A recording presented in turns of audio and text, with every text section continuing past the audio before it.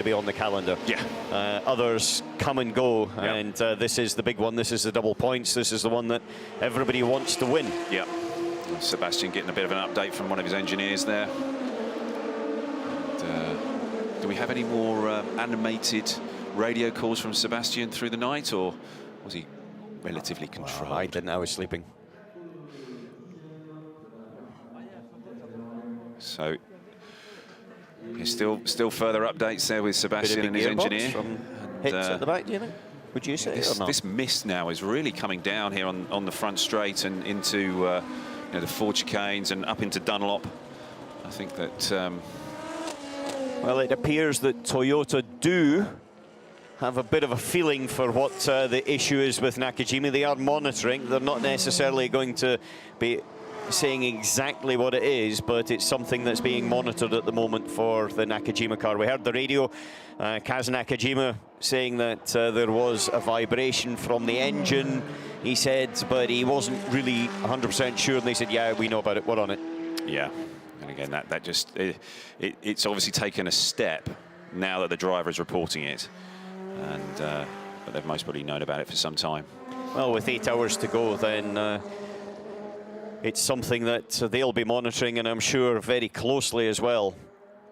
The 51 car has just left the pit lane. It's P1 in GTE Pro, the AF Corsa Ferrari, and the number 63. The 83 has just done its drive-through as well, Francois Perrodo. Okay. Remember, he got a drive-through for speeding in the pit lane at the last pit stop, and now he's just done that drive-through. And what's the gap now to the 33 CF Sport? It's still a lap, isn't it? Yeah, we still need to see how it's going to be a lap. Yeah. So the 51 AF Corsa Ferrari is working its way through the first chicane, and then the 63 Corvette, I think, is some 17 seconds back, and this is going to go back and forth now for the next number of hours. 92 coming in, throwing it over the curbs there at the Ford chicane. I do like the sparks underneath the Porsche when it hits those curbs. Does look good. Don't know if it's fast. I'm sure the engine, yeah, but it does look good. It's full rally spec. So do you want me to suggest that to Corvette? I think we should suggest it to everybody. It should be mandatory. Okay.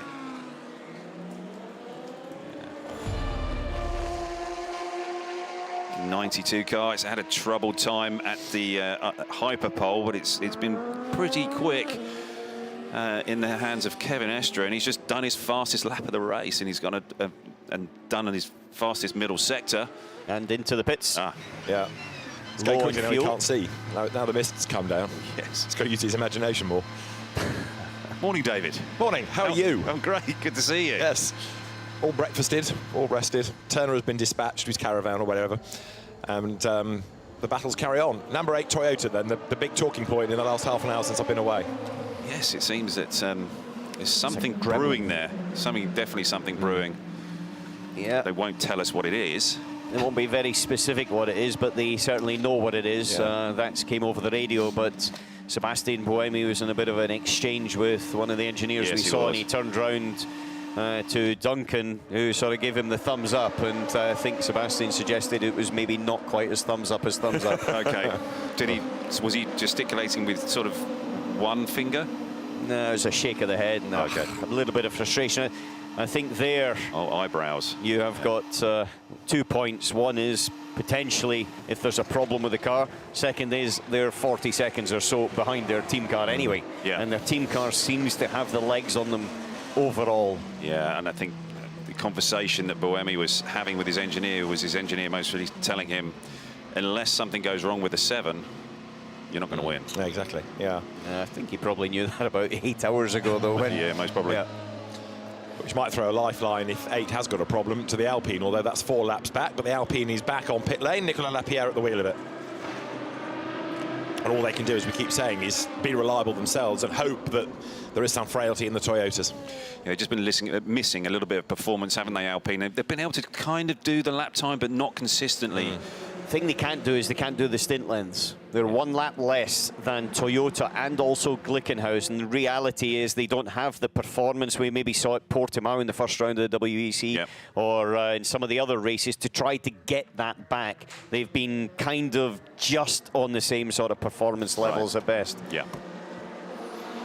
So it was always going to be a tough ask for Alpine Elf Matmut, but Nicolas Lapierre still involved in that fight for third against Olivier Palar's Glickenhaus, and 36 is good to go again. Last out. It is impressive that the Glickenhaus is still running, is still out there, still competitive. Both are. Both still going, yeah. You know. Yeah, we were saying a little while ago, Ollie, that it's not amateur hour. You know, these cars might not have the budget, might not have the experience necessarily of Toyota, but there is a good brains trust operating them. But even so, they're still going strong. Now, weather update, Alan. Yeah, fog. Thanks. It's like being at Knock Hill, isn't it, this? It's, well, funnily enough, that is exactly where I'll be tomorrow afternoon, as it turns out. But, yeah, just getting prepared for the weather. But, yeah, it's gone very, very foggy, as you saw up there. This has only came down, though, David, in the last sort of 8-9 minutes. Yeah. Before that, the sun was out, and Darren was saying how beautiful it was, and then suddenly Ollie comes into the booth, and hey, presto, there's fog everywhere. Yeah, I just bring it. It's one of my talents. If it gets worse, could that be a slow zone? We'll discuss that in a second. Let's a quick look at the classification. It's Toyota's first and second, to as ever thus, but now there's this question mark over number 8. Alpine third, Glickenhaus fourth, fifth and sixth. It's still Team WRT ruling the roost in LMP2, and then 7th is 709 Glickenhaus ahead of Will Stevens, who is up ahead of Tom Blomqvist, who has replaced Sean Galal, so those cars have switched. And 10th overall, Renger van der Zande up to 5th in LMP2 for Inter-Europol competition, doing a really good job. In GTE Pro, Alessandro Pierguidi, Spa 24 winner, is 22nd overall but leading the class ahead of Antonio Garcia in the Corvette. And then the Porsche battle for third, Michael Christensen has jumped ahead of Richard Lietz. In AM, Francois Perraudot, despite that recent penalty, leads the class ahead of Ben Keating, and third in the class is Matteo Cressoni in number 80 Ferrari, and we've got a yellow flag out at Marshall's post 26. Which is Arnage. Yeah. And the fog continues to close in as well on certain sections of the circuit. Looks like it's number 48 LMP2 car that has caused that, which is the IDEX Sport of Lafarge at the moment. And that car's not moving. Okay. Tom Blomqvist for Jota has just done that car's best lap of the race. There is the EDEC entry, which has got going again. Yeah, Tom will be trying to make up that that time that he lost to Will Stevens in the pits with that problem at the pit stop. They couldn't get the door shut, or there was some issue with the driver change. And here we see the IDEC car. Lock the rears? Yeah, lock the rears and sort of half spun into it, and that's exactly what we saw with Aoki in the innovation car earlier on. Yes.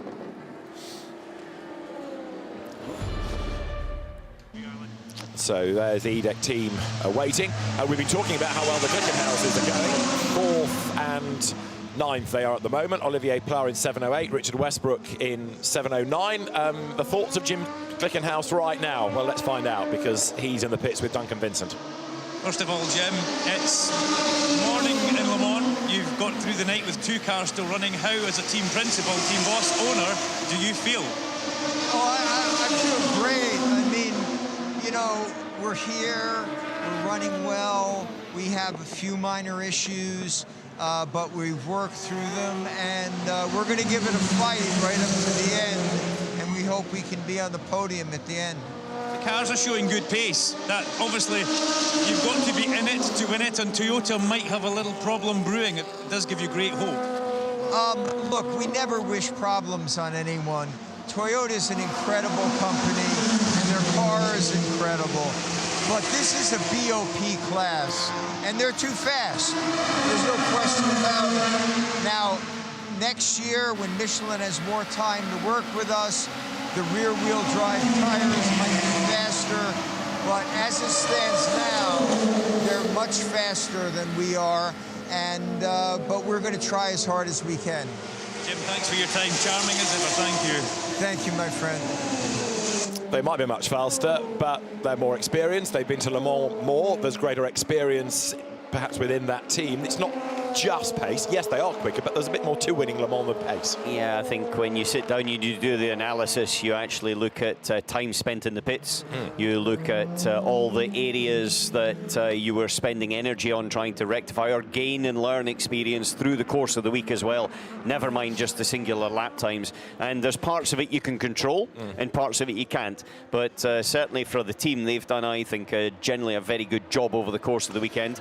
The car that's fighting for this podium position right now is the car that got into incident in the first corner as well with Sebastian Buemi. So it may actually be part of the reason that they gain from it. However, maybe 20 hours later or something. But yeah, I know Jim Glickenhaus's point about it being BOP. However, I think there that you know, you do have to lift your Glickenhaus hat towards Toyota and say the job that they have done. No doubt, no doubt. I mean, Glickenhaus have got some very experienced drivers. Yep. They've got some very experienced crew. Yes. They're pulling it all together. And there's multi sort of nationalities working within that team, in the engine department, on the race team and the design team. You know, so it has been a multinational effort, but it's sometimes hard to get that all to gel together. But as we've been saying, it's a good, solid effort. There have been bigger teams, bigger reputations that have come here and look like a bad joke. Yeah, you know, retiring after a handful of laps. Very, or very true. Spending every pit stop with more and more smoke and steam coming out of it and the car plummeting down the oil. They haven't. They've looked very, very good. The biggest problem they've got is that Toyota is better. Yes. So the 52 AF Corsa Ferrari.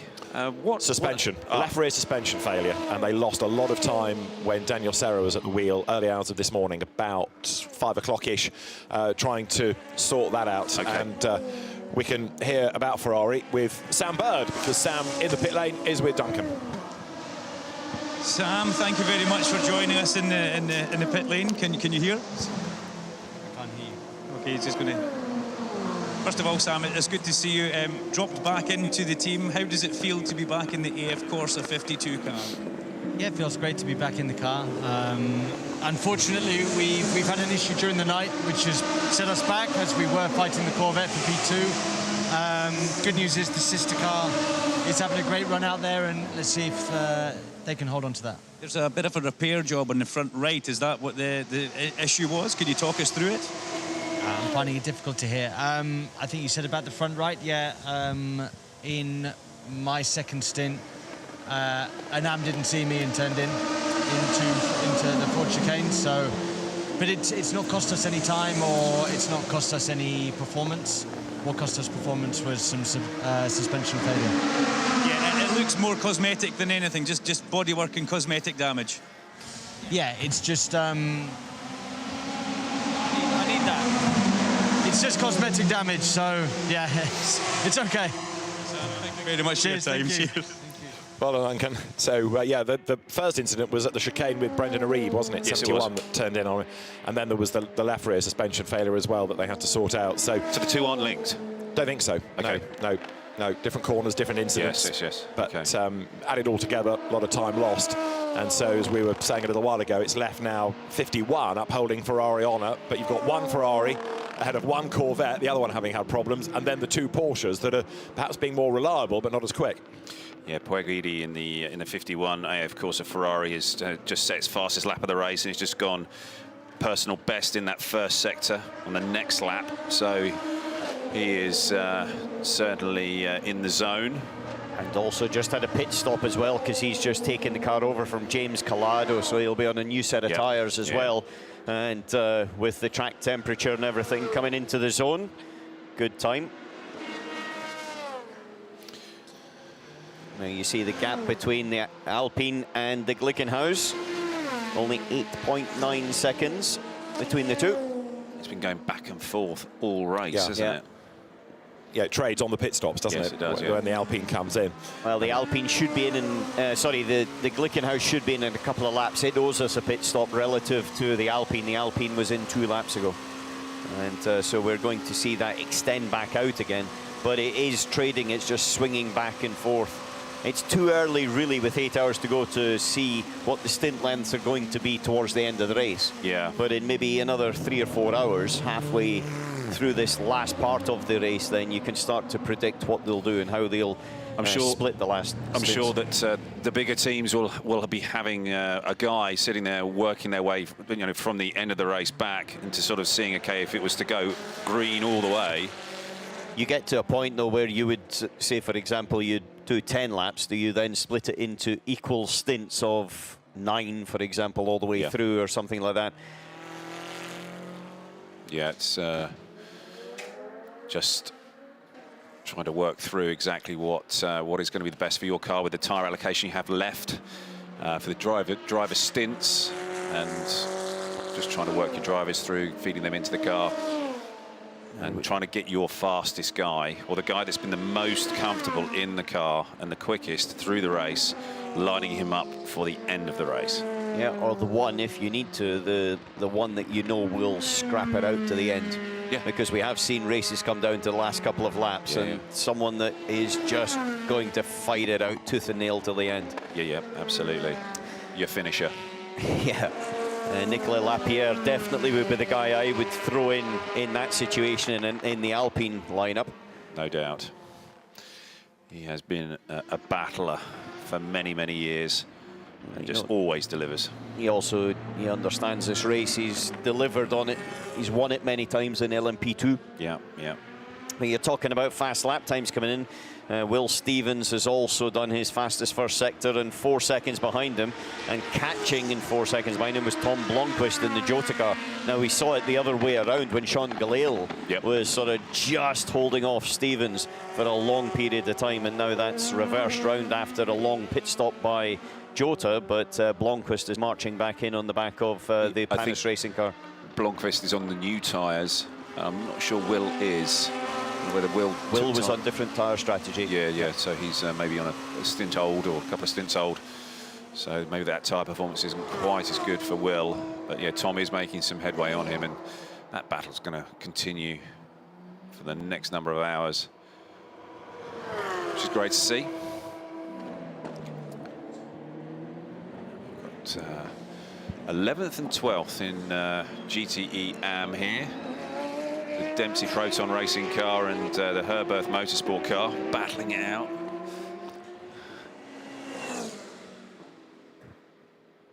And just another quick update on quick sector times. Nick de Vries in the G-Drive, 10th overall in LMP2, 15th overall in the race, has just thrown in that car's fastest middle sector, which runs from the Est de la Forêt just before Tetra Rouge all the way down to Mulsanne. Yeah, and at the front of a GTE Pro, we've got the AF Corsa Ferrari, and he's just done, the Pergridi's just done his fastest lap of the race. But Antonio Garcia is holding that gap. It's around about that 19, 20 seconds, and it's been like that for the last number of laps. And so they're going back and forth here. And as hard as Puergridi is trying to get away from Antonio, Antonio's just desperately trying to hang on to him. It's a great race. Yeah, it is. They're keeping each other very, very honest. Yeah, which you would expect. You know, two guys absolutely at the top of their game for their manufacturer, slugging it out. This is what they're paid for. Blomqvist has just done his fastest lap, so he's now down to 1.1 seconds. He's taken a big chunk, hasn't he? Yeah. It was 4 seconds on that previous lap. This Herberth Motorsport car went a little bit wide there coming into Porsche. Drop right back. Another pit stop for the Innovation car. And Nigel Bailey's at the wheel of that at the moment. Yeah, they went in the box, didn't they? Yeah, they did, yeah. Did we find out what that was for? Nope. No, we didn't. They went in nose first into the box as well. Normally it's tail first into the box. Yeah, we'd seen that with them earlier on in the week. I think that must be for driver change and getting the guys in and out. Second placed LMP2 car. There's now Innovations on its way again. Kubica back out of the pits. WRT car, yeah. 41.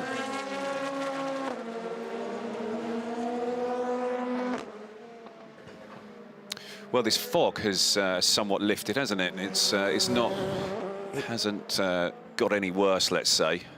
We can still see the racetrack. Yeah, it's lifted now. The regulation is that the marshal's post have to be able to see from one to the next. Yeah. And from that perspective, then it's deemed to be in the correct sort of levels.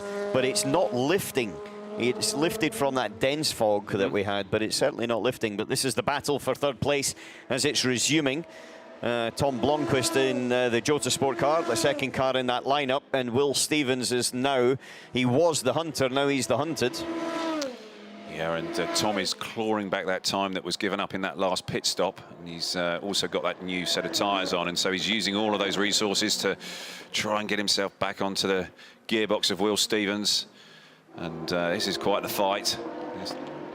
A quick view of Charles Milesi, who is waiting to get into the WRT car at the next stop, which would be Robin Frins. Will be coming in the next 4 laps. Robin's done a triple stint by then, and then Milesi would jump in before Ferdy Habsburg would take over duties later on. Yeah, the 31 WRT car is with Robin Frins on board. Seems like it's got that class sort of under control. You can't ever say it is fully done, but it's very quick and consistent. 8 into the pit lane. Nakajima coming to the end, and you know, we'll have to see if there's been any update on this little issue that they have. A small vibration that sort of crept into the system, being monitored by the engineers. The drivers now able to sort of feel it and feed back. It's fuel on. Kind of looks like a standard stop there. Yeah, full service, and Buemi, I believe, is going in. Yeah. Here we go. After his little update from the engineer, he's now in the car.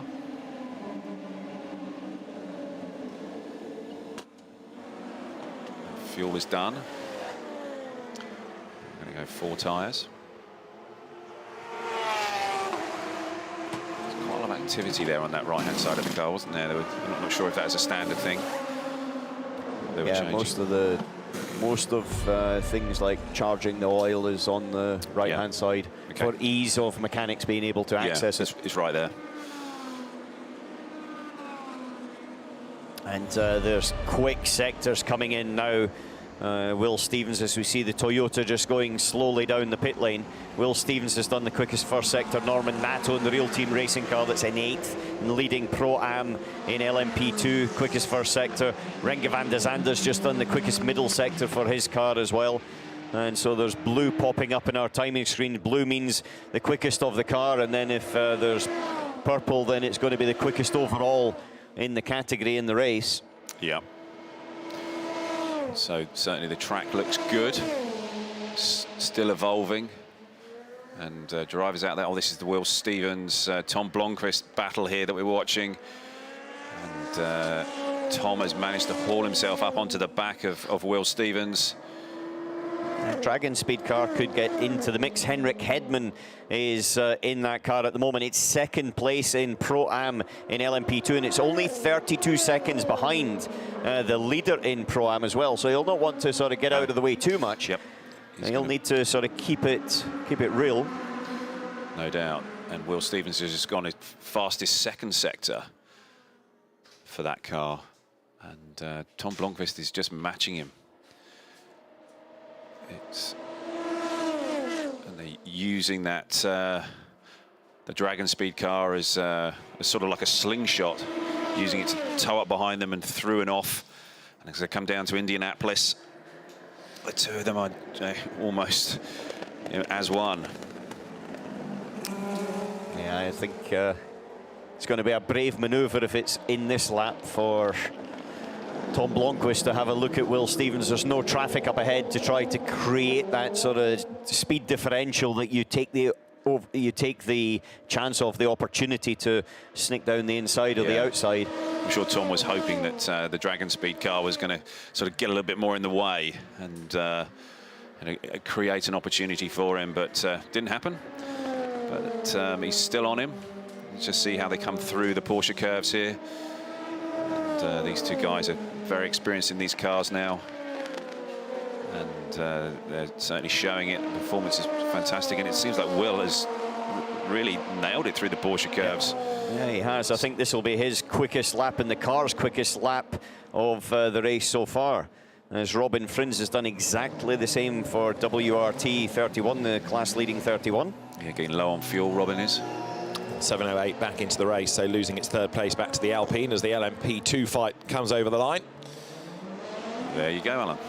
I'll name that tune in one, a 3:33.0 for Will Stevens, which is 8/10 quicker than Frins, who just did his car's quickest lap of the race. Yeah, but Tom Blomqvist was only 3/10 behind Will Stevens on that lap. Oh, and the Glickenhaus has got in the way coming down the hill a little bit. This is a car that just came out of the pits. Olivier Pla is... this could be the opportunity Tom's been looking for. Pla's not very quick on the start of this. No, he's not. This is definitely the opportunity right now. Exactly. Double toe. So Will Stevens trying to get through the traffic, trying to defend from Tom Blomqvist. Suddenly life has become very, very busy as they come down towards the first of the chicanes, and Blomqvist is right there. Stevens has to go defensive. Blomqvist sitting in the draft, goes to the outside line, gets a face full of Glickenhaus. And can he go all the way around the outside? Yes, he can. He's got his nose in front, and so Tom Blomqvist takes the place. Good move. Absolutely. All set up from the Glickenhaus just coming out of the pits, just in front of Will Stevens. And Will Stevens is almost powerless there, really. Now, can Will Stevens do the same to Blomqvist? Because now Tom's got to clear the Glickenhaus. Yeah, but the Glickenhaus is not going very quickly. No. That's the first thing that I just noticed about it. It looks as if it's slightly under par and under weather. Well, now Blomqvist is extending that margin, and Olivier Pla perhaps is getting up to a proper pace now, but Tom Blomqvist up to third within LMP2 for Jota. Maybe Pla had been snoozing and he was just trying to wake himself up. He's not quick in the corners. He's pretty quick on the straight, but he's not quick in the corners. This is his second stint for Olivier Pla. So the tyres will have done 13 laps, and he's going on to his second 13-lap stint. So he'll be full of fuel. Yellow at MP3. So somebody off at Dunlop. If we follow the 34 car out here, we might see 72. So it could be the Hub Auto Racing Dries Van Tor GTE Pro car that may have an issue up there, as 22's back in the pits. United Autosport once again. They thought that they had solved all the problems, but being in the garage, and there it is, the Hub Autosport car. This is the car that started in pole position in GTE Pro. Brilliant lap by Dries Van Tor, but now it looks like the race is coming to a sticky sort of situation. Oh, straight through. That looks like a bit of a failure issue to... Yeah, that grinds to a halt, doesn't it? Yeah. Yes. That's not what you want. Initially, you would think he was just aborting the corner, maybe locked a brake or something, but then to grind it to a halt. And that could bring out a slow zone in that area to recover that car if it cannot move in its own steam. So rocking backwards and forwards a little bit there. So he'll be on the radio, presumably to the team, trying to explain what he's just felt and get some guidance. 33 TF Sport, Aston Martin in for another stop. And we're going to see a driver change here. Ben's going to be jumping out. Second in class, Ben Keating to get out of the car. Here we go, well done, Ben. He's 50. He turned 50, didn't he? A few days ago. Recently, yeah. It's a great age, if you ask me. Maturing. You get quicker, do you? Yeah. Yeah. Quicker you think you were, anyway. True, yeah. So the driver change cycles through. This is chasing the Francois Perrodo Ferrari. And that car will cycle through the full service of fuel, tyres and driver before going back into the race with 7.5 hours to go.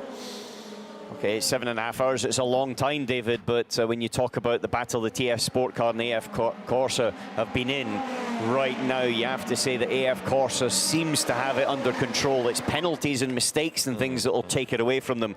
And we've seen that happen. Francois Perrault served a drive-through penalty for speeding in the pit lane. It's that sort of thing you've got to be careful of. Yep, you do, but it's TF Sport's job to just keep that pressure on, keep executing, keep delivering, keep their drivers focused.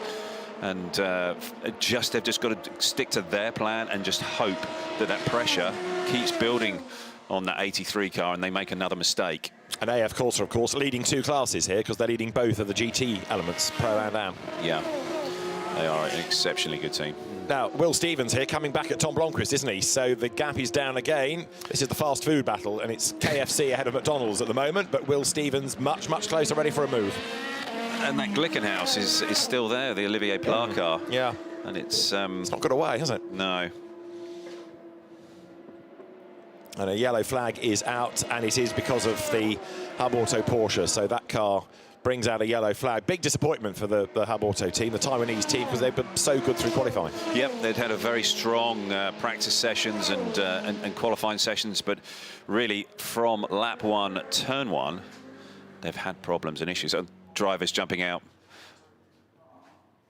And the 72 car looks like... So the driver gets out of the car of the 72, and he's running to the right-hand side of it, and we're just waiting to see what exactly he's doing. Well, that's the replay of the car going off. Yeah. But the driver is over on the right-hand side of the car. He's got to be very careful, because you can't go away a certain distance from the car, or then officially you have left the car. Exactly. Which means that you'll be out of the race. So Dries is stayed close, but he's over on the right-hand side looking at something. Sort of looked like he was over by the passenger door. Yeah. So the plot thickens, but it's losing more and more time. It's falling further and further down the order. But retirement might beckon for that. But the slow zone is called for to try and get that car out of the way now. Tom's managed to pull away a little bit from Will Stevens. He's just managed to capitalise on something there, and he's just eked out, you know, a second or so. That's the leader in. Number 7 Toyota is in. Mike Conway's brought the car back to the pit lane. Cleaning the screen, also clearing out any rubber pickup that's been thrown up into the wheel arch areas as well. And those things can sort of build and create their own little dramas. It's 251 laps now done by that car. 3,200 kilometres. Now think about driving 3,200 kilometres and the distance it is. Doing Le Mans is like 17 Formula 1 Grand Prix back to back. Or driving from New York to Los Angeles, or the other one I worked out one day was from London to Russia. London to Moscow. Crikey. And back. And back. Gosh. In a day. A day. Are we nuts? We'll get back to you on that. Right, away goes the leader, but straight into a slow zone here. Yeah. So that car back onto the circuit, and it's a gentle way of restarting a stint, isn't it? You just crawl back onto the circuit there. Yes, it is, and they've got the Manitou up there to lift and crane away the 72 Hub Auto car. Whatever the problem is, it is kind of stuck, and I think it must be some sort of transmission issue.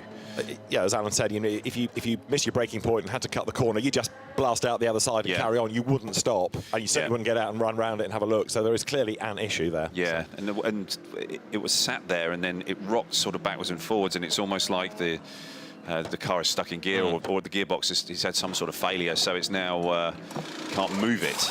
So. Do you think it could have gone into a semi-neutral type of state, and that's why he then careered off? Yeah, maybe. And with a paddle shift gearbox, you know, he needed to sort of rock it to try to get it back into a gear. Yeah. If it was stuck between gears, then that may be something, the reason why he just careered off and only had the brakes to slow the car down. Yeah, it's a good point. Certainly a possibility, isn't it? So the team will want the car back, but at the moment it's being retrieved. The slow zone is called for, and it's still operational, as you can see, because there 28 comes back out into the fray and slowly up towards the first corner. So in fact, Stevens and Bronchus have both just pitted. Yeah, so if the 72 car has been lifted away like that, then is that them done? Yes. There it is, behind the barrier. Oh, but he's still in the car. Dries is still in the car. Interesting. So as long as he is there, then he can somehow, if he can work on it, then he can get it going and back to the pits somehow. If he thinks that there is a way to get it fixed. Get the regs out. One moment, caller. Okay. Very good. Talk amongst yourself. Coke. Right. Charles Milesi has taken over the LMP2 leading number 31 car, and Charles Milesi still battling with the sister car of Robert Kubica, but Team WRT having a very, very good showing here at the moment. Yeah, they are. They are sort of taking control of this race in LMP2. And they've got both cars right up there at the front. There's Robin Frines just sorting his stuff out, getting his helmet and bits and pieces on the dryer.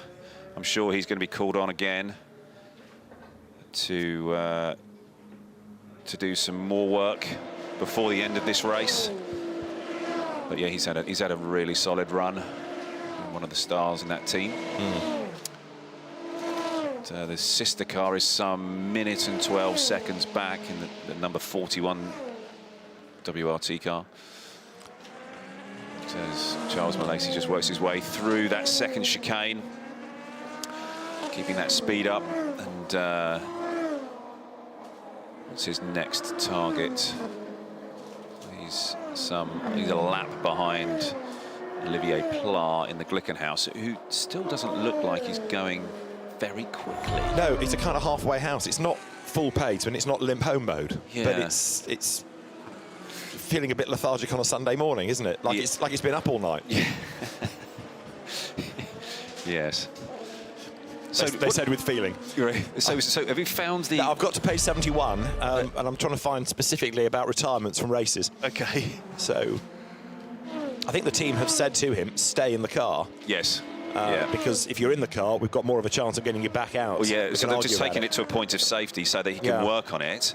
And it was obviously, it couldn't be pushed anywhere. And that's the reason why they had to lift it.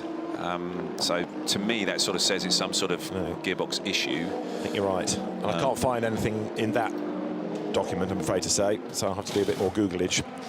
38, that's the second Jota entry, isn't it? Anthony Davidson into the pits. We've gone green again, now the car's out of the way, so that slow zone is lifted.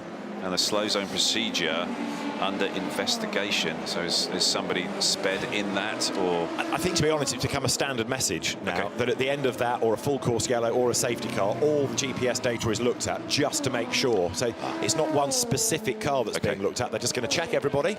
The teams are aware of that, and then that's all fine. We can move on.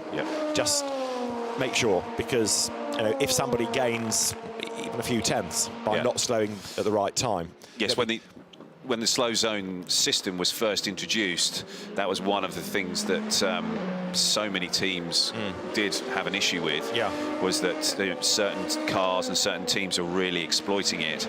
And gaining a big advantage in certain spots. And so, Eduardo and the ACO and everybody's sitting there working to make the system as fair as possible so that you can't cheat the system. Exactly, and police it properly as well. And I know it's a different championship. By way of example, Spa 24 Hours, during the practice sessions, lots and lots of drivers were being done for speeding in the pit lane.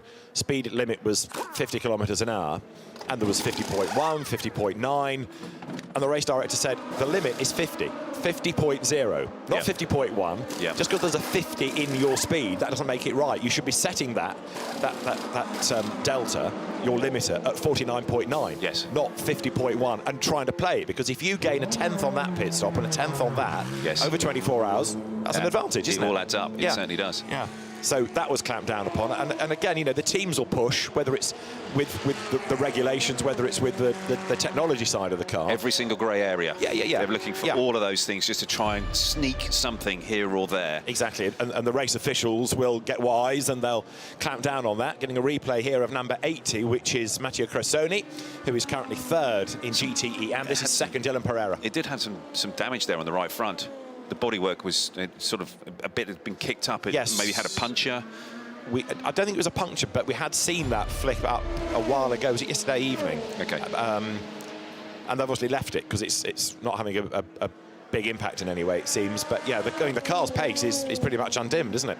They're in third in the category. Iron Lynx car. Which is a team that's made a big name for itself in a short space of time, and with a link with Prema, the single-seater operation merging with it, it's got big plans for the future, and wealthy investors who are petrol heads, it's going from strength to strength. Yes, it is. It is. Now that's your WRT LMP2 leading car, Charles Malacey at the wheel, powering his way now up from Ulsan Corner. Is that the Jota car behind him? It is a Jota car. And is it 38 or 28? Because I think it'll tell you on your track map, won't it? Yes, it will. If they weren't so close and be one hidden behind the other, we could see, but they're overlapping on our track map. It is it's a 28 car, I think. Right. which means therefore that 31 has been caught by a car that's on a different lap, admittedly. Yeah. But Malaysia's look good. Now, we've been talking about this GTE AM battle. Ben Keating has been involved in it and has got his Aston Martin up into second in the class. Let's hear from Ben after a good stint. He's with Duncan Vincent. Yeah, Ben Keating has just stepped out from the number 33 TF Sport Aston Martin after a triple stint. That's a long, long way around Le Mans. How are you feeling? I'm feeling very good, actually. So, you know, Le Mans is one of those tracks that you can do a triple. It's nice and cool this morning, nice and cool in the car. You got some long straightaways to kind of relax a little bit. I did the second stint on Felipe's set of tires, and then I got a new set, and I did 2 stints on the new set of tires. I can tell you it's really nice to have a new set of tires around here. So I got one of those. I'll be out for a couple hours, and then I'll go back in the car to finish my time. It's all about getting through the night, getting into the morning, and you know, you're keeping yourself in the right position here, Ben. You're in the, you know, you're in the top 5, top 3 almost. Yeah, I'd hate to wish anything bad on anybody, but I wouldn't mind if something happened to that 83 car right now. So what's your thoughts on the rest of the race? The plan, the other drivers, are they giving good feedback and helping you every time you get into the car? Yeah, I mean, I backloaded my time. So I did 1 stint yesterday afternoon. I did 3 just now in the morning. You know, with the mist coming down, you didn't really get the sun coming up really bright on the track. It was kind of foggy. You didn't really get what you would normally call happy hour. You know, it just didn't really feel that way. Or maybe that was just being on old stint tires. But I'm excited to get back in the car in a couple hours and go try it again. And finally, how did you cope with the very changeable conditions? You know, the conditions have been all over the place. They have been all over the place. I feel like we've timed my stints extremely well. I haven't had to deal with too much of it. I've really enjoyed having the in-car camera in the car this year because you know, I don't have to tell them what's going on track. They can look in the TV and see it. But it's also nice to know what's going on with my co-drivers. So I've been able to watch those guys, you know, drive through the rain or mixed conditions, changing conditions, and learn a little bit from them as I watch them drive around. Ben, lovely as always. Thank you very much. You bet. Here we go. Thanks, Duncan. So good to hear from Ben Keating. And just one point on the back of that is it's interesting to see how the Pro-Am teams have treated the race, because they've understandably tried to keep the Am out in the tricky conditions, but also in part keep them out from the night where you need your Pro to do the hard yards. So now, coming to the end of the race, actually there's a lot of driving still to be done by the AMs. You know, they have a minimum of 6 hours to do. We've got 7 hours and change to go. They'll have done a bit, yes, but now we're going to see quite a chunk of driving from the AMs. Yes, so Ben, I think, has got 2 more hours to do in the car. But Tom at TF Sport, Tom Ferrier, has been sitting there looking at it and going, all right, we know we need to get, you know, Ben through the car, but you know, they've absolutely, seems like right now they've nailed it, you know, because they didn't expose Ben to all that danger and the car to all that danger when the conditions were so tricky and so difficult. And Tom had got his faster and more experienced drivers in the car in those conditions, and sort of saved Ben. And so let him have a decent night's sleep, let him sort of sit there and look at all the data, look at all the onboard camera, because that seems like another point, is that they've actually got some live onboard camera feed from that car that they're monitoring and that they're able to use, and Ben's able to use, and the team are able to use, and so that it's another little tool and device that's just helping that less experienced driver get as much performance out of the car as he possibly can, and so that they're losing the least amount of time from that AM. 44th they started, 28th they run, so good solid job. Absolutely. This is 7, the race leading Toyota, working its way through the traffic once more. That blue light to back up the Marshall's flags. And Was that the 83? Yeah, of course. Yes, one of the Rodo. Was that them? We're just going by? Maybe not. It's the really dirty one. That's which Ferrari it is. Okay. They are getting very, very grimy now, aren't they? But a lot of that was down to the bad weather early on in the race. Yes, it was. It might have been 80, the Cressoni Mastronardi Islet Ferrari. Okay. However, Well, Mike Conway just cracking on in the 7 car. He's done the most driving in this car. We just had the drive times flash up there on the display, and he's done about 6 and a bit hours so far. and he's due a win, isn't he? I mean, he's had pretty rotten luck here. Yes. That car has. Yes. 7 always used to be the lucky number for Jost, but it's been the unlucky number at Toyota seemingly. Yes, I don't want to jinx Mike. But no, I mean, he's a phenomenal talent, and I saw him a number of years ago, and we had a bit of a chat about things, and I said to him, you know, you're in a brilliant position. You know, it will come. Your success and your opportunity will definitely come. And I'm just hoping it's this year for him, you know. yeah.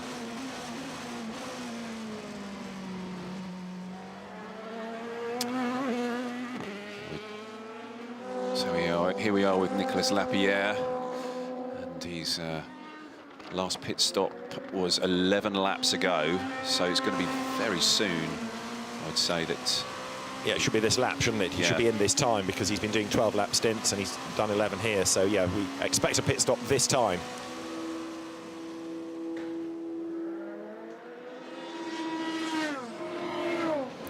So, Nicolas Lapierre, who's been busy. And Olivier Pla has now fallen, what, 1 minute and 15 behind Nicolas. Yeah, his last lap was a 3:33. It's like that car in this stint, the Glickenhaus, the 708 car, has just lost a bunch of performance. Like I said earlier, it's not limp home mode, but it's clearly lost pace somewhere, like the handbrake's on, or, you know, I'm being flippant, but it's not massively troubled, but it's troubled. Yeah, it's just sort of walking in treacle, you know, just not very free. No, that's right. And again, we're getting to that point of the race where these problems start to manifest themselves. You know, we've heard about number 8 with the vibration and the concern over that. So is this the start of something more sinister for the 708 Glickenhaus? Yes, so the 708 had that contact with the 8 car, didn't it, on lap 1, turn 1, and are both the issues that those 2 cars are seeing, is it from that? Is it from that contact and the incidents that happen through? You just never know. No. Oh, it's taken a long time. Yes, but of it course. would make sense. Yeah, you know. Here's the 83 car, leader in GTE AM. There's a driver change going on there. They're going to do a full service here. Fuel and tyres, and a very well-drilled squad. And this is the 8 car, also in for a stop. Sebastian Buemi's at the end of his first stint. He needs to be taking a bit of a drink.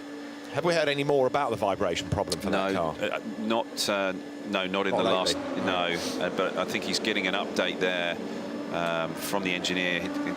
Sebastian was sort of talking and sort of shaking his head, and so there's maybe we'll get some team radio in a minute. I mean, he will be able to bring back data from that stint and offer suggestions, or at least a proper analysis. Yeah, it'd be interesting to see his read on it, and is it the same as Nakajima's? You know, can he now feel that vibration or that sort of odd feeling that Nakajima was reporting in his last stint? And could it be that one driver can cope with it better? You know, it's more of an issue for one style of driver than it is for another. Yes, it's possible. It is possible, but you know, that's usually some sort of setup issue, or there'll be usually some sort of handling characteristic that one driver can deal with better than others. Yeah. When it's you know, an engine issue or a powertrain or a drivetrain issue, that's something that's more fundamental and not something really a driver can change his style for. Yeah. Alpine is in, as we were predicting, so in comes Nicolas Lapierre, and he should bail from the car this time, shouldn't he? And he does seem to be constantly behind the wheel of this car. The one name we haven't talked a lot about is Andre Legrau. So we've had Vezivier in early this morning, then here, Nicolas Lapierre, so I think Legrau probably is due a go. I think he does cycle through next, if it's the same rotation. So there is Andre Negrão. Yep. Runs round with his seat. Jumps in. Yeah, there's a driver helper there to get them in. Oh, he's getting a tear off. Look at that. And now that is something special. Clear vision. Yeah, when you get a tear off, when the team gives you a tear off, you know you're in the money, because it's like, if you wear glasses, cleaning your glasses thoroughly, or it's just a way of just your vision. All of a sudden, there's so much more that you can see, and you feel like you've been sort of trying to look through all kinds of debris and stuff all over the windshield, and you give you that tear off, and it's brilliant. Now, also, of course, the Alpine squad will have been monitoring what's going on with their main on-track rival, which is the 708 Glickenhaus. They will have seen that car's pace starting to drop, and they will have realised that this is the golden chance now to really take advantage. So, new driver, new tyres, as you say, new visibility, clearer screen, but this is a chance to really try and push and break away from 708 if Olivier Pla is in trouble. And look, the Alpine comes out just ahead. It's going to lose that as it gets up to speed, only now can it accelerate. But this is game on for third place now. Yeah, it is. Let's see how Negrão gets up to speed. And how quickly he can get onto the tail of Olivier Pla in the 708. So that last lap from Pla was a 3:33 again. So they're okay laps. But Richard Westbrook's Glickenhaus did a 3:30, which was its best of the race. This car 3 seconds down. So it's just not really at the races anymore. Yeah, and it's almost like they've flip-flopped. You know, the 709 car has battled and chased its setup throughout the week, and the guys just didn't look like they can get on top of it. But now maybe it is coming into a nice window. There is something actually coming adrift on the 708 car, just on the rear bodywork. Well, keep an eye to that, Glickenhaus. You're right, there is something not quite right. So the fight's on for third place. Andre Negrão hunting down the Glickenhaus. Nicolas Lapierre has just got out of the Alpine, and Nicolas is in the pits with Duncan. Yeah, Nicolas Lapierre, a good triple stint there. That's a long one. I can see in the eyes that that was a difficult stint to hang on to the Alpine there. Yeah, I mean, it was okay. It's pretty cold out there, so it's hard to warm up the tires. We are fighting a bit with the car. We are lacking a bit of rhythm since the beginning of the race, but apart from that, the car is going good. Andre is in the car now. We will fight for this third position to get this podium. It's really important for us. Spoke with another driver, and he said happy hour didn't really happen. It wasn't really there today. Did you feel happy hour was good, or did you think the conditions kind of made it disappear? Yeah, it didn't feel as strong as usual, for sure. I don't know really why. The car doesn't feel as fast since the beginning of the race. So yeah, I don't really know why. I don't have an explanation, but it's true that happy hour was not as strong as usual. But you're still very much in contention for a podium and actually overall honours as well. Yeah, I mean, the car is going good. We have no alarm yet, so we are just sticking to the plan. And let's hope we can get this podium, yeah. Nico, thank you very much. Thank you. Thanks very much, Duncan. So, yes, the effort is on. Alpine hunt down third place, and on this outlap, Andre Negrão pushes. There is Will Stevens coming towards us. Tom Bronchus clearing the traffic as well. So the fight continues.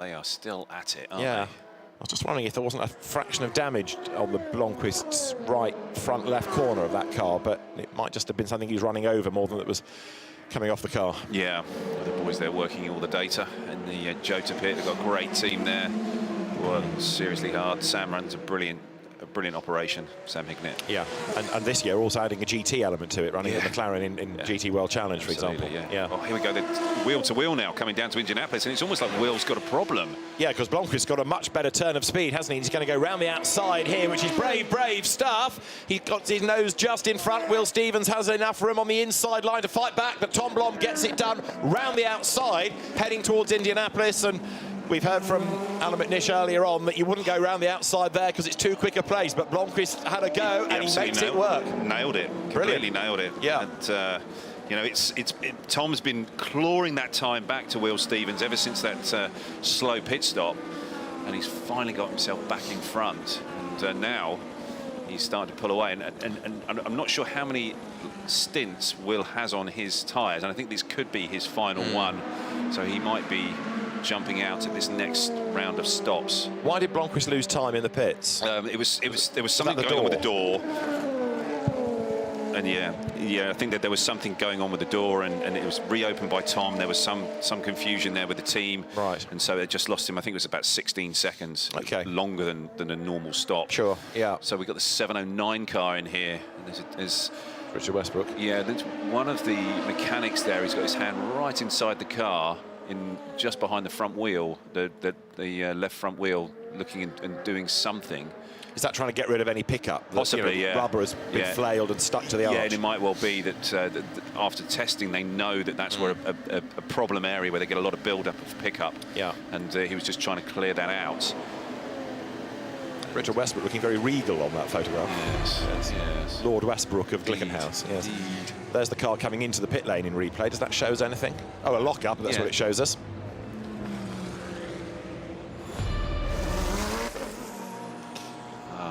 Okay, so we're just getting an update from Duncan on what the delay was for Tom at the pit stop when he got in, and he actually hadn't got his radio plugged in, and he couldn't find it and locate it, and it was actually still stuck to the top of his helmet on the Velcro. But these things can happen when you haven't had much sleep, a bit fatigued, and you're just missing just one tiny little part of that routine that you've done 100 times. Getting in and out of the car, and just missed that little bit, but it cost him that 16 seconds. It's like, where are my glasses? They're on your head, sort of thing. Yes, so, exactly. A delay for Tom Blomqvist. Cheers, Dan. You're a star bringing me a cup of tea. That looks lovely. Thank you very much. And the delivery to the pit lane for the next cup of tea is required. Oh, no, he's about to sit down, Duncan. I'm afraid you missed your chance. So sorry about that, Duncan. Yeah. Hey-ho. Away goes 91, so back into the fray blasts Richard Lietz, and still the Porsche fight, a bit like we're talking about for third and fourth with Alpine and Glickenhaus. That's trading on the pit stop, so we need to really fast forward to the last stop, because whoever stops last is going to lose the place. Yes, absolutely, and they're trying to sort of make some ground on the 63 Corvette with Jordan Taylor behind the wheel, and the 51 with Greedy behind the wheel, but they're not really making any. They're not really denting it.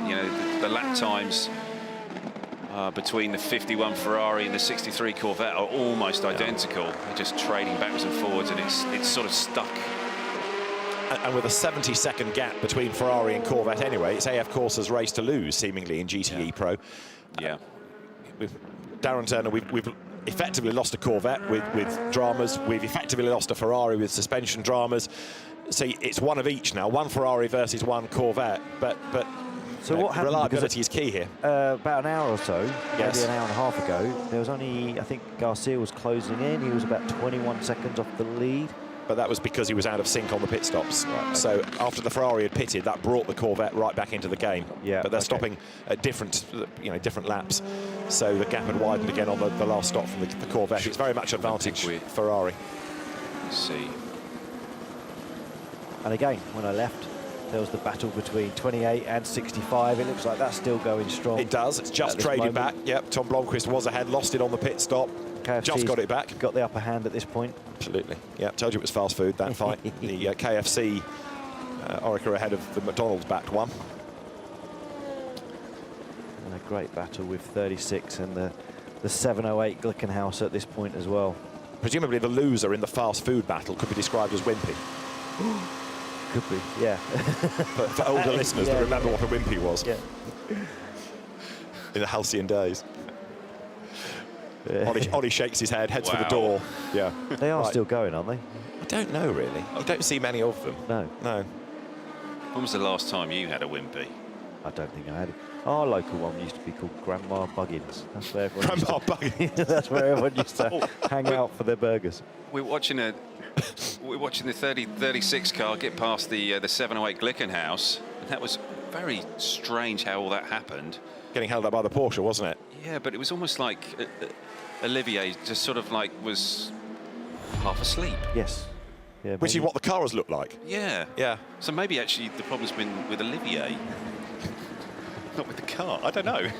That last pit stop didn't have enough espresso for him, clearly. So I mean, he might be genuinely flagging. They've kept him in the car for how many stints now? I mean, is he starting to get tired? I know that might be a facetious way of describing it, but there is something not quite right. He's lock up there. Yeah. He's lost the place on the road to Negrão. The car hasn't had the pace since it came out of the pit lane. And it's got something going on with the bodywork on the left rear, just in front of the left rear wheel. He's coming back, isn't he? He is. Now, has that woken him up? He has been woken up. He's going to have a go. So this is the modern hypercar against the grandfather version, and Olivier Pla goes back through. So take that, everybody, he says. I'm still here, and I can still deliver. And Negrão eventually has to slot in behind him and give way. But this is a really good fight now for third place on the road. Yeah, it's great stuff. Glickenhaus just absolutely... It's like a rocket off of Mulsanne corner, wasn't it? It was. Just hooked up and off it went.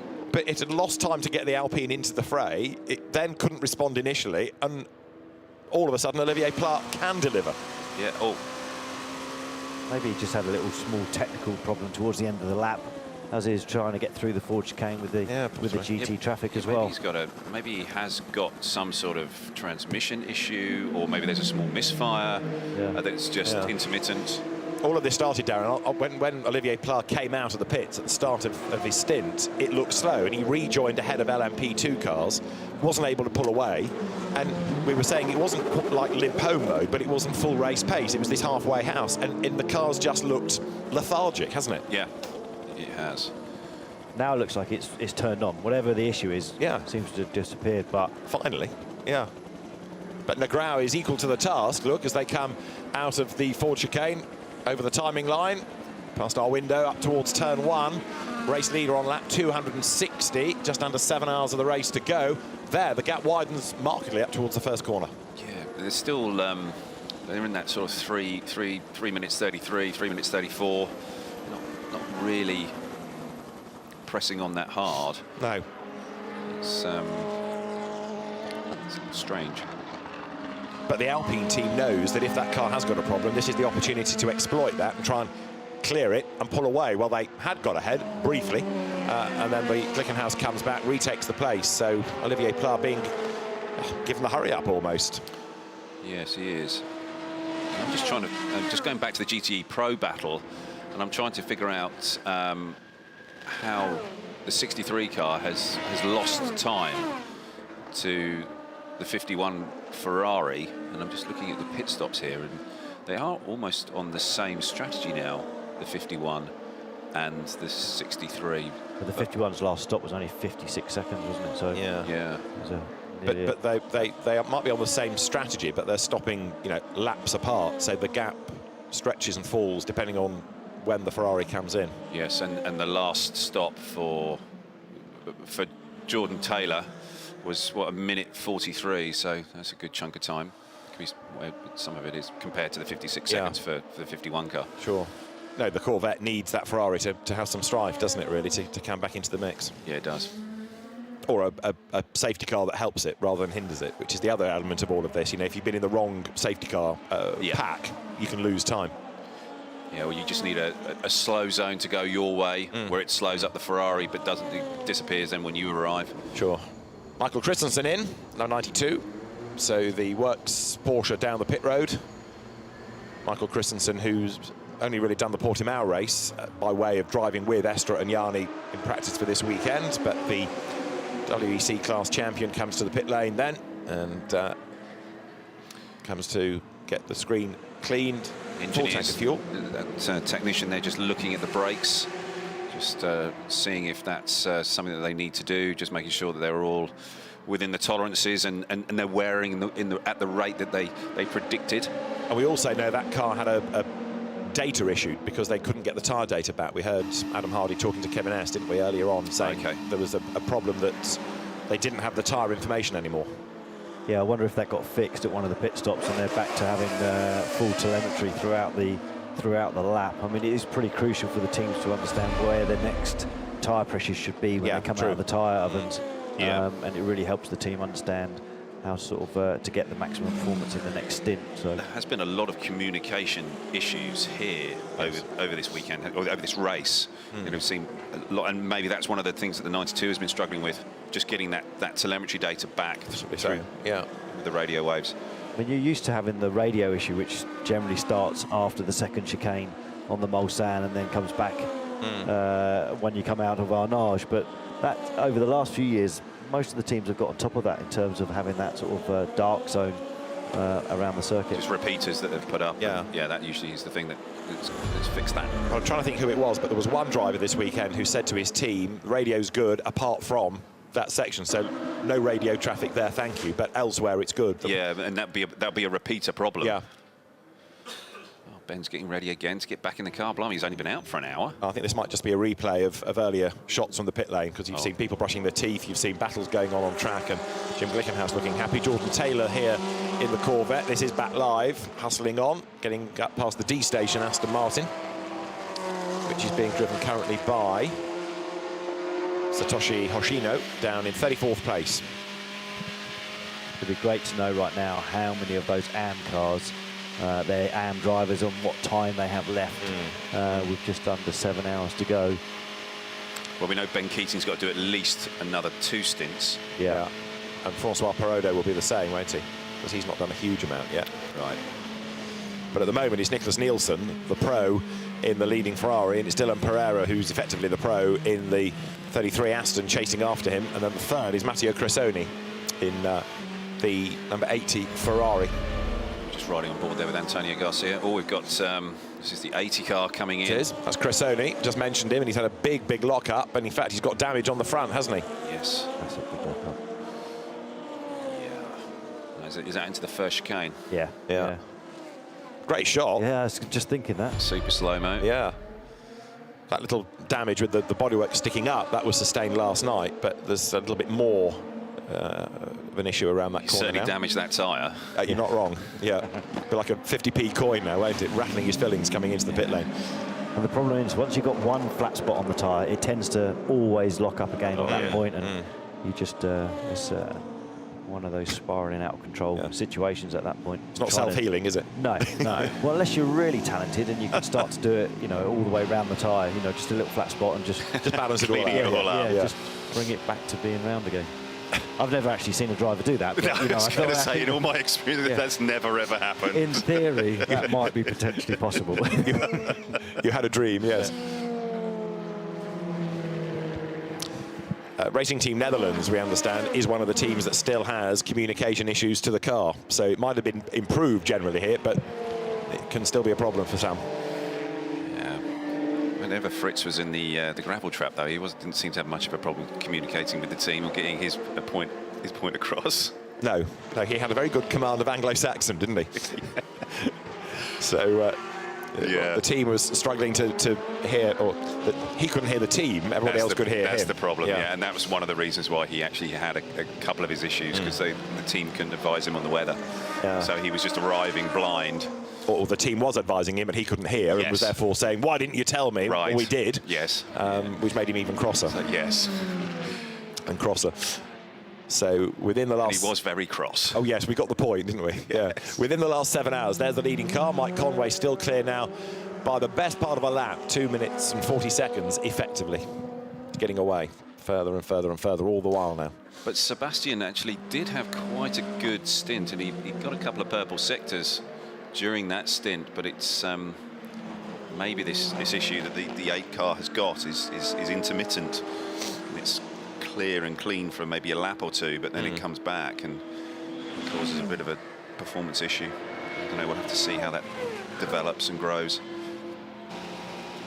Yeah, we need to start looking at lap times in this stint. It's on this out lap, so not this one, but the next lap is going to give us a bit of an idea about pace. Others are still improving. Paul de Resta, 11th, United Autosports, car's fastest lap of the race, and that's still 6th in class.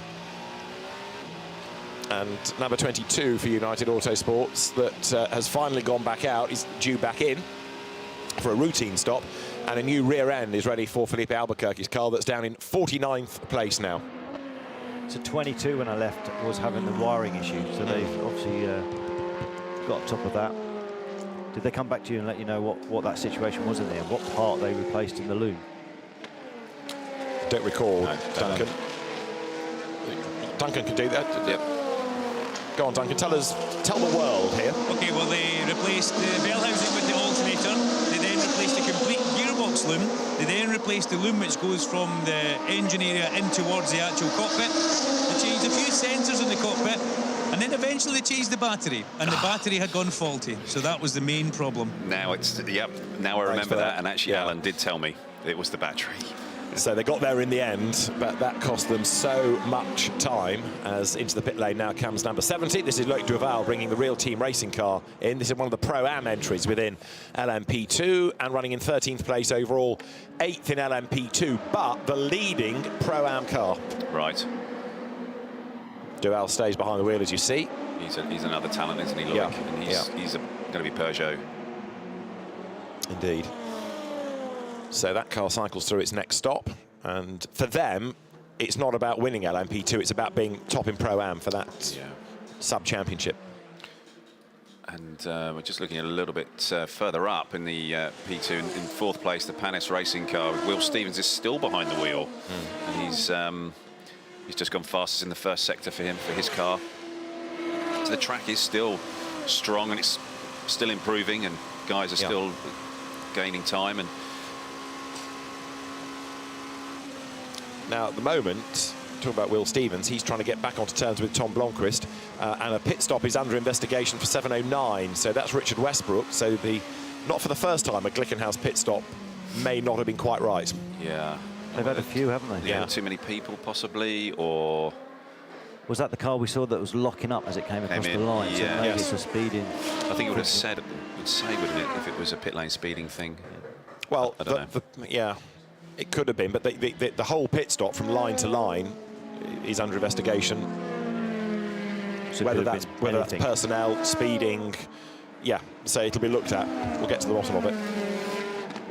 So Andre Negrão is just shadowing Olivier Pla, and it's whatever's happened with the 708 car and Olivier, he's got going again, and he's now back up to speed, and it's like the car's woken up. Yeah, it's like he's been spurred into action, having suddenly got a fight on his hands with the Alpine. It was so strange how he got past, though, by the Alpine here into this final corner in chicane. It was very, very strange how it all happened. And then finally, as you say, that spurred him on. Yeah. He was just like the slap around the face that he or the car needed, and it just like, okay, let's go. And now he's in the pit lane. That's right. So in comes 708. So that stint has been the lethargic one, hasn't it? From the moment he came out, couldn't really clear the LMP2 cars. So let's see what they do, if anything, on the stop. Is there anything more than just fuel? He's staying on board. Yeah. There's no tyres being offered. No, there are tyres there. Oh, yes, you're right. There are tyres there, and it's... thumbs up from the Michelin technicians. He's getting a tear off. Glorious. Okay. Certainly looking at the averages for the last, I'd say, 8 or 9 hours from that car, that was the slowest stint for that car. So he must be carrying some sort of problem. It's a good 3 seconds off the averages. So interesting. Could be seeing that at this stage. Misfire, or well, he's not going to have new tyres, that's for sure. So maybe he goes. Maybe Dunk can go and find out for us. Yeah, it's a mystery, and the Alpine.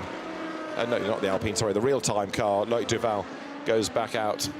So 708 Glickenhaus, Dunk, is the one with the question mark over it, because that last stint of Olivier Pla, as we've been saying, just looked a little lethargic. This was how he lost the place of the Alpine, caught up in traffic. So he went one way, realised the gap was closing. Good opportunistic move by Negrão, wasn't it? Because he found the gap and went for it. But then he towed right back by him from Mulsanne corner down into Indianapolis, and actually just made it look quite easy in the end, really. Yeah. Certainly, Glickenhaus is very strong in that area, isn't it, in terms of top speed? It's got some healthy power behind it, and plenty of ponies. Yeah. 708 to the pits in replay. The Alpine on track in replay, so that's got its 3rd position back now. Negrão pitting on a different lap, and 48 to the pit road as well, which has had a busy race. 2 offs on the first racing lap, of course. Is that Will Stevens? Yep. Has he jumped out? Didn't see. New tyres on, so... Yeah, I would say that he is out then. He's certainly been in for a long period. It had been a long stint.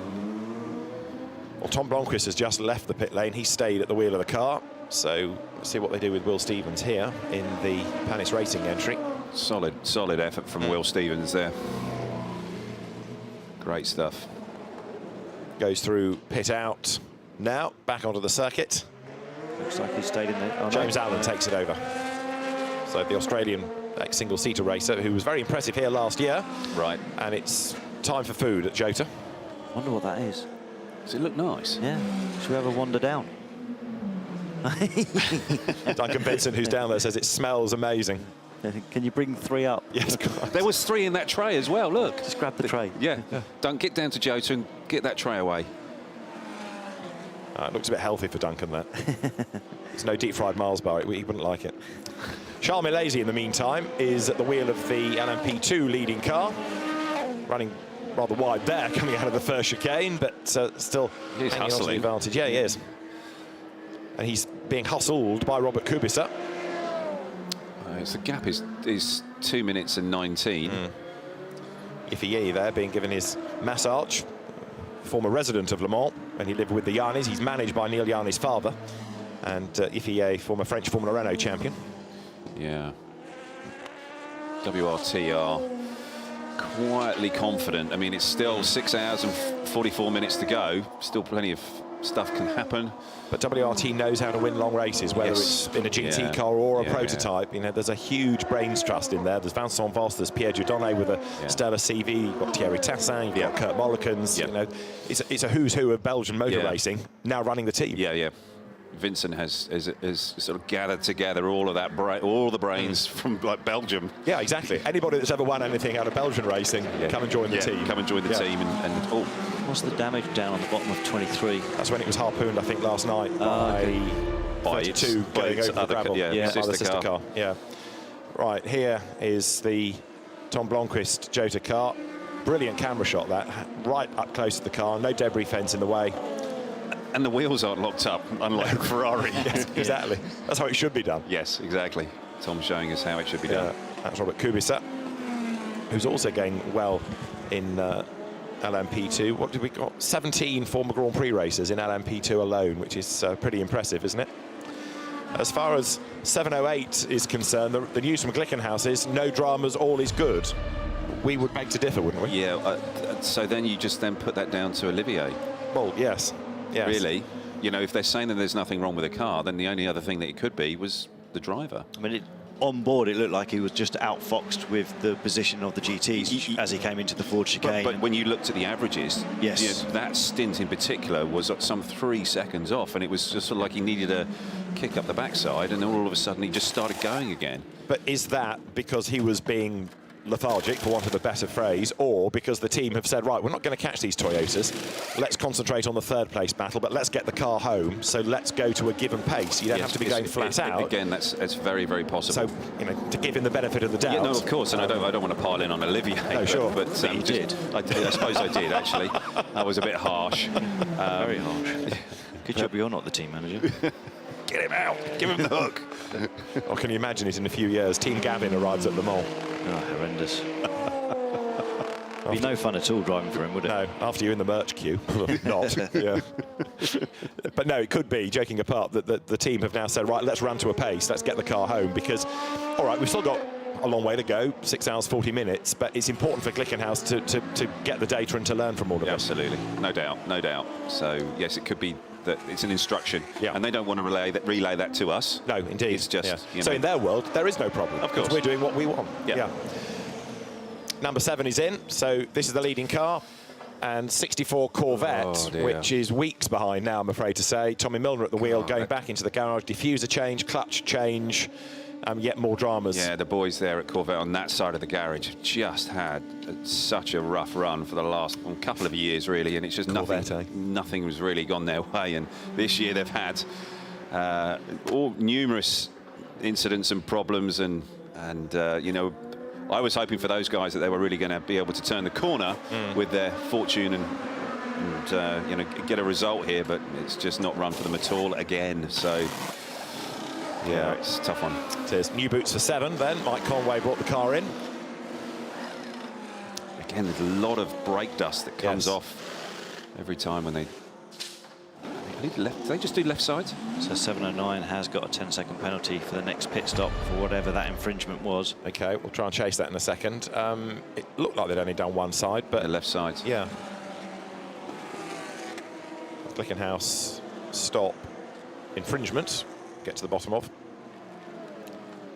And number 64 with an alternator issue we're hearing now, Ollie. Yeah, that's from Chuck Houghton. OK, so the 709, their penalty for that last pit stop was basically the mechanics were working on the car while the engine was running. It's quite hard sometimes because the people that go to the car, but with the noise that's going on around you, with other cars up and down the pit lane, you don't always know if your car is off or not. No, sure. You just start going straight out there and start the work that you're planning to do. We talk about the car controller, who is normally the guy that releases it, but is he also in charge, or is there somebody that's in charge of saying to the mechanics, yes, now you can work, or do you have to be self-policing in that respect? I think basically it's like it's a scripted role that you're going to do. As soon as the car stops, you're running, but you're with everything on, the helmets they've got on, and obviously they're all connected up to the radio, you literally won't often be able to hear if the car is running, so you're just going to run out anyway. So it's as much dependent on the driver killing the engine immediately as it is on the mechanic. Well, it's usually now it's a system, so when you've engaged the pit lane speed limit, once the car drops below, say, 10 kilometres an hour, that the engine actually turns itself off as it's rolling to a stop to make sure that the engine is always off. To get rid of that chance of risk. So you're not then relying on the driver. Because who would? Yes. The teams have realised not to rely on the driver. Yeah, you just drive. You don't do clever bits. Yes. Yeah. Don't switch stuff off or turn stuff on. But maybe with the Glickenhaus team, because it's still fairly new in development, they haven't got to that stage of refinement in terms of optimising. Was it Richard? It was. Yes. He just forgot. Maybe. Maybe. Well, he's a driver, you see. Doesn't do switches. Yes. I'm being mean to Richard. You're having a right. And Olivier all Pla. of these guys. I'm frightened to leave the booth now, aren't you? He's a big lad. He can look after himself if they start coming down here. Am I getting grumpy? Does someone need a sleep? Which means getting. Yes. Right, so the two Toyotas on an out lap. We're on lap 265, and it's getting brighter, Darren. It's going to be a cracking day. I said that from about 4 hours ago, 5 hours ago. You did, yes. And then the mist came, because, again, you were spot off there. Yeah. I'm good at that. Now, it's a talent. Indeed. That's the one. 51 Ferrari, GTE Pro leader. Amato Ferrari looks on, the AF of AF Corsa. And Amato Ferrari looking at a gap of over a minute over the Corvette. Former racer himself, a long, long time ago, Amato Ferrari had a few races in the British Touring Car Championship and a Sierra Cosworth. Fascinating fact, 37 of the morning, but now very much the go-to team for Ferraris. Thanks for that. Thanks for that, David. That's great. Getting cocky now, isn't he? Yeah. I think I need to get off. He's starting on you, isn't he? It's like literally going to at some point. Yeah. We'll talk about early 90s Formula First in a minute, embarrassing. Right, so Alessandro Pierguidi leads the class from Jordan. Formula First, Darren? I was about to say, weren't you late 80s Formula First? Oh, that's cutting. 1991. Thank you very much. He did all right. I mean, he was no Eugene O'Brien, but, you know, he did all right. To the plot. TF Sport, you're riding on board. Luxembourgish driver Dylan Pereira here, and he's hunting down Nicholas Nielsen. Oh, awesome. But the gap between them is still a minute, but it's coming down a little bit. Yeah, it was over a lap, wasn't it, that they were behind, and then the 83 car had a drive-through issue, had a penalty, didn't it? And so they had to serve that, and so then the TF Sport 33 Aston Martin has been slowly gaining. And so let's see if he can catch him. Oh, he's coming in for a pit stop now. Yes, indeed he is. So the TF Sport Aston down the pit lane. So again, the gap's going to stretch out again now, isn't it? And where does this put Matteo Cressoni with the Iron Lynx Ferrari? That's third and should be making a little bit of progress back towards the fourth car in Pro-Am. Francesco Castellatchi for AF Corsa. Fifth is Raffaele Giammaria for Iron Lynx. And then sixth, Matt Campbell who we've not really spoken much about, but the Australian we know is very, very fast, now the Porsche factory driver, and he's in the Dempsey Proton car, pounding along, trying to bring that car back up after earlier delays. So 33 into the pit lane, Dylan Pereira stays behind the wheel. And I wonder if he'll do one more stint here, and will they get Ben Keating back in again to get his next... They need to, don't they? Yeah, his next 2 stints out the way, and then it'll be... I mean, that'd be a 2-hour gap for Ben. Yeah. Rest, recharge, get back in the car, and try and complete that full 6 hours that he has to do. And then it'll be Dylan Pereira to then finish it up with Fraga. Yeah, because ideally you would try and keep your gun driver in for the last stint, just in case there was a safety car, just in case you need the fastest of the trio. He's just stalled it, leaving the box. That's not good. That's time lost. Gets away now, but it's little things like that that soon mount up. It's normally like a stall like that is probably about 3 to 5 seconds lost when you sort of just get away, and then you have to reset everything to start the car again, and that just sees the time ticking away at that point. Mattia Cressoni you saw in slow-mo there running third. This is Dylan Pereira in replay because he's just left the pit lane in the turquoise pale blue TF Sport Aston, and the class leader currently 83, Nicholas Nielsen, part of that Spa 24-hour winning combination for Iron Lynx, drafted across to AF Corsa for this event as a Ferrari factory driver, and doing a very good job. So as I said a little while ago, AF Corsa leading both of the GT divisions at the moment, both Pro and Am. I saw that experience from doing British touring car racing in Cosworth. It's obviously... you remember it? Yeah, I remember it. Yes, as a British touring car driver yourself, of course, yes. What year was it? Was it 18? 4, 5... What, you or him? No, the Sierra racing. 1990. Oh, was it? Okay. Right. Yeah, the last days of multi-class, or then 2-class touring cars. I'll get my coat. Everyone thought, who's this funny bloke from Italy called Ferrari racing a Ford in the British Touring Car Championship? And then years later, AF Corsa becomes this global Ferrari team, and it's him. So the cameramen are hard at work and giving you some great shots. They've been out in all weathers and still delivering fabulous footage around the circuit here in France. Good work, boys. And there's another army of people editing highlights and producing interviews in the pits and paddock as well. Yellow flag at Marshall's post 3. So up at the start of the lap through the Dunlop S's, we've had a drama somewhere. We'll get to that in a second, try and piece together who it is that's gone off the road.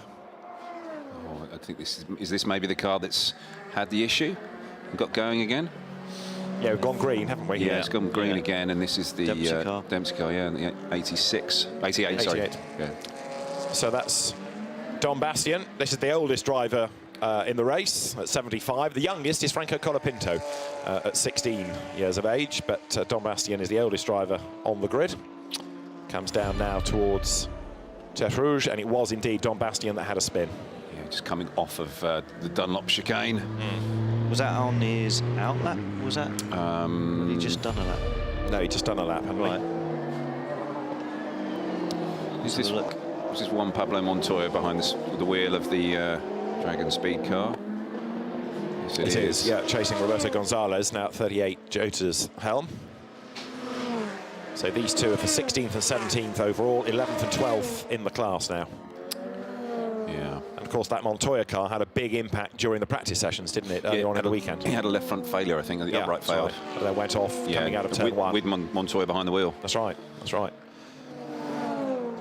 But Montoya back to Le Mans, pressing on, former Grand Prix racer. One of the 17 in LMP2 alone. Whoop, round the outside of Don Bastian. That was a bit close. That was close. It wasn't going to take much to get a bit of a tag there. No. Francesco Castellatchi into the pit lane. Former competitor in British Formula 3. Fuel and tyres, and off he will go. Well, they're P4, is it? Yeah, they're P4 in AM. They're usually a reliable, fast, solid car, aren't they? They're Jet car. Yeah.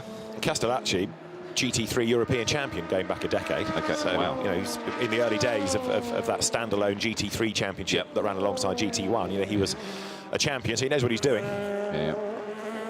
He's just swapped out for Fisichella. Right. As Montoya just trying to hunt down the Jota car. Gonzalez. But when you've got quick drivers, well-run cars, and it's the same chassis, you start to appreciate just how hard it is to get that time back, because they're so evenly matched.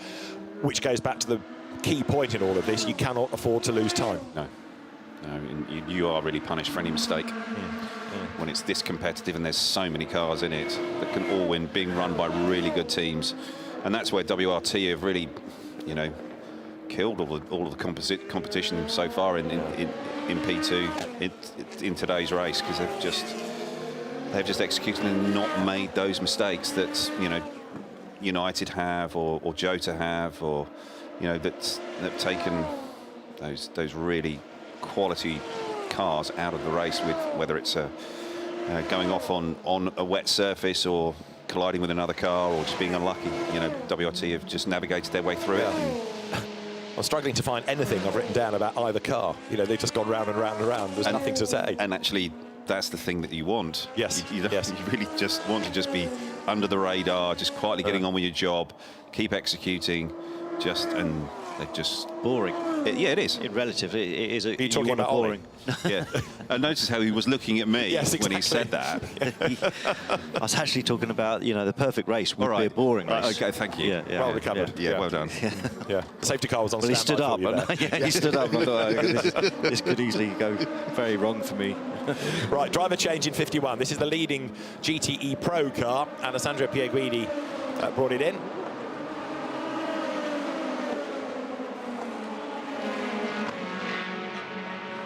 Driver change now. Can't see who's jumped in to take that position.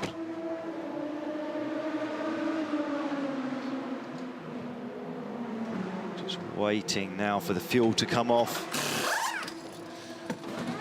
Lance in the back of the car jumping up. Probably only jumps up 6-7 inches. Enough room for the guys to get the wheels out from underneath the wheel arch. And a quick tyre change and away he goes. Last down the pit lane, so this car hanging on to its advantage, and they, of course, are looking pretty confident about this. 63 in as well. Now. So that's coming in as the Ferrari goes, so that's why the gap keeps being rather elasticated. Yeah. So briefly it comes down because one stops, then it stretches out as the other one stops.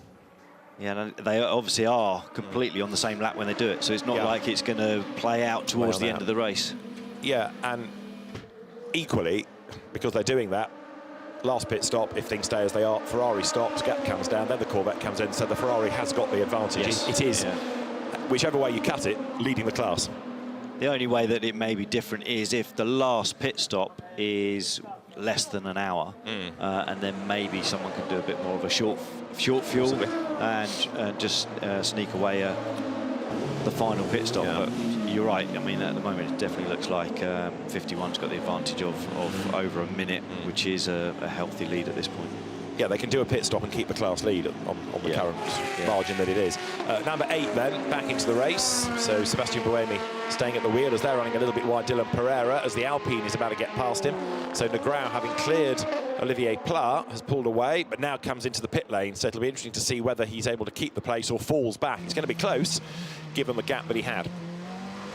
So 1 minute and 24 seconds was the last pit stop for the Alpine, and it's 1 minute and 26 ahead. It's going to be tight, this, isn't it?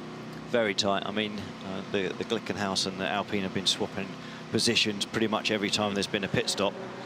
It all really depends on how this stint has gone for Olivier in the 708, and if he's had a stint where it's actually got a higher average in the lap times, because the last full 13-lap stint wasn't particularly fast, so hopefully, I'm just having a little look, and it is quicker. Olivier didn't take any tyres on that last stop, but the actual averages of this run with the last 5 laps is around the 34, which was 2 seconds quicker than the averages for his last stint. So this may have given him the upper hand at this point after the pit stop. Now, they're not going to do a driver change, and if they don't put tyres on, it's going to be a quicker stop anyway, which will help preserve that gap over the Glickenhaus. So he should be on here, Andre Negrão, to hang on to the place. So he was new into the car, so they did the fuel and the tyres and the driver change last time around. So this now should keep the car in third, and that will be significant because normally it only gets third on a pit stop from the Glickenhaus. But here, if it can keep third, that genuinely puts it ahead. Yes, yeah.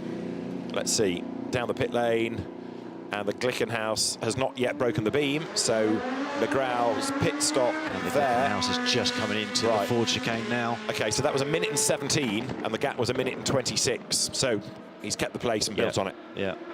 It's still going to be fairly close, isn't it, when they, by the time he gets his tyres up to temperature.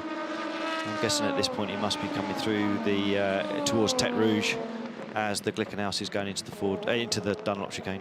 That's right, but also not only does the Glickenhaus have to catch the Alpine, but it's also got to clear some of the traffic. So you can see back markers are up the road as well. But Sebastian Buemi and Andre Negrau both leaving the pits on that lap. And there you can see what the tyres have been like for the two cars. So Alpine third, Glickenhaus fourth, and then fifth and sixth, the WRT car, Charles Milesi and Robert Kubica. They're the brains trust at Glickenhaus, with all of those laptops to study all of that data. And this then the car that is now down to fourth in the hypercar category. I do like this shot coming into the first chicane. It's a great shot, isn't it? Yeah. I always feel, though, when we come to this shot, it's going to be showing someone locking up. So it's nice that it wasn't the case for the Glickenhaus on that occasion. No, that's the good news. 7:09, Louise Beckett tells us, is getting ready for a pit stop. So that's Richard Westbrook's car, which is down in 7th place. And hopefully they a couple of laps down on the sister car. Hopefully the engine gets turned off this time. Yeah, yes, indeed, in time. There's still that little bit of trim flapping towards the rear of the 708 Glickenhaus. Olivier Plat at the wheel of the car. Patrick Pilet for EDEC, 12th overall, has just done the car's best lap of the race. So Patrick Pilet, who you still associate more as a GT star than a prototype star, but proving he can deliver and making amends for 2 offs on that first racing lap yesterday afternoon in the wet. For the car or for Patrick? Was he? He was the start driver. He was off, yeah. Right. And he got caught up at the first chicane, and then he ran off again later in the lap.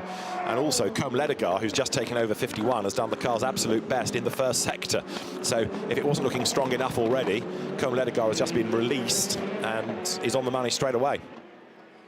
They're not letting off at this stage, are they? No. There's still the risk, isn't there, from 63, with maybe a safety car falling in the wrong direction, and that gap that they've got, that over a minute they have at the moment, could easily disappear.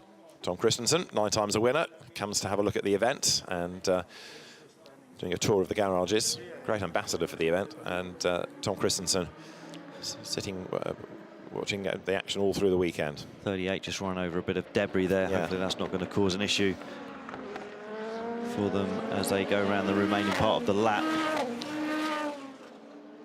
So the last laps from the Toyotas around the 3:30 mark. The fastest lap set by Brendan Hartley at 3:27. So they've slackened off the pace markedly now. And understandably, because they built the gap to 5 laps over the third place car. When was that 27 done? When was the 3:27 done? Was that lap 60? So you're going back to yesterday evening. Right. It had dried and it was getting cooler. And Brendan Hartley was relatively fresh into the car. You still think, you know, this time of day, 9:30, the ambient temperature hasn't really shot up too much so far. You still think the track would be in a good position for some fast lap times. And like Pilet obviously has just banged in the fastest one for car 48. So there is some speed out there. And how many cars are now out? 11 cars are out, 12 maybe? 12-ish. Yeah, yes, so again, yeah. as I said earlier, you know, less cars, less traffic, just makes it a bit easier to put laps together. And of course, the cars in LMP2, you could argue, are doing these quick laps because they've got to, because they're fighting. Yeah. Whereas in the hypercar class, without trying to downplay this, they're getting to the end. They don't have to be fighting, they don't have to be pushing, they have to get to the end and have a safe run to the end of the race. But from the Toyota's point of view, that they've got to have an agreement of that at this point, because otherwise they would just push on. And keep pushing each other and pushing the lap time. So there must be something within the team that they've said, like, you know, go to this.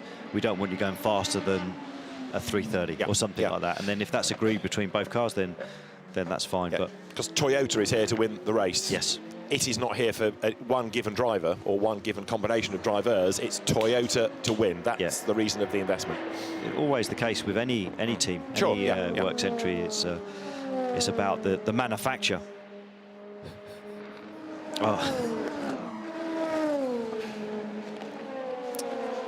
As I seem to recall when Fernando Alonso was here, there was effort made to make sure that the investment was returned. Shall I phrase it like that? Yeah, that's quite a nice way of putting it. Or the right way of putting it. Well, indeed. So 6 hours, 20 minutes of the race remain. And we've still got Toyota 1-2. We've enjoyed a great fight this morning within the LMP2 category. GT is going the way of AF Corsa, whichever way you look at it, really, because AF Corsa leading in both Pro and in AM. But you never know what's around the corner, and we've had some really good battles this morning. We've actually had relatively few incidents since about 4 o'clock, but even so, we've had some very, very good battles out on track. Good morning, Graham Goodwin. Good morning. I feel that Le Mans morning feeling, which is looking like I'm enjoying life, but slowly dying inside. You sound like the surviving cars as well. It sort of feels like the excitement is what might be still to come. There's something looming at Toyota without a shadow of a doubt. Yeah, there's 8 with its vibration that they're not being terribly not good open vibrations. about. They're not. No, we're not getting good vibrations about it, and they are not being loquacious in their storytelling, let's put it that way. I think the latest line out of Toyota is we're trying to work our way around the problem, which sounds very convincing and looks like applied to anything else in humanity. Global catastrophe on a climate basis, we're trying to work our way around the problem. Sounds a little less convincing. They didn't say problem, did they? Teams say issues these days. Issue is a good word. Issue, that ghastly word. Issue is a good word. Issue should be banned. So should going forward. You've been watching the news over lockdown, haven't you, David? Issue going forward, and loved ones. Loved ones is a phrase that ought to be given a 12 point. Well, I think we can all agree that if if Alistair Moffat at Toyota Gazoo Racing does use the phrase thoughts and prayers, we know they're in trouble. Yeah. Yes, anything comes with a loved one, it's going straight in the bin. But the team is pretty tight-lipped about it. But the car is still doing good lap times. I mean, its last lap was a 3:32. A lot of teams would be delighted with the 3:32 lap, wouldn't they? They would indeed. But 72 car, I believe, out of the race. And that, I'm told, is gearbox electronics. Okay. So that, if you didn't see it, Graham, was Dries van Thor at the wheel. It was up at the Dunlop S's. It went straight on through the gravel. And instant thought was, he's missed his braking point. He'll just carry on. Right. And he didn't. It came to a halt. There you go. That was that.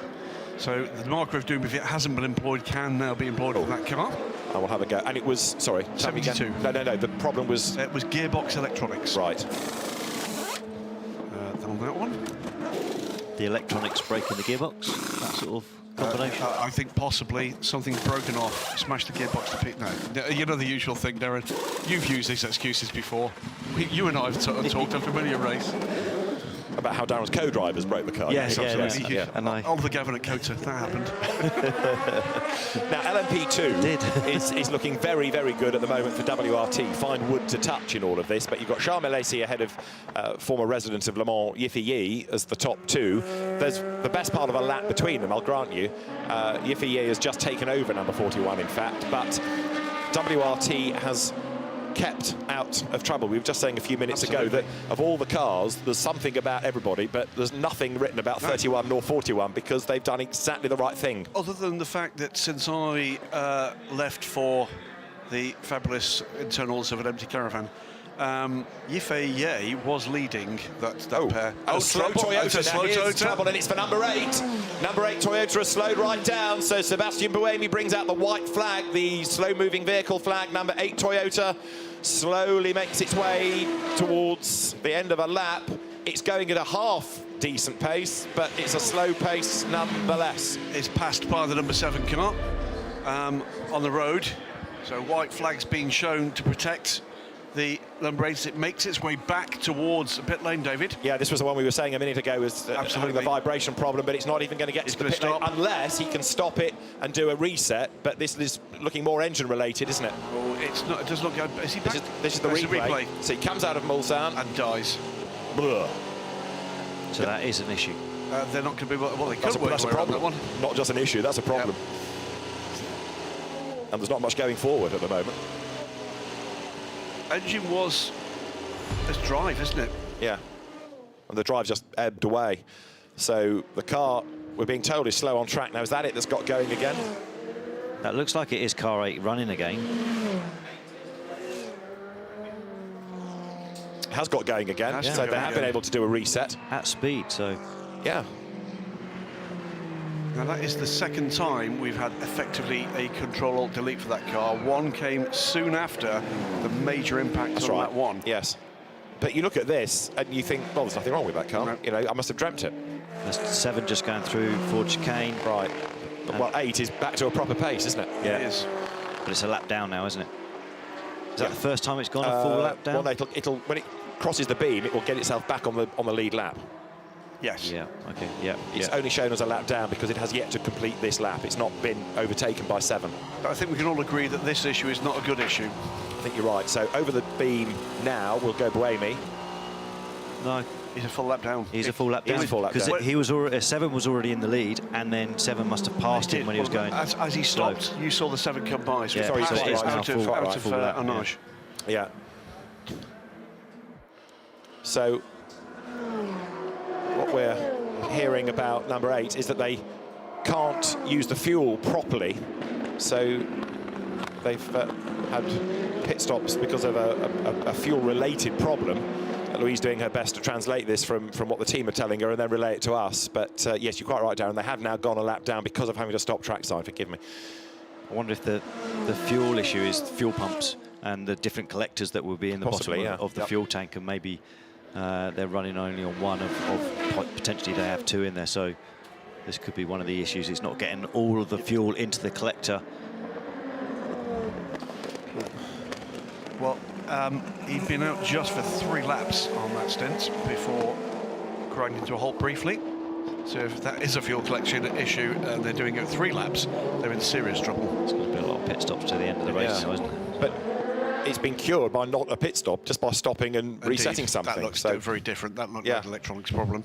So maybe there's more things lurking in the system there. I mean, there could be an automated system that is going between the 2 pumps. I'm sort of guessing there could be 2 pumps in there, but and then now he's having to do something more manual. You know, maybe there's a manual control that engages fuel pumps at all times. So sometimes there's things in the car that you can do that is you're taking control of it once the engineers let you know that information. That cost the car, by the way, over a minute. 4 minutes 53 was the last lap time through. That's about 1 minute and 20 seconds over what we'd be expecting from a lap time for the car at the moment at full speed. Yeah, because there was the limping bit and then the stop, wasn't there? Yeah. So, yeah, all combined against it. Good little battle going on here. Look, 21. Juan Pablo Montoya has caught up to Roberto Gonzalez as we get some super slow-mos and more gravel being thrown onto the circuit. It's the 44 car. Rallycross comes to Le Mans. Slovakia. Look at that. See the mirror, the right mirror really bouncing around as the car lands again after the gravel. Oh, trouble for the Ferrari. Now, which one is that? Is that 51 or 52? That's 52, isn't it? So that's not the class-leading car if it's 52, but it is 52. You're quite right. Sam Bird at the wheel, and the bodywork ripped apart, the tyre flailing, doing more and more damage. Sam limping back, but that's let go spectacularly. Yeah, sparking from the bottom of that wheel as well. Let's see how it happened. Comes out of the bullseye corner. Looked like he'd been off there. Looked like he'd been wide. And then as he accelerates away, all of a sudden it lets go. But he'd been off the road, hadn't he, coming out of Mulsanne anyway. But maybe there's a huge lock-up on the way into Mulsanne. There's even, oh, look, he's even wiped off the mirror as well. He's run over his own mirror. That takes some doing. Yeah. Well, you said yesterday we don't use them anyway anymore, so that's fine, isn't it? So there's debris on track, there's a slow car on track. The teams now get ready for pit stops. The leader is in the pits, Kamui Kobayashi, for what will be the 23rd time. And, of course, Corvette thinks, why couldn't it have been the other Ferrari? Give us a chance. But there's a lot of debris. So this zone now, just literally as I said it, the zone's going to appear, zone 6, just for the marshals to be able to have half a chance to recover some of that debris. Well, it's going to be a very, very slow in-lap now for Sam Bird. I mean, he's only got half of it to do, but even so, with the amount of damage, that's going to be a long, long, slow return to the pit lane. Number 7 has served its stop, so back into the race goes the leading car with this comfortable advantage. Briefly, 8 is back on the lead lap, but of course will drop off it again when it makes its next pit stop. Indeed, and Sebastian Buemi back up to full speed, 3:31.8 last time around. So was that just a simple electronic reset, or is there more? There's certainly looming issues. I think it probably was, but that's in addition to what we've been hearing about the vibration of that car and possibly is it cause or effect, that vibration? That's the issue. Sam Bird has got a long way to come back with a wounded Ferrari. And at a high-speed section like this, Darren, you would not want to be Sam Bird. No, it's horrendous trying to bring a car back along that stretch of road from Mulsanne down to Indianapolis. The car speed of everyone coming past you is really high. But the nice thing is, you've got the racing track, but you've also got that extra bit of verge on the left and right-hand side of the track where you can try and get across and stay out of the way. But if you've got like a gaggle of cars coming behind you and you're unsighted, you're suddenly in the danger zone at that point. At least it's not the driven wheel. Yeah, I'm sure that must be far trickier. I think with that... That's not great. No, with a tyre in that condition, trying to get back with that on the rear would be really, really difficult. Yep. And at the moment, he's coming through the right of Indianapolis, which means the steering wheel will be working reasonably well. But when he tries to turn to the left for the second part of Indianapolis, that can be tricky. It does become a little bit more awkward trying to get the car around and keeping it out of the gravel there. Carl's being told to bear left at slow zone 6 to avoid the debris. And the marshals with the flags, both yellow and white, the white flag saying there's a slow-moving car on the road, dodging past him. He's done a great job there. He has. But as if life wasn't tough enough being so many laps down because they had a rear suspension failure during the night. Now the car losing yet more time. And there is the sister car about to breeze past. Just in the slow zone, isn't he? So there goes 51. And 52, having had that puncture in the practice sessions and bodywork repairs and suspension failure in the race, back in the wars, whereas 51 has the charmed life and carries on in the lead. I'm trying to remember the incident that car had where they had to replace all the front bodywork as well, because that car certainly came back pretty badly wounded at some point this week. Whether or not that is the same incident that was the rear puncture. That car came back in some disarray. I wonder if we'll get a replay of how that happened for Sam into Mulsanne from a different camera angle. The team here getting all the spare parts ready, so it's going to take the car a long time to come in, but when it does get there, they'll be ready. They'll have the replacement bodywork, the replacement parts, obviously the replacement tyres, so they can go to work. The good news is that's a bit that was completely flailing about has detached. And he's also one up on Ben Barnicoat, because at least he's got a wheel. Ben had 3 when he got back, didn't he? I missed that. Yeah. The wheel, he left the pits without the front left being properly attached, and the wheel parted company at the first chicane, and it was a 16-minute in-lap for Ben Barnicoat for the Inception car last night. I should say that's a less than optimum solution. It's slow, that's what it was, yes. It was a pain in the whatnot. The repair for Inception was a lot easier than this repair will be. I think they just had to do the front splitter and the wheel, and away they went again. So it wasn't too long before they were back out on track, but AF Corsa have got some work ahead of them to repair that car with that much damage to the bodywork. Sure. Meantime, the only factory team with 2 bullets left in the gun is Porsche, and that's a driver change for Richard Leeds and Fred Macco, yeah. Yeah, that Porsche battle's been an interesting one, but they've never really got back onto terms with the Ferrari or the Corvette ahead. No, you know, the Ferrari and the Corvette both dealt one midweek, one late week balance of performance change. Porsche were left alone, and Porsche have been pretty dominant. Did not look, not part of this race. It's as simple as that. They seem to have been chasing it from the off. Yeah, I mean, so I was going to say, weren't they a little bit unlucky early in the race with where the safety car came out? They had a bit of that. The 92 had a problem as well. Of course, the 92 is effectively a brand new car. Yeah, but the reason that they lost out on those safety cars was because they were behind anyway. Yes, you know? yeah. So that but you'd only have to be maybe 10 seconds behind and suddenly True. But they'd started to lose, let's put it that way. Yeah. Right, Sam Bird limps on. You see, he's certainly picked up speed.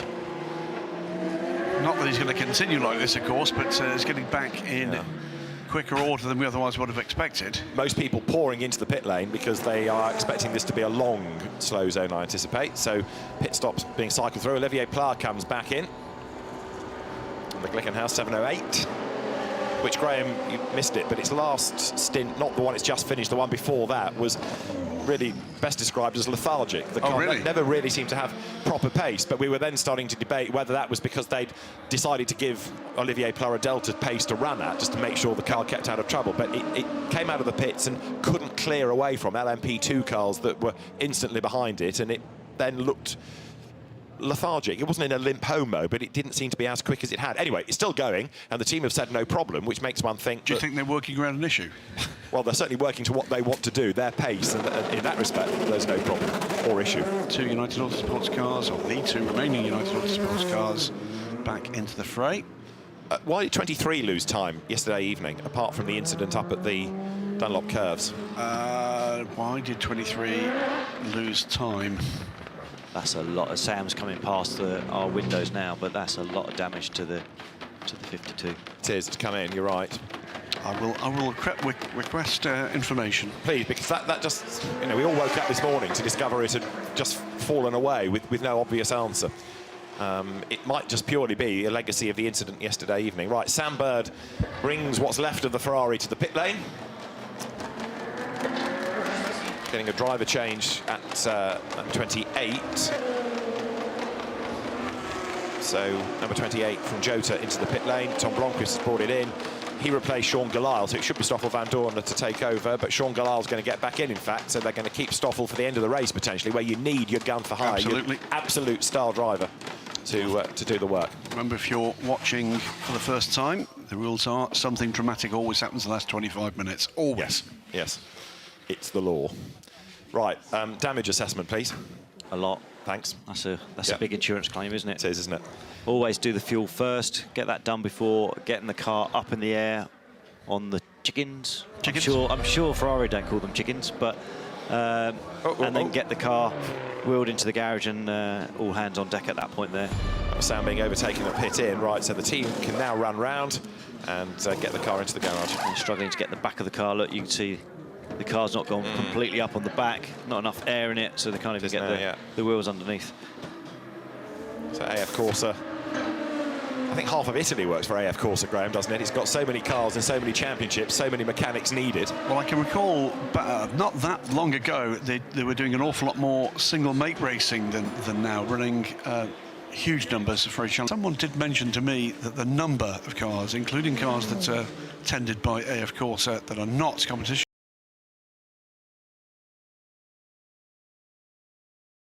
cars, well into 3 figures with a 2 at the beginning.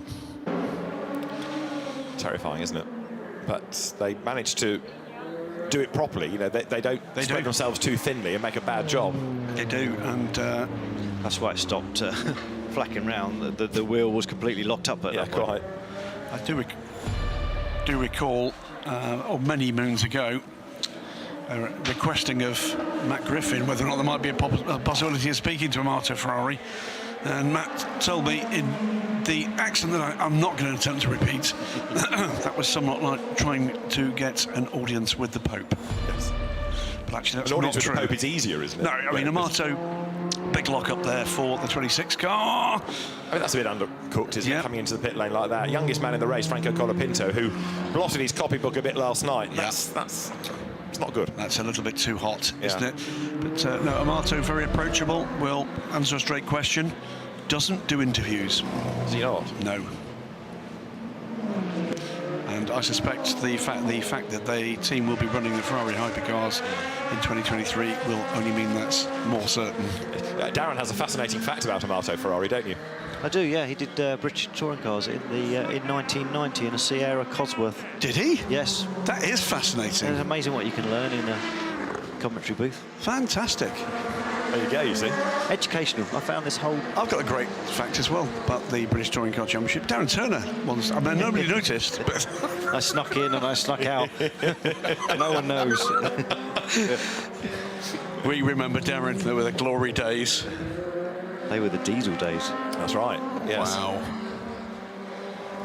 Other touring car championships are available, just for the purposes of balance.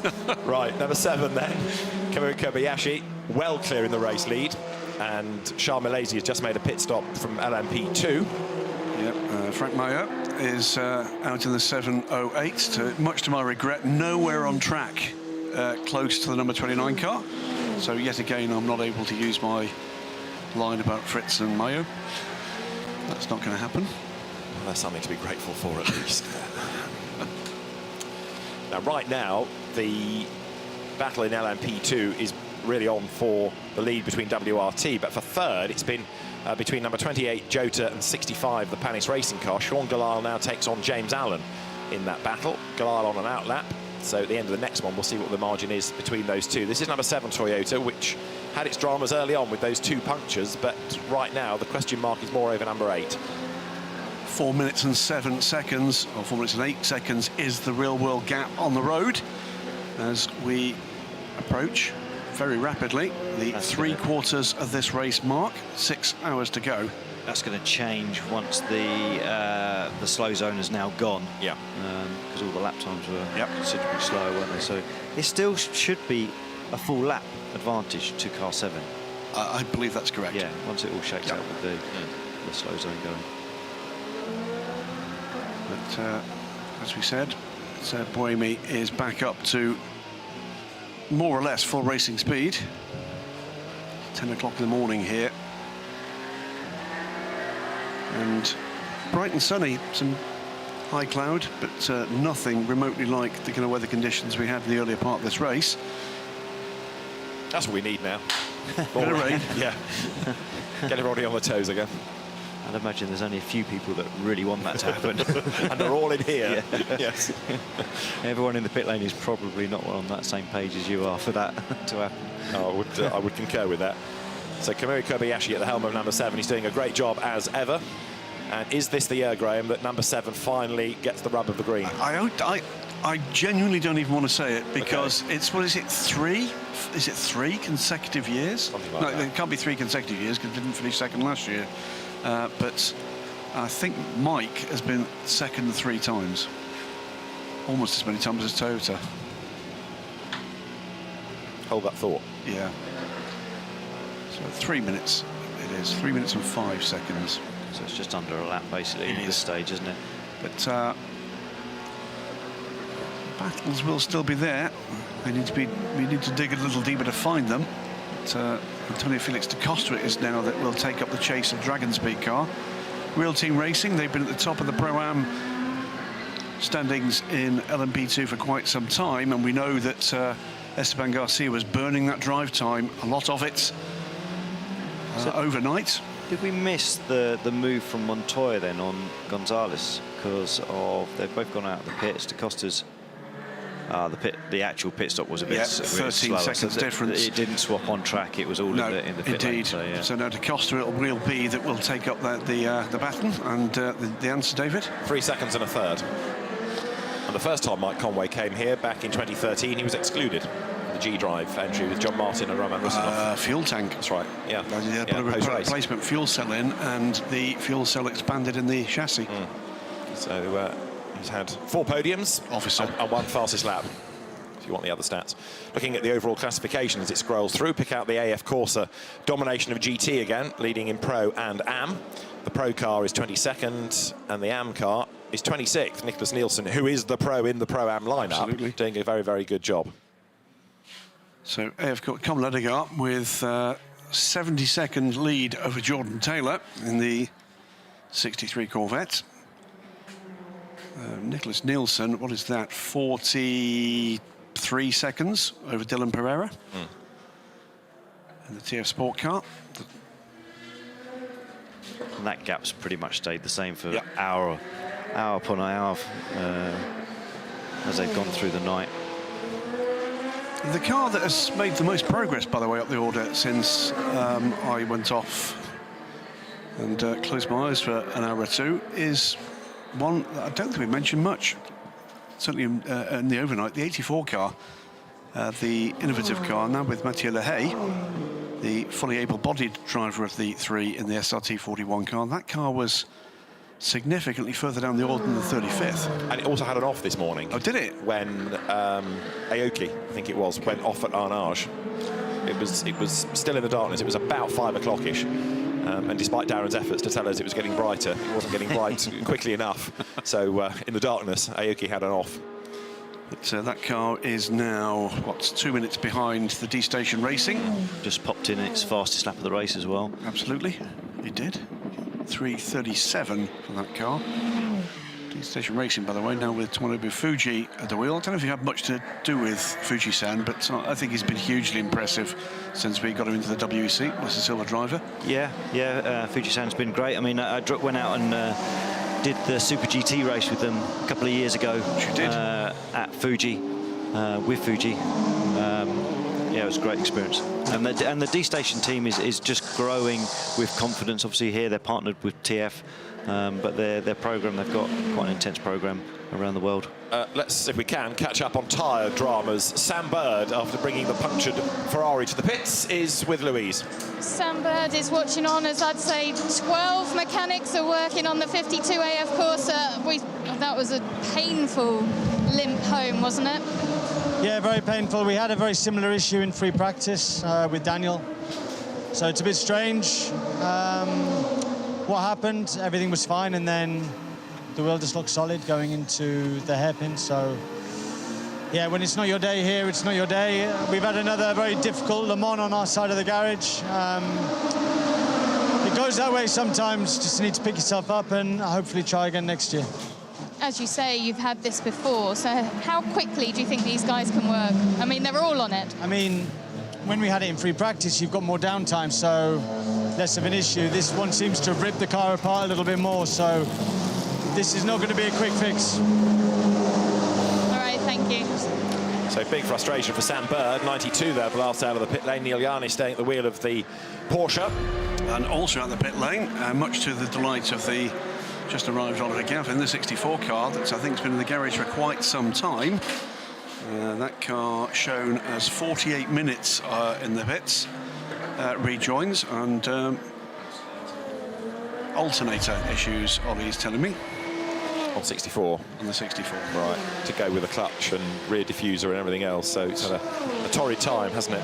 It didn't happen in my day. It wasn't my fault. The other things that Ollie's going to tell us, and clearly that team were unable to work around that issue. In the GT classes, are we thinking that everyone's done their brake changes if they were going to do a brake change? Is there anything coming for 51, 63 that will change their position around just because they're going to have a longer stop? I'm guessing they've all done them at some stage during the night. They would have done them, yeah. Yeah. I think they're good to run to the end now. And again in the AM, if there's anything that could shake out because they've got to schedule in that brake change. But with less than 6, you presume they've all done that. Yeah. Colm Ledegar now at the wheel of the leading GTE Pro car. I've thought about Colm Ledegar, Graham, because he's one of those drivers that hasn't become pigeonholed with one manufacturer. There are some that are picked up by a brand and stay there. You know, you associate driver X with Audi or driver Y with Porsche. But Ledegar came out of one-make Porsche racing with great success, went to drive for McLaren. Yep. Now he's found himself at Ferrari and delivers no matter what you put him in. And I think I've seen him driving in Asia Le Mans Series in a P2 car as well a couple of 3 years ago with Alexander West, as I recall. Very probably, yes. Yes, and he's very quick and has been represented here not only in person in this team, but also in the single-make Porsche race with, was it 4 cars in that race, David? Something like that, yes, through his team, yeah. So... But yeah, Ferrari, busy. Ferrari's in Asian Le Mans. He's driven Aston Martins. He's driven Porsches. He's driven Ligiers in prototypes. He's raced Porsches in the 12 Hours of Dubai. He was Blancpain Endurance champion, wasn't he, for McLaren in the Von Ryan days with Rob Bell and Shane van Gisbergen. I don't know about you, Darren. I think that's just greedy. It also shows that he's very adaptable, isn't it? You know, to be able to jump from class to class and manufacturer to manufacturer and still be, you know, to be in this car 51, it shows that AF Corsa have got a lot of faith in his ability. It's not a seat that people get easily, so Colm is well deserving to be in that seat and doing a great job out on the track. Well, it's somewhat deja vu moment for myself when I left for the evening at 4:30 this morning. Felipe Nasr was putting in fantastic laps in the Risi Competizione car. That car's clearly fallen down the order since then. It's in 21st position and 16th in LMP2, but he's just done the fastest lap of that car's race again, a 3:32. 3:120, which I strongly suspect is the fastest P2 lap of the race so far. I need to check that in a moment, but yes, I think you're right. Da Costa's on a charge on his new rubber. Montoya's got a stint old set of tyres underneath him at this stage, so he's going to be on the defensive, not too far a distance down the track. Jota doesn't need to be told this again, but it is such a frustration that Davidson had that car in the gravel, because there's been nothing else wrong. The pace has been fantastic. They just can't make up the lost time. Yeah. I mean, it's one of those events that's going to haunt them, I'm sure, because they were up for a good result. But you know, there's plenty of cars up and down the grid that have had the opportunity. They would have been in sort of a podium position and then had some sort of issue or problem going forward that has cost them that opportunity. It's been a bit like that all season in the FIWC. Jota Sports with one crushing victory, and that, by the way, after the two cars came together in the first turn at Portimao.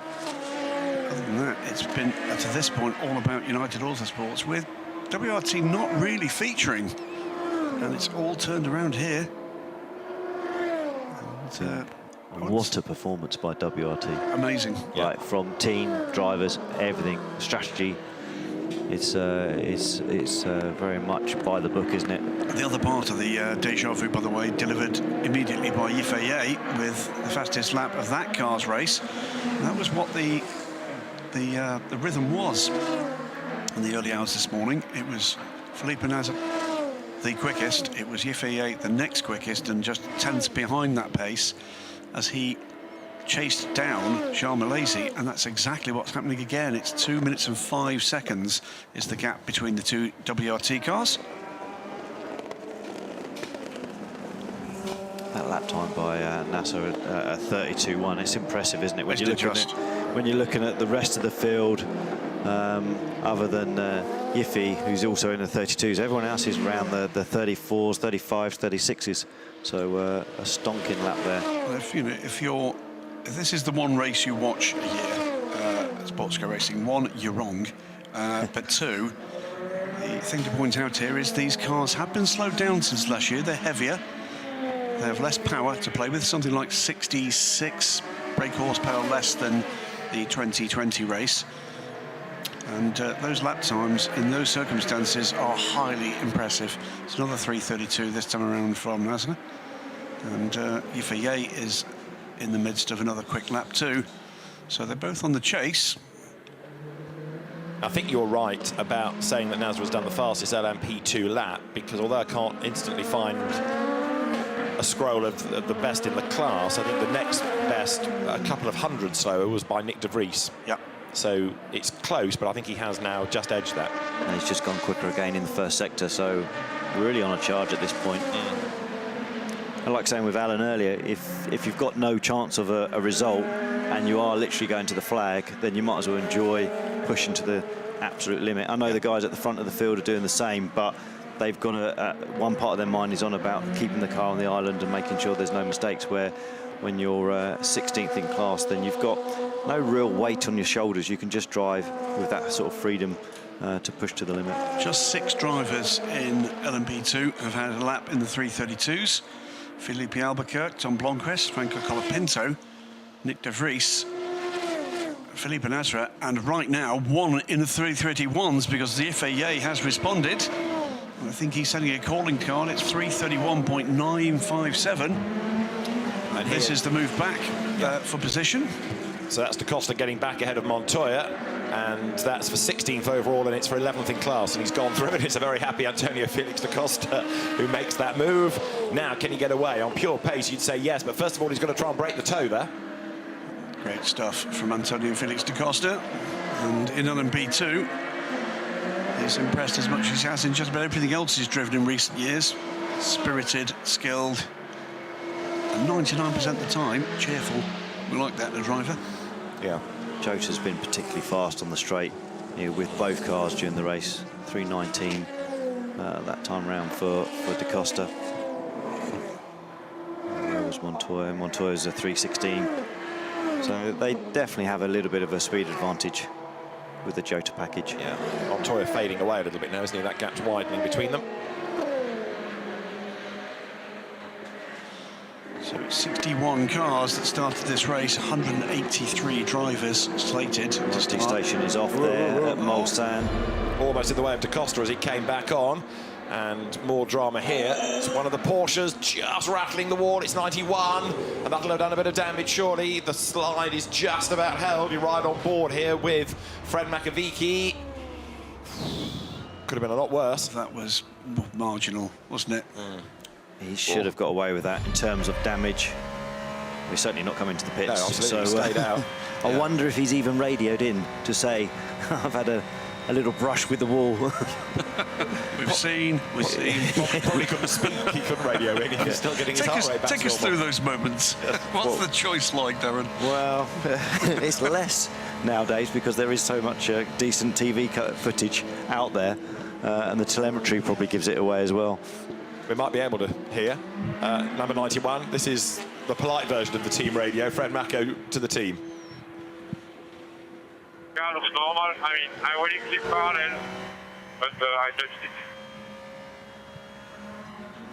Car looks okay. I ran parallel. I touched it. Yeah, and you're on board there where you're looking at Freddie driving. The steering looks pretty straight as well. That's always the giveaway. Jota is having an interesting race because we saw 38 in the gravel early on. 28 is doing a really impressive job with Sean Galal at the wheel, and Jota team boss Sam Hignett is with Louise Beckett. Sam Hignett, it's always bittersweet with Jota, isn't it? The 28 will be doing well, the 38 not so well, or vice versa in the whole championship. And that's how this Le Mans seems to be playing out. Yeah, absolutely. It was a real shame. The 38 had a trip through the gravel early on in those damp sessions and picked up gravel in the floor underneath the engine, and then I assume that over the curves a bit of gravel's punched a hole in the oil filter. So we had to come in, lengthy delay while we changed the oil filter. But they're back out there, they're running rounds, they're aiming to get up into the top 8, and it would still look quite good for the championship, especially with the 22 further down. Yeah, that's absolutely right. And you've got to be pleased with how the 28's doing. Yeah, 28's doing really well. It hasn't had an easy run of it. There's been a couple of problems along the way, but the guys have driven brilliantly. Pit stops have been very good, so hopefully we'll be there at the end and be on the podium. Are you surprised by the WRT performance? No, not really. I mean, you know, they've executed a fantastic race. They've made no mistakes. The drivers have been brilliant. The team's been brilliant. So really, it's to be expected of a team of that caliber. OK, so we hope to see the 38 making their way up the field. Yeah, absolutely. Thanks, Sam. Interesting to hear the story being completed there about the hole punch in the oil filter, legacy of that gravel. So there's more to it than just falling off the circuit. Absolutely. Felipe Nasser, another fastest lap, trading fastest laps at the moment with the FAA. It's a 3:31.646, and just as another little factette there, that is the first time that the fastest lap in P2 is faster than the fastest lap of any of the hypercar drivers. Faster now than the best lap from Frank Mayer. The other quick point I was going to make, of the 183 drivers slated to start this race, only one of them has not turned laps, and that, very sadly, is Paul Dall'Anna. Did not manage to get into his car after that big off for Marcos Gomez. So once again, Paul Dall'Anna, he just can't cut any luck here, can he? He must be the unluckiest driver when it comes to Le Mans. You know, been so close. I can't remember the year when they were leading until the last hour. Right here, in front of us. We watched it happen in front of us. Pretty much a done deal, but since then it's just not played out in the right way for Paul and that 98 car. You know, they've won the championship. They've won so many races with Mateus and Pedro Lamy in that car during the WEC championship, and more recently they've still been very competitive, but just haven't been able to have a clean run here at Le Mans. And at times in the WC, when it's been very tough to win in that class, it's been a deep field in that class, and there's some very talented teams, very talented gentleman drivers too. Yeah, I think, you know, if Paul had been into motor racing at an earlier age, I'm sure he could have been professional. You know, he's got the talent. You watch him drive, you look at the data and everything else, and considering this is something that he fits in around a huge business operation that he's operating, that he does a great job. Just turn up and jump in the car, and sometimes it's hugely impressive what he can drag out of a car. And for me, his inherent pace only improved when they made that shift in the WC qualifying to bring the gentleman drivers into it. He had to be trusted with that because that's what the rules were, and he found something more at that point, Darren. Yeah, I think that was really good for the championship to make that part of qualifying, to get the AM driver more involved throughout the weekend, and ultimately that's what GTE AM should be about. It should be about the bronze driver and making sure they have quality time on the racetrack and contribute to whatever the end result will be for that car. I think that finally, I mean, in this quick bit of discussion, we now know more or less the timeline for the end of what's been a great formula in GTE. Of course, the market has gone away from it. Some form of GT3 will be coming. It's, of course, a real regret, isn't it? The fantastic beasts. Yeah, I mean, things move on. You can see that with LMDH and everything else. And GT3, away from the WEC and ELMS, GT3's been hugely successful for GT racing around the world. It gives all the manufacturers a chance to be able to come and play, which is a healthy thing, and healthy thing for the market as well. So, yeah, GTE has been amazing. GT1 before that was amazing, and I'm sure that the next iteration of GT racing will also manufacture some great racing on the track as well. But it just opens the door with more manufacturers being able to come along and join in with the fun of racing here at Le Mans. Yeah, we'll wait to find out just exactly what we're going to see in terms of the cars and in terms of the class structure. It's been made pretty clear that we may be seeing the end of an all-pro formula at Le Mans and in ACO Rules Racing. We'll see how that one pans out. That's got effects in terms of the cars we might see in the future. But beyond this glorious vision of what will happen in prototype racing in the next couple of years, big wobble there as the 36 car came out, there are questions answered and more still to be answered about GT as well. Lots and lots of change to come, and I think the bronze driver market could be very competitive going forward if it's suddenly from the manufacturer's point of view that there is no full pro lineups, then suddenly the asset is going to be the bronze driver. Absolutely right. And we're already beginning to see that little, the one or two drivers with nominally bronze classifications that when you look at the data, as I know you all do, in a race, very, very high up the order in terms of the average stint pace across a race. Yeah, and you know, some bronze drivers just have a good weekend and their actual performance on track is comparable. But over a whole season, you can generally see the difference between a bronze driver and a professional driver. You know, when you look through the whole year, you can really sort of tell the difference. But you know, there is weekends when they're just on fire, you know, and they're able to put the laps together and they have a really good, strong, decent stint. We saw Fred Magnecki joining the race, the 91 car. He is now working the gap and working it rapidly to Neil Janney. That gap under 20 seconds now, and last time around 3 seconds taken out of the Swiss driver by the Frenchman. And the fastest lap for that car as well, Indeed. 91. Despite its brush with the wall. Well, maybe that's just helped with the setup. You know, it's just tweaked the toe or the camber or the caster, and suddenly it's come alive.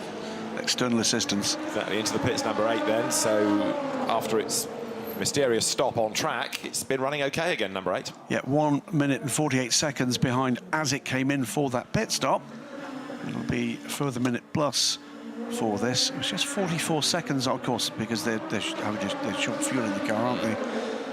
So it's a bit of wait and see what develops here. Bit of a peer inside, just through the wheels there, possibly to again check on anything that might be vibrating, anything that looks loose or damaged. Every time we've seen a pit stop from Toyota, there's a lot of smoke, dust coming off the brakes with the wheel guns, and the air of the wheel guns sort of blowing into the wheels. So maybe that's just another precautionary check just to make sure that there's enough material left on the pads to see them through the last 5 and a bit hours to go. A couple of LMP2 cars as we watch the 8 rolling down towards pit exit. A couple more of the LMP2 cars doing their fastest laps of the race. And and Antonio Felix da Costa is one of them. Franco Colapinto has just dropped behind Rennie Binder, who's the other. And that's a 3:40 last time around from Franco Colapinto, not quick. And the middle sector, sector 2. Yeah, he's had a problem there, hasn't he? Yeah, good 18 seconds. Well, it's a 3:40 and now another slow lap. Is he carrying a problem here? How many laps has he done in this stint, Graham? He was, if you remember, it was Franco that came across the gravel on the way into the that's right, pits. yes. That wasn't that long ago, was it? Have a quick look and see what we can find. 26 is only 6 laps into this stint, and its average lap time so far is a 3:38 on the stint. That's not good. No. It's had a legacy of his trip through the gravel as we get a replay here of another car getting it wrong into Arnage. That's 49. The high-class racing car with Jan Magnussen at the wheel. Yeah. But he avoids the gravel, but runs deep into the corner. Last time for Jan, it was being kindly helped down that escape road. Now that's Colapinto in. Is that Roman Rusinov? I think it possibly is, judging by the name on the side of the helmet. There is a problem. 6 laps, back into the pit lane and the driver change. Yeah. So they're trying to make the best of this, make a problem into a scheduled stop, but there's obviously more than just fuel and tyres and a driver change that's brought it in. They're now trying to salvage that stop. Ferdinand Habsburg ready to go. Surely you mean Ferdinand Svonomir, Maria Balthaus, Keith Michael, Otto, Antal Barnum, Leonard von Habsburg, Lothringen. It's cost him a lot of deals, that name, because they just can't afford the vinyls on the side of the car. No, that's right. It has to be a very, very big car. Debris on the left-hand side of the white line, approaching Marshall's post 10, we understand, right now. So just heading down to the first chicane on the Mulsanne straight.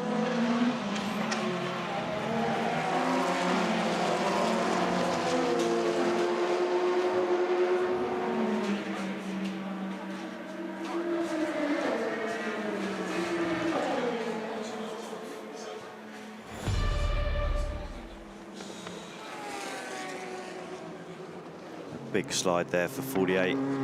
The braking zone for the Dunlop. Who was that behind the wheel? Pilet behind the wheel. Good recovery though.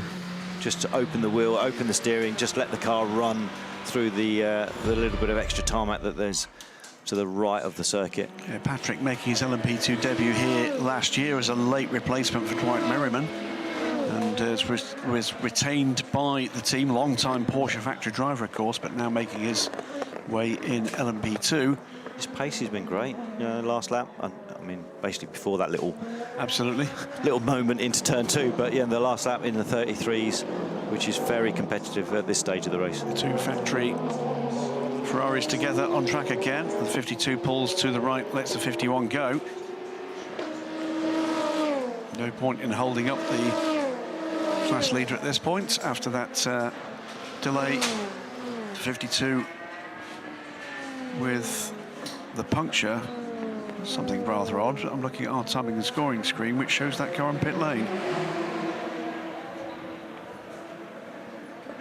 It's not your eyes, Graham. Good morning.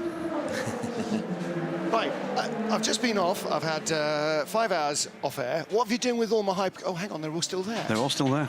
Incredible, isn't it? Goodness me. Absolutely. And none have dropped 20 laps back because they've had a major issue. But we have had dramas and looming dramas potentially for the number 8 car. Yes. That car stopping on track briefly for what looked like a reset. Troubles in getting a full, well, not troubles, unable to get a full tank of fuel into the car. I was thinking about this because I've been sort of following it while I've been having breakfast and washing and stuff. Are you going to manage it or fix it was a question that was asked. And the problem with fixing it is you guarantee you're giving away a podium. If you manage it, it's just doing shorter stints. No, you've not been listening. They're working around the issue. Yes. They're working around it, i.e. it's only doing 11 laps or 8 laps. We're sort of hoping it doesn't become a bigger issue, I think, as I'm reading into that one. I think it's not picking up all the fuel. Yeah. Now, things like that don't fix themselves, Darren, very often, do they? But if it's picking up 3/4 of the tank, you keep going while it is. It could only mean one extra pit stop with this time remaining. Yep. And at that point, the strategy will be, let's just carry on with this and do the shorter stints. And they could end up with a 1-2 still. They might end up with a 1-3. What they devoutly want is for both cars to finish. Absolutely. And they've got 4 laps gap from the second-placed Toyota to the Glickenhaus in third position. Just that little shot of the Corvette garage, I wonder how many fans are going, where do I get that wallpaper? All the way across the back of the screens. Instead of a flat plain panel, they've got little sort of bow tie Corvette-y wallpaper, that's like rows of birds on it. It's sort of quite Art Nouveau. There's lots of fans going, where do I get that? How do I get that? How can I create that for myself? And lots of fans wives going, don't even think about it. Yeah, no, too late, it's up. And Ollie's already out there trying to price it up. Absolutely. See if there's a market. I think you'll probably find he makes it. Yeah. Ferdy Habsburg limbering up. Oh, I say, bit of core work. Absolutely right. So he is getting ready for the next round of pit stops for WRT. In fact, this is where we were just before I disappeared. Yiffy Yi chasing down Charles Milesi. He then caught him and passed him for the lead in LMP2 on his in-lap. And we're still seeing quick laps. Well, that's a quick lap indeed from Romain Dumas. That's a 3:29.427, fastest lap from that car for the race so far. Quick laps have been coming this morning too in LMP2 from Yiffy, from Felipe Nasr. And although it's just cleared the screen, that was a purple first sector. Yes, it was, yeah. So the fastest first sector of anybody all race from the Glickenhaus. Yes.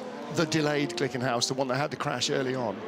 It's also talking to that car crew. They weren't particularly happy with the balance, even right up till Saturday. My apologies, it was the other Glickenhaus that had the crash, because Ollie Pla, wasn't it? It was Ollie Pla that was carrying the damage at the start of the race. 708. Yeah. Yes. Right. Yeah.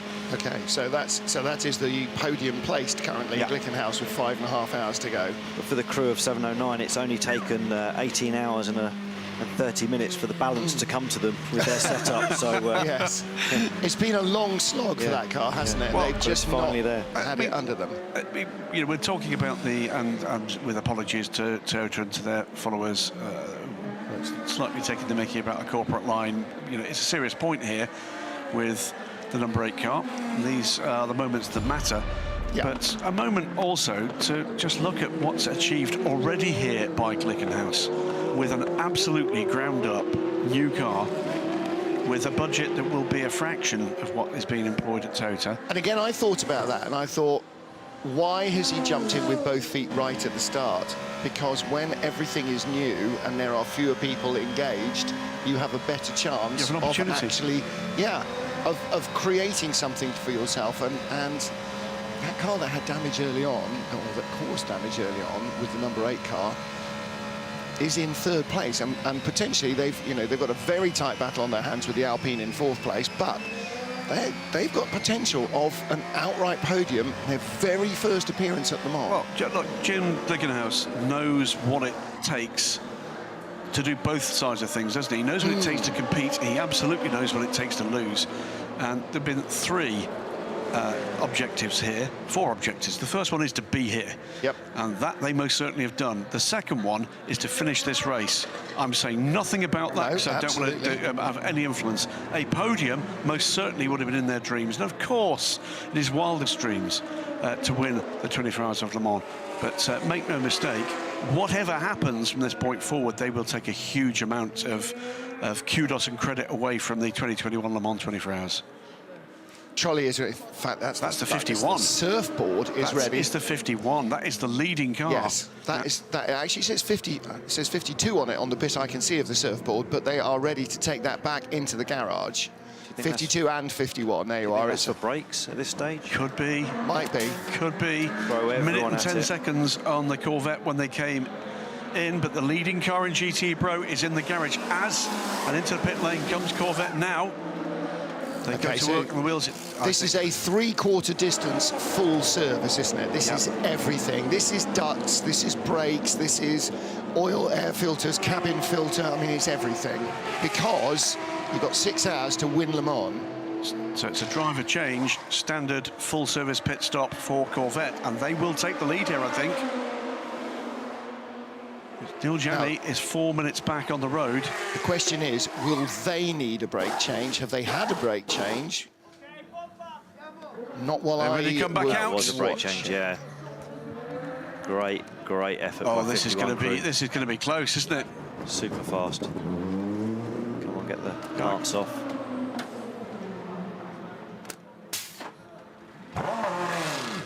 See, What was that in total when he gets across the line at the end of the pits here? We have an idea of how long that actually took. Trouble for the left front puncture.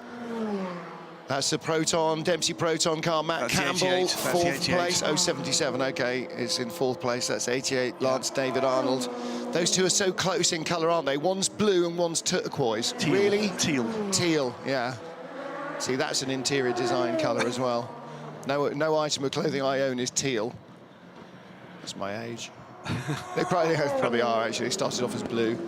That's a long way back, isn't it? It is. Long way back. So the F Corsa car. Slow down. Conrad Lagarde comes out of the pits 2 minutes and 16 seconds. So it's an extra minute on the stop, basically, over a full service driver change and everything else. Conrad Lagarde stayed in the car because there was no time to do anything else. 42 seconds gained on those stops by the Corvette. The gap now 29 seconds for the lead. So that shot is at the second chicane, Darren. So he's still got 10 Ks to 8 Ks to get back. Let's hope he doesn't have the same sort of damage that we saw from the 52 Ferrari with Sam. Yeah. You know, that was a huge amount of damage done. So the main objective now is just to bring it back steady. We saw Frey do that yesterday evening. Yes, took 10 minutes to get back in.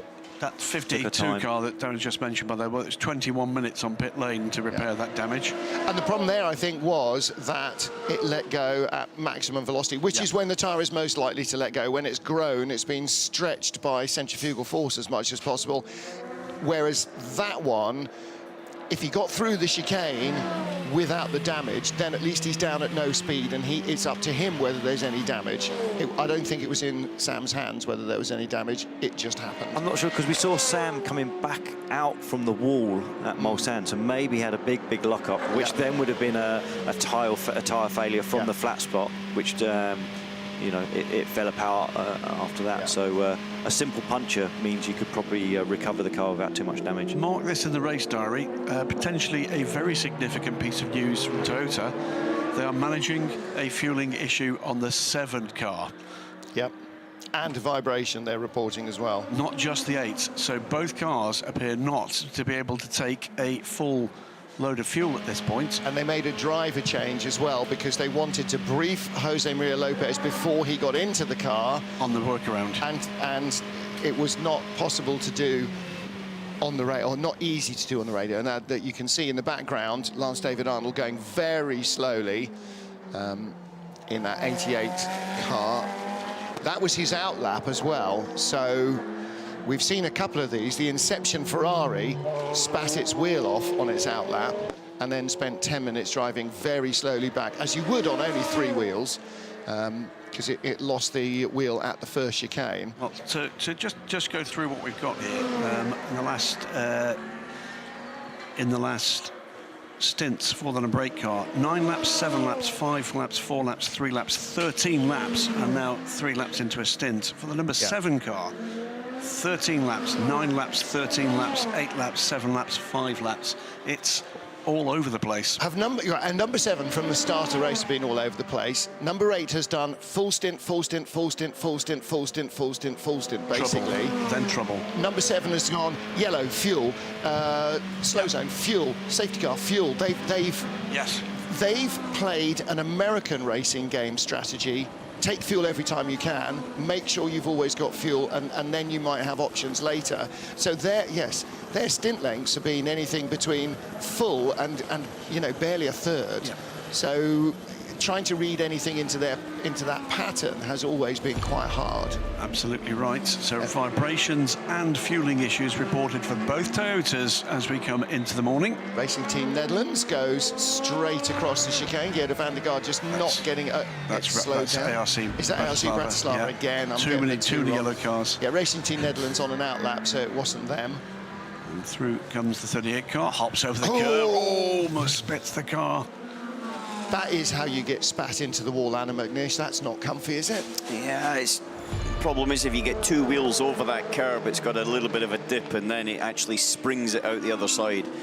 And you do have to be a little bit careful. You know, we're 5.5 hours from the end of the race. There's quite a good rubber line, but that also means that off the rubber line, it means that it's significantly less. Saw some great shots in the darkness looking up through the Dunlop chicane where there's a clear white line, and the rest of it basically is rutted gravel.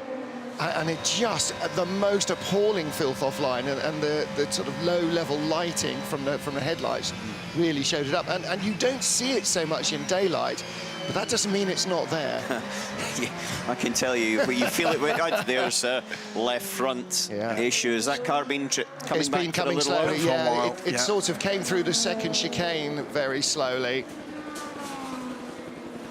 We've got wheel arches ready for that car, Louise Beckett says. There's the Goodyear blimp overhead, and there's Vincent Vos watching with interest.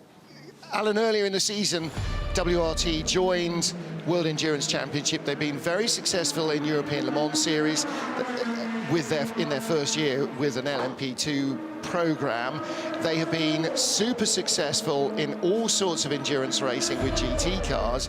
And you said they sort of have underperformed a bit in World Endurance. Certainly, I think by their standards and their expectations, they might have. But I wouldn't say they underperformed. I think the fact is, no, I said that when you come to this level of competition, when everybody comes together, you have to really step up. Yeah. And it didn't run quite as well for them as they did in ELMS, where they were dominant first time out, looked fantastically quick when they got to Austria. And in WEC, it just hasn't quite. It's been the United and Jota show at the end of the day. Yeah. And then came here, and Jota show looked as if it was going to continue. United show struggled and kind of fell apart for various different reasons with all of the cars. And WRT flexed their muscles and came through. Yes, their talent and their wherewithal and their driver lineup has definitely shown. You know, there's but there's a lot of their driver lineup that's not done Le Mans before. No, and I hate starting sentences like this, but they have not put a foot wrong so far. Don't start. I know. We just saw that one of the stewards was going into the back of the garage there, one of the pit marshals, and that's usually for some sort of pit stop discussion. Louise Beckett pointing out for the pit. She's very alert with the maths for this time. Isn't she? 31 car is 30 points off the 36. lead. 36 points, and it's double points here, Graham. How much do you get for winning? You get 25 and points. 12 and a half is 37 and a half. You get 50 points for winning. 50 points. Oh, double points, sorry, yes, no, not points and a half. So, I mean, yes. That means they're leading the championship, is what Louise is trying to say to you. Very basic terms. It's been a struggle. She didn't say, so they're leading the championship now, Martin, because I know your maths is poor. You know my maths is poor. We've done this for 20 years, 10 years with you, obviously, Louise. Well, we've got, since you were 9. For the championship, double points here. We've then got a 6 and an 8-hour race in Bahrain to come. Yeah. But the 8-hour race again, as the 88 car does make it back. Well done, sir. Painful for Lance David Arnold, creeping in so slowly. Very painful for them, but also just interesting now to see whether the Toyota number 7 continues through, whether it will do a 7-lap stint or whether it will be 6, and it does continue through to do another lap. So Toyota number 7 is not on that reducing lap count that you were mentioning there, Graham. It seems to have stabilised at worst. All the way round, you're going, keep slow, slow, slow, slow. Just watching this car come to a halt, that's another potential flaw, because you come into the pit lane, you think, right, I've done it. If you hit the brakes at your normal spot, you just glide straight past your garage and into somebody else's, because the car won't stop with a flat tyre on the front. Even at pit lane speed, it will not stop properly. So it's not delaminated, and that's been the same thing. It might just be. It is going to be tyre and go. 708 is in, and that cycles it back from 3rd to 4th place. We've got a very tight battle for the podium in Hypercar. We've got a very tight battle still for the lead in GTE AM. Com Ledigar ahead of Nicky Katzberg by 24 seconds. That is nothing. I'm not sure there's a problem that you can have at Le Mans that costs you as little as 24 seconds. Ferdy Habsburg in the WRT entry. That's Alan stirring his tea. You didn't imagine that. 31 car leading in LMP2, 51 Comledigar leading in GTE Pro, 22nd overall, and leading GTE Am, still the 83 Ferrari. Nick Nielsen, well, he was in this when I went off shift 5 hours ago, and he's still in the car. I imagine he hasn't been in ever since. Who are we talking about? Sorry, I was Nick just Nielsen, getting my the cup of tea ready. 83 car. Yeah, weren't you though? Were you? And Jose Maria Lopez leading the race for Toyota Gazoo Racing. Number 7 car ahead of number 8. And the fierce battle between Alpine and Glickenhaus to get on the podium continues to rage. And there is the 92 Porsche that had dramas on the opening lap. Well, had dramas in Hyperpole, getting crashed by Kevin Estre. And then has very quickly, in the first 6 hours, fought its way back up into podium contention. Number 8 Toyota on the way back in, we're told by Louise. Well, those cars are still on the same lap, and they have a 4-lap advantage over the battle for third, which is effectively one car because they're only 30 seconds apart. And if you're going to lose 4 laps, the chances of you losing 4 laps plus only 29 seconds are relatively slender. They've just changed the drivers on number 7 to put Jose Maria Lopez in with instructions on how to manage the current situation. So I don't expect, since Sebastian Buemi has been managing this since 3 or 4 in the morning, I don't suppose that they need to rebrief him. He will stay in. Dylan Pereira aboard the 33 car, trying to chase down Nicholas Nielsen. Also looming battle, and it's going to be this lap, I think, that Fred Mako catches Neil Janney. 3 seconds back from the sister car, but the 91 car much quicker at the moment, into the 349s, so a 352 last time around from Neil. Might be interesting for Louise to go to TF Sport and ask them how things are going with the Aston Martin without wishing to tempt them. There was a stage from midnight till about 4 where, when the AF Corsa car stopped for a lap until they came in, the TF Sport Aston was the leader, but that was its in-lap, and then mysteriously 1 lap they came in on the same lap as the Ferrari, and since have not been able to find that extra lap back or retake the lead. And they're now 2 minutes behind, and 2 minutes here is half a lap. Yeah. So you can see the 33 is coming through the Porsche curves, but the leader in the class is out of the first chicane. So it's sort of on the opposite side of Le Mans, if you like. Cracking lap time last time through. Fastest lap of its race for the 63 Corvette. Nicky Katzberg is on the charge again. That gap, 21 seconds for the lead in GTE Pro. Somebody in the truck spotted that at exactly the same moment you did, didn't they? And they went, give me the 63, just as you started talking about him. But that's a race. Into view. That is a race. That is a race now, because they've been at it, you know, for now, since you were in sleep, so that's the middle of the night, so I would have said, Martin. And it's been back and forward, and Katzberg has been able to hang on all the time.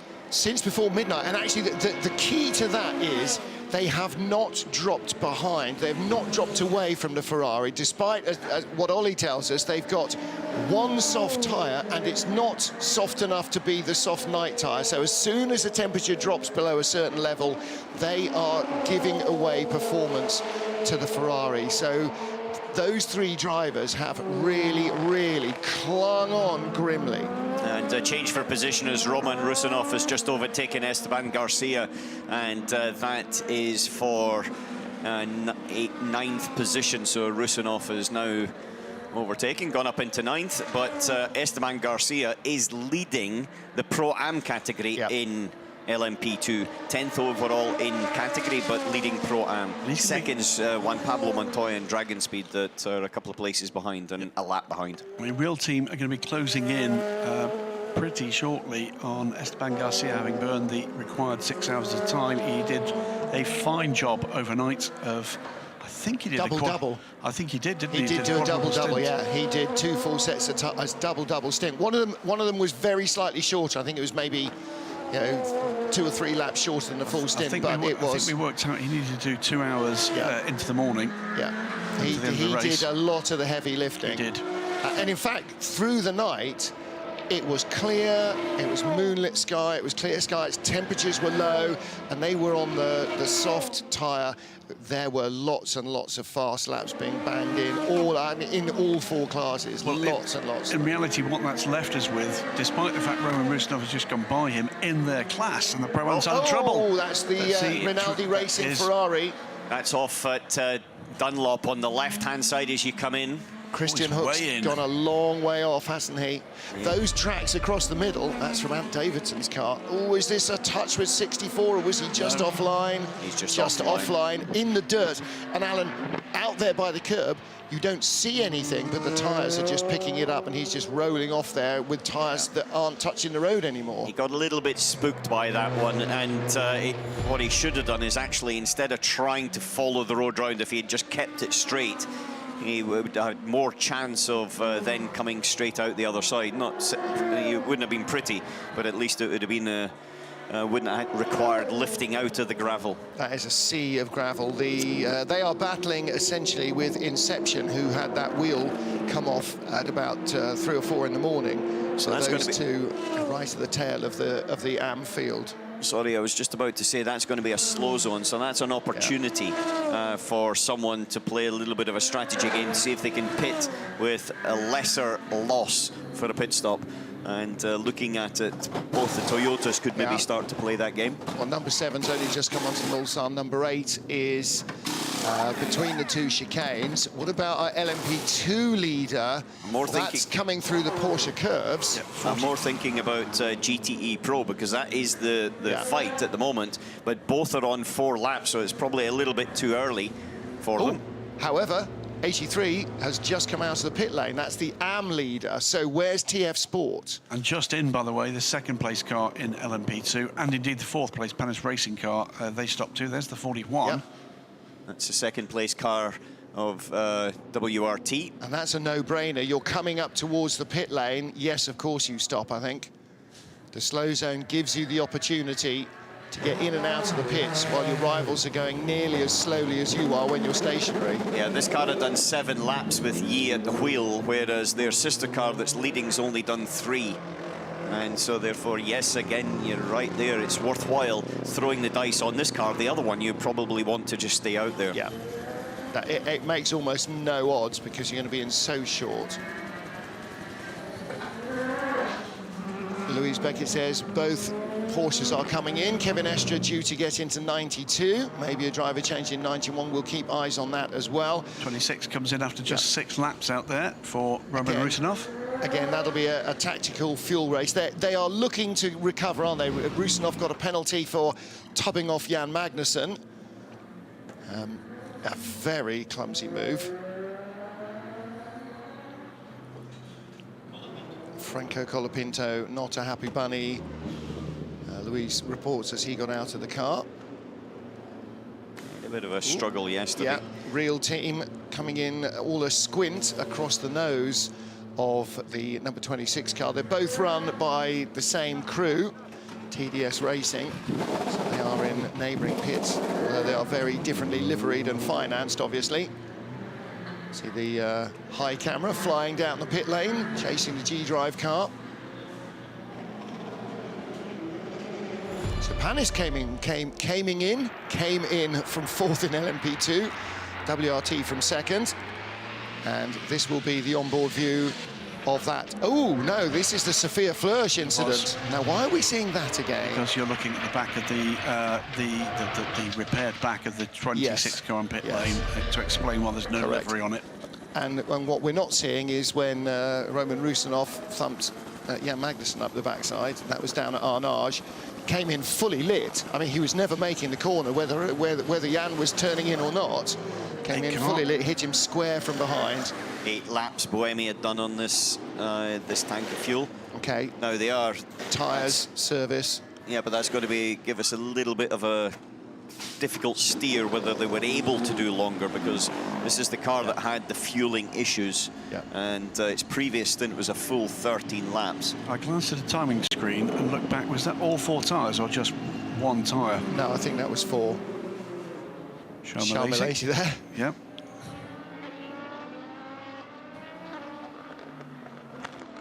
not necessarily closely related to Tintin, but, you know, definitely has a look about it. It was Ed Sheeran, wasn't it? Their Team WRT's Ed Sheeran lookalike. Ivier out of the pits, so too James Allen in Panis Racing. Edex Sport put in Paul Lafargue in the 48 car. Roman Rusinov stayed in 26. Esteban Garcia stayed in 70. So he is going to get his full allocation. In is Andre Negrão. Doors stay closed. Tyres again are ready on the apron. This time they're going for a change, so this will be the start of another double stint. They did do a lot of double-doubles in the night. A lot of times we saw the tyres just being left on the apron and not used. And away he goes. They know they're in a dogfight for third, potentially for second. I mean, potentially, who knows, for victory. Nobody knows with 5 hours to go how any of these hypercars are going to fare. They're all in unexplored territory in terms of racing, Alan, because testing is one thing. Racing is very, very different. Yeah, it is. You get so many situations like this. You can only simulate so many slow zones and safety cars when you're driving around Paul Ricard on your own in the middle of the night. Now you can see the Ferrari is back on and back moving again. So it's going to be quite a quick release after it. Yep, that 388 car, 45th overall in the order, 14th in the GTM class. It's been uncommonly unreliable. Lots of incidents. Yes, that's not reliability. It hasn't... Dramatic. Broken. Use that one. It's been binned several times. And that is the drama. 64, Nick Tandy in the grey Corvette, silver Corvette, grey Corvette, is the last running car. 48 cars remain from our record-equaling 61 starters. What is that? That's a rear-view mirror. Just in front, we've seen Nico Lapierre just on the top of the dashboard. There's a little camera looking back at him, and to the right of it, it's sort of something with a flap on it. It looks like it's an ashtray or something. It's an air duct.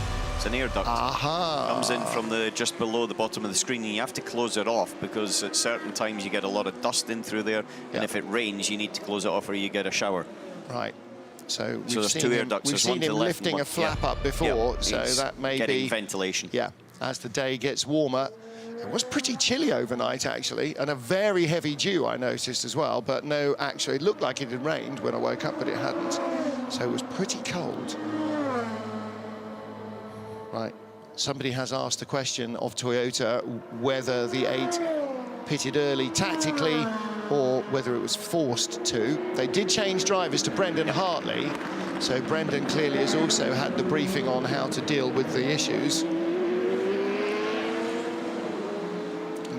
More of a worry for me would be, again, with my really rubbish team manager's hat on, less that it's not picking up all the fuel, although that's not going to fix itself, more that they've got a mysterious vibration. Yeah.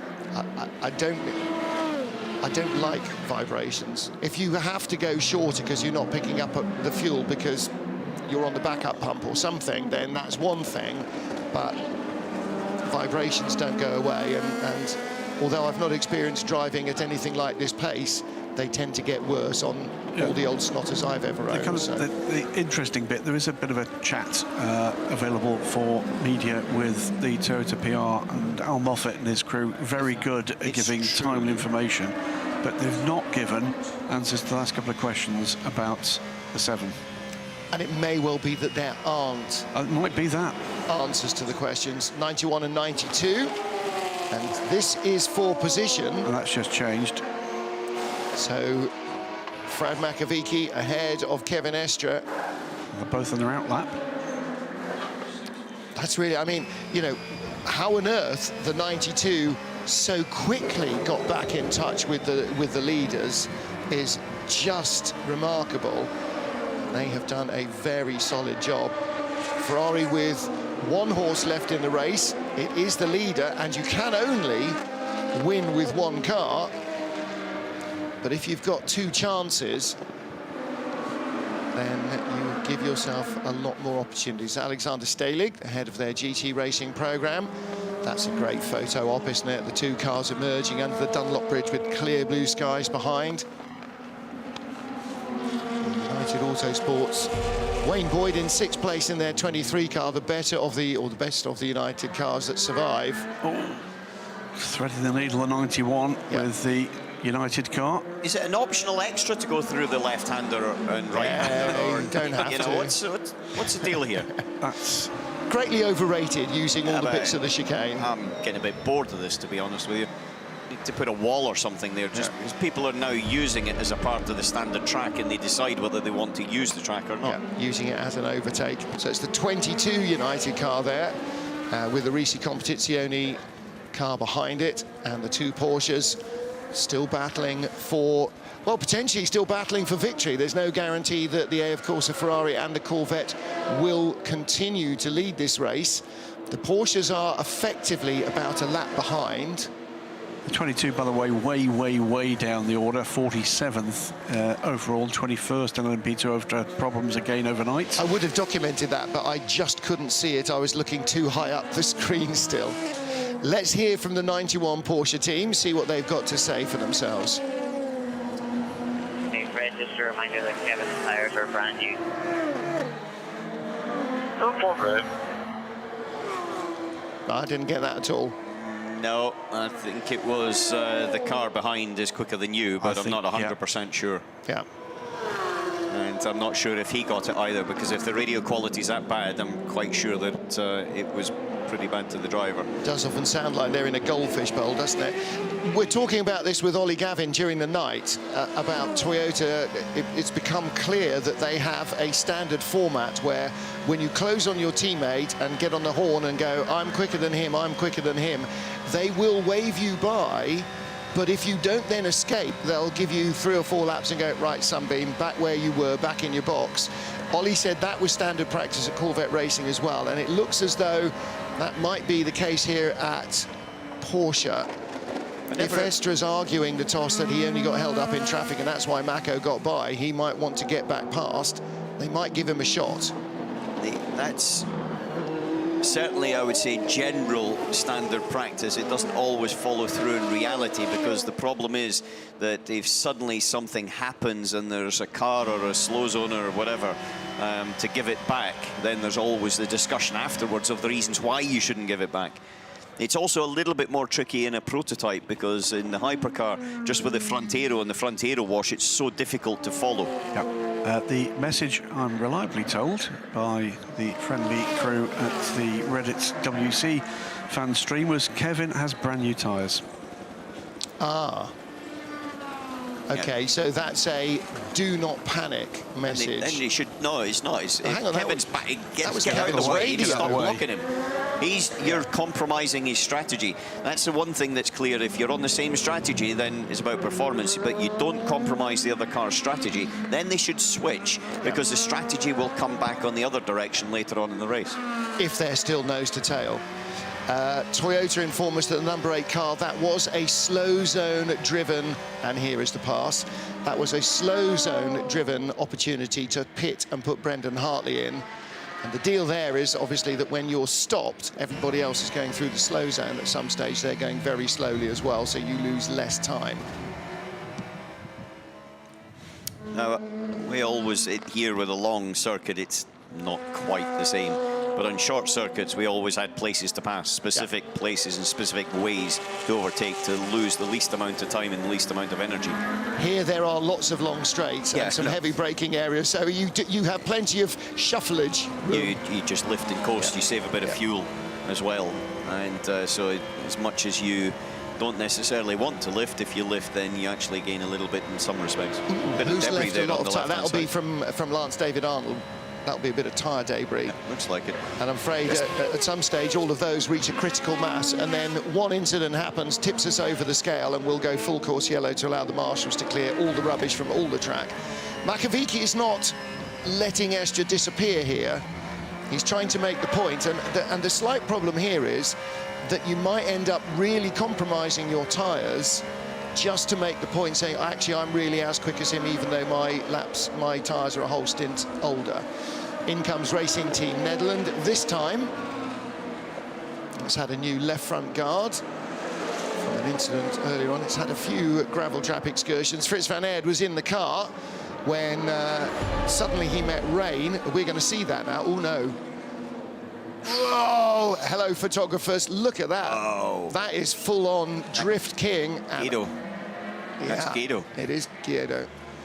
But did you see the photographers at the barriers there? I mean, that's a full rally stage now. Full service. And have they put Fritz in? No, it's Job. No, it's Job. Yep.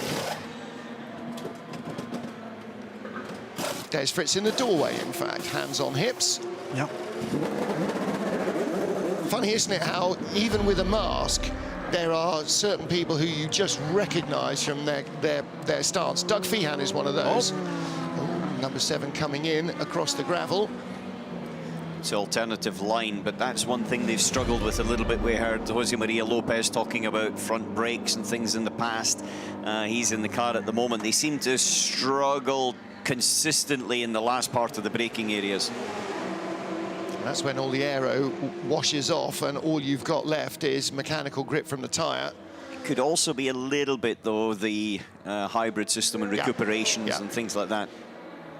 The interaction and also the brake balance shift. Saw a mechanic there with a pressurized canister, so that's either fueling system or oil system. It's a little bit like when they plug in the airline, it's got a dry brake and you have this pressurized system, you plug it in and it empties the can. And in fact, that looked like if it's putting that much oil in, that looked like it was a good 4 litres.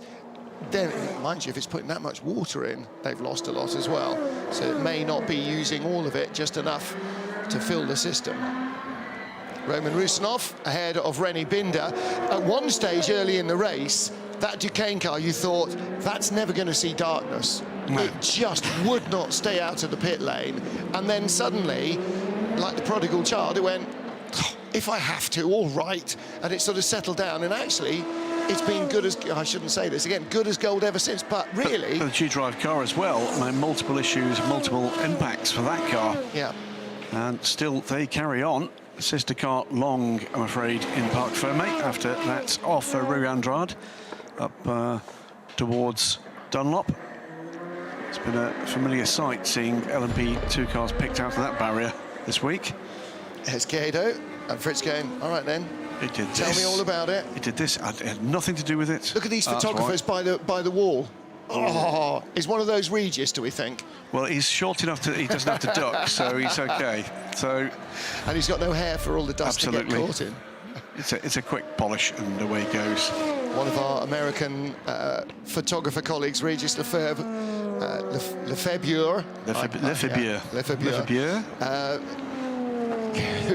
who was assaulted, nearly assaulted very rudely by an Audi in the middle of the night, in the middle of the forest. I think on the run down to Indianapolis, he was behind the barriers.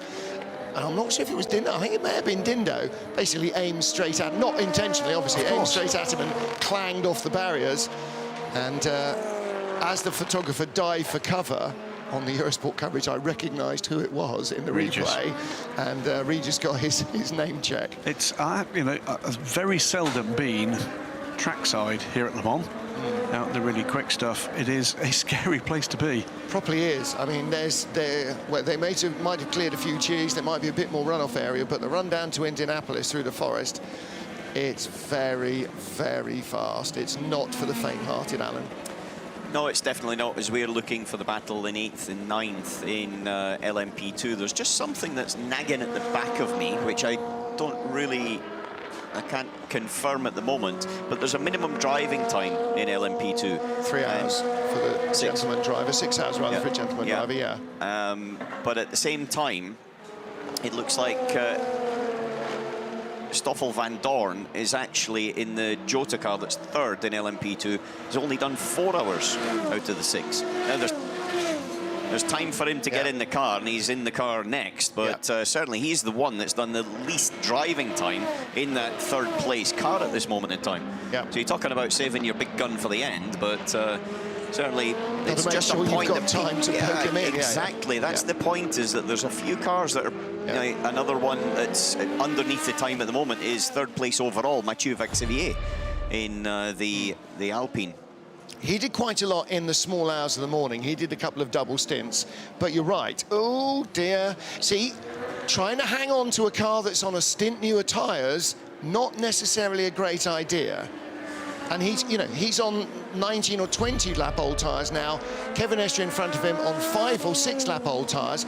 You're not going to hang on to him at places like Mulsanne Corner, at places like Arnage, at places like the chicanes, because that's where his newer tyre is going to be most significantly an advantage over yours. Yeah, but you do have to try. You do have to try, but you have to judge where you're trying. Yeah, I'm not a driver, but I'm not thinking he's judging that right. No, he definitely went in a bit deep, I'll give you that. Yeah. Reese in the pit lane, and a little, a late call. Oh, no, engine. Oh, no. Engine. Look at the pumping out the left-hand side bank. That's burned a cylinder. Yeah. That's the end of the race for Rizzi Competizione. Ollie Jarvis in. Ollie Jarvis had a similar incident when he took the car out in the small hours, taking over after Felipe Nasser's massive run, and came straight back in. And what was it they changed? They had to take the car apart. I don't know, but I think they changed an oil filter or something. I think there's been a bit of an issue with oil filters getting damaged. I don't know why, but that's going no further, is it? No, that's going to be the shutter doors down on the Risi Competizione car. I've got to say, stunning, stunning livery. I love looking at it. You just saw the puddle of oil that it's draining as it comes back in, or fluid of some kind. Third place in GTE AM Iron Links team manager to the race director immediately. And that's never a good sign. Every time I've gone to see the race director, Eduardo Freitas, it's been a one-sided talking discussion. That's because you've always been a naughty boy. I'm not sure that's necessarily... I was being friendly going to see him. Not sure that's necessarily the case with Rino Mastronardi. Yeah, but why is he being dragged up there? No, I don't know. Normally these things can be done digitally, but if he's going there, then he's got to explain something that's got a bigger consequence next to it. That'll be for final evidence of something, won't it? And that's not a driving issue either. That has all the hallmarks of it being a technical infringement of some kind. And ahead, Dylan Pereira rapidly catching Francois Perraudot at the moment. Very different fuel strategies at the moment. So was it 4 or 5 laps into the stint for Francois Perraudot? It's 12 or so for Dylan Pereira, so he'll be on pit lane reasonably soon. But can he catch the leader before we get to that point? And that will mark another swing of the pendulum in GTM. Frank Mir, meanwhile, is catching Mathieu Vazevier at the moment.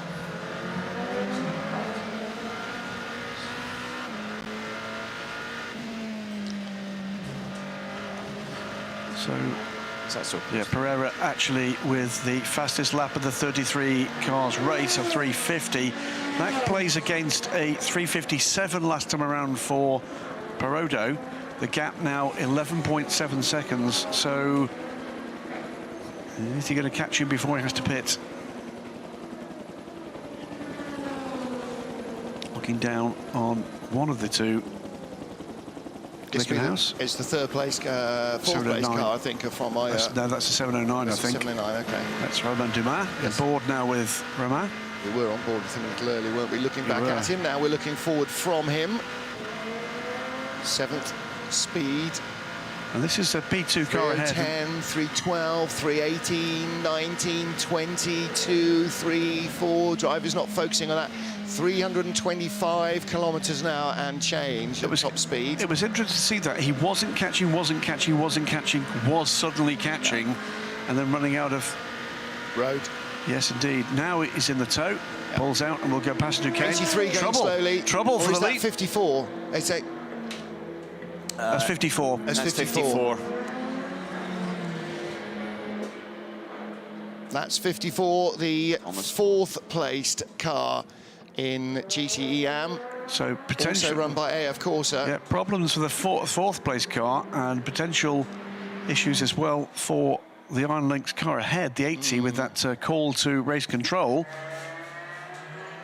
What's that on the driver's left? Has he got a left rear issue? Yeah. It's something dragging underneath the car. It's not a left rear issue. It's all inflated. Tires are inflated. Yeah. But something a bit bizarre.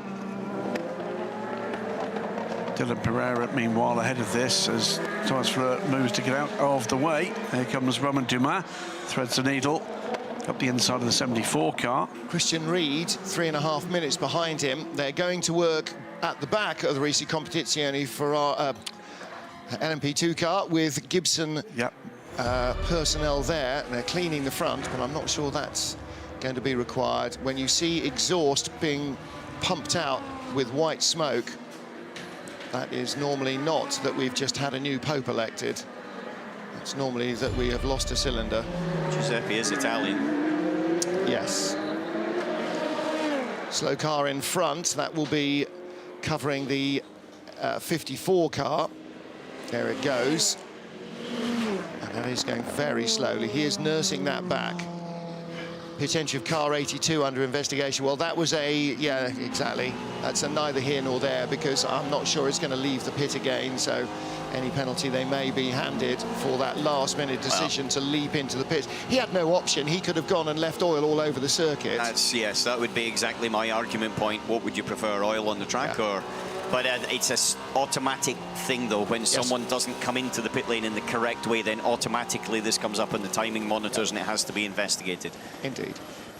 And rightly so, because you can't have people sort of halfway through the chicane just suddenly going hard right. That's the way very big accidents happen.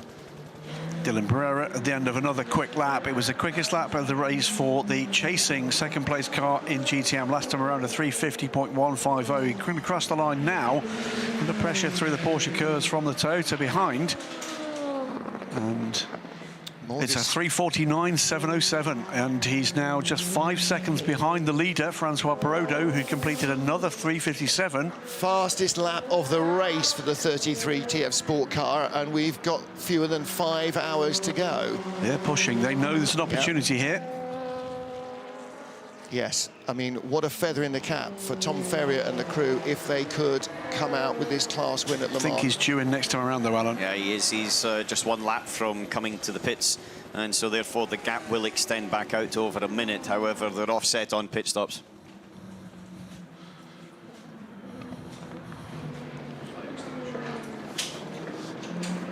But, officially 48 cars still running.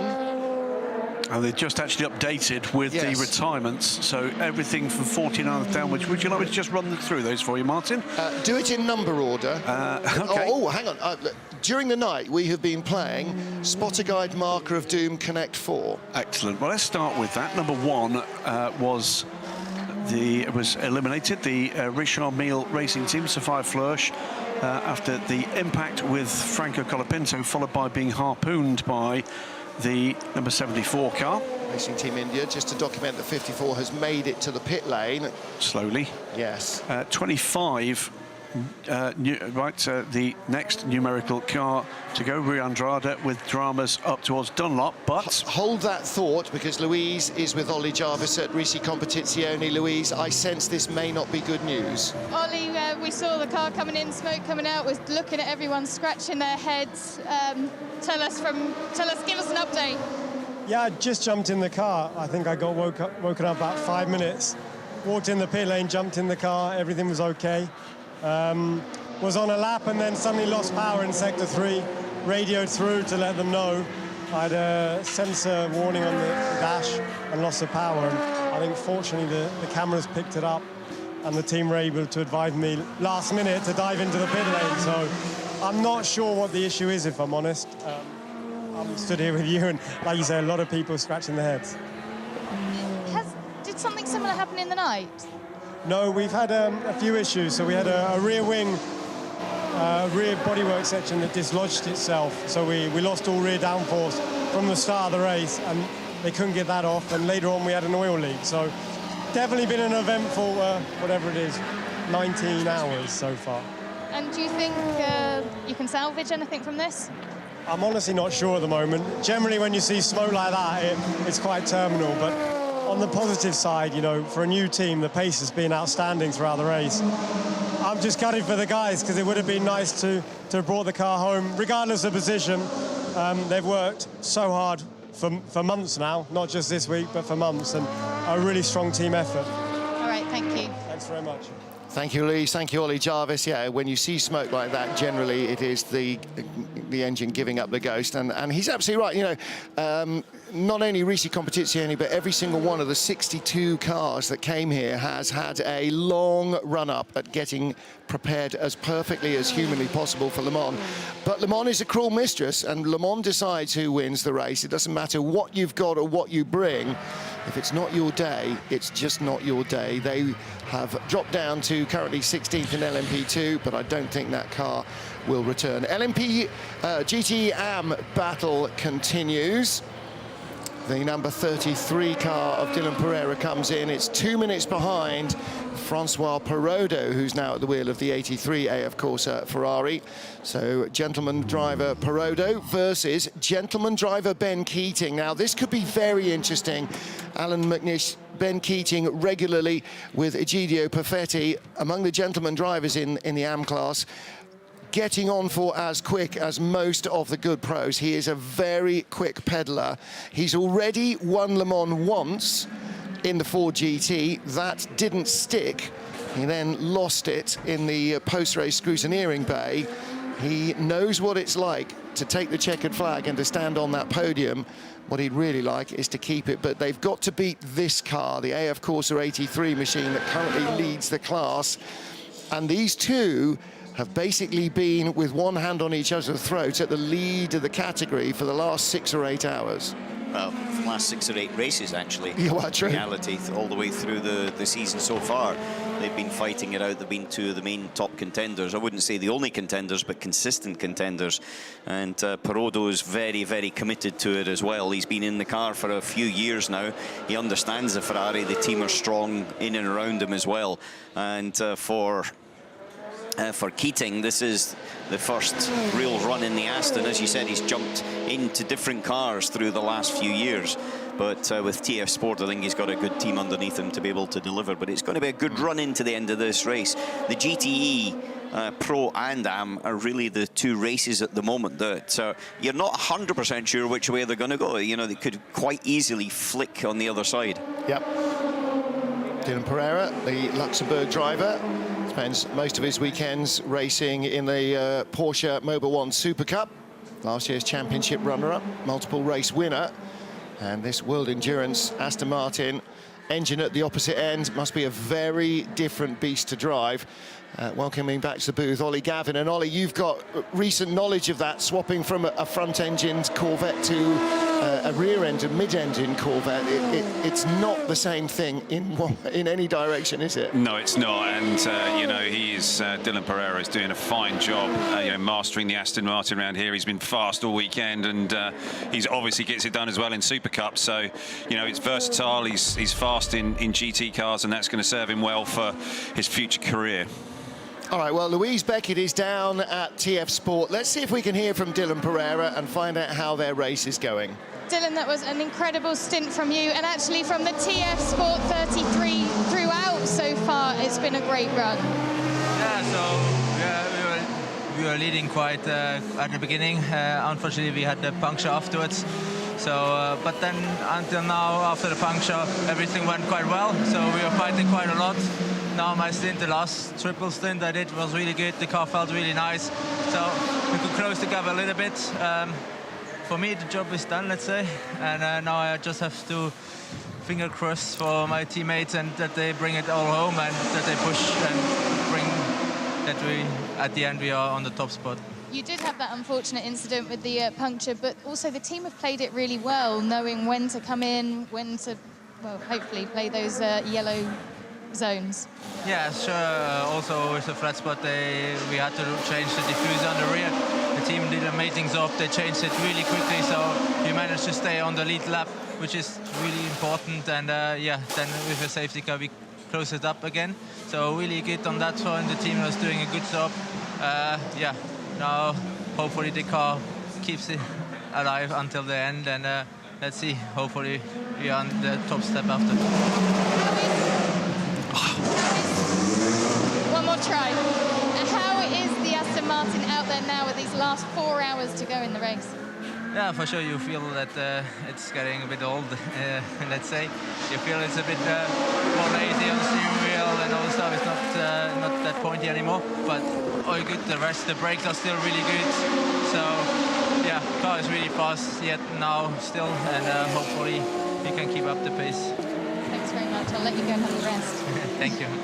Yeah, sounds like he needs it. Dylan Pereira with Louise Beckett down in the pit lane. Martin Haven with Alan Manish and Ollie Gavin in the commentary booth. And Ollie, 4.5 hours to go.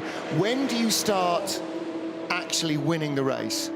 You know, they always say the Indy 500 is 400 miles to stay on the lead lap and 100 miles to win it. Is this 23 hours to stay on the lead lap and an hour to try and win it? No, you're working away at it the whole time, and you're trying to work yourself into a point of strength, and getting the strategy all lined up and right. And all the engineers have been spending quite some time looking at the end of the race and working their way back, trying to figure out, okay, how many more stints can we do, which tyres we're going to line up, which driver we're going to put in the car, and watching the evolution of the track as well. And the engineers at this point are seriously stressed. They are working all of the numbers. They're trying to make sure that they're getting the right tyre in that oven, get it warm, but also getting those pressures right, because they know if they make one tiny little slip with that, you're going to be sending their car out with the wrong pressures, and the performance of the car is going to go down. And the problem is we're at the end of a very tiring 2 weeks, mentally and physically. They're exhausted like we are, like the mechanics are, like the team is. We actually just saw that with the Jota boys. Yeah. They released the car, and they still had the grounding cable attached to the right rear wheel, and it pulled away, and then the thing flew back into the pit box. Yeah. And it's all those little things that the boys are just tired. They're just starting to make a few little errors and mistakes. That's the sort of thing that Jota would be all over all day long. Yep. But it's tough. This race is just brutal, not only physically but mentally. I was going to point out that unusually they did tyres then fuel. Yeah, it's odd. Normally the first thing that happens is the fuel hose goes on. As soon as it hits its marks, the mechanics scramble up it, clean the windscreen, clean the lights, all the other stuff. Maybe there was it was completely out of sequence, and there was something else going on. But they had the tyres ready, so it wasn't an unexpected stop. And just tyres first, then fuel, because you're never going to do tyres only. That's not a thing. Right. It's only ever going to be fuel only, and that's why fuel always goes in first, because whatever else you're doing, you always need fuel in it. I can't think of a time I've ever seen that happen before. Maybe there was just a misunderstanding with what they were going to do. They weren't going to take tyres, and then they did, and it was all, I can't explain it either. Was the tent blown off our roof overnight? We're just looking down there on the right-hand side of the Ford chicane from the helicam, and you can see I can see the roof of our commentary booth, which should have a tent on the top. It's not our tent anyway, is it? No, it's not our tent. No, it's the studio for TV2 Denmark, but it didn't seem to be there in the heli shot. No, you're looking at the one next door. Ah, okay, right. Good. You're as tired as the engineers at Jota, chap. See, Yes, it's even absolutely. Duff in the comms box. James Collado getting ready. He's going to be going in next into the 51.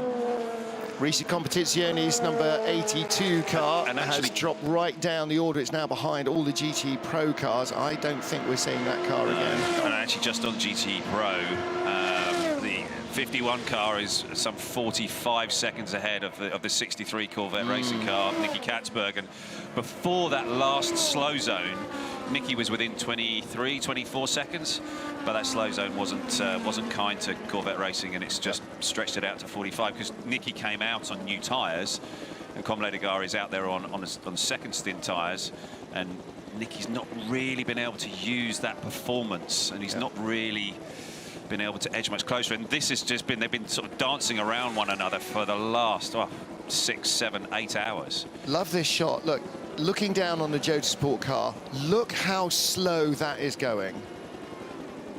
You know, with the width of the road, you've got a 2-lane normal highway, and then you've got the big sort of side areas, and there's nothing to judge it by, and you're looking down, going at the same speed from that plan view.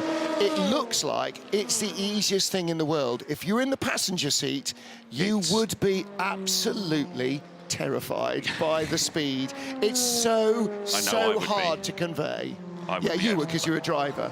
I hate it. Even Mrs. Gavin terrifies you. No comment. I'm not getting into any of that. It's daylight. Yes. It's no longer safe. No, I was chatting to Alan a few minutes ago, and I said possibly the most impressive thing about the Corvette being second at the moment is that they stayed in touch through what was quite a long, cool, dry night. Yes. When everybody else in GTE was using their nighttime tyre, the softest rubber that's available. And you were saying that's not an option for Corvette, but they've still kept themselves in the hunt. Yes, they did. And I think the soft tyre that Corvette have for their car is just quite a wide window. I mean, it's not, it's almost, it needs to be softer for them to really make use of it.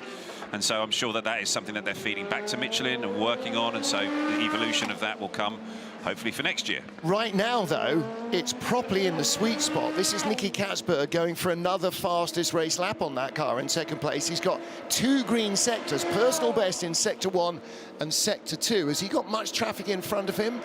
Not sure he has in Sector 3, so... Full course yellow coming. 25 seconds. 25 seconds, there's Eduardo. So is this, do you think, to pick up 20 debris? seconds. It will have reached critical mass. We saw that 15 seconds. Rouge. And so he will go full course yellow, and that allows all the marshals to get their jobs list done. 8, 7, 6, 5, 4, 3, Do you think of course would bring the 51 car in? We are under full course yellow. We are under full course yellow. Depends how long it stays out as well. And it also depends how many fresh sets it's got of tyres. It's done 14 laps. It's going to have to come in. I think it's a good time to do that for Ledgard. He's on the back. He's on the Mulsanne straight coming out the first chicane. Yeah, that timing of that could be absolutely perfect for them and terrible for Corvette because Nicky's fastest lap for Nicky in Corvette. He's just gone past the pits, so it's not an option for them. So they can't. If they could have dived in then to take advantage of that, but they couldn't. And it looks like the opportunity's turned into the Ferrari's favour. Depends how long this is, though, because you know, they're still probably 4 minutes away from being towards the pits. Yeah. Francois Perrodo is quite close, or sorry, I should say, in GTE. Yeah, it's Francois Perrodo that's in the car at the moment. He's pretty close to coming towards Porsche cars, and so definitely for him. And then behind him, Ben Keating is about another 2 minutes back at pace car speed. Just saw a marshal there with a floppy from the Dunlop chicane. That might have been perhaps the piece of debris that triggered it if he's picked that up from the racetrack rather than from being out in the gravel trap. But you know, all the marshals posts, every single one of them around will have, we've got a bit of debris here, we've got a bit of debris there, and there's a to-do list, and eventually something will tip it over the edge, and Eduardo will trigger full course yellow. I said that this is likely to happen a little while ago when we were looking at some of the other debris, and somebody didn't get the memo. That's the Iron Lynx number 80 car. That's a really big error. That's the car that lies in third with Rino Mastronardi. That could have been the end of their race. So Iron Lynx third and fourth, 80 and 60. They've got 2 shots at a podium finish here. AF Corsa lead with their Ferrari number 83. TF Sport at the moment, the Aston Martin in second place. The only thing potentially preventing a Ferrari clean sweep of GTE AM. And Ferrari, for a long while, were 1-2 in GTE Pro until Sam Bird had that high-speed tyre explosion in the 52 car. And that dropped them, well, way out of contention and many laps back. We're talking about Francois Perrodo there. He's just gone past the start-finish, so it certainly wasn't a opportunity for them, even although they were pretty close to their pit window. Louise Beckett saying, is this doing anybody any favours? Well, if Toyota need-ish a pit stop, they could duck in, but... I think the 51 car is really the only one that I can see the Ferrari in GTE Pro. If they can get themselves to the pit lane before this goes back to green, then they would... For me, Perrodo would have been an ideal one as well. He was kind of, he's 2/3, 3/4 way through his stint. We're going green in 6 seconds, so it may well have been communicated that it'll be a 2 or 3 minute full course yellow rather than a 10-minute one. So Discord, yeah, we go green again. So the teams may well have had more information from race control. Lots of cars shown as stopped. That's because they are going very slowly between sector beacon and sector beacon. So as soon as they go green and they speed up, then they will be reverted to the natural status. WRT coming in. Okay. Well, that may have been forced on them. That's the car from second place, Yiffy Yi. He'd done 10 laps already at this point. And he'll stay in. So WRT first and second. You can see the list of retirements there, down to the 98 Aston Martin, our first official retirement. It wasn't the first car that was out. 98, 99, number 1. They've all gone. So getting ready for driver changes. Into your pole, Jakub Śmigkowski comes down pit road. There is Kuba in the number 34 green and yellow car. And that car currently 5th place in LMP2. And Alan, this is one of the teams that came into Michelin Le Mans Cup, graduated to European Le Mans Series, stepped up onto the big stage this year in World Endurance. They are proof positive that the ladder that attracts people to come and race at Le Mans works well.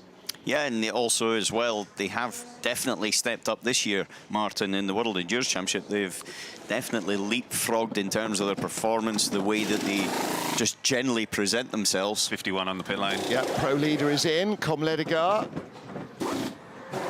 Yes, they absolutely have. You know, they started 4 or 5 years ago racing in V2V. They learned their craft in that with LMP3 cars, brought LMP3 into Michelin Le Mans Cup, graduated to P2 in ELMS, and now P2 in the World Endurance Championship. And top 5 in a race as attritional as this one.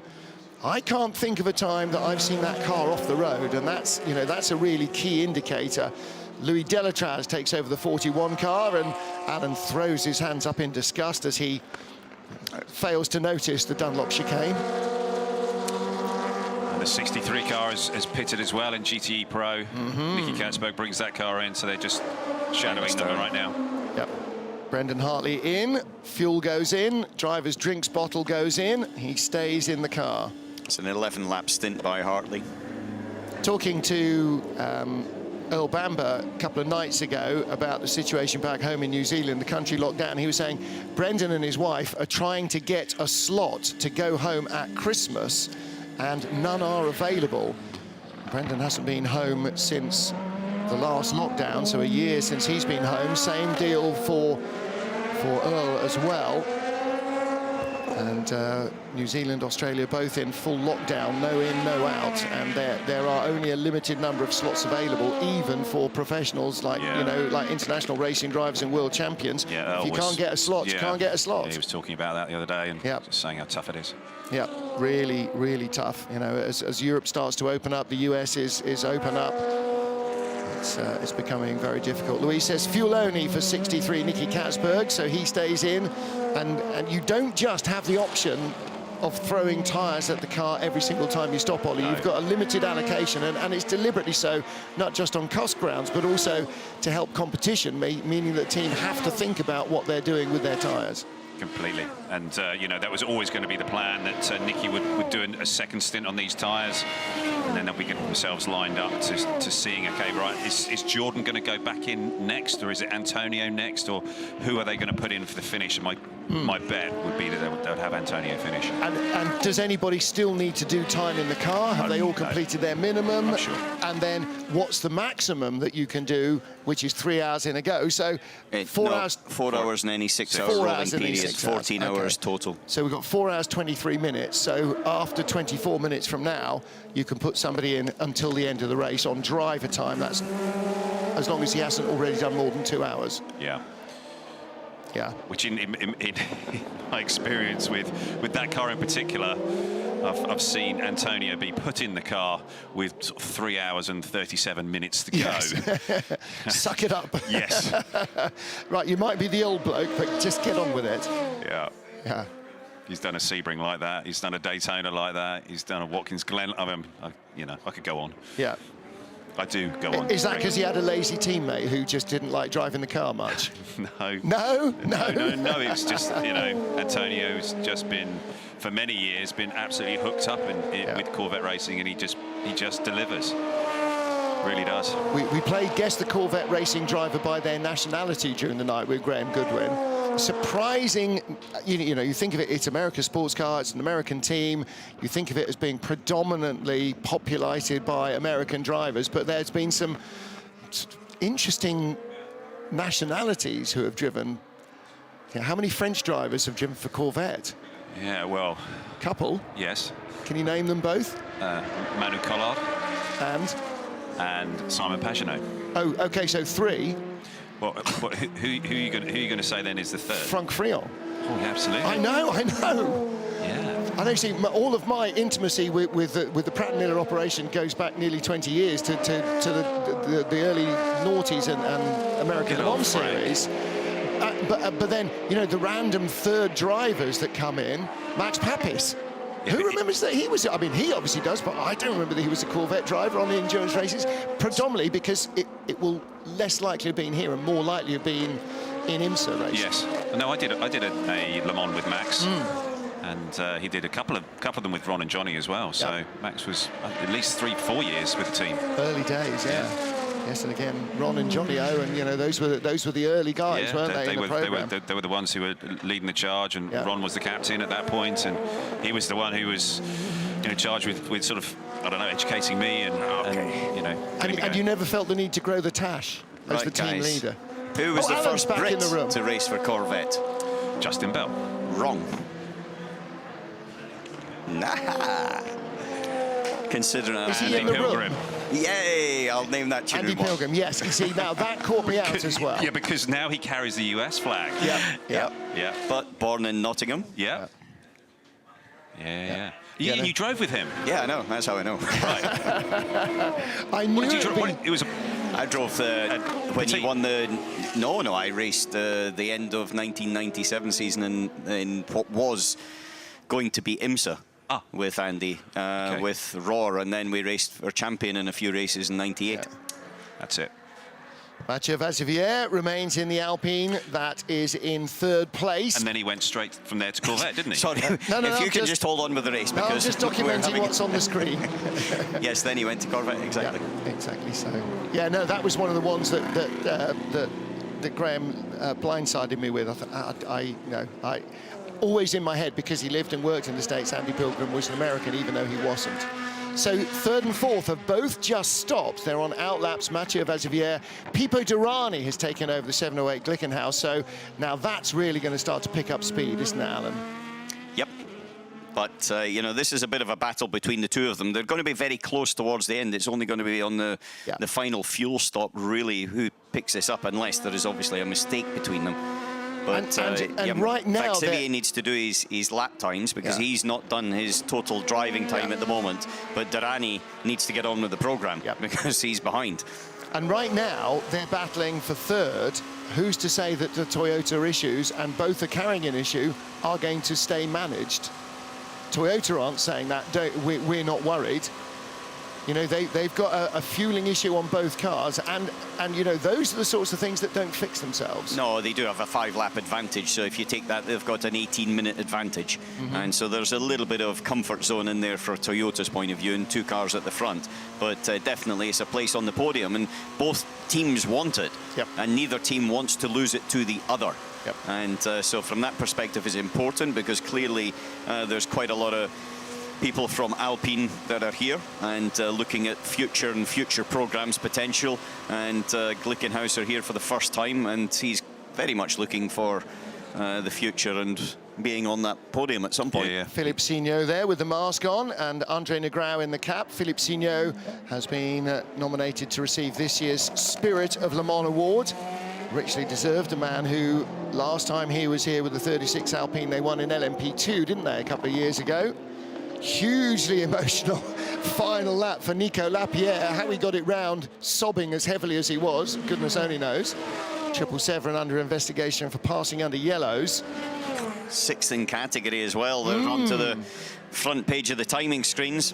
They had a lot of early issues, and they are just creeping up slowly from behind. They are really just pushing on hard with that car.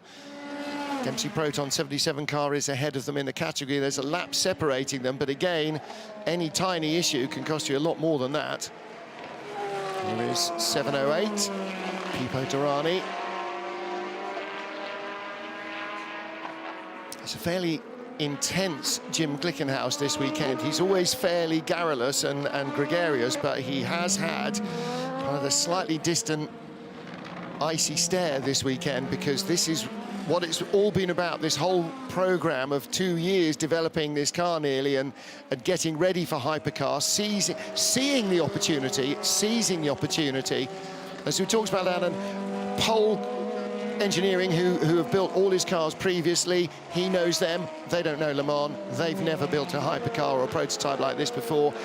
You've got Pipo Moteur, who build rallycross and rally engines. They've never done an endurance engine before. Basically, they put a common crankshaft in 2 4-cylinder turbo rally engines and created a new power unit that's never run before this season. The whole deal, you know, you've got Sauber's wind tunnel trying to bring their Formula One experience to endurance racing. You've got the sort of the nous of some of the brains at Yoast trying to massage it into the right place. This is so many disparate elements that have never worked together, working together for the very first time and coming to Le Mans for the very first time. It's a big mountain to climb. Yeah, certainly there is, but I think there's a lot of the elements in there that do have very good experience of what is the base points of requirement. You know, Sauber have been developing a lot of sports cars, or their tunnel has developed a lot of sports cars in the past, I'll put it that way. And same, Yoast have been involved in different programs, and also even the new people in Yoast have been involved in different programs. The thing is about bringing it together to function as one team, as opposed to necessarily bringing it to function as one car, because I think that's the harder part about it, and that's the area where you find out when things go wrong, when you're backs against the wall, is how they fight out of it. The second Glickenhaus, this car 709, has been sort of towards the bottom of the top 10 overall, almost from the beginning of the race. But actually, you look at the gaps, it's only a lap adrift. Again, it doesn't take much to go wrong in front, and suddenly 709, which has been sort of almost the forgotten one, could be there. It could be a threat. It's only a lap behind the battle for third, so that means effectively, with, 4.25 hours to go, we actually don't have 2 cars, we really have 3 cars in the battle for third. You look at, when you talk about a lap, it sounds like a long time, 3 minutes 30 seconds, but if you get a puncture at Tetra Rouge and you've got to come slowly back to the pits, then your lap's gone straight away. Tell you what, a lap here is a long way if you watch me trying to run it. To be honest, a lap round Knock Hill's a long way trying to watch you trying to run it. Yeah. Just because you lapped me at Fuji, that's not fair. Let's go into that. Jose Maria Lopez and Brendan Hartley, 1-2 overall and in the hypercar class for Toyota, and that's creeping out that gap a little bit. And then the battle for third, Alpine versus Glickenhaus. In fact, Alpine realistically versus the 2 Glickenhaus, and Romain Dumas in 709. I mean, that's got, both cars have got a really strong driver lineup. There's no question that they've got the will and the talent to put it on the podium. Whether they have the opportunity and the luck remains to be seen. Yeah, and Dumas at the moment got his eye focused on 20 seconds up ahead where Stoffel van Dorn, and this is a battle for 7th place overall. It's not in the same category, but the P2 and the hypercars are pretty close at the moment generally, and that's what I think is going to be the focal point for Romain Dumas at the moment. At the same time as well, fastest lap for the car for Dragon Speed, 2nd place in Pro-Am in LMP2, 12th in category, but 2nd in Pro-Am. Ben Hanley is now 9 seconds behind Esteban Garcia, and he's just done the car's fastest lap. So I think the Pro-Am category is going to have a switch there for the lead. Jaap van Uitert leaving the pit lane. That car in 13th place in the LMP2 category and 3rd in Pro-Am, so that is a Pro-Am podium spot at the moment. Real Team's Garcia, Dragon Speed's Hanley, and Racing Team Netherlands Van Uitert. High Class and Graf Racing are 4th and 5th in the category, and they are a lap and 2 laps behind Racing Team Netherlands. But the job is not done. Over 4 hours remain, still more than a 1/6 of the race distance. In fact, we've got 1 ELMS race still to go, plus 12 minutes. Yeah, and that battle in GTE Pro between the 51 Ferrari and the 63 Corvette James Collado in the Ferrari, Nicky Katzberg in the Corvette. It's, you know, sort of stabilised around about that 40 seconds. Yeah. And we'll just have to see if James can stretch that out a little bit because he's on fresher tyres. Yes, and that was the thing. Again, Nicky is maintaining that deficit to the Ferrari in front, despite the fact that his tyres are a stint older. Yeah. So again, you know, this can all come down to who has the best run on freshest tyres, maybe at the end of the race. Yeah. With 30 seconds in it, that can go either way still.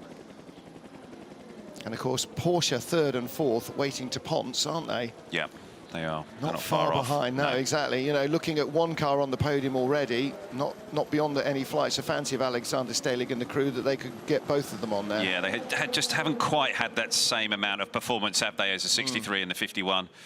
But they are sort of just circulating, just shadowing a little. It's Ferrari 134 in GTE AM. It's only the TF Sport Aston Martin that is separating them from a current clean sweep. Iron Lynx Rino Mastronardi in 3rd, Iron Lynx Paolo Roberti in 4th in the AM class, and AF Corsa's Francois Perrodo leading in the 83 car in GTE AM. So Ben Keating at the wheel. Let's take a look at their relative performances. Francois Perrodo last time round 3:55.8 and Ben Keating 3:55.5. So very little to choose between them. In clear air and a clean track. Of course, you don't get clear air or a clean track at this time at Le Mans. It's how the traffic treats you a lot that makes a difference in your lap time, as much as the driver's actual ability to perform in the car. You know, Ben Keating's averages have been really impressive, really impressive. You know, almost on a par with Dylan Pereira. And we've been saying that for the last sort of 12, 18 months. He and Egidio Perfetti, and actually Francois Perrodo as well, because now he's back in the Ferrari and not in an LMP2 car. He's very much in the happy place. They really put it together in a race. They really do. It's fantastic. Yeah. So Fraga, I think, will be finishing in the 33 TF Sport Aston. Okay. On board with Jose Maria Lopez, our race leader, by... How much is he in front? A lap, isn't it? Yeah. Is it a full lap now? Because the 8 stopped before. Where's the 8th car on our plotter's guide? It's about a quarter of a lap back. So the number 7 car is leading with a little bit in hand. Yeah. Remains to be seen how much their previous issues trace them. Just working the traffic here, coming down into the second chicane. It's getting a nice tow off the United car. And the car sort of seems to stall out at about 315, 320 kilometers an hour. Pretty slow, really. Yeah, the average. Not much in terms of top speed difference between the hypercar and the fastest of the LMP2s, maybe 4 or 5 kilometers an hour, but it's how quickly they get there and how quickly they wipe it off as well that tends to make the difference. Certainly off of a corner like Tetra Rouge, which is a sort of medium high-speed corner, and they can really use that hybrid punch. Get them up to that speed quicker. Oh, down at Mulsanne corner, kind of drifting his way through the turn there. Is that to be recommended on a radial racing tyre? He's making it work. Well, he is, isn't he? Yeah. I think now the 7 crew, they've been the bridesmaids 3 years in a row, 4 years in a row now, and they definitely want to win this one. They are now starting to become quite, not desperate, that's not the right word, but I'm sure if you talk to them about it, there's that sort of steely glint and faraway look. Yeah, absolutely. They can't come runners up here again to the number 8 car. They just can't. A, it'll break their hearts, and B, it'll torpedo their championship challenge, I think. They've just got to somehow have luck on their side. Our AM leader is in pit lane. Francois Perrodo just scuttled in underneath our window. And so that car in for what should be, I think, routine service. And Ben Keating will close a little. Porsche pit stops as well in GTE Pro. Jimmy Bruni has taken over the 91 car, I think. Don't think he was in it just now. That's the car that's in 4th place. Kevin Estre, it was Richard Leeds, wasn't it, in it before? Kevin Estre is in the 92 car, should be in. Here is 83, our GTE AM leader. 1 orange light on the side of the car. Again, thank you, Don Paynos, for that. That was something he introduced, the leader lights in the American Le Mans series. Before, you just sort of had to know the colour of the car and be able to hear the commentary. Now, even if you don't know what the car is, or if you can't hear any loudspeakers, if it comes past with 1 coloured light on, you know it's leading whatever colour that class is. Yeah. And here's the number 7 car. Again, 1 light illuminated on the side of the Toyota. It's a red light, because those are the colours of Hypercar and were of LMP1. The top category, LMP2 blue. That's not Francois Perrodo, that's a car late. Perrodo stayed in, by the way. So it is. It's just fuel, I think, for that car. Yeah. Oh, no, he's going in the garage. No, he's not. No, he's not. Easy. Didn't see the tyres waiting on the apron there, but the car went up in the air. Someone massage this man's back. He's a little bit stressed. Okay, you know that cup of tea that you offered me earlier? oh, it's Duncan. Shouldn't you be working or something? Well, he will actually. Duncan will now get the kettle on, which is far more suitable use of his slender skill set. 92, having a check over. Jimmy Bruni is left, Kevin Estre stays in, number 7 on its way back out. Thankfully for Martin. Thankfully for the Toyota team, you mean? Your stress levels were through the roof there, Martin. Yeah, I hadn't seen the tyres, and suddenly, pink, the car pops up in the air. That's never a good thing if you don't notice that the team are ready. So a set of tyres, but no driver change here for the 92 car. Kevin Estre is desperate to try and redeem himself after binning the car in Hyperpole. Is this a roll of the dice to see if they can just try and close that gap, and Kevin to do qualifying lap after qualifying lap? Yeah, it's a put me in, coach, put me in. I can do it. I know I can do it. You know, I don't know how much time he's got left in the car and how much he can run, but yeah. I think that's not a problem. You know, they've been very equidistant all the way through with all the driver time, so I don't think that's a particular issue. No, I was thinking more of the 4 hours in any 6 in the final 6 hours of the race, because he's already been in for at least a stint and we've got 4 hours to go, so he can't, I don't think he can stay in to the end. No. Physically, I don't think he can anyway, but I think it's unrealistic, so. He has been very, very strong in that car, though. His averages are significantly better than the guys he's sharing the car with. Interesting little change going on at Iron Links in the number 80 car, Alan. Have a little scroll. When was the last time Callum Eilert was in the car? I sort of sense that he wasn't in during the night. I don't remember saying his name very often. That car's in 3rd place, and sticking in a young potential Grand Prix driver in the final 4 hours might give them a shot perhaps at winning this thing. They're a lap off the lead, or they're a lap behind the leader, and there is a 20-second gap from AF Corsa's 83 car to the 33 of TF Sport. The 80 Iron Links car, Callum Eilert at the wheel. Yeah, that gap really closes up after the 83's just had that stop, and it's not until they cycle through again and the 33 comes in to take its stop. Powder has been kept dry at G-Drive as well. There's a very fresh-looking Nick de Vries. And there's the Duquesne engineering team. De Vries looks fresh-faced and ready to rock and roll, doesn't he? Could be very entertaining. Yeah, it's going to be good. Stoffel van Dorn in the 26 Jota Sport car. And in the beg your pardon, Stoffel van Dorn in the 28 Jota Sport car, in 26. Roman Rusinov has, how much of his 6-hour allocation has he actually completed? Does he step out of the car at the next stop and toss the ball to de Vries? Eilert's been in for quite a long time, so has he? Okay. Yeah, it's not as if he's been quite on that. He's coming up actually to his 6 hours right now in 5 minutes. And who was the other person you were requesting information on, sir? How much more drive time does he need to complete? The 92 car, his pit stop is under investigation. He's done his time. Okay. So the next time the car, whoa! Next time the car stops, Roman Rusinov will step away from the machinery and give it to the hot shoes. This car he's chasing, still the number 30 car, the Duquesne engineering car. It is a very noisy teaspoon. You're absolutely right, Louise Beckett. That's some shoddy work on the mechanical apparatus by Duncan Vincent. However, he has produced a cup of tea at the end of it, which is lovely. Do bear in mind that there are open microphones in the room, though, Doug. That's it. Hand signals will suffice. In frustration, he clips Finley McNish around the back of the head. Probably deserved it. Yeah, well, yeah, just by sitting there. Not making the cup of tea, I was thinking. Hang on a second. I don't... Carry on and talk amongst yourselves.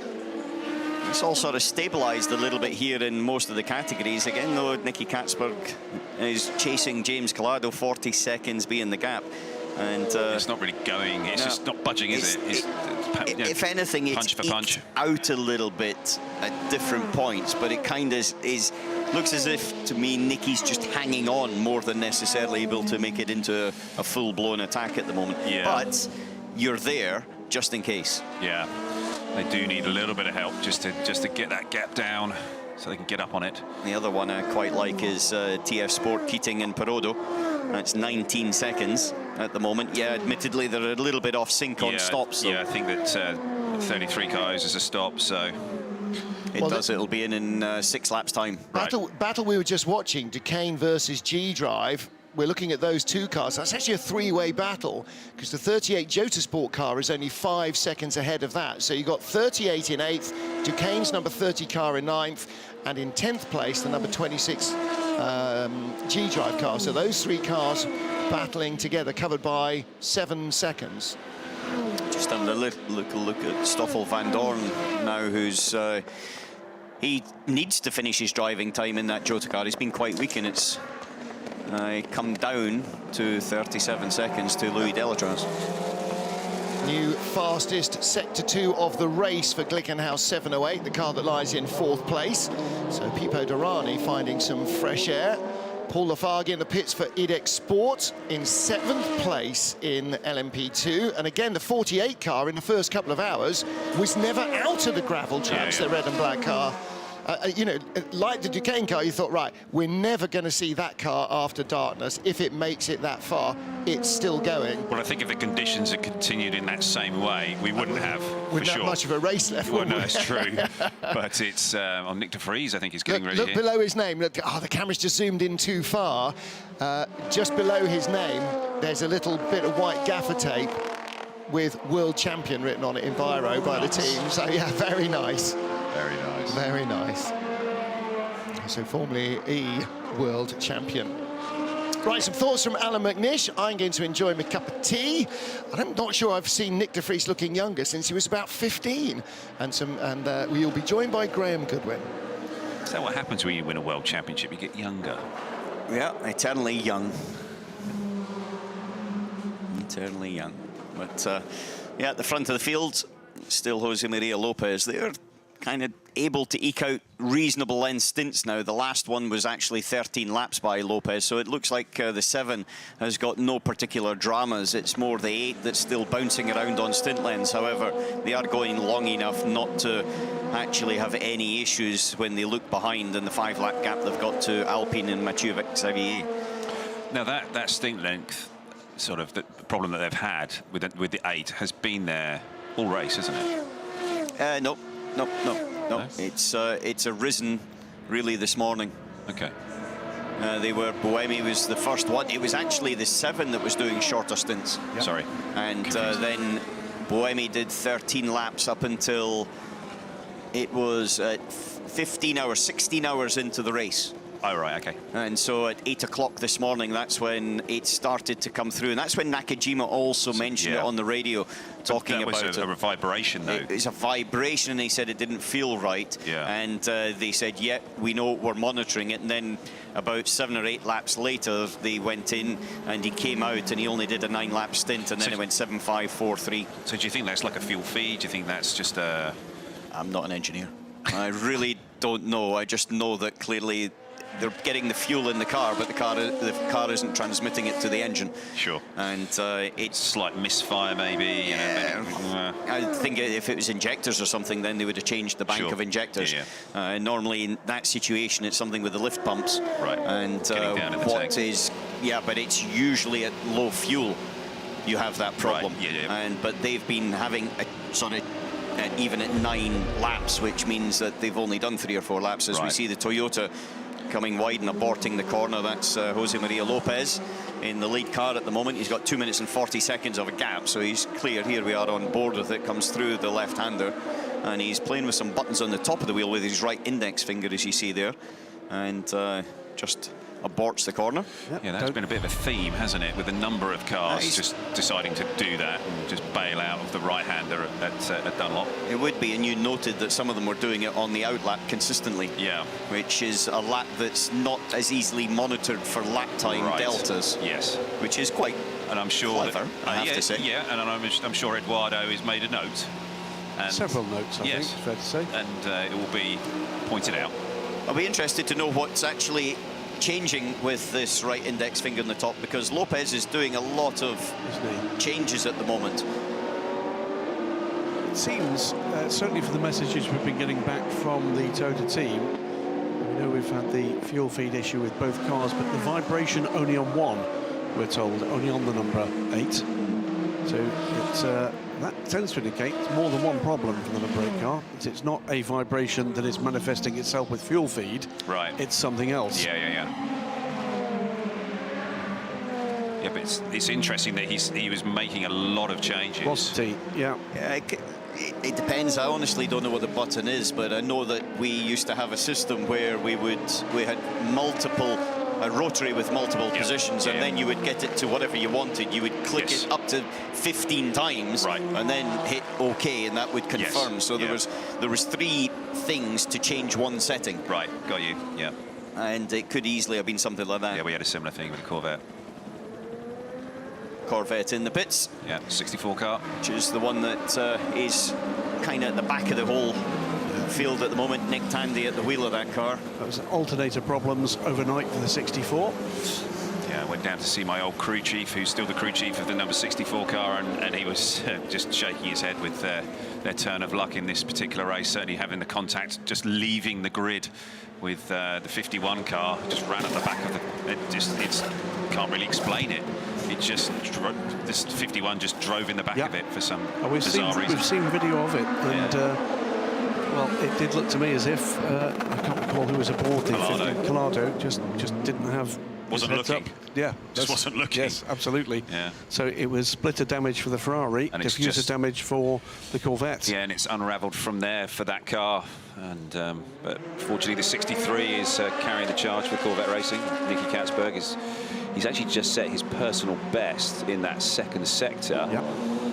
But that lead is still 41 seconds. James Collado just metronomic and It looked at one point as if that was on, and then it's kind of sort of eked away again. Yeah. There's still a European Le Mans Series or an Asian Le Mans Series race to go, though. 3 hours 54 minutes remain in the 2021. Yeah, 24 hours of Le Mans. All of these teams will be sitting there looking at, you know, who we're going to be putting in next and who we're going to be finishing with, and okay, what sets of tyres have we got now from now to the end?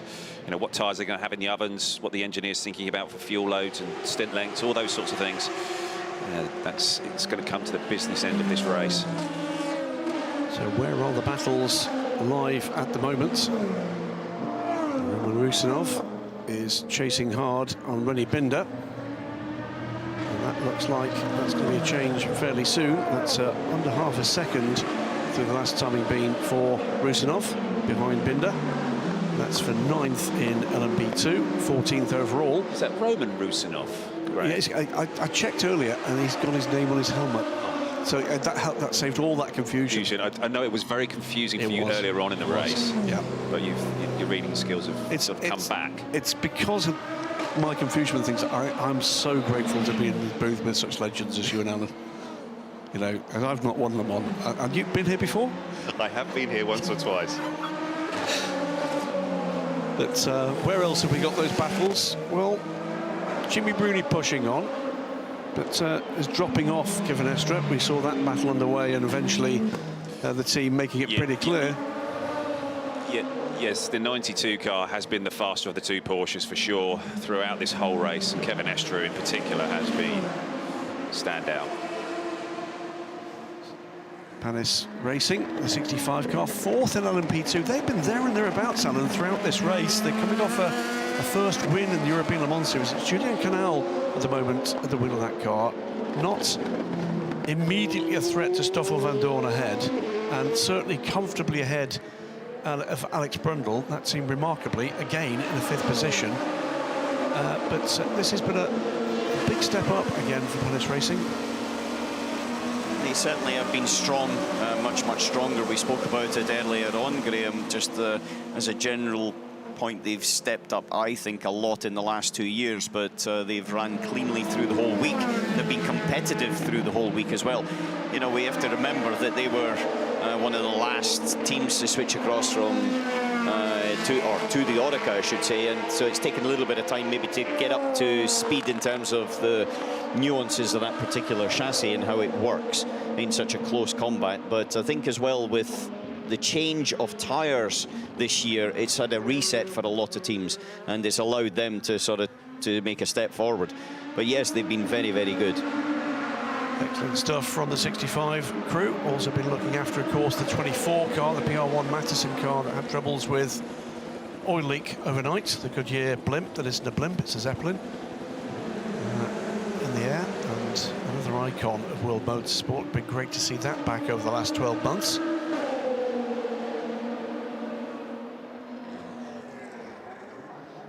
So still those two WRT Orecas. Ferdinand Habsburg from Louis Delatraz, that gap, 1 minute and 15 seconds for the lead in LMP2, and they've led comfortably through the night into the morning. The threats from behind have sort of dematerialised, Alan. Yeah, they've dissipated. They've really dissipated. It's only really the Jota Sport Car 28 Stoffel Van Dorn that even if they do trip up, that can, I think, pick up something from them. And they've been very, very dominant really from about midnight when they kind of got into their position and then solidified it. But partly because everybody else has dropped the ball at one point or another. Absolutely. It's not that they've just driven off into the distance. They have been very strong performance-wise, but they haven't really had any issues, and that's allowed them. They had most of their issues, funnily enough, was in the first hour. Yeah. When they disappeared backwards in terms of their position in LMP2, they were nowhere. But it was Jota that was at the front, and then every team has had a problem, a mistake or something, and WRT are there at the moment, 4 hours from the end. GT Pro in the 63 car has been much the quicker through and more consistent through the 24 hours of Le Mans so far. Ollie? Nicky Katzberg behind the wheel there. He's been the gun, hasn't he? He's running the full crack there on his visor. The visor fully open, which is the Nicky Katzberg full crack setup. As opposed to? Well, there's, if you bring it down, it'd then be just a half crack or a quarter crack. Okay. Yeah. It's this level of searing professional analysis we look for. To be honest with you, I really am disappointed I never drove for Corvette. I'd love to be in your debriefs. Excuse me, how's the car? Forget that. Just look at his visor setup. Oh. And he's got a sticker on the top. The level of detail that Nicky goes to with his visor setup. Two hypercars on pit lane at the moment. So Brendan Hartley brings in the number 8 car from second overall. 3 minutes or so back. It is Pipo Derani at the moment, the fastest lap of the race for the 4th place car, the 708 Glickenhaus. The sister car running in 7th overall behind those two Team WRT Orecas. The fastest, is on pit lane with Romain Dumas. We're on board now with Kevin Est. The lead of the two factory Porsches, but only 3rd. And he's 3.5 minutes back from that You're right on Corvette. This is the 8 car, and it's not. It's not going anywhere. No, they are. Yeah, but there is some information coming from the engineering, and they're waiting on confirmation. The chap with his head pointing in is looking to see visual feedback from some engineers that are looking at laptops. Yeah, they're frantically working it now, crunching the numbers. Okay, so just while we're watching this, and there's attention going on in the... it seems like they were changing a box, some sort of control unit. Away he goes. It's slightly shorter stint. So therefore it might have been changing the box and then having to do the reboot of the whole system. Absolutely. And you'd be waiting for that reboot, because when you do a master reset, it doesn't automatically just, it's like a computer, it doesn't just automatically start up and then you're ready to go. You have to wait until it's activated all the systems. And then as well, with the gap they've got, I would suspect they would then want to actually have a check of the key criteria to see talk if it's back and forth to one another. And also to make sure that if whatever it is they're looking at actually has got the connection and or better. Cost a minute in pit lane, 2 minutes on pit lane for that. That has allowed the Alpine to take back one of the laps. It was in arrears to the number 8 car at that point, but still 3 laps to the good over the first of non-Toyotas. I mean, if there was ever, you know, any chance that the 8 was going to win or going to beat the sister car without the sister car having a massive problem, it's now all gone, hasn't it? It does seem to be just increasingly troubled. So the Alpine 5 laps down on the leader, 3 laps down on the second place car, and somewhere in the middle there, it's around 4 laps on countback, isn't it? With the first of the Glickenhaus going quickly again in the hands of Pipo Derani, 2.5 minutes back from the Alpine. That's the top 4 before we then get into LMP2 territory, 5th, 6th and 7th at the moment, with that latest pit stop for the Glickenhaus, the 2 WRT cars, with the 41 on pit road now in the hands of Louis Delatraz. So in GT Pro, James Collado has just set the fastest lap of the race for the 51 Ferrari. They're looking to nail that in, aren't they? It's and it's 42 seconds the gap now to Katzberg in the 63 Corvette. So Gustavo Menezes in the pit box at Glickenhaus. He's the resting driver of the 7. Did race the car earlier this season. Of course, was a key part of the Rebellion team last year. Will be at Peugeot next year. But not on driving duty. But in GT Pro, there's sort of a message, I think, being delivered here, which is we're good. Yes, I mean, and they are. I mean, that's the thing. They, of course, are an unbelievably well-drilled team, and the Ferrari is a phenomenal machine. And there's got to be something special that's going to have to come from the 63 car to close that gap in these next 3 hours and 45 minutes. Into Europol, in and out of the pits, Alex Brundle with the 5th place car in LMP2. That was a regular pit stop. Panis Racing is in. G-Drive Racing are in. And hearing from Louise in the pits, Nick de Vries is stepping aboard. So our latest world champion of many in this field, Nick de Vries, and the first world drivers champion in Formula E, now a full FIA World Championship, is about to get in for his latest stint in the 26 car. That car a little way down the field in the top 10 for LMP2, but that's not what this team were looking for here, the Aura 01.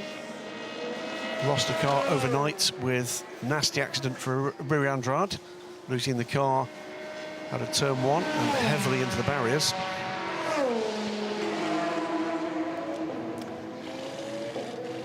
But looking for where the next move is going to come. Looking at that GTM battle, Ben Keating is wheeling in Francois Perraudot. How far has he got left on this stint for the 33 car, Alan? Because that's what he's tended to do, is get close, pit. Yeah, the pendulum is beginning to swing. Perraudot definitely, in my view, has got the advantage. And it is exactly as you say. He's got one lap longer before he has to pit, and that's the issue, is that he's on the wrong side of the pit strategy. Okay, so hearing from Louise around the number 8 car, they connected the umbilical cable to change settings on the car. And to cost them about, what, 30-40 seconds on a regular pit stop for But I bet you're right, Alan. It was a full system shutdown, reset, connection, check everything, make sure everything's up and running, send it. Good look at the 708 car, hands of Pipo Derani. And whatever happens the rest of this race, it's been an impressive debut for the little team that could. Both the cars running, and running well.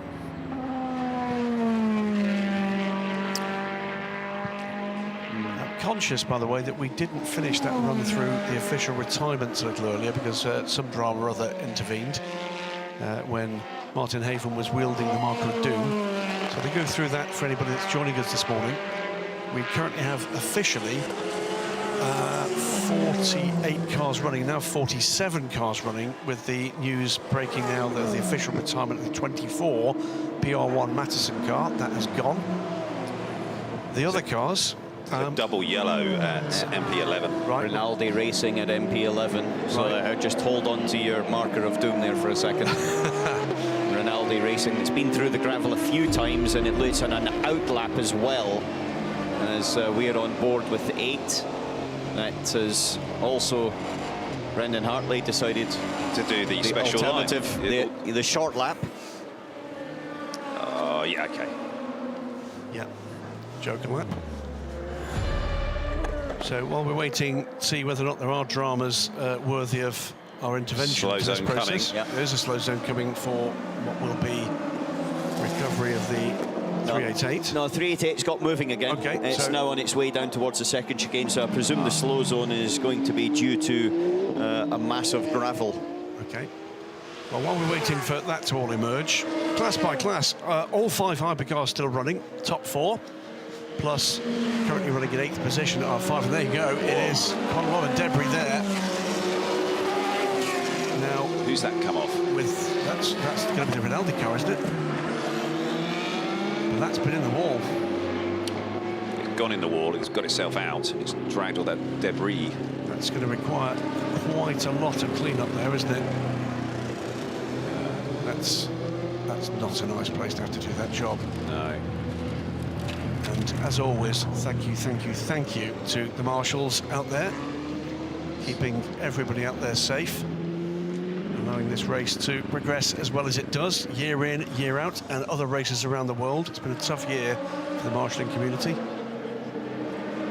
Did we see a replay of the incident? No, we've not seen that. So it kind of looks like he went in far too hot, skidded across the gravel and nosed into the other side. I'll interrupt myself if we do see that, Alan, but Martin Haven is wielding the marker of doom. Let's go through class by class. No retirements in the 5-car hypercar. 24 is confirmed as a retirement. That's a car that's had a repeated oil leak. That's the PR1 Matterson car. The number 1 car was the Sophia Flörsch car that was first hit by the 26. I think was out of control. Then the... Okay, we're going to go, before we go down that, because traditionally we interrupt this with something, down to Louise Beckett in the pits, who has Roman Rusanov with her. Roman, you've brought in the 26 G drive, handed over to world champion Nick de Vries. How's your Le Mans? You're not looking too happy, I have to say. Yeah, you know, it's quite difficult one because we have Franco Colapinto who crashed in the beginning of the race. We lost, so I have to repair the car. We lost probably 20-25 minutes, and I will just try to drive and recover, but yeah, way too far. Yeah. Tough work for you. Yeah, you know, it's like it's hard because I think if we would not be crashing, we should be leading now by far. You know, because the car is fast. The team is doing a good job. Yeah, fortunately Franco crashed at the beginning, so yeah, what we can do. All right, thank you. Yeah, thanks very much indeed to Louise and to Roman. And as Martin Haver reminds me, actually, as there is the recovering Rinaldi car, and damaged the rear wing hanging off that car as well. That the 4 safety car periods we've had so far, 50% of them brought out. There's trouble for the Jota car coming into the slow zone. That's the Glickenhaus getting it wrong, isn't it? Look, and I was getting it very long because you saw the yellow flag behind there that was waving. That's a 7:09, so that is Romain Dumas at the wheel. That could be a penalty coming there, should be a penalty coming there. 2 of the 4 safety car periods brought out by G-Drive cars. One was the impact with Sophia Flörsch, the other one Rui Andrade's whoopsie. But going back to the Mark of Doomfest, 25 is gone. The Edict Sport car didn't start, of course, the 17. 25 was Rui Andrade on the run-up to Dunlop. 24, we think, mechanical oil leak, PR1, they're gone. And next in the order, the 32 car. That was the United Autosports car of Manuel Maldonado that harpooned the sister 23 car up at Dunlop. 82, recent retirement with engine trouble. We saw that car pulling off and into the pits. Ollie Jarvis at the wheel of the Risi Competizione car. That's gone. Into GTE Pro, and the one car I don't think I saw retire, that was the Hub Auto racing car. That, I believe, was gearbox electronics for that car. And that car has gone, 72. 79, the other privateer entry in GT Pro through a Porsche. That was the WeatherTech racing car. That was accident damage after Cooper Mitnick lost the car in the Ford chicane. Then we get into GTE AM, that's had a lot of attrition. Numerically, the first was the Team Project War 146 car. And that car, I think, was suspension damage. Chetalar Racing, an accident overnight for the 47 car, eliminated that car. 55, the Spirit of Race car, that car, as we see the 388 going into the garage. Now, it might be lucky that that could be more superficial than it looks to the 388. 55 car, Matt Griffin stopping just after Tete Rouge, and the car going no further. The 56 car, another accident I didn't see, but that was a Egidio Perfetti off with that car. 57, clutch went on that car, the 57 car. JMW Motorsports involved in an incident with an LMP2 car, got the car back, but then the car grinded to a halt as it left the pit lane, went no further. And we're waiting for, well, we're not going to say which cars they are, but Martin working on a bit of a bingo 4 in a line here, and there's still lots of time to go. So that basically covers off, well, we've got 47 cars still running. Oh, apologies, more to come. The 98 car, that was Marcus Gomez down at Indianapolis, into the barriers hard. The 99 car suffered repeated suspension issues, and then finally the Multimatic crewed Proton effort decided that was the end of the day. Garage doors down for the 99. That completes the Marker of Doom parade. Martin can go and have a cup of coffee more happily now. So with that slow zone, Mathieu Vaxivier into the pits from 3rd place, and the headlights got a big hole in it, yeah. And just looking outside, there's dark clouds on their way again. You see the sunshine, it looks like, out the right-hand door of Vaxivier, but actually there's big dark clouds all the way around here. Ollie. Yeah, just been outside, out of the booth, and there is some pretty chunky dark clouds around. Are we going to get another twist in the tail with the weather? well, we did have weather forecasts yesterday that we might expect some light to moderate rain towards the end of this race. It's a little earlier than I think we were expecting, though. Yeah. I had the inclination it was closer to kind of 2:30 that was expected, but you're right, it's gone very dark again. Pretty sure nearly every single team would not welcome the rain. Not at this point, no. Off again goes the Alpine, third position.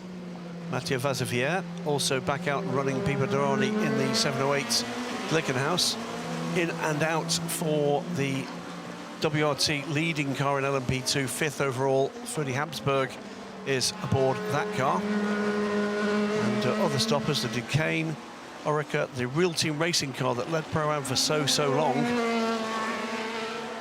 And double yellows and slow zone now removed. We're back to full green flag running. Racing Team Netherlands also in and out. So it's Norman Nato with something like 5 minutes on the third place car. I think that was that Thomas Laurent in the Alpine garage? I think it was. There's Philippe Signot. 36 car making its way through rapidly. Past the scene of the incident for a Rinaldi car. And that is one of, well, I think it's the only running car that's currently in the pits. We know the 82 car is gone.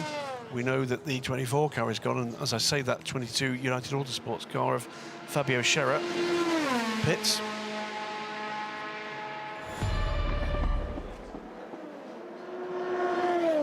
Replay.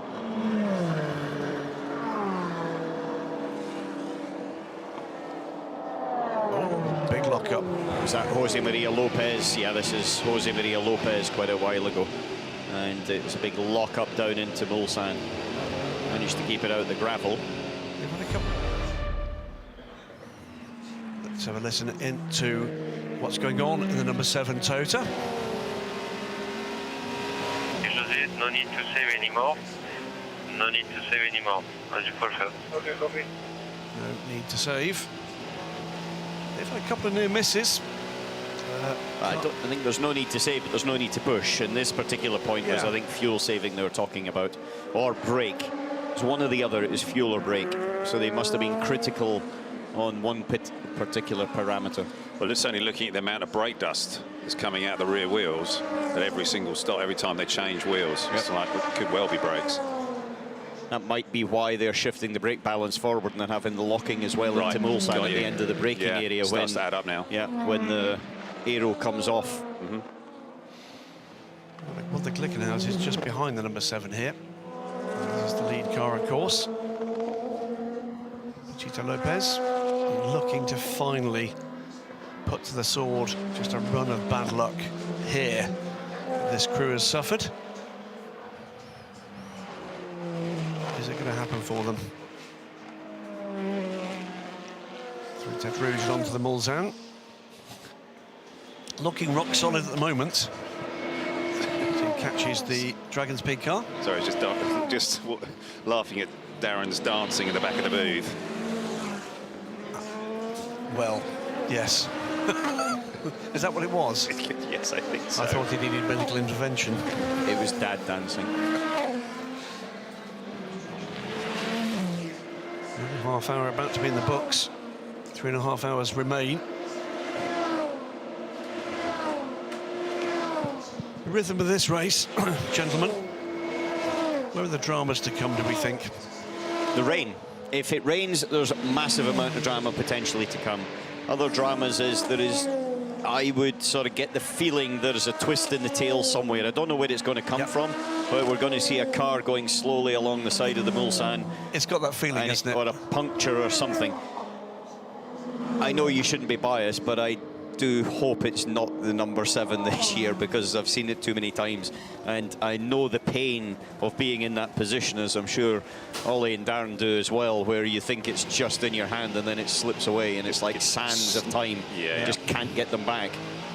But there's a twist in the tail yet. There's still 3.5 hours to go, and 3.5 hours if it rains is like a long time. A long, long time, or 2 Grand Prix distances, we'll put it like that. Absolutely. Thanks so much for your latest contributions, Alan McNish. We're going to be joined. A driver change. Darren is coming in. Absolutely. Darren Turner and Ollie Gavin, it will be for the next period. We're along with me, Graham Alan Goodwin. was just trying to steal Darren's coffee. Yeah. Which Darren's getting quite upset about. Alan has returned it. He has? Yes. All is good in the hood. It's right okay. now. It's got his initials on it, so I don't know what Alan thought DT stood for, but we could maybe do an internet competition on that one. Answer sort of postcard. Absolutely. So I tend to agree, guys. It has got that feel of drama still to come. There's the 7 car again, and it's that corner. On this like acceleration, he's got the drive and then it stops. And he's then gets going again. Yeah. So I wonder if there's a slight issue with the car acceleration from very low speed that you experienced there at Mulsanne. Twice in succession he's done something at Mulsanne. He's not got that right. Nearly ran into the back of the 84 innovative car. That car, by the way, running in 32nd position overall. It was like he was caught out by whatever they were doing, but yes, he was coming in hot. Yeah. And it was sort of like, okay, he just wind it back a touch. Pushing. They certainly can afford to do that right now, can't they? Just peg it just a little bit. Gives you 9/10 is good enough. I mean, as you know, Darren, when you do wind it back a touch, though, you can lose that rhythm. Yes. And maybe that's what they're asking him to do, is just to wind it back, and it's just thrown his references off. He's just not in that same racing rhythm that he's had for, you know, all the 7 or 8 hours he's been driving the car. You should maybe at some point during this broadcast take us through those times when doing that has lost you a race to each other. I certainly can remember being asked to wind it back and then... You're calling him an arse? No. Well, not on air. If I mute my mic, maybe. But I can remember being asked, I think it was in the early stages of the DBR9, maybe year 2, 3, something like that, around 2006 maybe, and being asked just to back off a little bit. And the rhythm went from the braking zones into the chicanes, both chicanes and Mulsanne, and it was uncomfortable. You know, you're only backing off maybe a second or two from the actual pace that you would naturally want to drive at, but suddenly all the rhythm went, the downshifts went with the way that you were using the sequential, and it was just more comfortable and more it's easier to drive at that point. Is that muscle memory? What is it? I think it's everything, and also just the frequency the car is running at, it just works. You know, suddenly when you're trying to slow everything down, especially with a sequential gear shift, it just starts to just not feel as nice. After doing it for so many laps, you really do fall into a rhythm, and you get to recognise what are the natural frequencies of the downshift, of how the brake pedal feels, of how you're going to turn the wheel, and how all the load is going to be transferred within the car. And if all of a sudden that starts to change, and you're changing one of those parameters, then it can really just throw you off, because you've got so used to it all. Now you're doing something different. It's like, well, and it's almost like you just lost a bit of calibration. I'm a firm believer that motorsport is made to look easy by television, and pretty clearly the physicality, and as well as that, the mental pressure that comes through any race, and particularly an endurance race. Yeah, extreme. And that is what is going to build in these next 3 hours, is the mental pressure that's going to build on these finishing drivers, particularly in the classes like the GTE Pro and the GTE AM battles. It's really, really going to come down to the mental strength of those finishing drivers, and also the mental strength of the engineers to make sure that they give the car to those drivers prepared correctly, and with the tyres absolutely, you know, they're the right tyre, the right pressures, temperatures, everything, so that they can just drive out of the pits and fight immediately.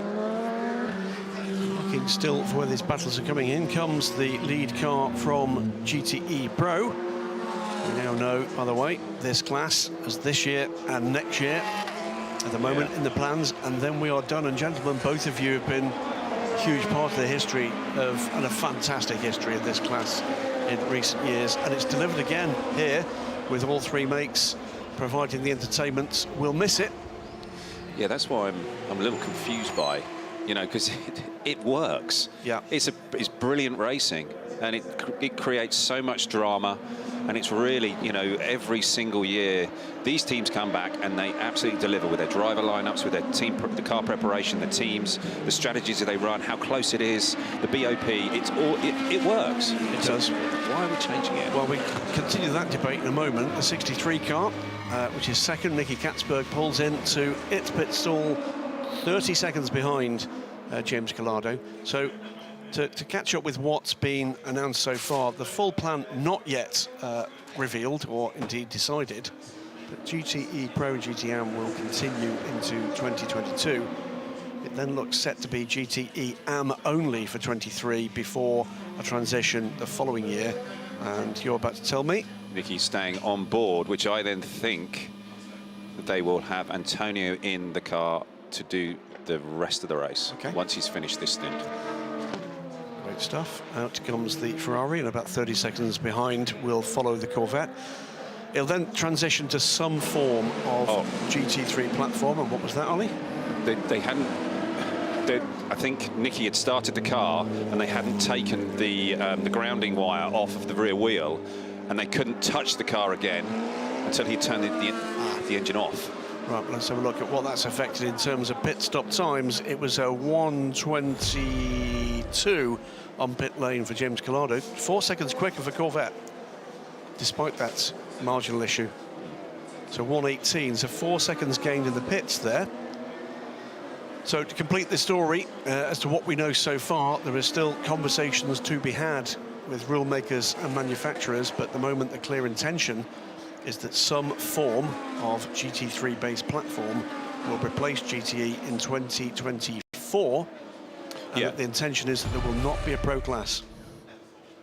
Yes, and I think that the GT3 layout is absolutely fine, and I think that all of these teams would love to run those cars, but I still think you can run pro cars.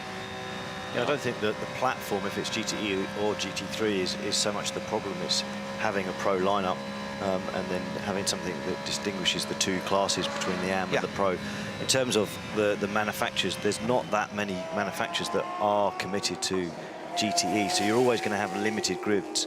It works, it does work, you know, the cars are great and everything else, but when you look at what cars are on the grid at the moment in pro, you've only got the Corvette and the Porsche and Ferrari this year. So, you know, there's been years when there's had, you know, very strong grids here with Ford and Aston also in the pro mix.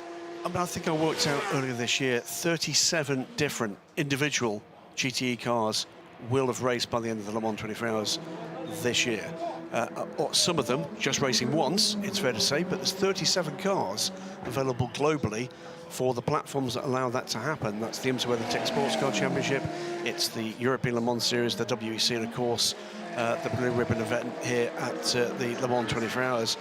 It's a sad reality that it's going. It's clearly a knock-on effect of the manufacturers, or some of the manufacturers, shifting their attention to hypercar. Yeah. And that two of the critical manufacturers involved there, Ferrari and Porsche, are clearly shifting their factory emphasis to that. And all of a sudden, that does leave just basically one chip left on the table, and that is Corvette.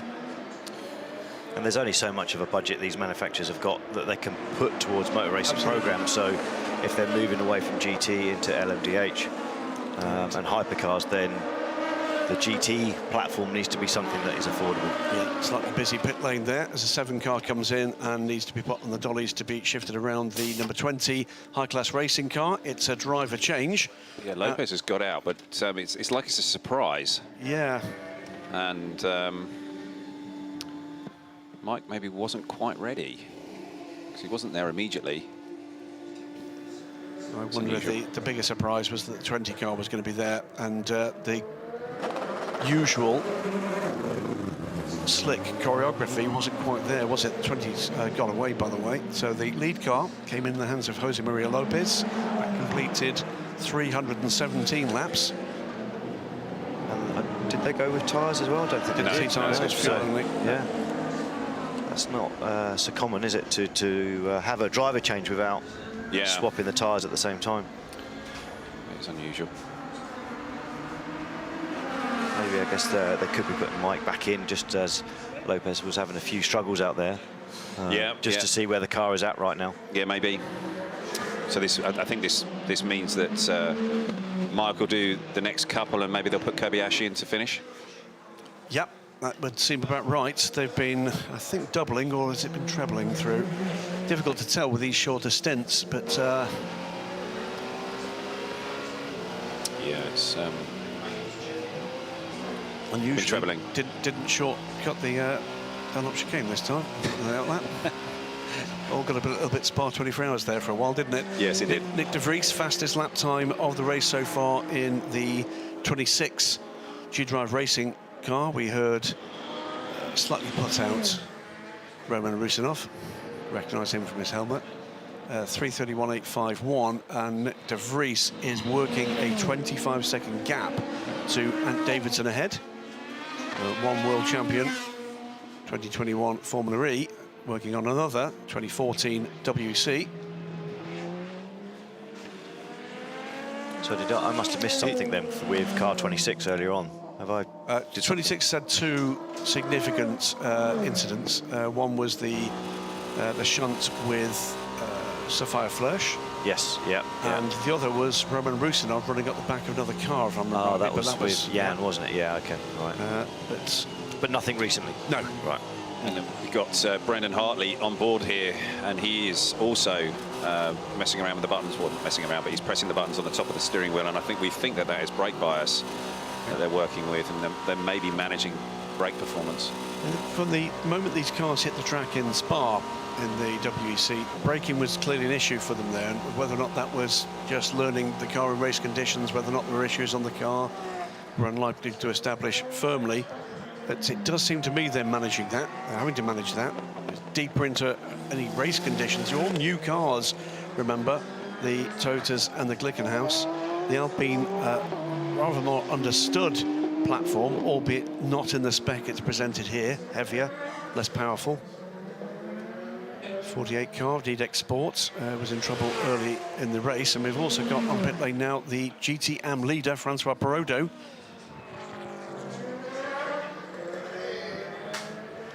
Is that going to be Francois' last stint? Is he going to be out now? Has he got one more to go? Look at that strategy laptop and see whether or not he's completed his required 6 hours.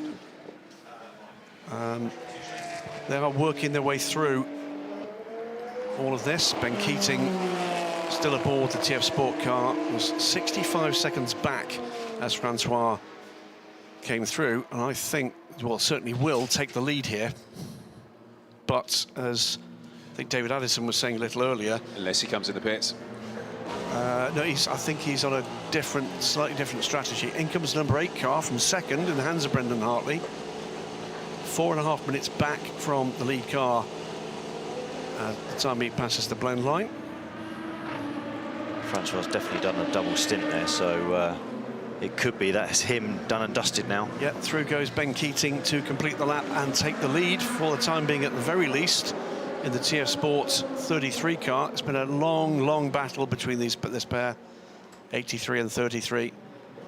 And Ben Keating and Francois Perraudot, firm supporters of international endurance racing. Francois and the AF Corsa team doing both the WEC and the ELMS this year. Ben Keating racing wherever he's got the time to, whether it's an IMSA racing in a P2 car or a GT car, WEC in the GT car.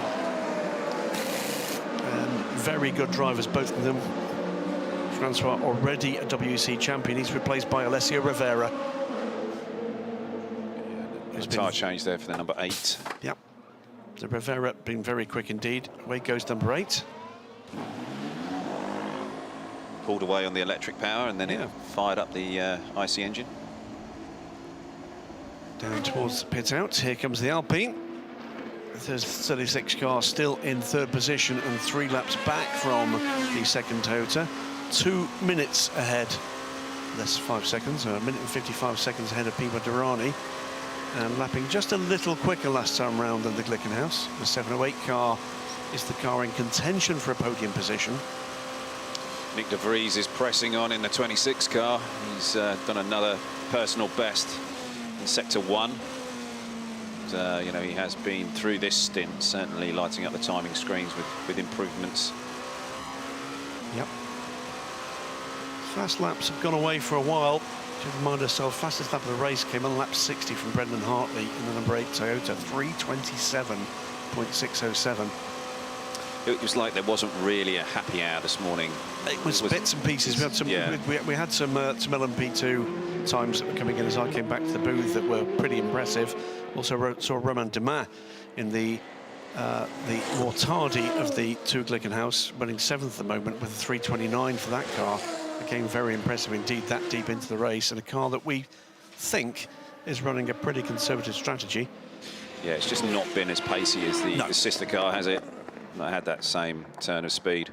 Nick de Vries is clearly listening to us because he's just put in 2 blue sectors and is about to improve, subject to traffic, the lap time on the board from the 26 car, the G-Drive racing car, still chasing Ant Davidson hard, 22 seconds the gap now.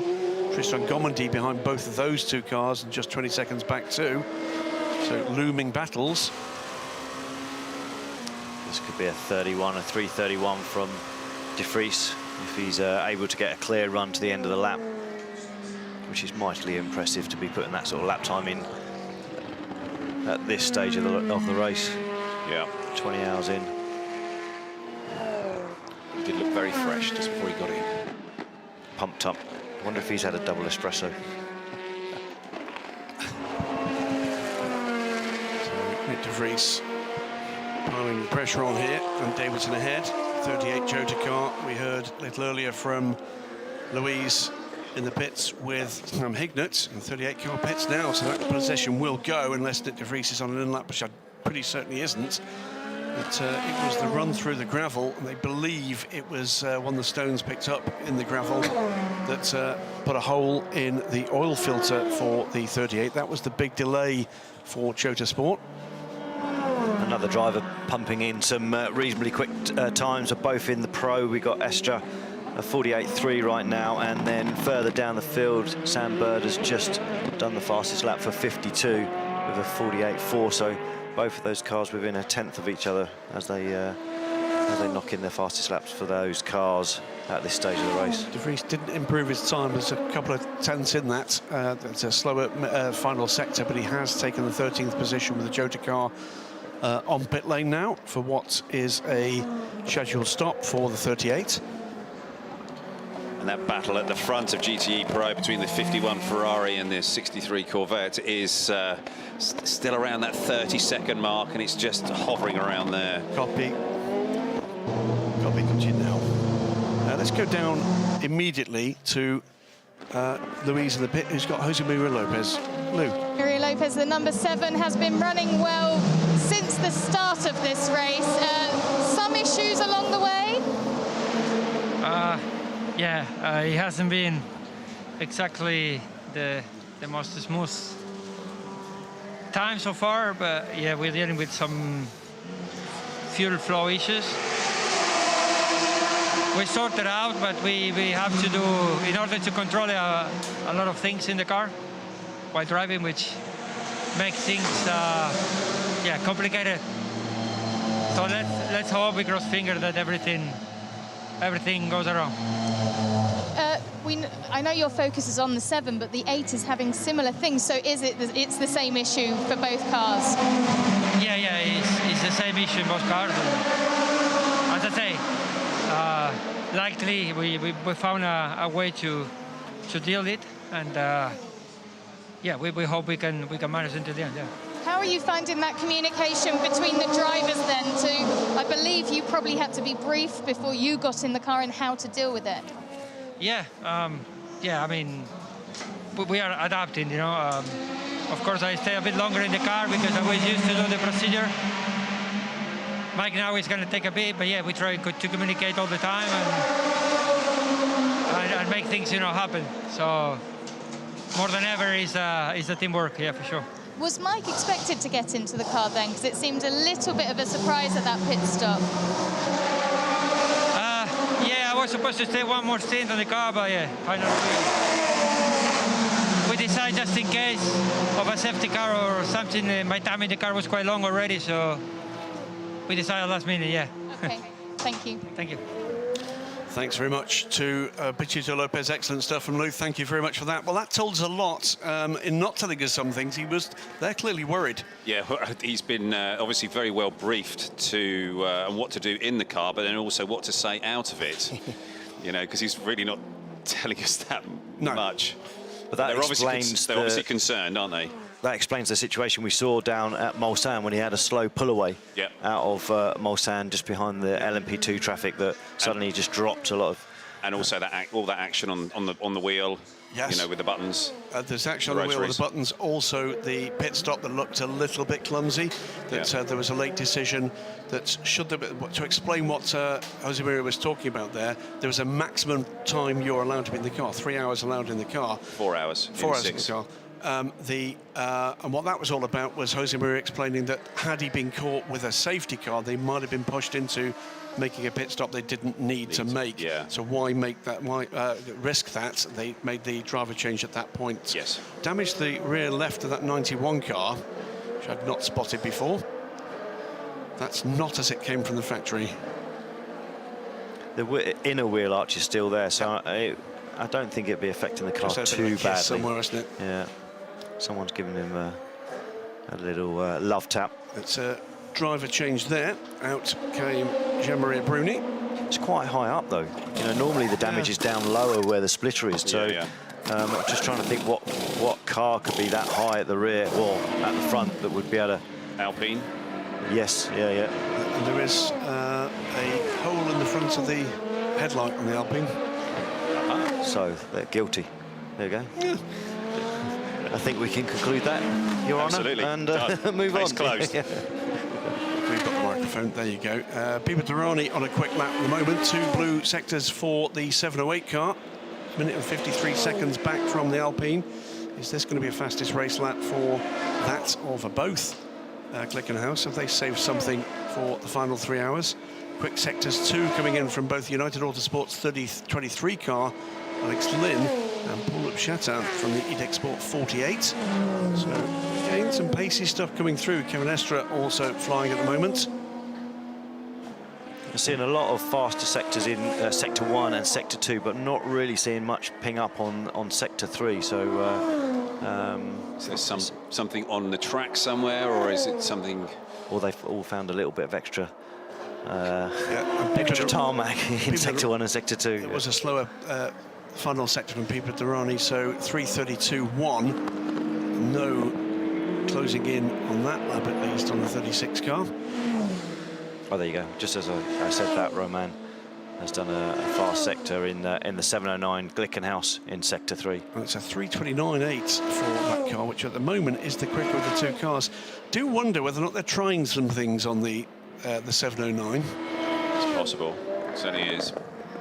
It makes a lot of sense at this stage, doesn't it? There is nothing much to lose there. No, and it's in 7th at the moment. It's got a half a chance of moving up to 5th, possibly. Well, it's about to move up to 6th because it's 5.5 seconds back, and it is 6 seconds quicker that time around. So we'll keep an eye on progress for both of the Glickenhaus cars. Say it again, we are 21 hours into this race, and both those cars are running and running well. I'm so surprised at the hypercar, just the 5 of them, all 5 of them. It's a massive credit to the people behind these programs. I mean, I really did think when we had the heavy rain at the beginning that this race could easily go to an LMP2 car. Oh, absolutely. Just to be a last man standing at one point, wasn't it? Well, 2 things. One is the numbers. It's only 5.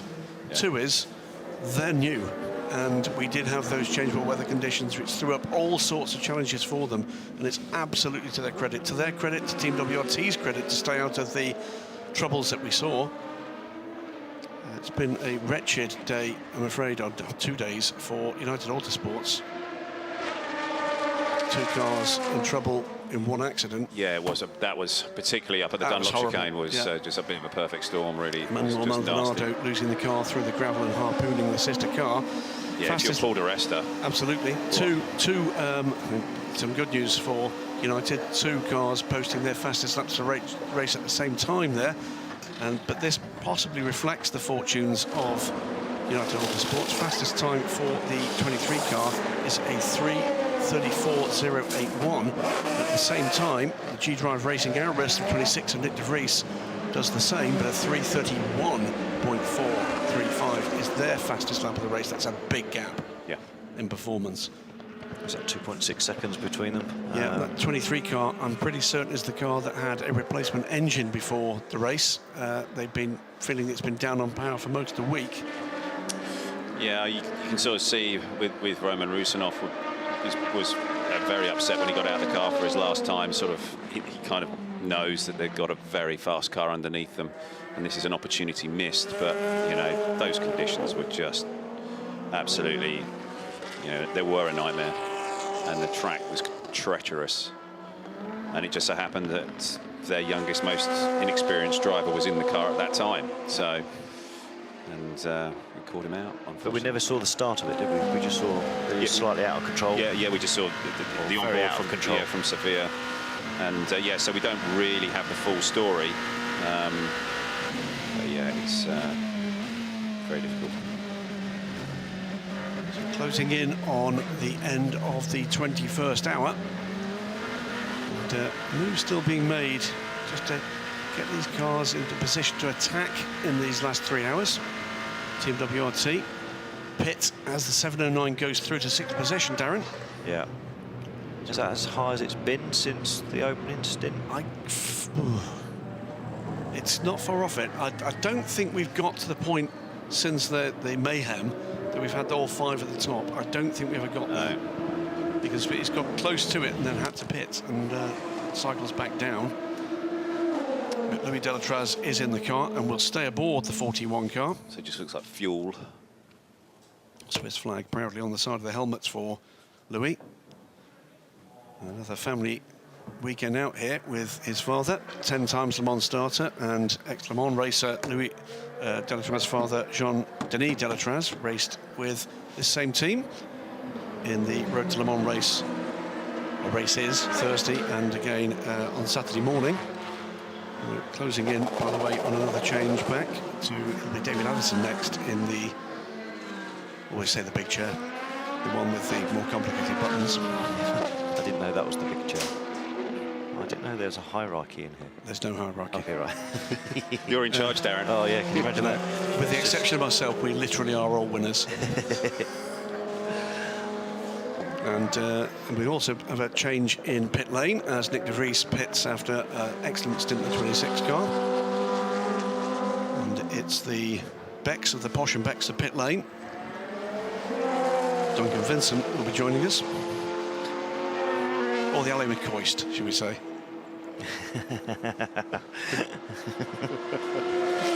He's upset about that one. Yes. Which means I've done my job, that's it. And you do it so well. Yeah, you are so good at it. Thank you. Well, that's an impressive time there by Alex. You know, it was only a lap ago that he put the fastest time 34 in plus, with the United Autosports 23, and that was a 34.1. Now it's another second faster, a 33. So Alex has got the hammer down now. I think they are sniffing the possibility of an attack on Alex Brundle ahead, who's just been in and out. That gap is about 30 seconds. In this Inter-Europol competition team, the 34 squad, I think they've had 2 5th positions in the WC this season. I think they'd like something a bit better this time. Panis Racing also in, Julien Canal. But you think after that contact at turn 2, to bring the car up, it's obviously in 6th now, but to bring it into the fight for 5th will be super impressive. Fight back by the team. Julien Canal, by the way, that has something in common with both of you gentlemen here at Le Mans, and that he's a GT1 class winner here. Ah, yes. In a Corvette? With an Arbre? No, I think was he in the Labra Celine the last year? I'm pretty certain he's had 2 GT1 wins and a GT1 win. Right. I'm going to check it now. I'm now feeling vulnerable because you both look confused. No, this is my normal face. No change there. None at all. Super slow-mo of the 65 car, another team that's been in rich frame of form.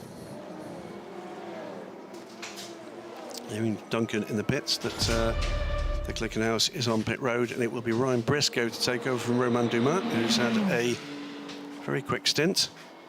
It's the fastest lap of the race for the sister Glickenhaus, as we about to have that switch over. 3:30.251 for Pipo Derani, trying to put the Alpine under pressure. And I'll hand over to Darren Turner, who's going to tell you a little bit about what's going on screen, while we just do a little bit of unclipping of things and clipping in of the dulcet, silky tones of David Addison. I was just looking at the stint time there by Roman. He's been in the car for a quadruple stint, 13 laps each go for the 709. That's a fairly long time in the car.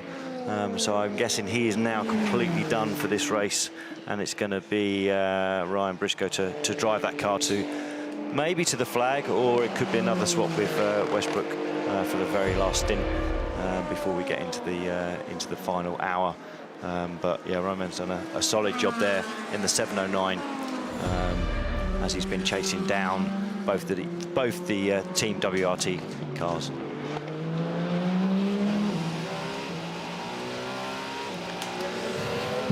Mike Conway just starting another wonderful lap in the Toyota around this circuit.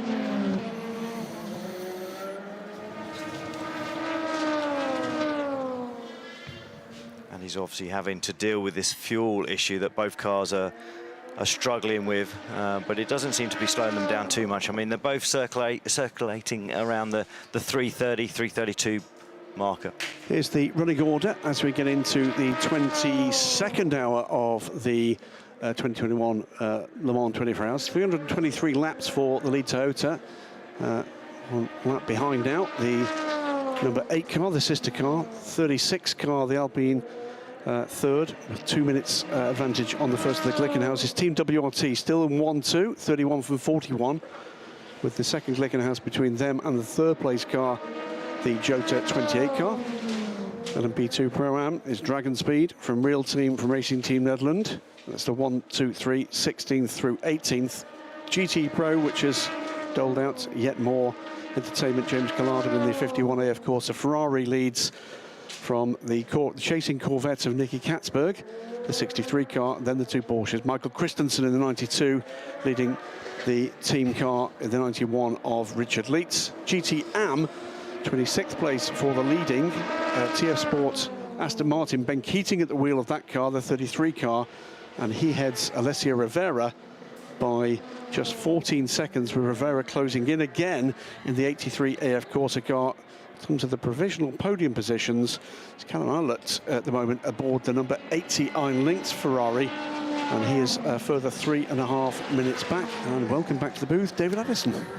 Graham, thank you. It's a familiar order, but with a bigger gap between the two, isn't it? Toyota's still first and second, but the pendulum has very much swung number 7's way. But from what I understand, they're both still having to manage these problems, and they're not going as far on a stint anymore, on a tank of fuel.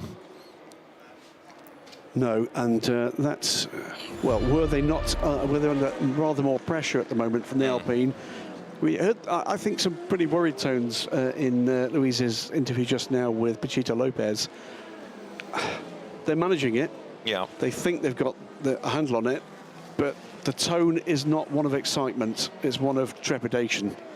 And how many times at this race have we seen and heard those kind of situations coming to a head in the last 3 hours, 2 hours, 1 hour, 25 minutes? So are the cars not picking up the fuel, or is it the dispenser not being able to tell how much is going in? Fuel pickup is what we're hearing for both cars, and it seems to be fuel pickup for both cars, and that does appear to be the same problem, and a vibration as well for the number 8 car. Which they've had for a while, haven't they? They've had for a long time, through the night, in fact. Yeah. And if you have a look at Brendan's last stints, they've been an 11 laps, a 10 lap, an 8 lap, and now it's currently 5, so we should really keep an eye on car rate to see how far they can push this particular one, and that gives us a good indication if the problem is stabilised, if they've found a real fix to be able to go and stretch the stint a bit longer, or if this one ends up even shorter, then they really do have a problem. 7 cars certainly has been the more stable in terms of its recent pit stop cycles, as I'm looking, timing and scoring, and Massimo Vazevier puts in the fastest lap of the race for the Alpine, a 3:29.454. We're looking at one of the pit stops here for the WRT car. This is the 31. Why are we looking at that? There's obviously concern around that left front. There's a problem. They haven't changed the rears, they've only changed the fronts. Okay. Right, it's on an outlap, and number 70 apparently is smoking on the circuit. So car 70, which is the real-time car, Esteban Garcia, Loic Duval, Norman Nato, that car's got a problem. That car, long time leader of the Pro-Am class in LMP2. Fine stuff overnight by Esteban Garcia, and that would be bitter gall should that be a problem manifests itself with a delay. Well, he's on his outlap at the moment, so maybe they've just dumped a load of oil in the car, and it's something like that. You know, they've done an oil dump. Bitter gall, you're right. If it's smoking, it should be bitter galloise, shouldn't it? Thank God you're here. He lied. Galloise cigarettes, French cigarettes. I was like, this is really intellectual conversation going on here. Something filter something. For years, Ligier's always had Gitan and then Galloise backing, but into the pits has come 8, and Brendan Hartley on, so what was that, 11 laps? No. 6 laps. 6, 7, yeah. 6? We are on only 6. Right, so in other words, the number 8 stints are getting shorter, is that what we're saying? Yeah. Right. Yeah, if that's right. So it's gone from 11 to 10 to 8, and now this one is only 6 laps, so... Right. So there's a looming crisis for Toyota here for the second car. Well, the stints are getting shorter and shorter. How short will they ultimately become before it has to go to the garage? The problem is can they fix it in the garage? If it's something in the fuel tank, that's a major issue for them. But it's increasingly pointing at pickup, isn't it? And now we've got rain being reported. Just when you thought you couldn't have anything else, rain reported at Marshall's posts 25 to 27. Darren said it was going to be a lovely day. He did indeed. A lovely morning. That's a lovely morning. Okay. So, and indeed the wiper is on briefly there on the 36 car as Nicolas Lapierre prepares to get aboard. So the weather's coming in from, where's that, down at Indianapolis is the first place they're going to start to see the... Clouds are moving across quickly, Darren, as you look over the Porsche Experience Centre. The clouds are coming in reasonably quickly, so there's high winds up there. And that's both good and bad. Bad because they're coming, good because they'll move through quickly. Number 36 Alpine is expected in this time as well, as through the traffic tries to come Mathieu Verzivière, who was in the gravel yesterday evening. He's being held up a little bit by 86 Porsche there, the GR racing car, Michael Wainwright, Le Patron at the wheel of it, and in bails the Alpine then. So on cue, into the pits comes Verzivière, and Nicolas Lapierre is going to take that car over. So in it comes, and that's still in its fight, isn't it, with the Glickenhaus of Pipo Derani, effectively, with just under 3 hours to go. And 7:09 Glickenhaus, even though it's 7th, it's inching up into the reckoning, isn't it? It is. It's coming back and showing more pace at this stage of the race than it did through the night. So maybe a little bit more confidence now. They've been managing, we know, the brake issues we saw at Monza through the race. That seems to have been very successful indeed, despite, it has to be said, fair amount of cynicism on that front. They've done a great job on it. Glickenhaus. Well, you know, 8 hours, we had a brake change at Monza. No. Here we are, 21 hours into the race and not required. No, they're both still going. They've not had a plethora of problems. There are more experienced teams that have been in more strife. I think they've done an outstanding job. In has come the Alpine. Now, that car is 3 laps behind Toyota number 8. And they've got just under 3 hours to go. So can they salvage anything other than a third here at best for Alpine? If the Toyota's problems get worse and worse and worse, there's a chance, isn't there? Yeah. I mean, they can't get to a point, for example, where Toyota are only able to do 2 or 3 laps between pit stops. Well, I mean, if the problem is getting worse and the fix is actually pulling the engine out and getting into the fuel tank and etc., then yeah, there could be a lot of pit stops for that car 8 all the way to the end of the race now. So you never know. Alpine could suddenly claw those 3 laps back if that becomes the situation for car 8. At what point does a growing problem become a critical problem? It's something working less well gradually. So what's a number 8 pit stop? The last one was 1 minute and 22. Yep. A lap is 3.5 minutes. Times 3. Yes. Divide that by the number of by a pit stop 9. time. So it's needing to make 9 pit stops to give the Alpine a chance of second place. Which would be dramatic, to say the least. Or fewer, longer pit stops. Correct. Yes. Right, we'll keep monitoring it. Number 63 is about to be taken over by Antonio Garcia because Nick Katzberg is set to bring it in. This is 7:08 then, so as the Alpine leaves, this is Pipo Derani. And the Alpine, for the moment, has cemented that third place because it's kept it on that round of pit stops. It's come in, it's served the stop, and it's gone again before 7:08 comes in. So the Alpine, as it was a few hours ago when Olivier Pla had that mysteriously modest stint, it's started to cement third place and just edge away. Yes. And I do think a lot of the explanation here is they're cleaning the car. Whatever happens, the bodywork here is going on the wall in the garage at Glickenhaus, isn't it? You think so, yes. But it's an effort that's been a huge amount of pride over.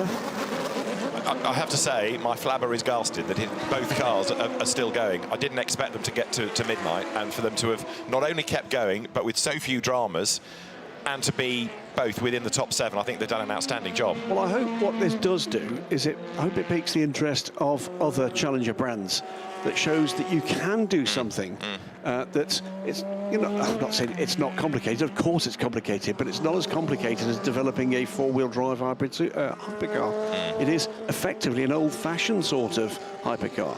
It's got a very efficient, very powerful engine in the back. It's 2-wheel drive. It's almost a throwback to something more 60s, 70s. You know, Jimmy's not going to be giving us terribly many figures, but he tells us that the cost of doing this is pretty comparable to closer to an LMDH budget than is an LMH budget for the big factories looking at it. Might this sell a couple of cars? It might. You want to come and be competitive at Le Mans next year, where are you going to go? Who are you going to go and buy something from? So I think he's got one already that has been sold, which was from Goodwood, because the car, Romain Dumas, took it up the hill back in July, and it was quite impressive. Still got the Goodwood stickers on the side of the car, indeed. And by the way, Jim, should you be looking in and be in the marketplace for a road version of this car, they will build one of these for you with up to 1,500 horsepower. Okay.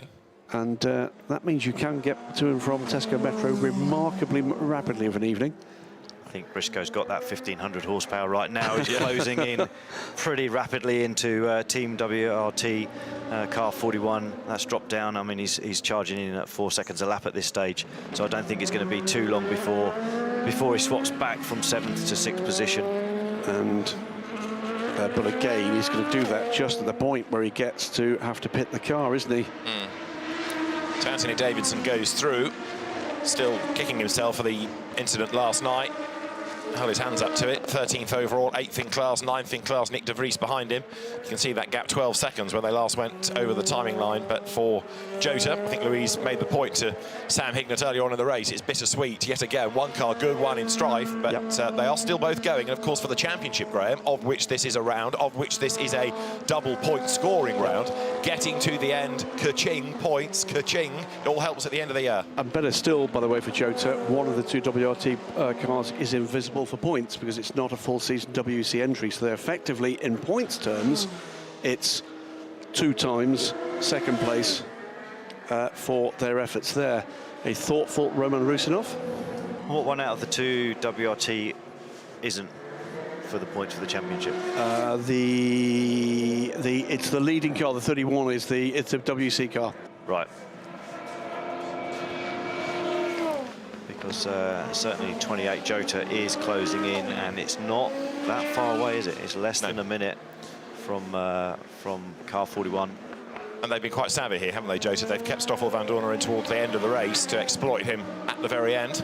Yep, and that could be a real cracker at the end of this race. That might be. There's always seems to be one, doesn't there? It's seldom for a win in a significant class, although it has been in recent years with GT Pro. But quite often, there's podium places up for grabs at the end of this race, and that's the one that seems to be looming.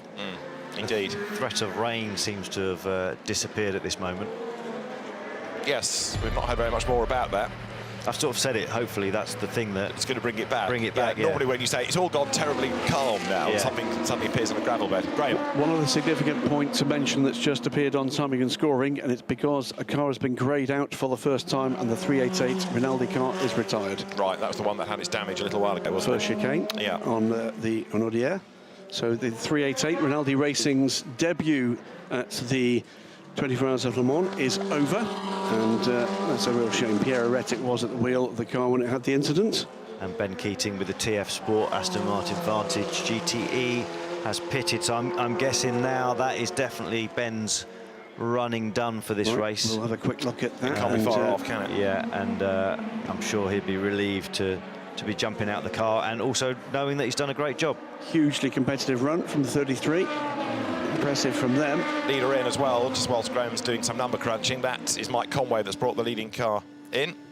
Also in has come Anders Fjordbach in number 49, the Fjordbach Magnussen Perez car. And that's currently 32nd overall, as number 7 is waved away. So purely fuel, keeping on that set of tyres, but therefore enables that car to save time in the pits, double stint the tyres. Can we have a quick look at the stint for car 7? Because I think that wasn't particularly long either. Let's have a quick for look Conway, at that. because he wasn't... 10 laps on 7. Right, Yep. okay. So that's doing better than 8. It is. So managing the problem is the euphemism, isn't it? And they are doing so, but they've only brought that stint down by about a lap or two. Issue. Sorry. Not a problem. Right, forgive Issue. me, forgive me. I lapsed into English, not PL speak for a minute there. Ben Keating still needs to do another stint. Does he? He does. Right. So 5 hours and 34 minutes, if my laptop is to be believed. And looking a little further down for where we can find Francois Perrodo, because he's the other critical piece in the jigsaw here. Francois has completed his drive time. Right, okay. So that's advantage to the Ferrari without a shadow of a doubt. And that battle, Alessio Rivera at the moment, pounding around and taking time out of that battle. That, I think that is the pendulum firmly swinging towards the 83 car. The chrome and road dirt liveried. It does look glorious dirt, is that car. Really glorious. So Ferraris, therefore, as they have really since about midnight, leading both classes as far as GT is concerned. Absolutely. Who waved the starters flag? Yeah, it would be that Ferrari guy, wouldn't it? And just asking for a friend. And we're welcoming them back, of course, to the top class of sports car racing at Le Mans with a factory entry for the first time in, what is it, 50 years? Something like that. I think it's 50 years. Yeah. By the time we get to 23, I think it was 1973, the last time there's a factory entry. And in terms of a car in the top class, well, if you count so 98, 99, something like that.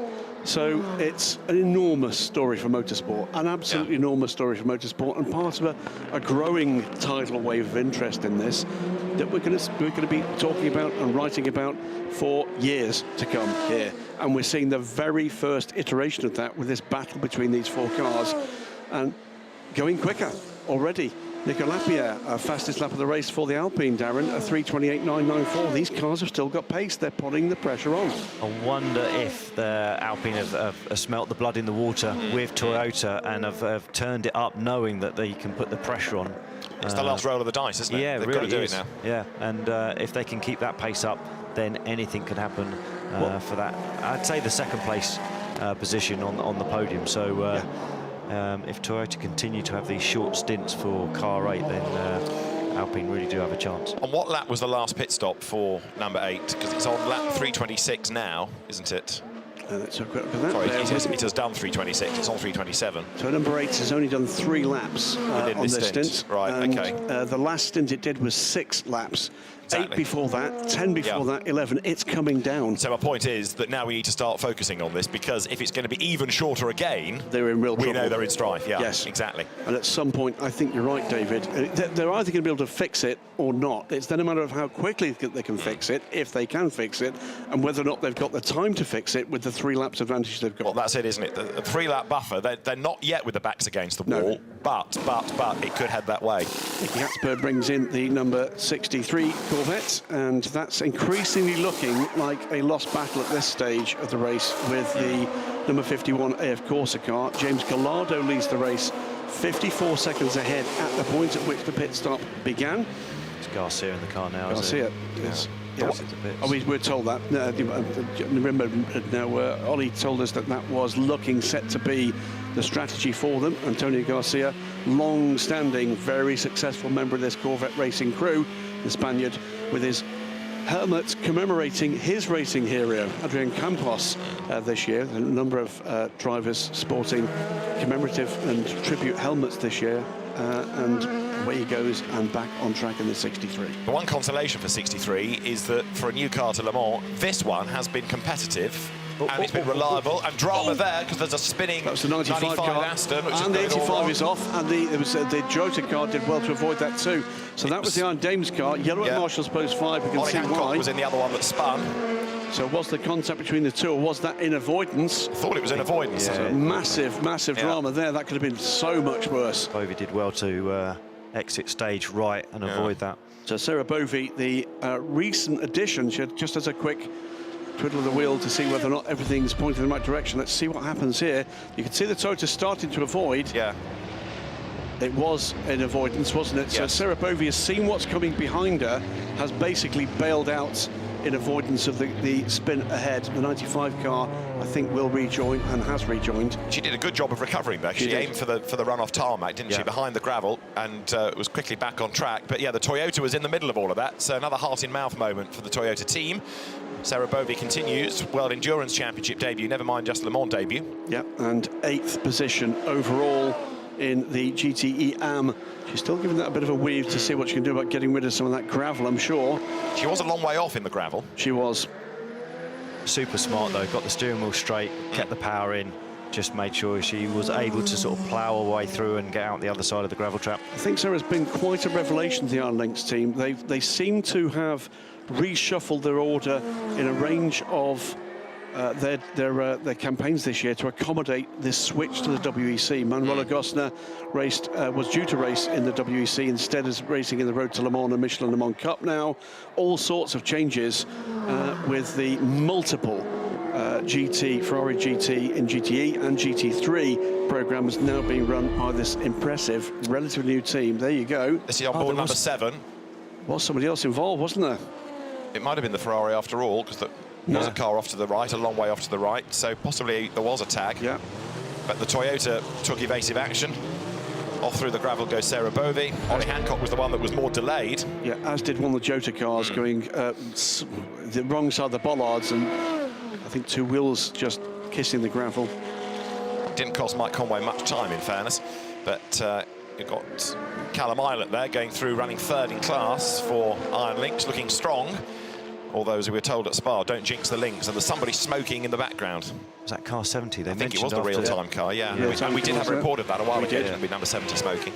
Now, that car is not on full song. 340 last time around against something like a 335 for most of the front-running LMP2s, or the less delayed LMP2s.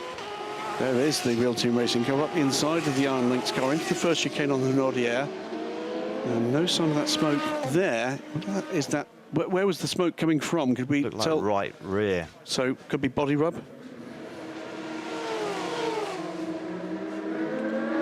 With this car, we've not seen much of the 80 car with the excitement of the 2 cars ahead. But that car sitting in a podium position, Callum Islet is what, 2 minutes and 20 seconds back from Ben Keating, who has got another, I think, full stint to do in this car. This one. I'm keeping an eye out for number 8. Number 7 Toyota has just been through, but how many more laps on this stint can Kazuki Nakajima do before he has to come into the pit lane once more? You've got 48, the E-Deck entry in, which is Paul-Luc Chatin, who's brought the car into the pit road. Yeah, and at the moment, Kazuki Nakajima is working his lap 5 on this stint. And to remind you why we focused on this, with a great middle stint there from James Collado, great middle sector rather than James Collado.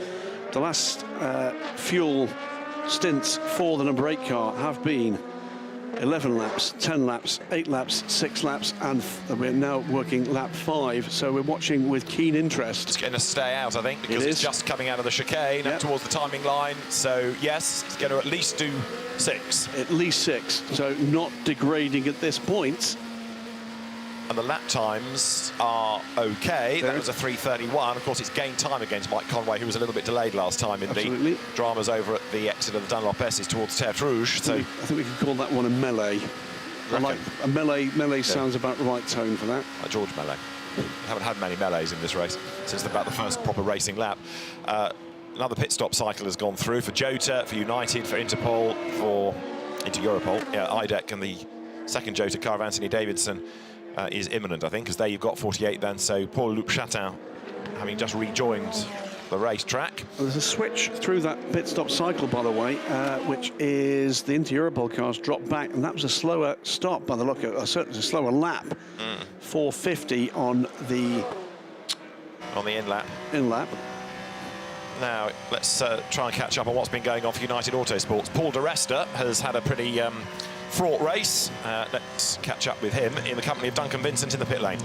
Hi Paul, it's good to catch up with you at Le Mans. It would be a lot better if it was in better circumstances. You did start very well as a team, but unfortunately a slight error at the chicane really put pay to your race and your teammates' race as well. What was the general consensus on that happening?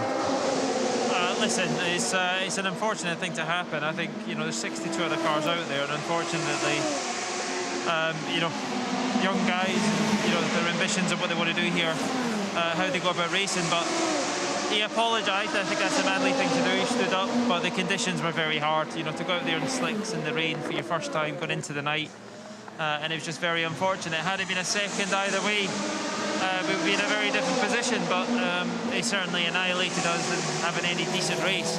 And the biggest thing was where it happened on the track was getting the car back to the pits actually with the bent suspension.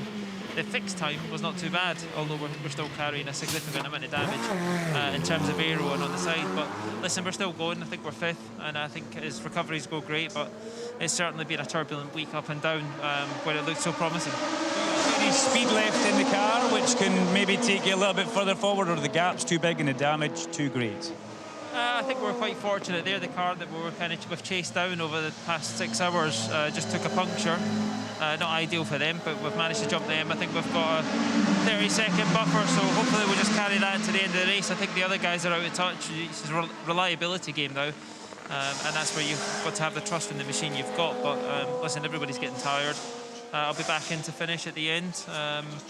But this is one huge test, and it's been a bit of mixed emotions for the whole United Autosports and where they are. But listen, this is the nature of this race. You can't have it absolutely perfect every year you come here, and last year we were fortunate enough to stand on the top step. Paul, thank you very much for your time. Good luck for your stint. So that explains, we believe, why they've been able to jump into Europol car, a puncture for the 34 car deep into this race. Also, with thanks to Simon Strang down at Toyota Gazoo Racing, explanation of the short stint last time, not just fuel, although that's clearly part of it, but to replace a broken co-driver door on that car. So there was a driver change undertaken at the same time, but they replaced the passenger side, there's no passenger seat, but passenger side door on the number 8, which is why they short-stopped last time. Why did they need to change the door, is the question on the back of that? I don't think that's linked in with fuel. But no, but I'm intrigued to know why, because clearly they had to bring it in early. I mean, my guess is the catcher had failed. If that door was open, that's not going to help matters. 31, Team WRT.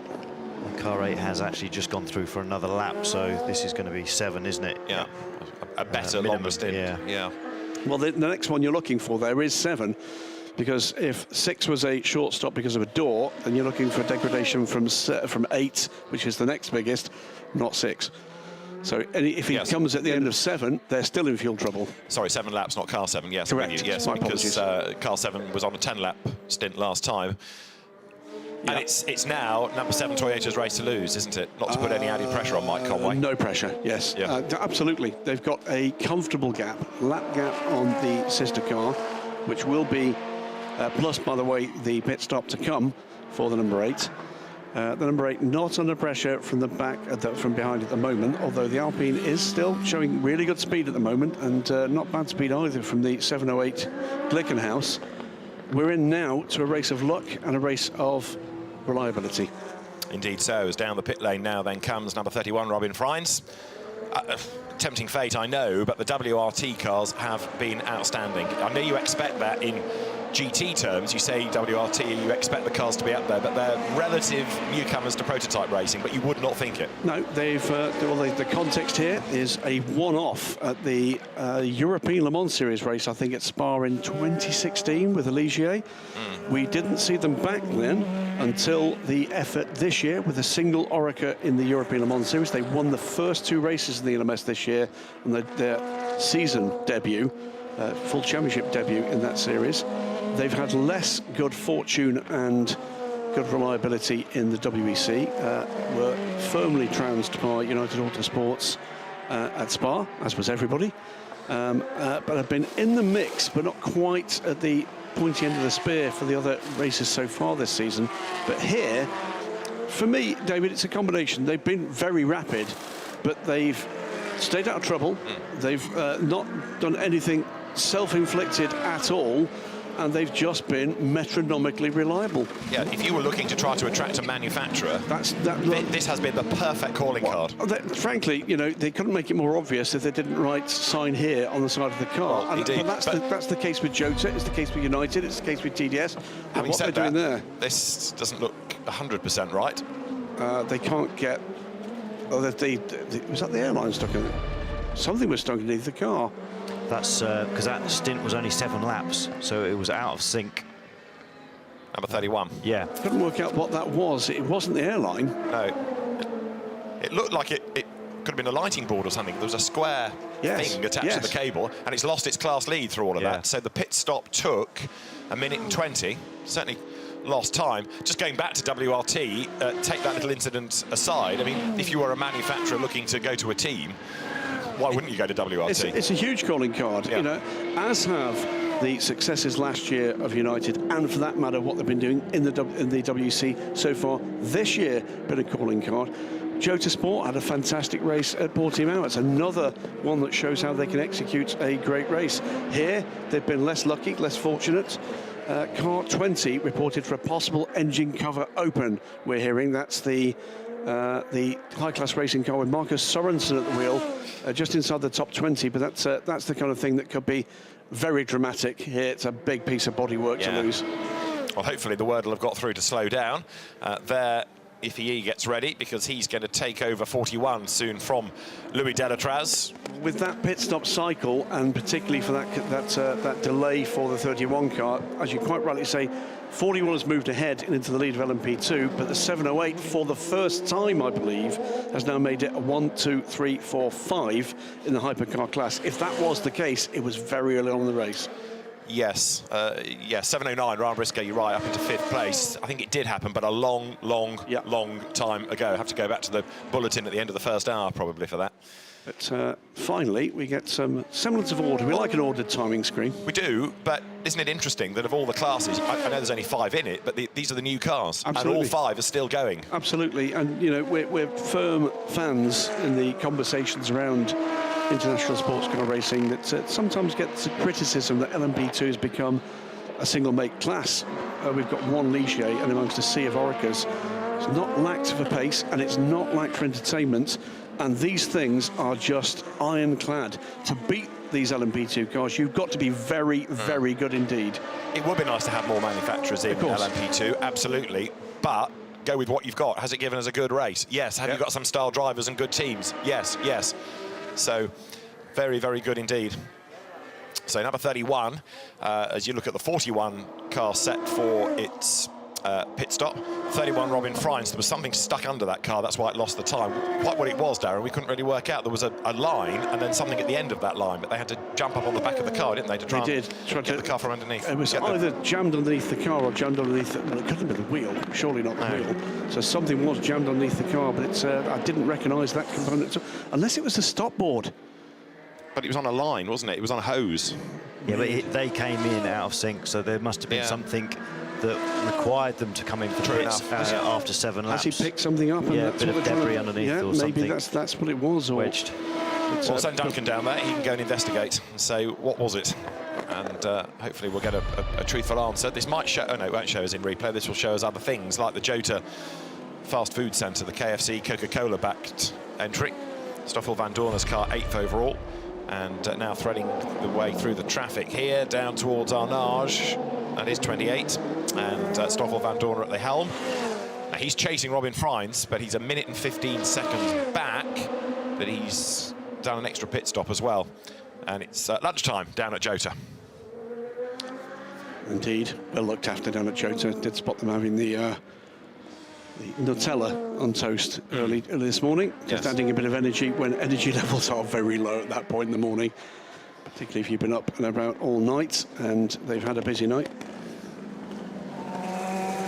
Now, let's try and catch up on what's been going on in the pit lane. Duncan Vincent, what can you tell us? Charles Mallacy described it perfectly. Remember, we saw them changing front wheels only? Yeah, that's because the air jack in the back wouldn't work. So then they came in and they done the backs, and it just looked a little bit strange, guys. It was a perfect pit stop, but the air jack stuck at the back, so it wouldn't come up.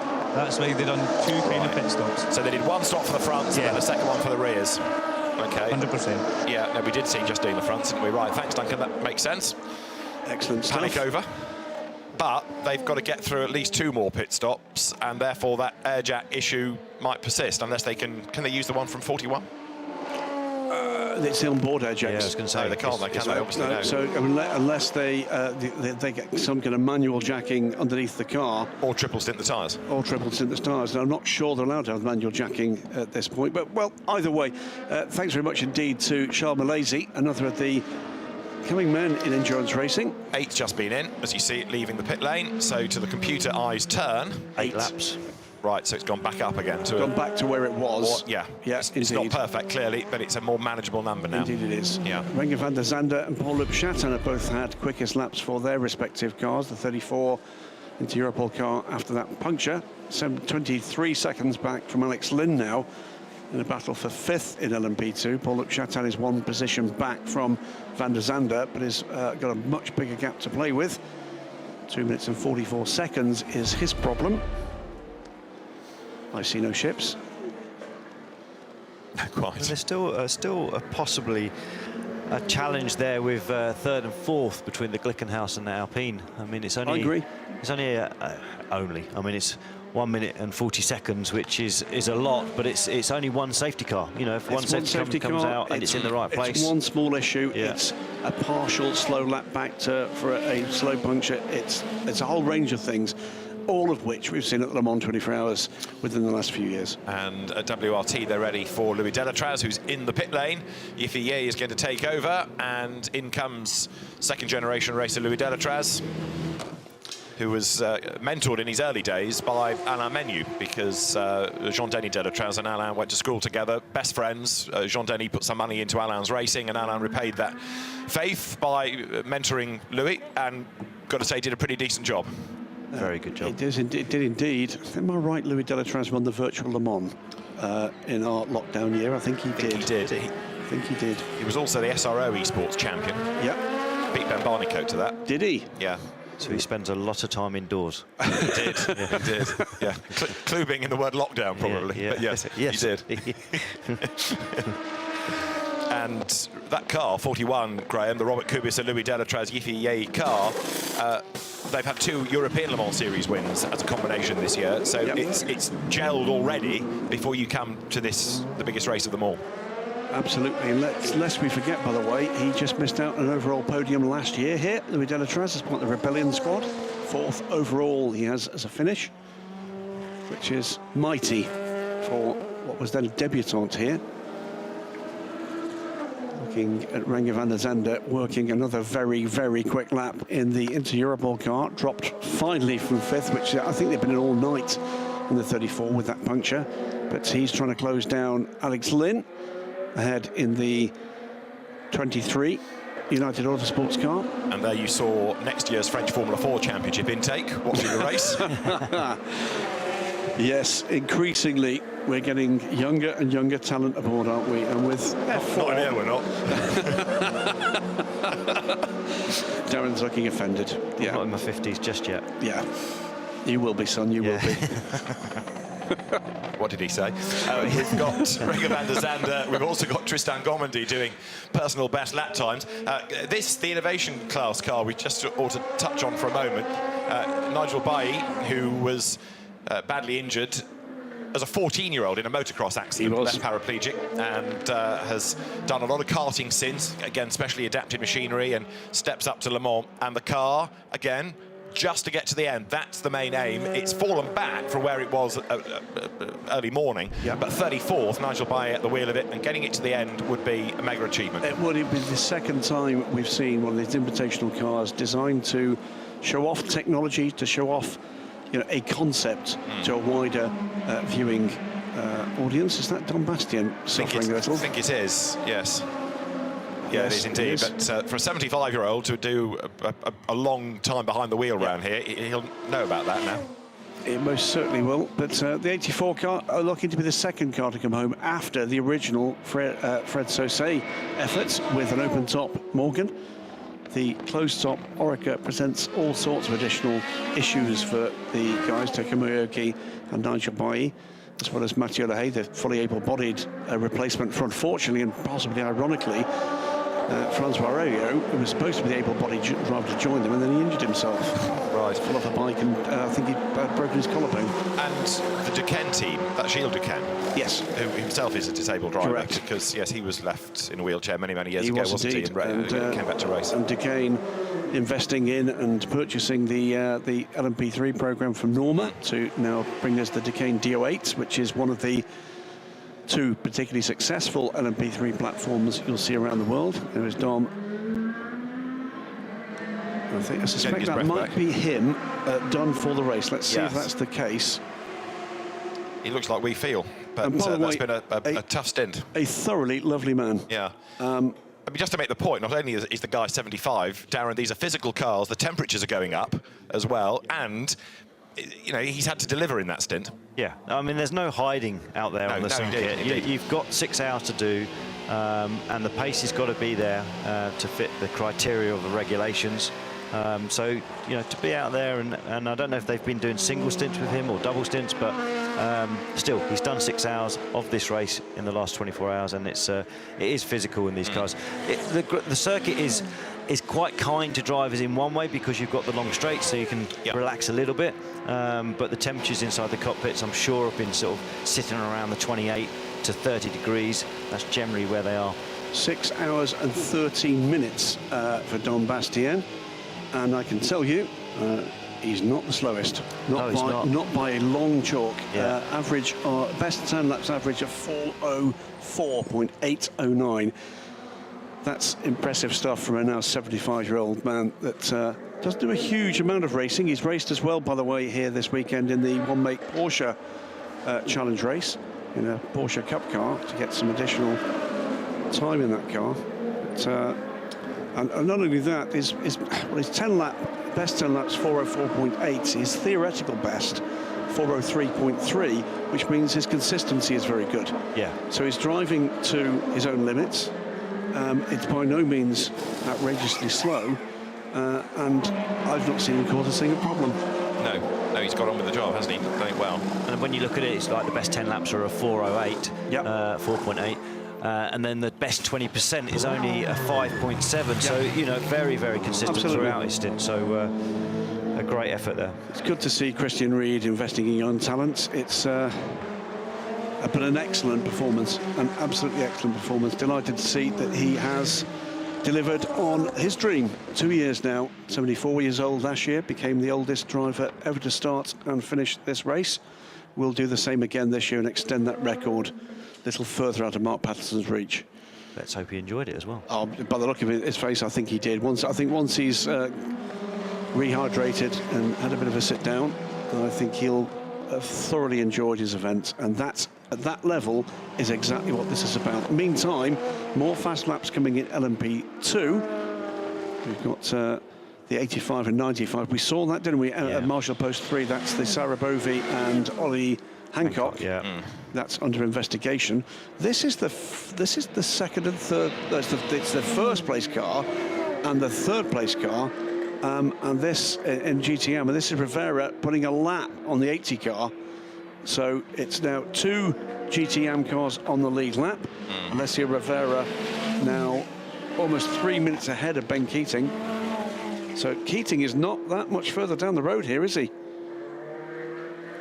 It's a difficult one for TF, wasn't it? Because I thought you said Ben only had like maybe 29 minutes left that he had to do. And the problem there is, what do? Do you let him complete a full stint, or do you bring him in and potentially leave yourself with a splash at the end of the race? So they'll be counting back to see what the best strategy is there. That's the 51 car, the lead car in GTE Pro. Alessandro Pierre Guidi, he is just eking and edging away, isn't he, Darren, from Antonio Garcia? Yeah, that gap's gone up a wee bit in this last stint that they've both been doing. It was around 30, wasn't it? 35 before. It was. So it's just been gradually eking out. The quick shot we had there, by the way, the follically challenged gentleman on the left-hand side was Antonio Ferrari. Amato Ferrari, my apologies. Antonio Ferrari, a completely different racing team owner. The piercing blue eyes of Antonio, of Amato. It's been a long day. Should we try this again? Who was that follically challenged gentleman in that shot? That was a Brett? Marta Ferrari. Right. He's got piercing blue eyes. He has, hasn't he? Right. And he's also got a car that is leading each of the GT classes. He does indeed. And he'd be a very happy bunny if it ends that way. So we actually didn't see the cause of that incident between 95 and 85, but it looks like the stewards have seen the evidence, and Bovey's getting a 10-second penalty at the next one. Yeah, to be served in the next pit stop as you ride on board then now with Antonio Garcia back at the wheel of number 63 Corvette, but the best part of a minute now behind the Ferrari of Alessandro Pierguidi. There you can see, courtesy of the GPS, whereabouts on the circuit they are, with the Ferrari having just started a lap and coming into the Porsche curves now, the Corvette. Yeah, 2/3 of a lap it is, or thereabouts. It's right on the limit of a safety car. If a safety car came out, it could work in the favour of the Corvette. But if that gap opens up a little bit more, then it could easily go the other way. Yeah. The last lap of number 8 Toyota was about 3 seconds slower than the number 7 Toyota. Now, is that because they're managing this problem and trying to eke out the fuel so they don't have to stop as soon, or traffic, or is there something more sinister? Well, I think what we've seen throughout the race, and we've seen this developing in the WEC this year, David, is that with this recalibration of the two prototype classes and the reeling back into the kind of unbelievable pace we had from LMP1, they're all close together. It means it's more difficult to catch, more difficult to pass, more difficult to pull away. And if it's very easy for one of these hypercars to find themselves bottled in for a corner or two, and that's 2, 3, 4, 5 seconds gone, Darren. We actually did see that with car 8. It was on the way into Tête Rouge. Yep. There could have, I mean, it could have been one of those when Nakajima could have fired it down the inside, but the risk at that stage would have been quite high. But it was definitely, he backed out and followed the GT car through Tête Rouge onto the straight. And certainly for a hypercar, that's going to lose a lot of momentum down the first, towards the first chicane. Yeah, back down to a 332.8, not at the pace we've seen from the 7 car, but I think the game is different now for the 8. I think this is about just being sensible, getting the car back. 7.09 Glickenhaus from 5th position. Ryan Briscoe is on pit lane. Now, will they get this car back out in 5th? It's going to be pretty tight.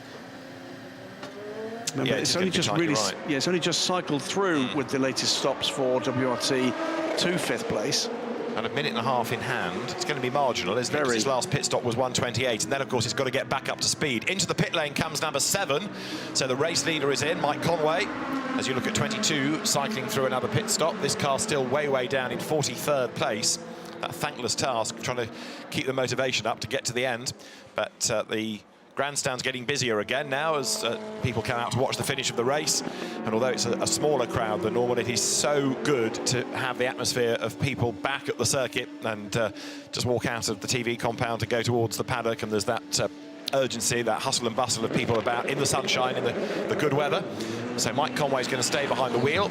Kamui Kobayashi and Jose Maria Lopez, the other 2 drivers, of course. Lopez here, Graham, on target to be only the 2nd Argentine winner of the race. Wow. After Froilan Gonzalez in 1954. And unfortunately, for the neighbouring nation, it looks like neither of the Brazilians that are in this race are going to do likewise. We've never had a Brazilian win this race. That's true. But a 2nd Argentine would be something, wouldn't it? Mike Conway will just sweep the monkey off his back. Because it's been a long time script for Mike Conway. I remember when they came so close just a few years ago, bumping into Mike at the Goodwood Festival of Speed, where he was driving the then new GT4 car, and he was still depressed. It was still a real downer. It's a huge moment for him not to have won that race. Very easy to just get a black cloud over your head and it's all against you. Because however hard you try, there is no guarantee, of course, that you come back next year and it goes right for you. Absolutely right. Poor old Bob Wallach is the example of that. So many efforts, so many second places, but it never happened for him. Looking at 91 Porsche as it bounces over the curb. 92, more news about that car. They've been struggling for the bulk of the race with the balance of it as well. And, of course, that's a legacy of the Hyperpole accident, because they just didn't really get enough time to get the car exactly as they wanted. You see the damage on the back of 91. It was the other side that clattered against the wall earlier on, wasn't it? It was the other side. Yeah, it was Fred Makovicky just going rather wide, and Lucky to keep the mirror on that car, to be honest with you. 91 on pit lane, 36 seconds back from the team car as Rickard Leeds brought it in, down off the jacks, or up on the jacks rather. It's like someone's taken a big bite out of that body. It does. Right, isn't it? We think it was the Alpine, don't we? We think it might with well our be the Alpine. investigation, Yes. forward investigation I of think what could forensic. be that high. Forensic. I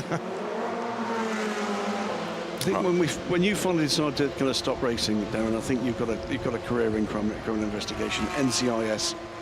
I do. Turner. I do. I believe this is correct. I think that's right. Accident damage investigation.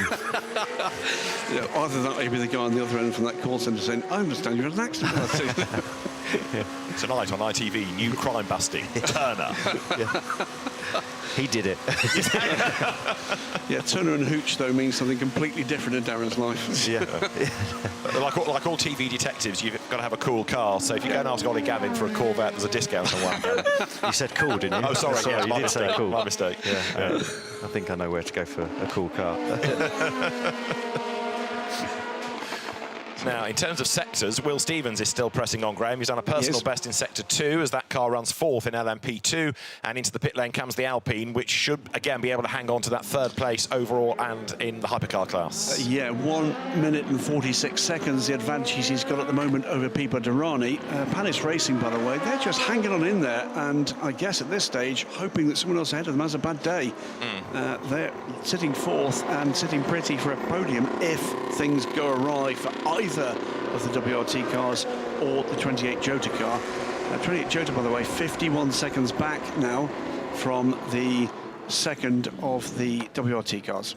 36 pits, the team goes to work then. So the first thing to do is to try to clean the next wave of French flies off the windscreen and also to put some fuel in the car, but it looks as though Nicolas Lapierre is going to stay behind the wheel. The Goodyear blimp makes its way over the circuit, getting some great shots of Le Mans, looking down onto the pit straight over the paddock, which is still a very, very busy place. And although, as you can clearly see, there's nowhere near the number of people that would ordinarily be here, it is still good that the event has been structured around a limited number of fans, and they've responded. It's great to see the fans back at the race circuit here. It makes such a difference. Cleaning the screen with only 2 hours to go, the Alpine looked like it had plenty of rip-offs left on the screen available. So I guess they're trying to save some money and not go with that. With an exception of that dramatic spin from Mathieu Vazevière at the first chicane, they've had a remarkably drama-free run. Yeah, they've just had an injection of oil, so we gather, into that car, as well as the fuel in that stop. But yeah, apart from spins, Vazevière was in the gravel, wasn't he, last night? Yes, he was. Yeah, absolutely right. Yeah. Just spooling back to the WRT story with the car unable to deploy the jacks, we did get the point that was an inflatable airbag, yes? Yes. Fine. So they had to do the 2 stops, one for the fronts, one for the backs, and use that inflatable, which then hadn't deflated enough to get it out the other side. So that clearly they can use that to get the car through the pit stops. Yeah. We've got Neil Yarney back into number 92. I wonder how many teams have actually got an inflatable bag ready for that. See, I've never seen one around. I've never seen one around. Yeah, so the fact they had one available. The issue, I guess, there... shows you the good teams, doesn't it? Absolutely. Well, the other thing to say there is it clearly hasn't got a quick release, because that was why they're only trying to release the car from it. So it'll go up, it won't necessarily come down quite as quickly. If you've need a sharp knife. Well, if you ever tried to tackle an airbed in any way, shape or form, you know exactly how they felt. Darren's knowledge of inflatables is a completely different path we're going to go down. Code. Yes. Let's just talk about the race. Maybe it was an inflatable airbed. Maybe that's what they just... It's a Lilo. Yeah. Fired it under the car, that'll work. Let's get it up in the air. You tell Darren was a Boy Scout, can't you? Absolutely. Got to adapt. Exactly. I bet not for long. Be prepared. There you go. Pit stop for car 33 is under investigation. So that's the TF Sport Aston Martin, isn't it? Ben Keating, and that came in a while ago. So something has gone through the system from the officials in the pit lane to go to race control, to then be investigated. Could this add further spice to it? So Ben Keating will be coming to the end, towards the end of his time in that car now. Let's have a quick look. Where is Ben on this list? He must have done the required time by now. Must be very close to it. It's a bit further down. Getting a replay here of 64 in GTE Pro, which is Alexander Sims persevering, but so far back, it's now 56 laps down on the race-leading car. So the answer is Ben has done his 6 hours now, so whenever this is the optimum time for them to come in and switch. And he's another one that's had a bit of staccato recent past in this car. He's on a 4th lap of a current stint after doing just 6 laps. So that car has had The car did have a engine misfire, we understand, through the Porsche curve, so they brought the car in quick rather than risk it doing another lap. So a precautionary pit stop, if you like, but it might be that on the next pit stop you find them addressing that problem again. Yeah, they're clearly trying to get that car to the point where it's in a fuel stink back counting now from the finish. But with a margin such as it is against the Ferrari of 1 minute and 43, it's the Ferrari having problems that's the lifeline for a category win there. Replay here of incidents down at the second chicane as the Ferrari... That's the 60 car. Goes straight on. And who's aboard the 60 car for Iron Links? Claudio Schiavone. Yep. So the Iron Links entry skips the chicane effectively, carries on. No harm done, thankfully, as you ride on board with Garcia, who is, for the moment, 52 seconds back from the class-leading Ferrari. Lapierre, by the way, has rejoined after that stop and kept that 3rd place. And that next means that we expect the Glickenhaus number 708 to come into the pit lane. 30 seconds with the pit stop still to come is the gap 3rd to 4th. But that gives you an idea, doesn't it, David, of the real-world gap should there be a problem for a car ahead. It is effectively a pit stop and change. Yeah, I mean, if that Ferrari has a problem, the Corvette is absolutely close enough on a length of lap like Le Mans has to pounce. It's just waiting for that problem to strike. Absolutely right. Hasta at this point not going to win it on pace, but can win it by forcing the error. Glickenhaus 708 into the pit lane with Pipo Derani. And therefore, because the Alpine had long since left the pit lane, further evidence of how it's secured that 3rd place now, because initially, remember, this morning they were trading on the pit stops. Absolutely. Now the Alpine pits, rejoins, and he's well clear. And I think 8's just come in as well. It has. So number 8 is in after how many laps this time for the second place Toyota? 5. 5 laps. Is it? Okay, interesting. Right. That is interesting. Now, that can't be the door again, can it? Are they back counting? Needs to be pushed back into its stall. Let's keep an eye on what work goes on here. Passenger door open again. Yeah, but they're working inside the car, aren't they? Yeah. Lights cleaned. Nakajima sits and awaits instructions. Nothing he can do, so he's just got to sit there and wait. He's off to drink, takes door that. Open is literally for the drinks bottle, but that said, a technician is now back in there. Oil bomb going on the side. Yeah.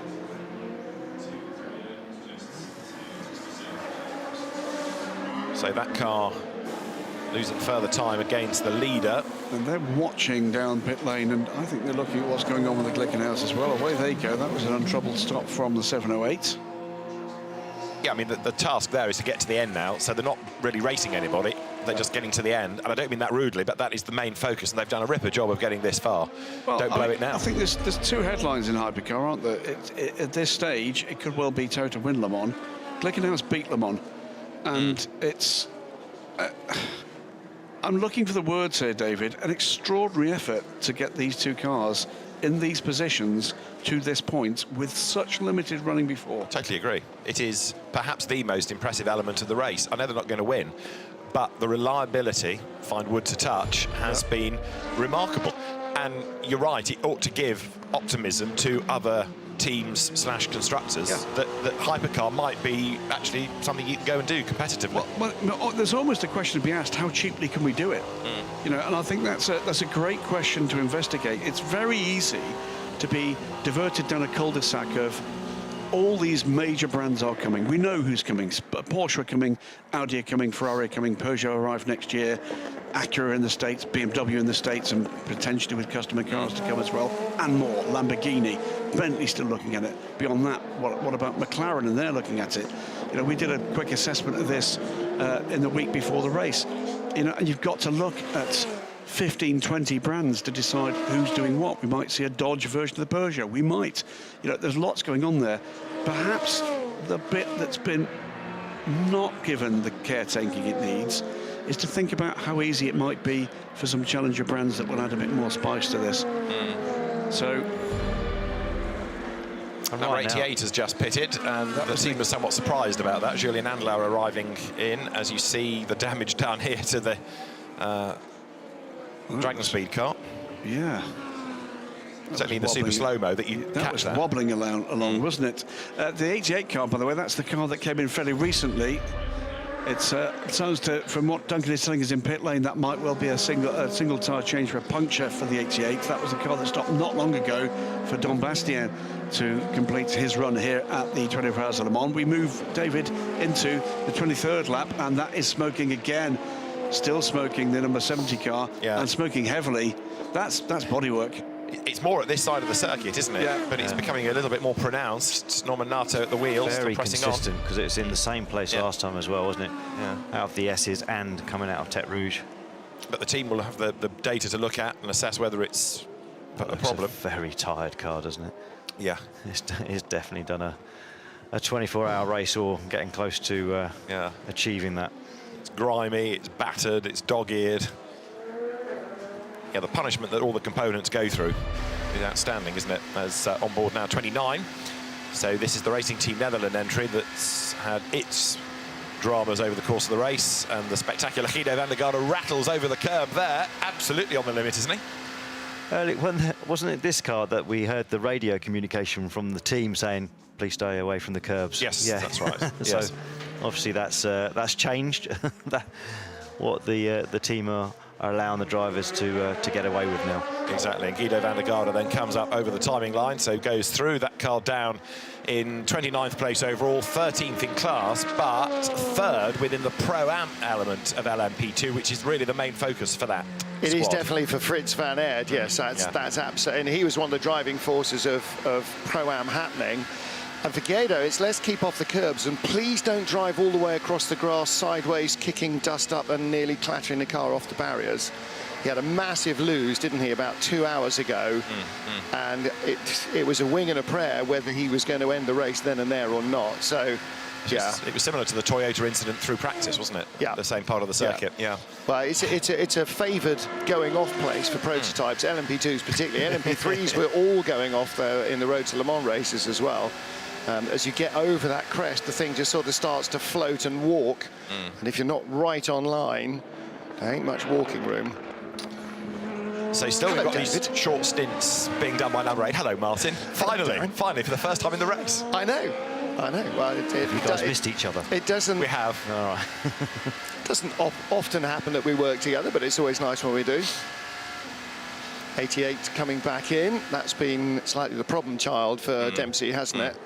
Yeah, they just had to try and sort out a bad vibration. Now they've got a splitter they are concerned about as well. So that'll be another bad vibration, won't it? Precisely. More and more pit stops, more time lost. But now you're getting to the point in many a case where you shrug as far as looking at the timing screen and a result is concerned, and you just want to get to the end. You've got this far. Yeah. If it's going to break down, kindly break down in the first hour, or at least while the pubs are still open.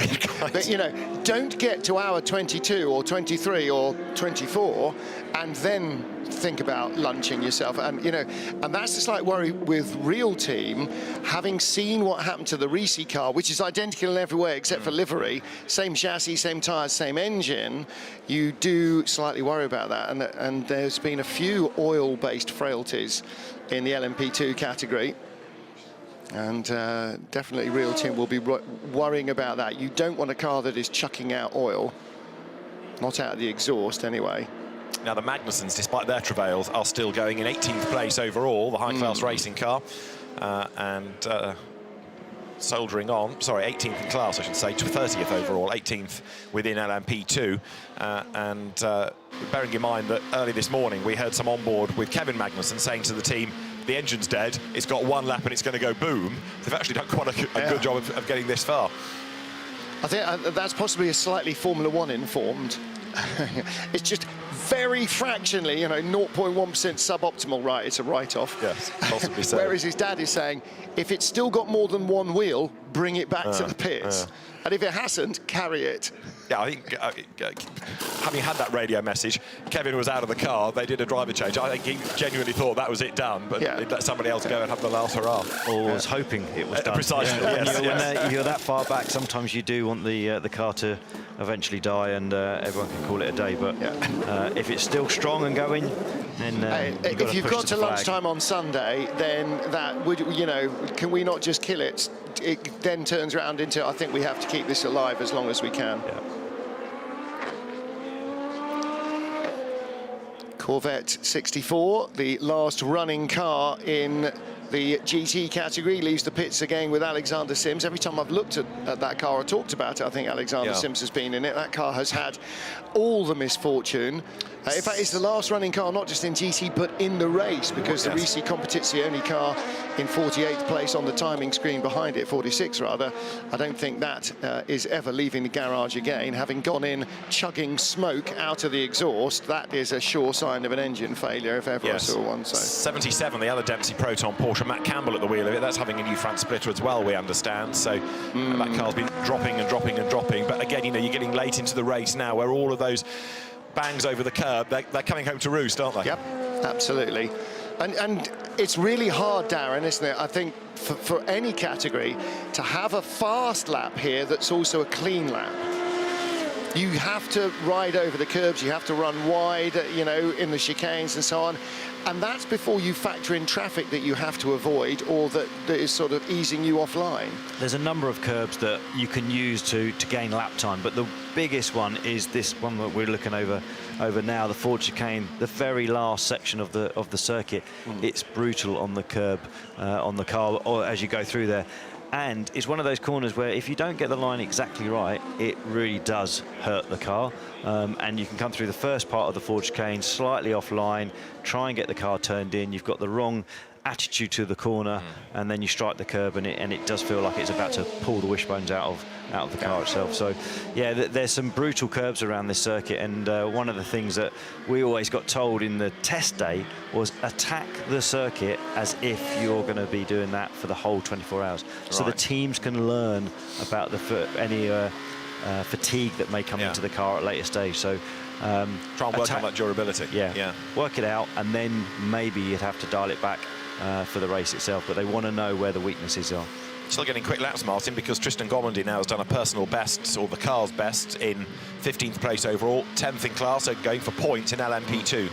And that Duquesne car, we've said it several times, I've said it several times, you wouldn't have given tuppence for its chances of making the dark after the first couple of hours. Right. The same with the 48 car, that was just off so many times, the remaining IDEC car.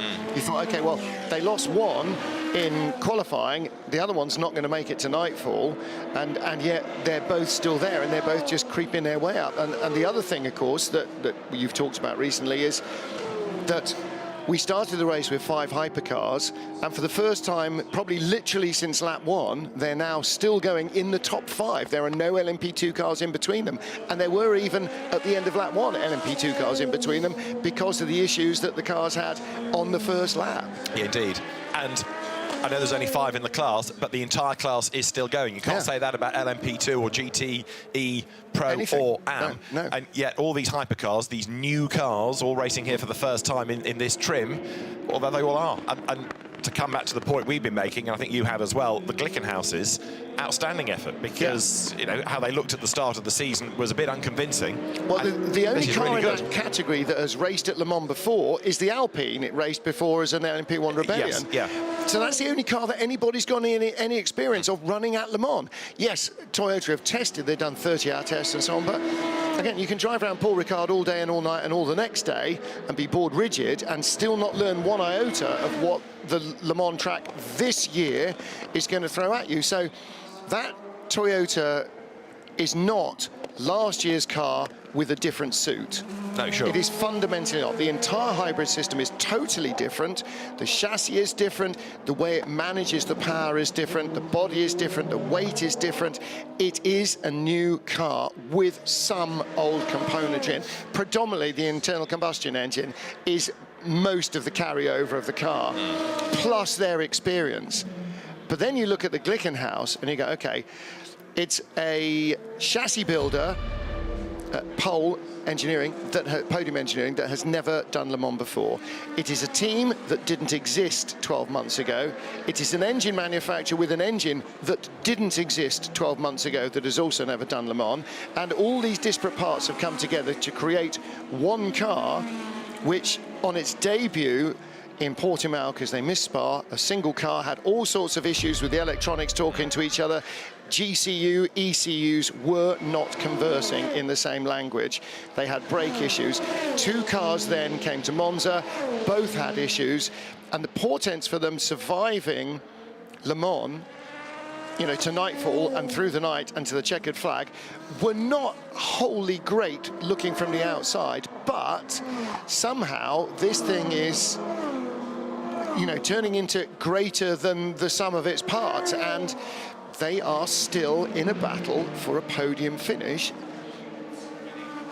In the pits is WRT. This is the 31 car of Robin Friens. Yiffy still leading in LMP2, and these cars 5th and 6th and 7th overall. Now, what we need to look for here is what they do with the jacks, because we understand that the onboard air jacks have failed. So the last 2 pit stops, the most recent was to do the rears, the previous stop was to do the front, and they're having to do this now, or were, with an inflatable bag underneath, lift the car up. Now let's see what they do here, Darren. I don't think they're going to have to lift it up because they'll just run that set of tyres again. Yeah. So for this pit stop, it's not going to be a problem, but maybe the next time they're going to have to try and get the car up. And those are the sorts of issues when you've got 2 cars equally well driven, run by the same team, between which there is barely a cigarette paper.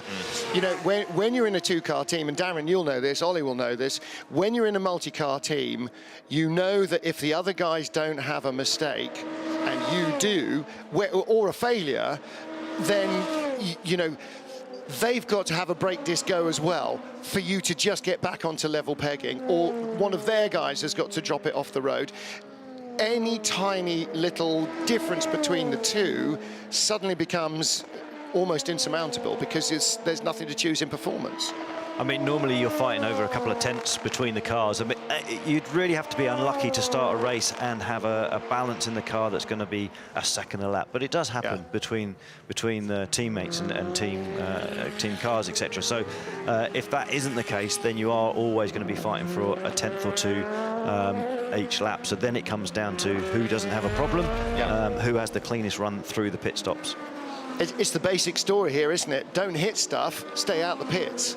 Now, you know, that's the rule of the Mans, and that's what makes you go quickly. Okay, saying it is one thing, but keeping out of trouble and giving it maximum attack, and it's that fine line that's the really interesting bit, isn't it? Well, we saw in Hyperpole, didn't we, with Kevin Estre. You know, he's dominated all the qualifying sessions this year. He's been absolutely shatteringly quick, and he was just a fraction too shatteringly quick in Hyperpole.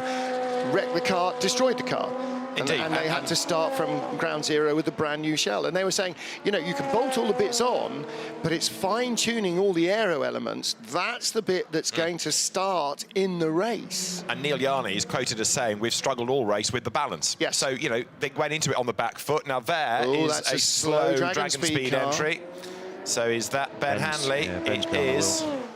Oh dear, the car was running in 11th in class, in 16th overall. And leading Pro-Am. Yeah. And again, not for Ben, not for Juan Pablo, for Henrik Hedman, that's the key.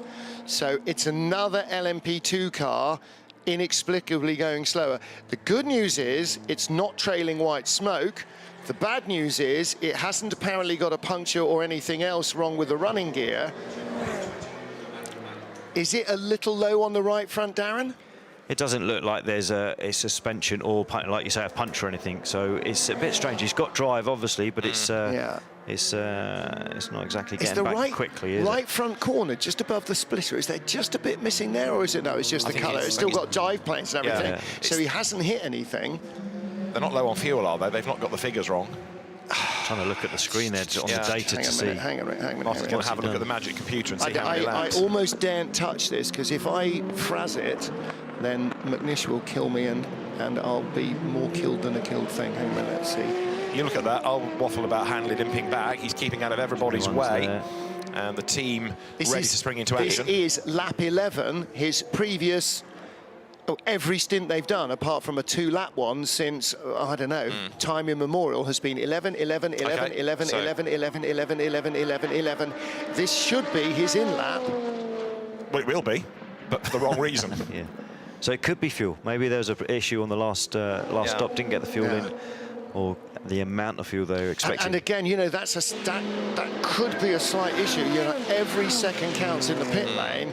If the fueler, you know, tired, shattered, he's been up for 36 hours already, probably nearly. If he just pulls it off a second too early, half a litre too little fuel, suddenly the car's going into limp home mode. The car speed's too consistent for fuel. Yeah, I think you're I'm right. fairly sure Yes, he wouldn't be travelling back at that speed. Stuck in a gear? Yeah, could be something like that. See, fuel is more fixable because you can slosh some more in. Yeah. Missing gears, much harder to slosh a few extra gears in. Now, in the pit lane, when you have to turn it off, turning it off and on again is less of a gamble maybe than doing it out on circuit. Do you want me to stop and recycle and cycle through? If you're still going, no, God's sake, get it back here, because then if we need to hit the electronics with a big hammer, at least you're with us. I mean, the pace, although it is a slow car, clearly, it's not a snail, is it? This is going at a half-decent pace for a car with a problem. It looks like it's slow zone speed, isn't it? And is it possible that the limiter might have... It looks about 100, 120k, so yeah, it's out of a slow zone 80k. So limiter. now, what is his advantage? What have they got in the bag? What are they going to lose? He is... It's about a lap, isn't it? 30... It's nearly a lap ahead of Real Team's Norman Nato. Well, he's going to have to come in, come what may, and then we'll see what they do. I mean, it could be that they refuel it and send him out. It could be that they have to do something more. There is Nato. And Real Team, this is the car that's smoking a bit more than anybody likes the look of, isn't it? Yeah. So then, third place Racing Team Netherlands, no wonder they want him to keep off the curbs, because the car in second ahead of Racing Team Netherlands is smoking a lot. We've got an hour and 45 minutes to go. It's a full Grand Prix distance, basically, still to run. Yeah. Well, here he is, Ben Hanley is in the pit lane, the team ready to receive him, and what can be done? They'll have had a good dialogue on this in-lap, won't they? Team to driver, Darren, so they'll know what to expect. The Gibson engineer, we understand, has been waved away down in the pit lane, so for the moment it's fuel, but you would do that anyway. Yeah, fuel's always the first thing, but there's no jockey wheels getting ready, so it doesn't look like they're going to take the car back into the garage at this point, so maybe it is just a... the other thing, of course, is they've got all the warning lights in the garage. They can see what the car is telling him, and if the car is going bing, bing, bing, bing, bing, you've got no gas, they may be pretty calm about it. But, again, it's turned off and turned on again. The key will be, if and when it fires up, what happens then?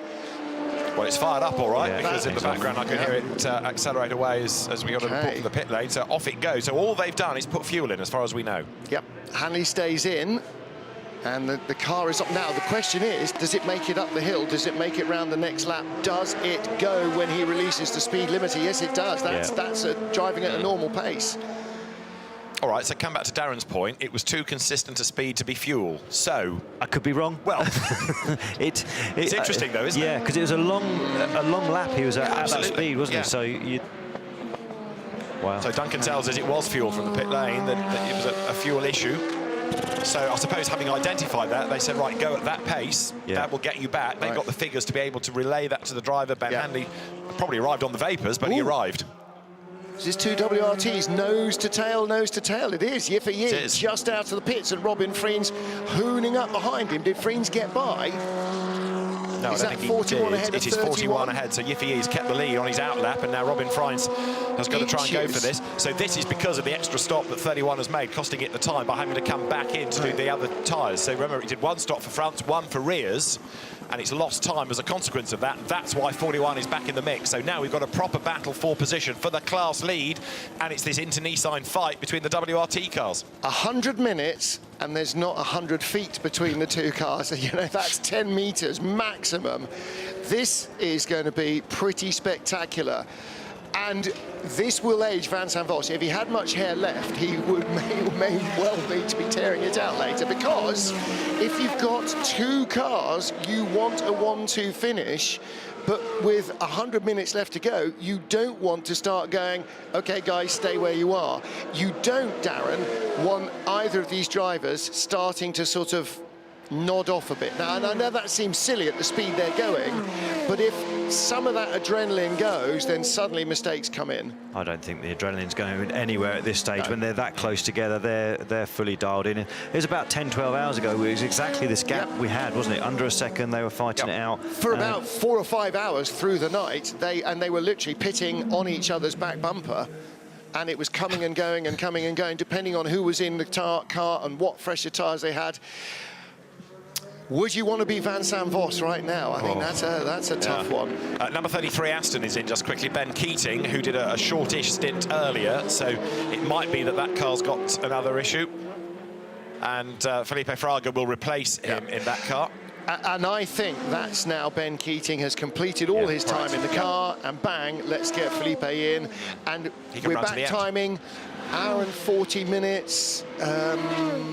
3 stops, 3 stints, 2 stops. Is that why they will have come back in at that particular time? Is that it's now a complete set of stops to the end and no splash required? I think so, yes. You know, we're in that zone, aren't we, Darren, where you're now working back from the ultimate target, which is the checkered flag. Yeah, Fraga's going to go out, and then he'll have one more stop, and then that'll be the checkered flag. And I think now, with the way that it played out for Ben, he must have done about 6 hours and 30 minutes, 35 minutes. So more than probably most of the bronze drivers in the Pro-Am. GT. Well, they all have to do at least 6 hours. Correct, yes. And what you don't want to do is put the car off kilter by going, right, you've done 6 hours, I've only done 3 laps in my stint. Yeah, come on anyway. You know, let the stint play out. Let the driver, I mean, you know, these guys are paying to race at Le Mans. Don't hoik them out the car the second that they've done their 6 hours. But they're racing at Le Mans and they want the result. Yes, they do. So they are always aware that, you know, minimising their time to the 6 hours is going to be the most efficient. There are 2 or 3 drivers in the AM class. Ben Keating is one, Francois Perrodo another. Absolutely, and Egidio Perfetti, although who's no longer in this race, they are as quick as half the silver drivers in that field. Leader is in, incidentally. Just to mention, Mike Conway has brought number 7 back in. We were saying a little while ago that Jose Maria Lopez could be on here to be only the 2nd Argentine winner of the event. Yes. If things go as they are at the moment. So it's another Jose. Yes, Ronnie Gonzalez in 54 with a Ferrari. Driven also by Mike Hawthorne. Maurice Trintignant. Maurice Trintignant, was it? Oh, good stuff. You've looked that up. Were you both commentating back then? Is that how you know? Yes, well, I was you listening were, to but Martin in your as alter ego, I was in my you? pram. This is your opportunity. No, It is your opportunity. No. Come on, Nev's got to invoice us. Oh, that's true. Possibly in a moment. We'll see whether we can raise Neville Hay. Right. Swinehaven, swine. So, yes, Mike Conway back into the race. Now, is he going to stay behind the wheel to the very end here, do you think? He's got another hour and a half to go. He's been in it for a while anyway. Yeah, how long's he been in? This is his first stint since getting back in the car, isn't it, at this stage? Because it was just over the 2 hour mark, maybe 2 hours 30. Has he done one already? He's done 3 now on the bounce. Has he? And then Pachito did 4 before that. And actually, do you know what? I've got to say, Toyota being Toyota and this being a hypercar in the first race of the hypercar era, Toyota are going to put Kaz Nakajima in. Yeah, they are. Yeah. And this car's never won. The number 7 team have not won either. And Nakajima has had 4 consecutive poles and 0 wins here at Le Mans. Yeah, Mike's in his 4th of 4. Prior to that, Pachito did 4. So, I mean, it should rotate round to Kaz anyway, and I would think that he's the man they're going to put in. And Kazuki is in the number 8 car now. Where is he? This is stint number 4 coming up for him. They're short stints in car 8. Yeah. And that's a 7. They've had an 8, a 6, an 8, a 6, a 7. Well, 9, 7 is coming down as well. You know, from 13 and 12 for Pachito's first couple of stints. Then it's been 12, 10, 9, 9. So they're still managing a fuel pickup issue or fueling issue of some kind. It's not as debilitating maybe as the number 8 car. Just going back to 7, when we're talking about maybe a Japanese driver at the end, we're thinking Kamui Kobayashi, aren't we? Because Nakajima's in 8. Yes, did I say? You did say Kaz Nakajima. Right, no, but I knew what you meant, because the Japanese driver for the glory, for the headlines and all of that. Well, and because of the home audience, it obviously there's no translation. It translates very well, obviously, if you've got your Japanese race winner, but also because he's the guy who's put it on pole, and actually because it's his turn. Yeah, that's more to the. It's part of the schedule, isn't it? Yes. You know, if they're all Conway started, 4, and they're cycling through, and this is Mike's last of 4. And to go to the end, he would have to do a 7 stinter, basically.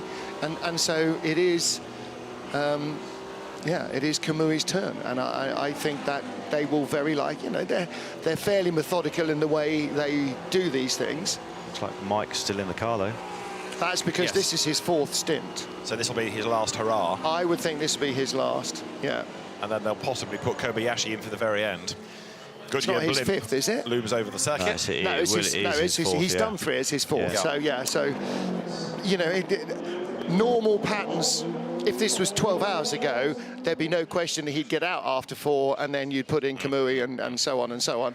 The fact that the checkered flag is possibly looming, they won't mind. You know, obviously, each of them would love to be the driver that comes across the line in tears, and whoever's behind the wheel will be in tears, and so will all stout men. However, frankly, in the greater scheme of things, if you win Le Mans, you don't care who was the guy who actually finished the race, because you race as one. And Darren, again, like Ollie, you know, when you're with your teammates, and especially when you get to the end of something as tortuous and harrowing as a Le Mans 24 hours, you are a band of brothers. You are one. And whoever's driving a car is whoever's driving a car. You are one. You race for each other as well as with each other. And every driver gets a part of the race. You know, I've done the start many times and had a go at qualifying, and I've never finished the race when we've won in 07, 08 and 17. It was Brabham both times in the GT1 car and Johnny Adam in the GTE car. But I was lucky enough to get the shout for qualifying. So as long as each driver gets something personally from the race that they were able to do for themselves, and as a collective, and the trophy. Yeah, you've had a great. You know, we had that in 17 with the last stint by Johnny, me doing qualifying, and Daniel Sarah walking away with the lap record that year. It was each of us all picked something from there that was really special for us as individuals. What a final stint battle that was. We could be seeing the same from WRT for the win in LMP2. And this battle for 5th in class is building up, because Paul de Resta is on the tail, or almost on the tail, of Renger van der Zande. It was just under 2 seconds when they came over the timing line, and Paul de Resta still trying to salvage something better than 6th out of the event in 23 from United Autosports. So that car pushes on, and the gap continues to come down. So de Resta, Alex Lynn, Wayne Boyd. Much was expected of that car, but can it get one more place before the end as Van der Garde comes into the pit lane here? 3rd in Pro-Am, tyre change. He's staying in. I think he will stay in until the end. Go, go, go, go, go, go. Waving him away. That car 3rd in Pro-Am. Real Team's Norman Nato has just left the pits, 2nd in Pro-Am. Ben Hanley in the Dragon Speed car with that half a slow lap. His own personal slow zone following him around. Oh, he was in. That is still the Pro-Am leader. Just ahead of Ben Hanley, the Duquesne car is coming in. So the 22 car also comes in from United Autosports. And interesting news from Duncan Vincent in the pit lane there, David. Which is that Ben Hanley did miss the pit in. The team was ready for him. He missed the pit lane entry, and he had to do another lap, and that's why he was low on fuel. So it was an error, a communications problem, but good research, Duncan, well done. So it was a mistake. Ben Hanley missed pit in and had to do an extra lap. I would love Duncan to go down to WRT and ask, get Vincent Vos on the mic and say, how tough a final hour is this going to be? He's been in this position before, at races like the Spa 24 hours, numerous times, but this is a new venture for them, a new adventure for them. And it's not just, can we win it against, you know, BMW and Mercedes and whoever else. It's how do you manage the 2 cars? And that's the real question. How is he going to manage the battle, and how long can he let them get at it? So that's your task, Duncan Vincent.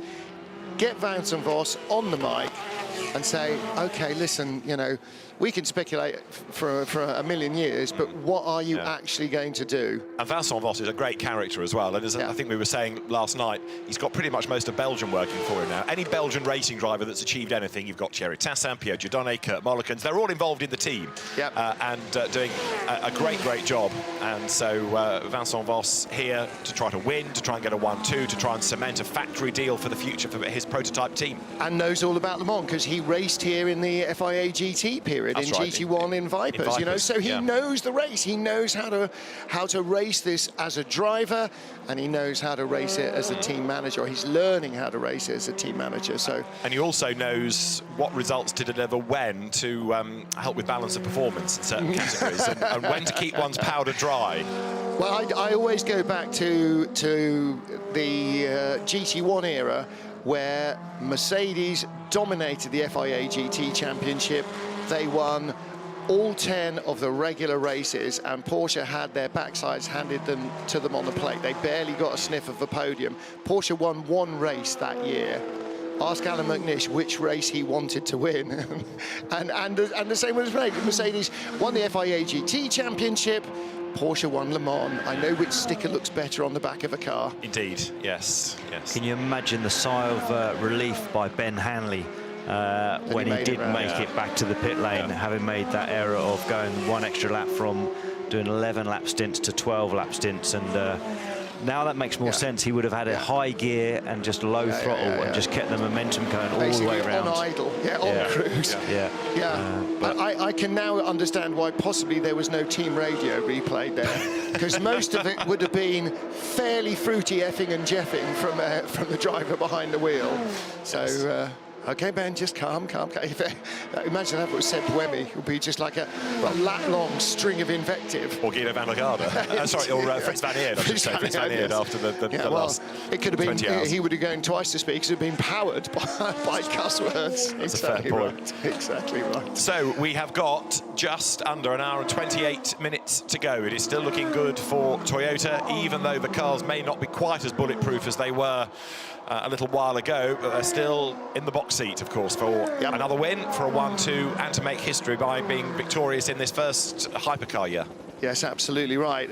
A lap between them. Number 7 car leads number 8 by a lap. There's a lap back to the Alpine in 3rd place, and then there is on the same lap, in fact, is the 4th place Clickenhouse of Olivier Plat, and then there's 2 laps back to the 5th place Clickenhouse, currently being driven by Ryan Briscoe. So the hypercar field of 5 is covered by 4 laps. That's not a big margin if you have a problem. If you're in Toyota right now, you have everything crossed. Hopefully everything's under control, but they've got issues now that they didn't have at midnight last night.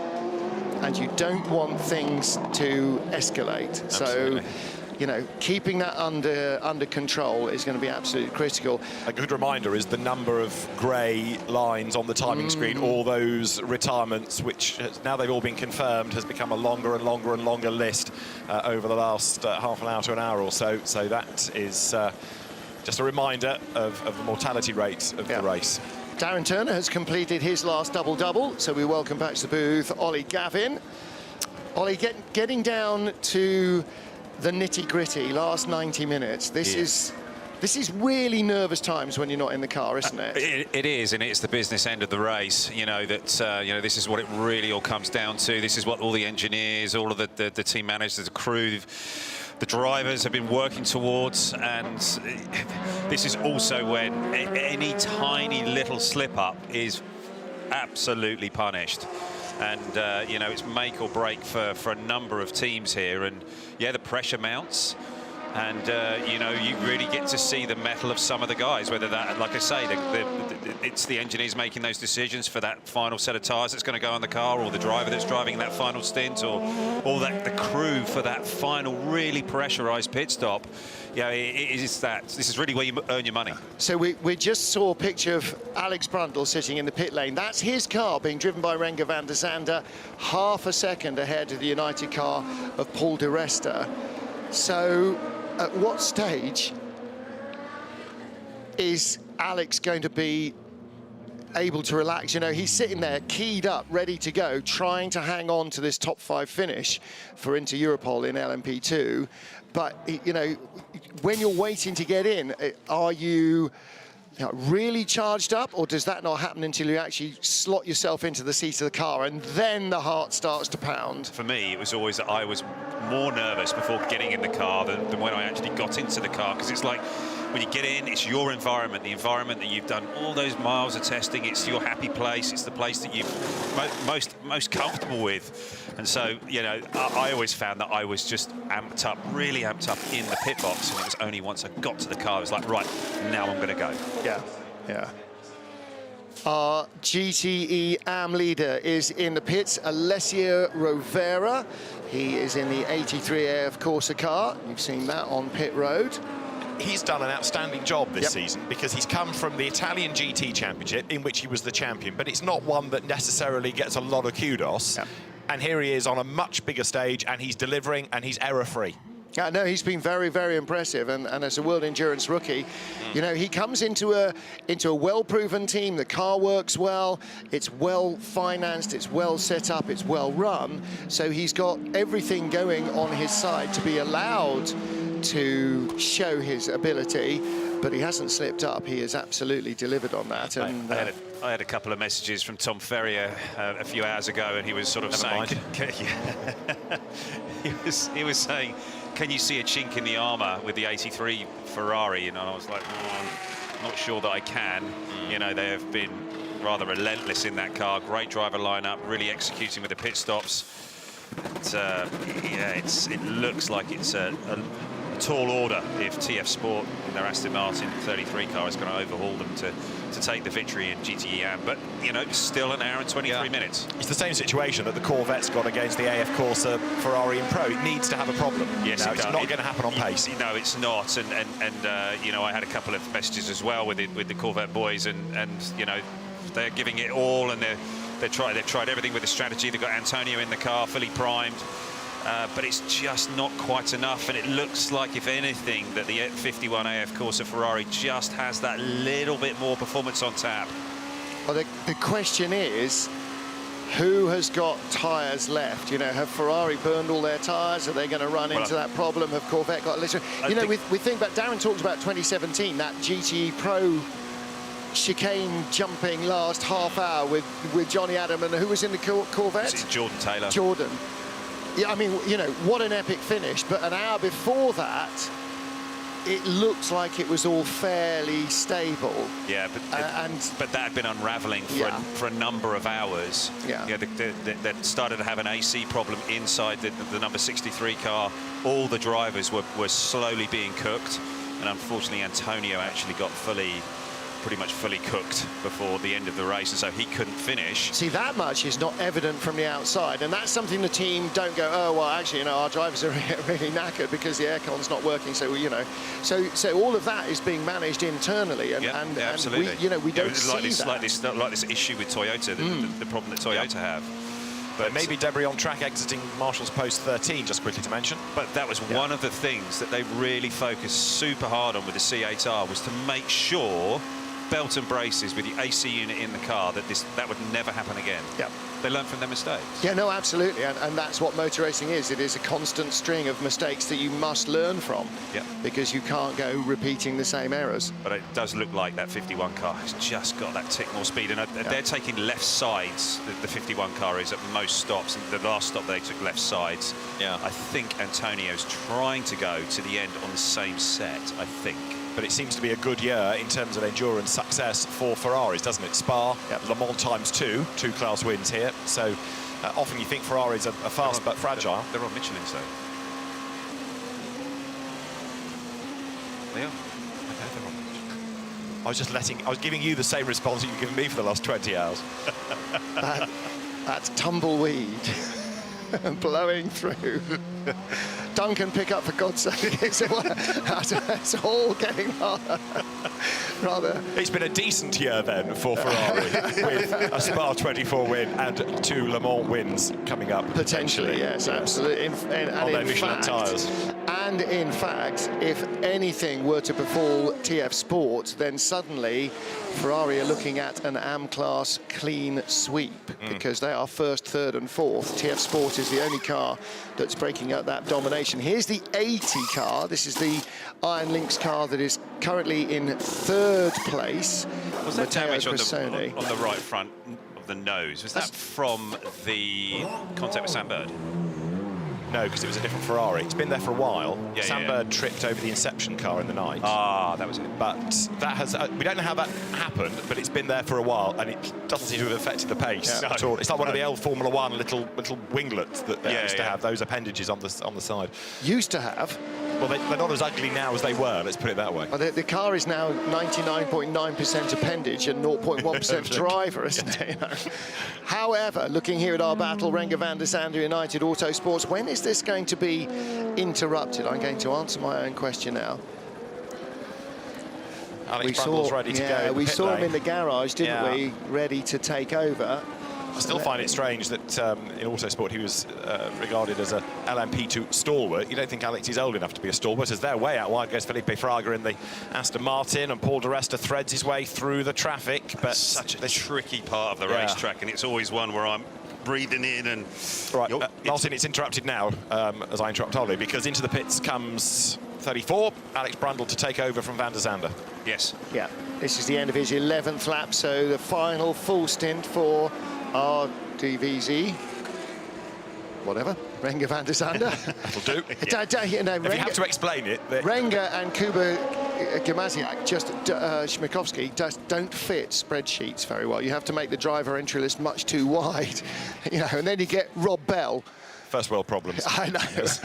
Right, driver change here, Martin. So Al Brun is going to get in. The boy Brundle. Yes, that's the one. Young Adders, that's the boy Brundle there. And he'll take the car to the end. Yes. We heard from him earlier talking to Duncan, and if you close your eyes or you forgot which race you were at, it could be Martin talking, couldn't it? That apple didn't fall very far from the tree at all, did it? No, indeed. No.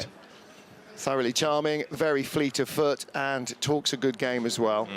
Right, so Alex Brundle will take it to the end, and RVDZ gets out, takes his seat, and goes and watches the rest of the race. Yeah, Renger's done a solid job in that car. He is a solid performer in the US, in the IMSA Championship, driving for Chip Ganassi in the Cadillac, and you know, he's now become quite a name in the US in that class. DPI, and quite spectacular at times.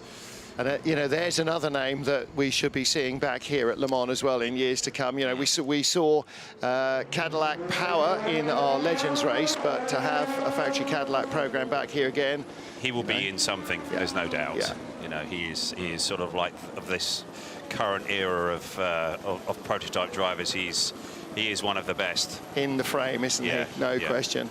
Be No great to see a Wayne Taylor racing car back here as well, and you know, that's devoutly to be hoped. I'm not sure what Cadillac's program plans are. I'm not sure if they're sure yet, but it would be very good to see Wayne Taylor racing back here at Le Mans. Race leader on lap 3:51, incidentally, with an hour and 16 minutes still to go. And still we have the 5 hypercars looking at the top 5 places within the order.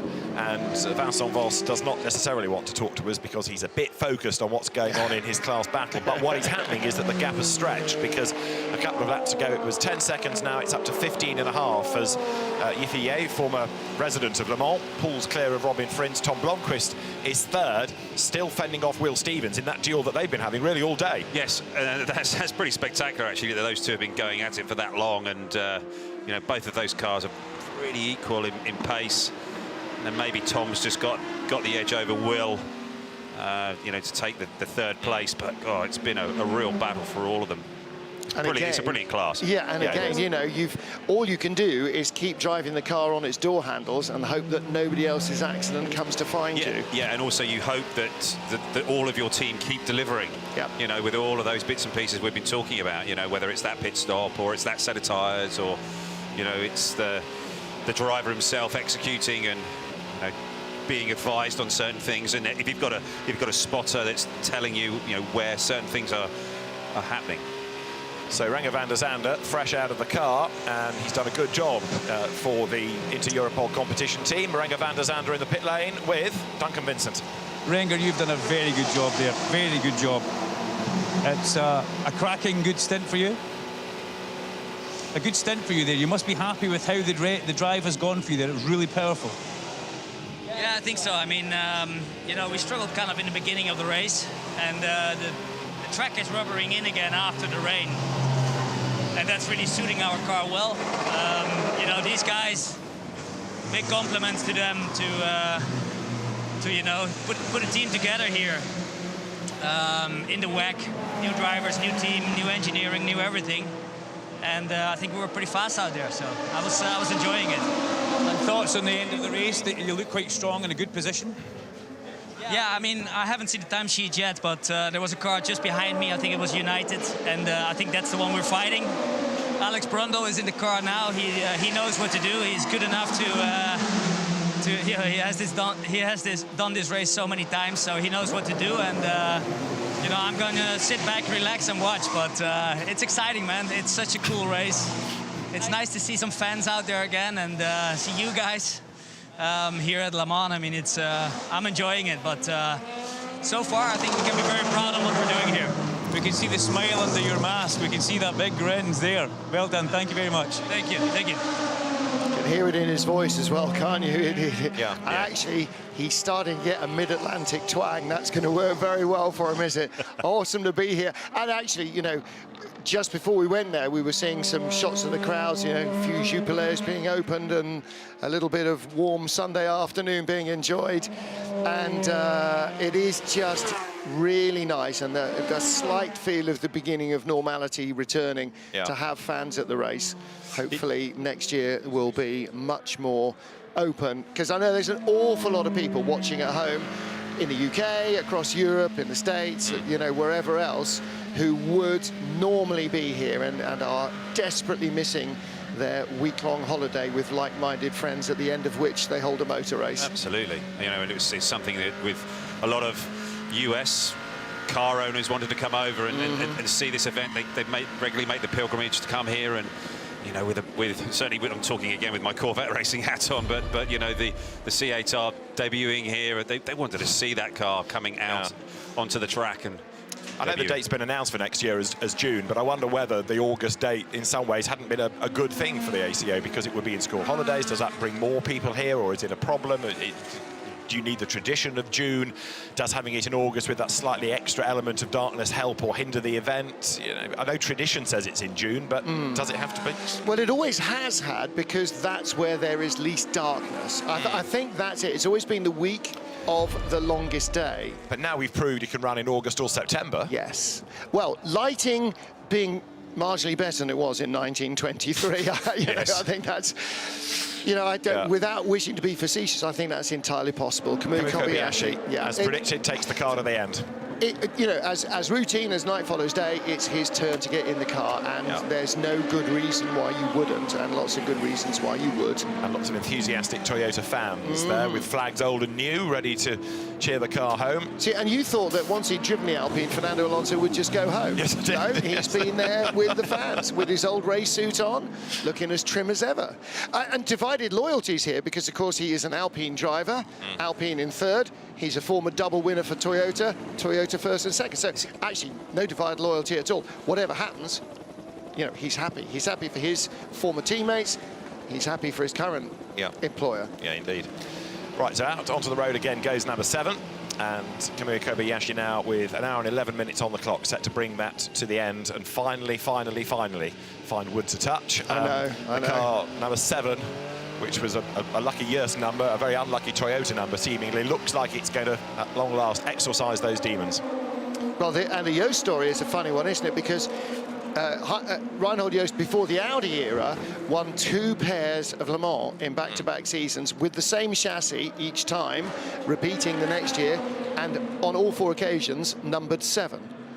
So there is a little, and you know, 7 is a lucky number. Actually, in a lot of Asian cultures, 8 is the auspicious number, but a lot of Westerners feel that 7 is a lucky number.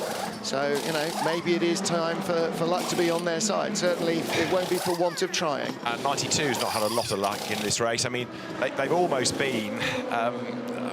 quite sure what the adjective is. I mean, they've tried as hard as they can, but they have never looked totally at the races. Still, really, aren't they? Still the legacy of the crash in Hyperpole. You know, but it's not quite been right. No, I don't think either car has been. I'm not sure the Hyperpole thing has had too much of an influence on it. Maybe it's just taken a slight shine off of it. But I just don't think either car has had that level of performance that the 51 clearly, well, the 51 and 52 clearly went to. They were really taking the race to Corvette, and Corvette has just been nibbling away all the time at the heels of the Ferraris. But really, the Ferraris have controlled the race. Indeed. Number 8, Toyota, is into the pit lane. Yeah, I mean, Ferrari didn't do much shouting during qualifying or practice, saved itself for the race and got it absolutely spot on. 38 has just come down the pit lane, the Jota LMP2 car, but significantly so too. Number 8, there it is, out of second place. I think Roberto Gonzalez will bail out of the 38 car. I'd be surprised if he's got any more time to do. So who would you put in? Well, Antonio Felix da Costa probably. I think he would go to the end. There goes number 8 car, no dramas, but what... Ollie's playing with the laptop. 7 laps now is all they can go on a stint. The last for Mike Conway was a 7-lapper. The last for Kaz Nakajima was a 7-lapper. In fact, they'd done 2 7-lappers before that, a couple of 8s and a couple of 6s. Yeah, that was because of the door problem on 8, wasn't it? That they had to do a shorter stint and repair the door. Well, that was one of them, but they were able to do that because they were having to do a shorter stint because of their fuel issue anyway, so... Yes, it's a bit chicken and egg, that pit stop, really. Yes. On who you believe. Yeah. Did they sort out the door because they were coming in, or did they come in because they had to sort out the door? Well, the legacy of the stop is they never got back to 11 lap runs. No, indeed. So they've been but they did get back up to 8, which was what they were doing before 6. So there's a kind of positive. You have to go with it a bit WRT, here we go. Penultimate round of stops. Robin Freens stops first from second place. And that means that Yifei should be in next lap. Now, just remember the air jack drama for this car. So let's see, because the car didn't change tyres last time. Can they? Well, they've got tyres ready, haven't they, Ollie? But let's see what they do here. It'll be the fuel first. That's part 1 of the pit stop process. They're going to do tyres. They're going to do tyres for sure. So let's see how they do it and how much time this is going to lose. There's the inflatable just at the back. See the mechanic with it? Yeah. And you go, well, why don't they use a jack like they do in Formula 1? Because they don't have them. They have their own jacks on the car, so you don't bring things that you'll never use. Actually, I'm not sure that they are going to do tyres. They're ready. They're ready just in case. What do I know? Maybe it's just left side. Let's see. Well, I can see at least 3 tyres. Yeah, look, the inflatable bag, you just see it at the back, you see it expand, the car goes up, Martin. Well, did they not do rears once and then fronts the next time? So now they're back to rears because they don't want to spend too long squishing it down to get the bag to deflate, because you don't want to leave it under the car as it tries to leave, like high class did on the grid with the number 20 car. Yes. So they've done the rears, so on the next stop we assume they'll have to do the fronts. Yeah, I mean, that's an unusual way of doing it. It is an unusual way of doing it, but needs must, you know, and at least they haven't materially altered the car. Remember, who was it 3 or 4 years ago where they had a starter motor issue? They had to take the rear body off, hit the starter motor, put the rear body on, and then the car would start. Yeah. And then they ended up drilling a hole above the starter motor so they could whack it with a pole, and got excluded for changing the bodywork. Yes, I do remember that happening. I can't was remember it one of the LMP2 teams? Was it United? I can't remember. I don't remember the team, but, you know, so you can't. Was it the Jackie Chan team? Might have been. Anyway, but it did happen. You're quite right. Now, the question now is, we've been talking about how are we going to manage WRT's battle for supremacy. Question really is, with 66 minutes to go, What about Tom Blomqvist? He's the fly in the ointment. Yeah. How far behind is he? 25 seconds. And that air jack may have answered the question. 10 or 15 seconds longer if they change tyres, and maybe they can't not change tyres. So suddenly there's a very slender window, very slender, and that's come down from a minute to less than half a minute. Having to manage the tyre wear, aren't they? Yes. And the usage, because if you can only change 2 on the stop, then those fronts now are being given a real workover, and they've got to get to the end of another stint. Yeah. You don't have the time with the facility available to do all sets, and we've got damage on fast. 91. It's got rear damage. It's had a drama somewhere. It's gone off backwards. Yeah, it's had a big bite. How did we not hear that? Can I see debris? Has Yes, that not gone off at the forward chicane? It has. It's left the rear bodywork on the grass on the inside. Pop out and get that, would you? This is how it do looked. That. Oh, he's gone straight over that first part, and it's a big hit. Ooh, the front fender guard is coming off as well. This will be quite a launch here. Oof. So that's the diffuser just being ripped off, and actually it's not being ripped off from the back, it's being ripped off from the front edge, so it's like torn the floor out of the car as well. Yeah, the diffuser's and gone. where the floor goes, the mountings will be ripped to pieces as well. Yiffy leads in LMP2, he is in. And are we going to get a slow zone for the debris? Let's hear from the 91 Porsche team. I have no brake at the fourth chicane. I have no brake at the fourth chicane. Wow. Scary moment. So that's why he was across the grass, and that's the legacy. There's a chance that if he ran wide, coming off of karting in the Porsche curbs, the way that those cutouts work, it causes big knockoff on the brakes, and then he's maybe not tapped the pedal before he's come to the brakes into the forward chicane, and as he's gone for the brake pedal, it's gone all the way to the floor. I tell you what, he only just made the Dunlop curve there as well. Because he didn't know he'd lost his diffuser. Yeah, he Does was now. way out there, wasn't he? Yeah. Now he does know. So that car will have to come in, and we're going to have a yellow coming up, aren't we? Another slow zone to get rid of all of the debris, which straddles one corner and another. So with an hour and 3 minutes to go, we are going to end up with a potential slow zone. On standby, on standby.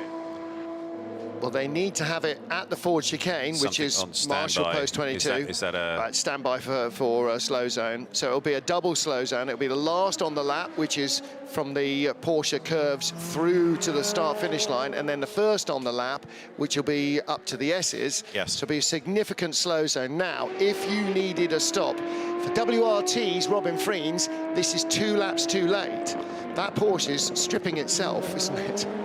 Yes, and it's limping on at reduced pace, partly because of the damage and partly because of the brake drama.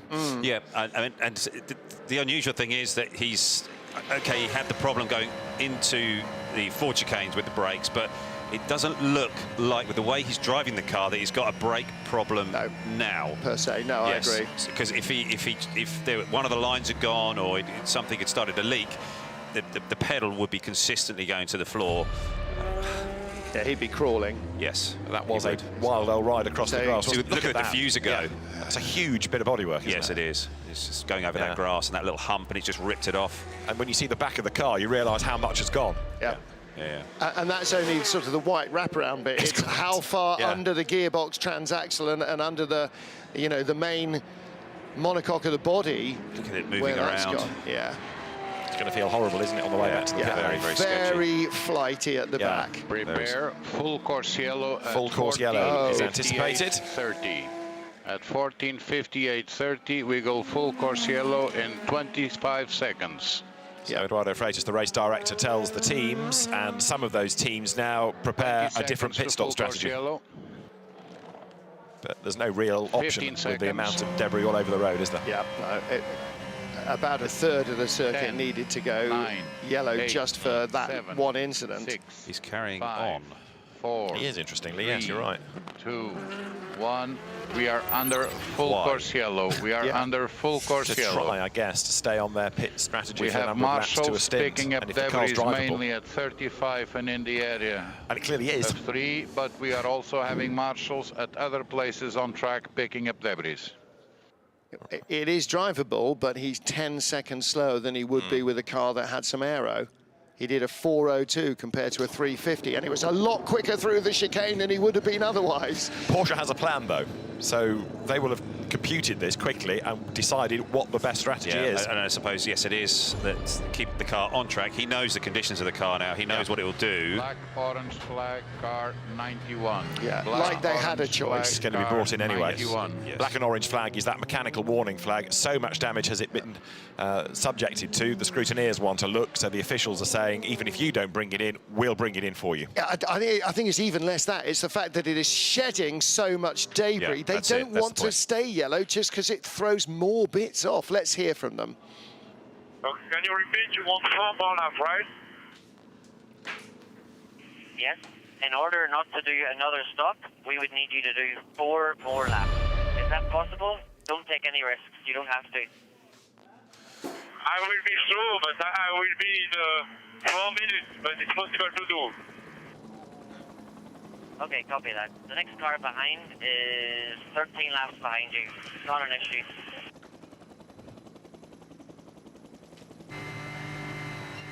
Right, so... But that didn't date well, did it, that message? Because that was before they were told to come into the pits. So they're saying, yeah, you've got to continue. Yeah, but I can't drive it. You have got to continue. I mean, continue. It's a little bit of an odd one for me, just because of the amount of damage on that car. Yeah. And okay, yes, they've got a decent lead from the cars behind, but and I suppose the only thing that they're going to be looking at here is if one of the other cars in front has some form of catastrophic failure, that they could just keep circulating around and just pick up, you know, one of those positions. But the car is significantly different to what it's designed to do and how it's designed to drive.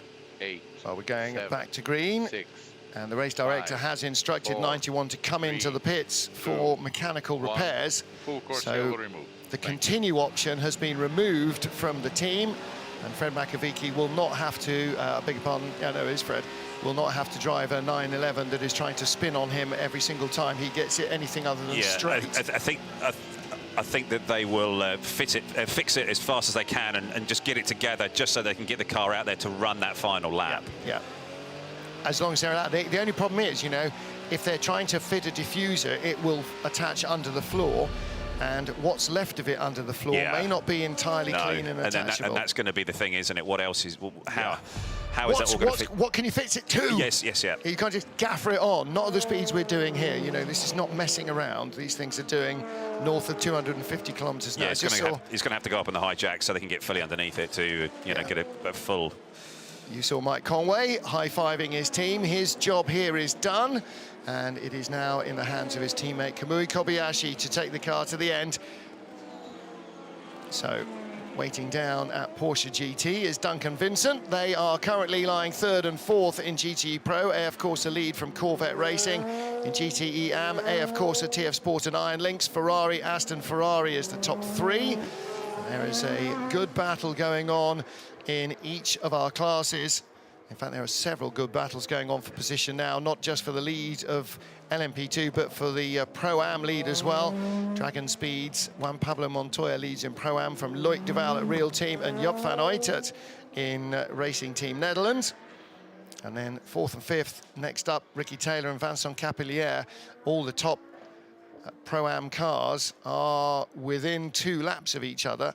And again, even though there's less than an hour to go, 2 laps is no margin if something goes wrong. Yeah, it's pretty amazing considering how much carnage and how many times so many of those cars have actually visited sort of guardrails, gravel traps, had some pretty significant incidents, and they're still running around.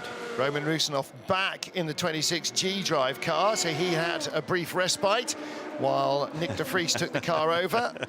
Yeah. Fall asleep in a garage at your peril. I mean, that, you know, that's rules for life, isn't it? Yes, it is. He has no idea that he's been tie-wrapped to the chair. Nobody's going to wake him up and tell him.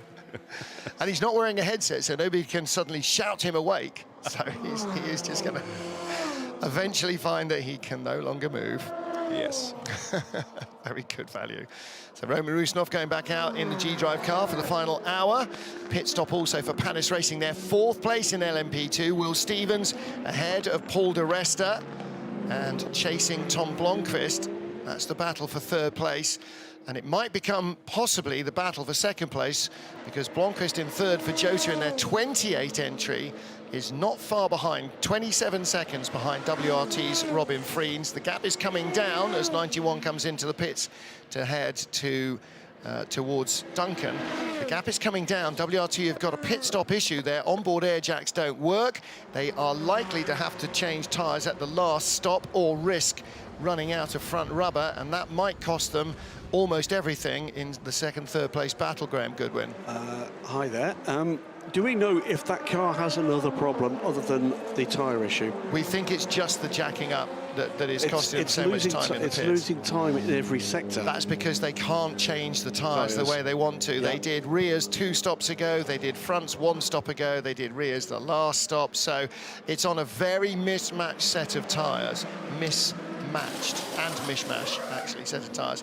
Into the garage goes 91. Unsurprisingly, really, he's going to have to go there to get this work done. It is looking like a car that's had a tough life, isn't it? I mean, when you had the rain earlier on, everything acquires a nice thick layer of grime.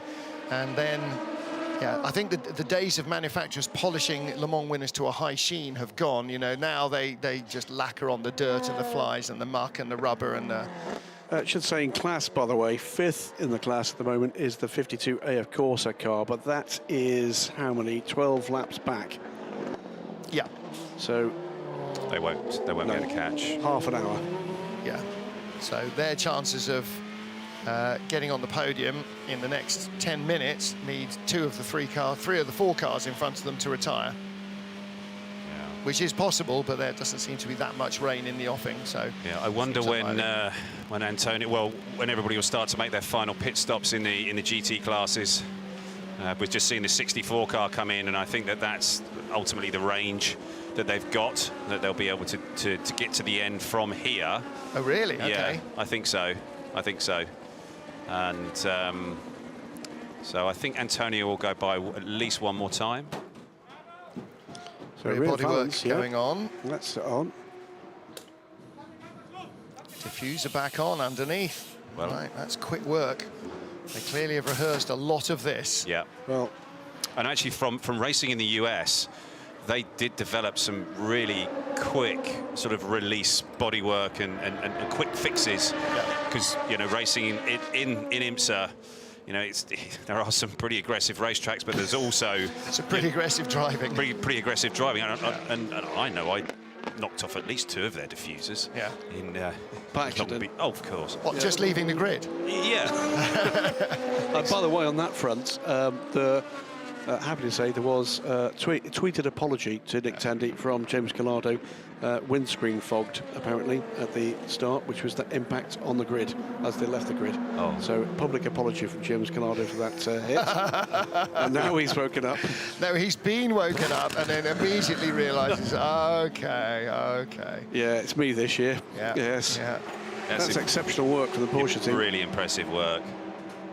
Which then makes me sort of wonder, why did they not do that immediately? Why did they try to get him to carry on? Yeah, what now's going on? Okay, so it didn't have tyres before going in. They're giving him the last set of fresh tyres. And Duncan saying that, oh, they're getting the wrong set.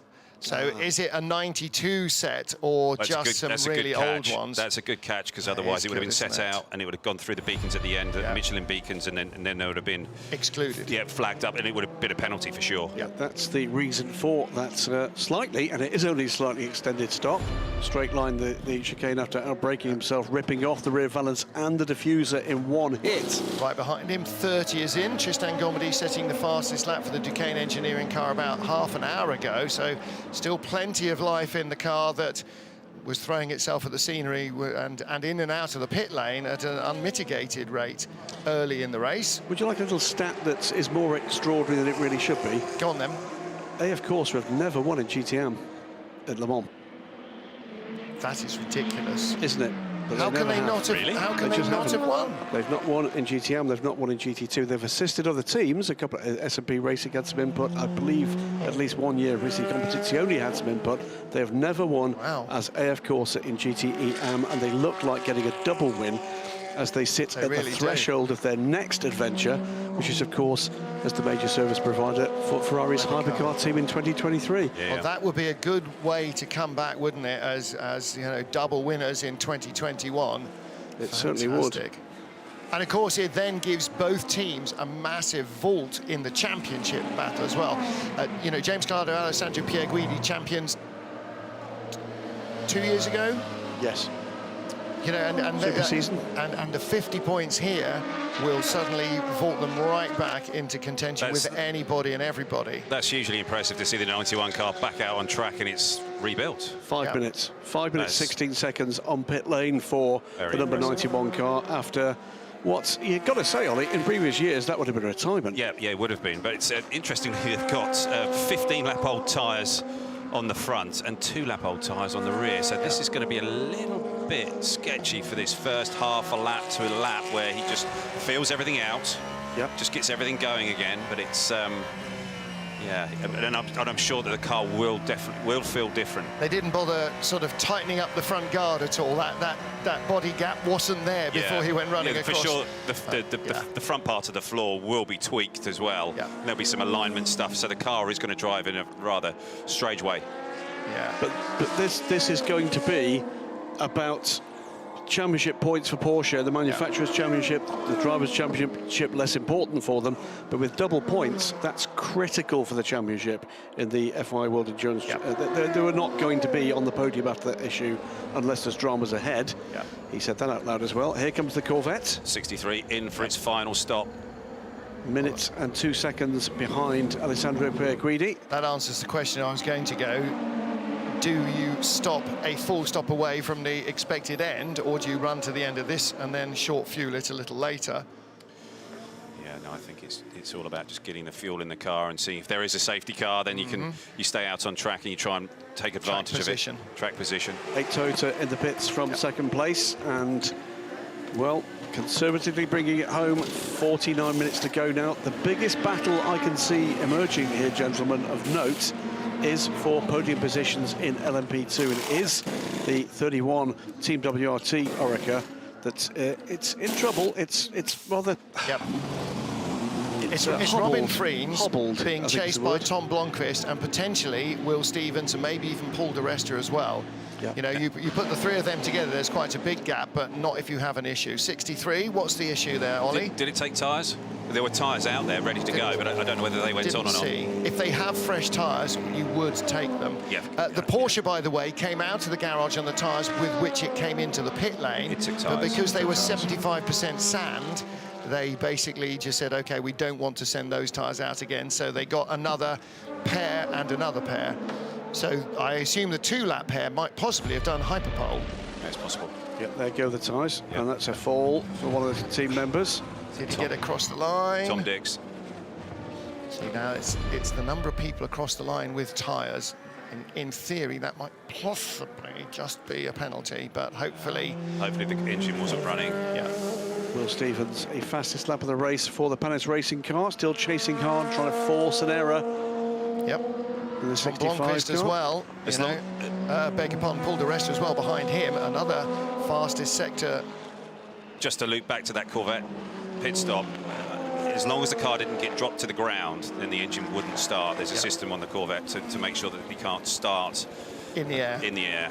And so as long as they didn't pull the wand out and get the car on the ground, then it wouldn't. They're so sophisticated, the systems now. You know, the auto kill thing where when you stop the car, it automatically cuts the engine so it doesn't keep running on or push you into the team or... Never trust the driver. Never trust the driver, it's like don't let the general public have a say. Never trust a driver. It should be a rule, shouldn't it? It should be written in the statutes. The 11th commandment. Excellent result in sight now for Inter-Europol competition. 6th place. They've finished higher than that in other WEC races, but 3rd in the points in the WEC. because a couple of the cars ahead of them are not full season championship cars. Alex Brundle's only 15 seconds behind Paul di Resta. I think that gap is coming down a little, isn't it? A little. It's doable, isn't it? It's not going to take imagination to see that could happen, and we've still got another stop for each of these cars. And Will Stevens is on a bit of a charge in a 65 car, Panis Racing. You know, he's done the fastest lap of the race, and he's just done first and second sector personal bests. Have they told him which setting is full power, do you think? It's the sniff of a podium in the final hour.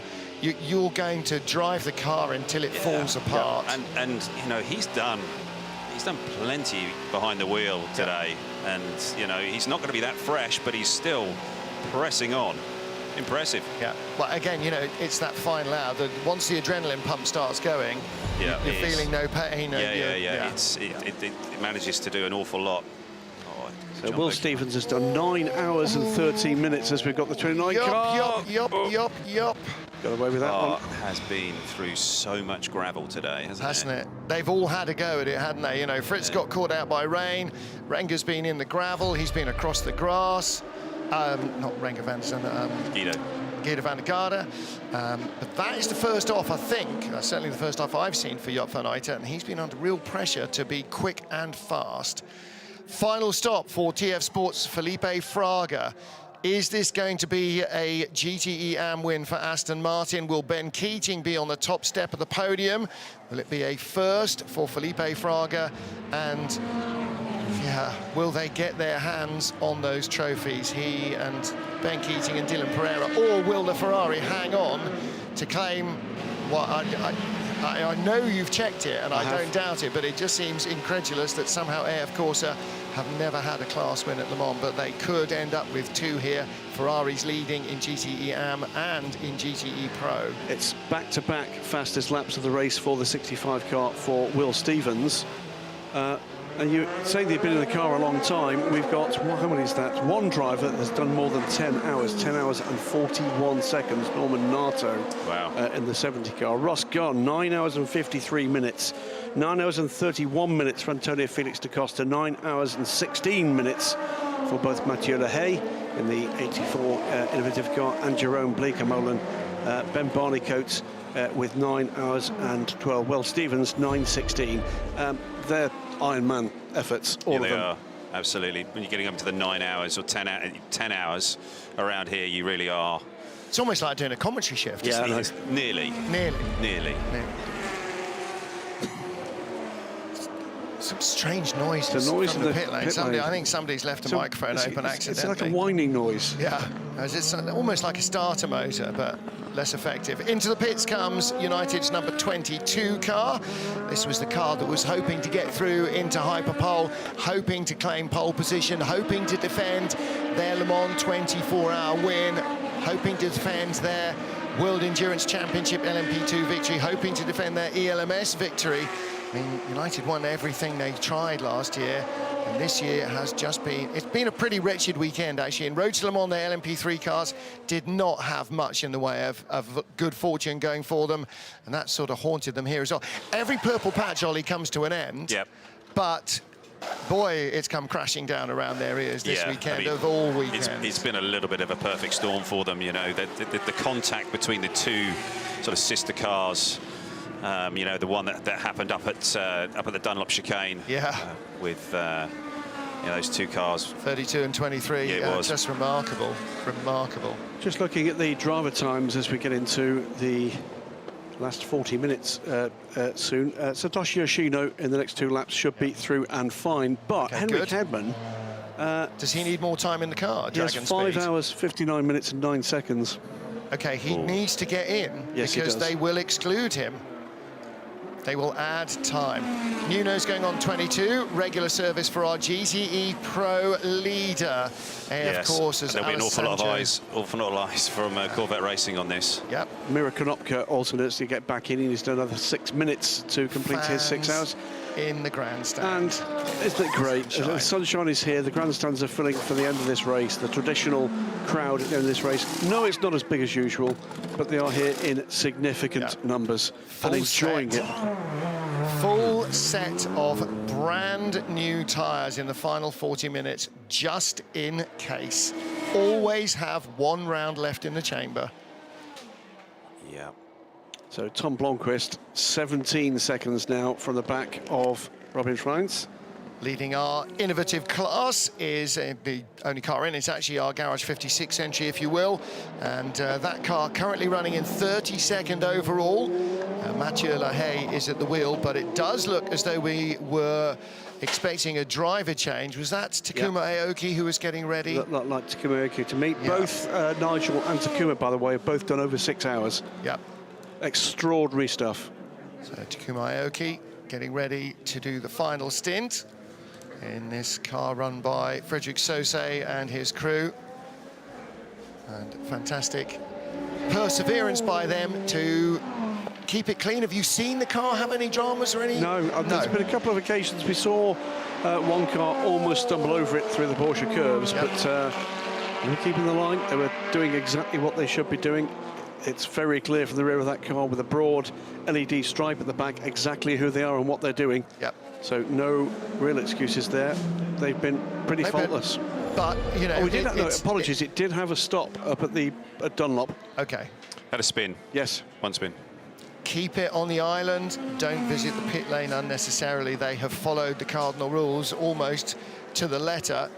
And that is the way you get a result here at Le Mans. Then you have to have a little bit of good fortune that other people's accidents don't find you, like they did for the Richemille Racing team. But, you know, with a bit of luck and a following wind, you can do quite remarkable things here just by really keeping your nose clean. This battle, by the way, for second in LMP2, in the same way as we were talking a little while ago about the Inter-Europol car, this makes a 14-point difference in the World Championship between the Jota car and the Team WRT 31, which is the full-season wet car. Rinaldi Racing, we talked about them being out of the race early on, their Ferrari. So if you are doing Spotter's Guide, Marker of Doom, Connect 4, we are one retirement away in 3 different lines from getting a full house of Connect 4.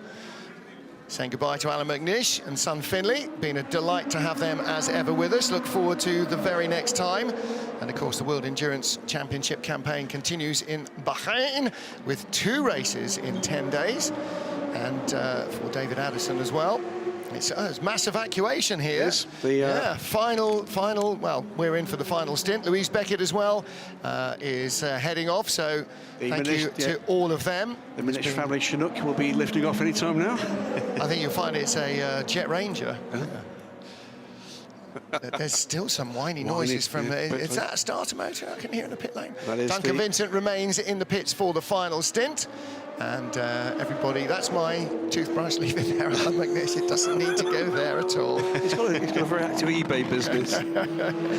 The driver change underway at the SRT 41 crew. As towards us comes Olivier Pla in the 708. So the lightweights have left, the gentlemen drivers are gone, and the pros will bring it to the line. Oh dear me, we're down to only 5 times wins in this booth now. Are we? Yep, between the 3 of us. Oh right, okay. How many have you won?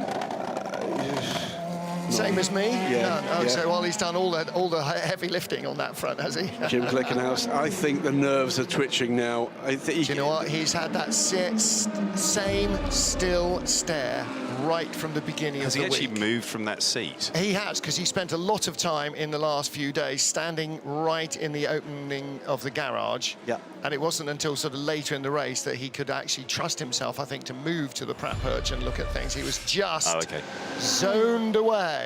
Imagine for a moment you're not in the first flush of youth and more of your life behind you than you've got ahead.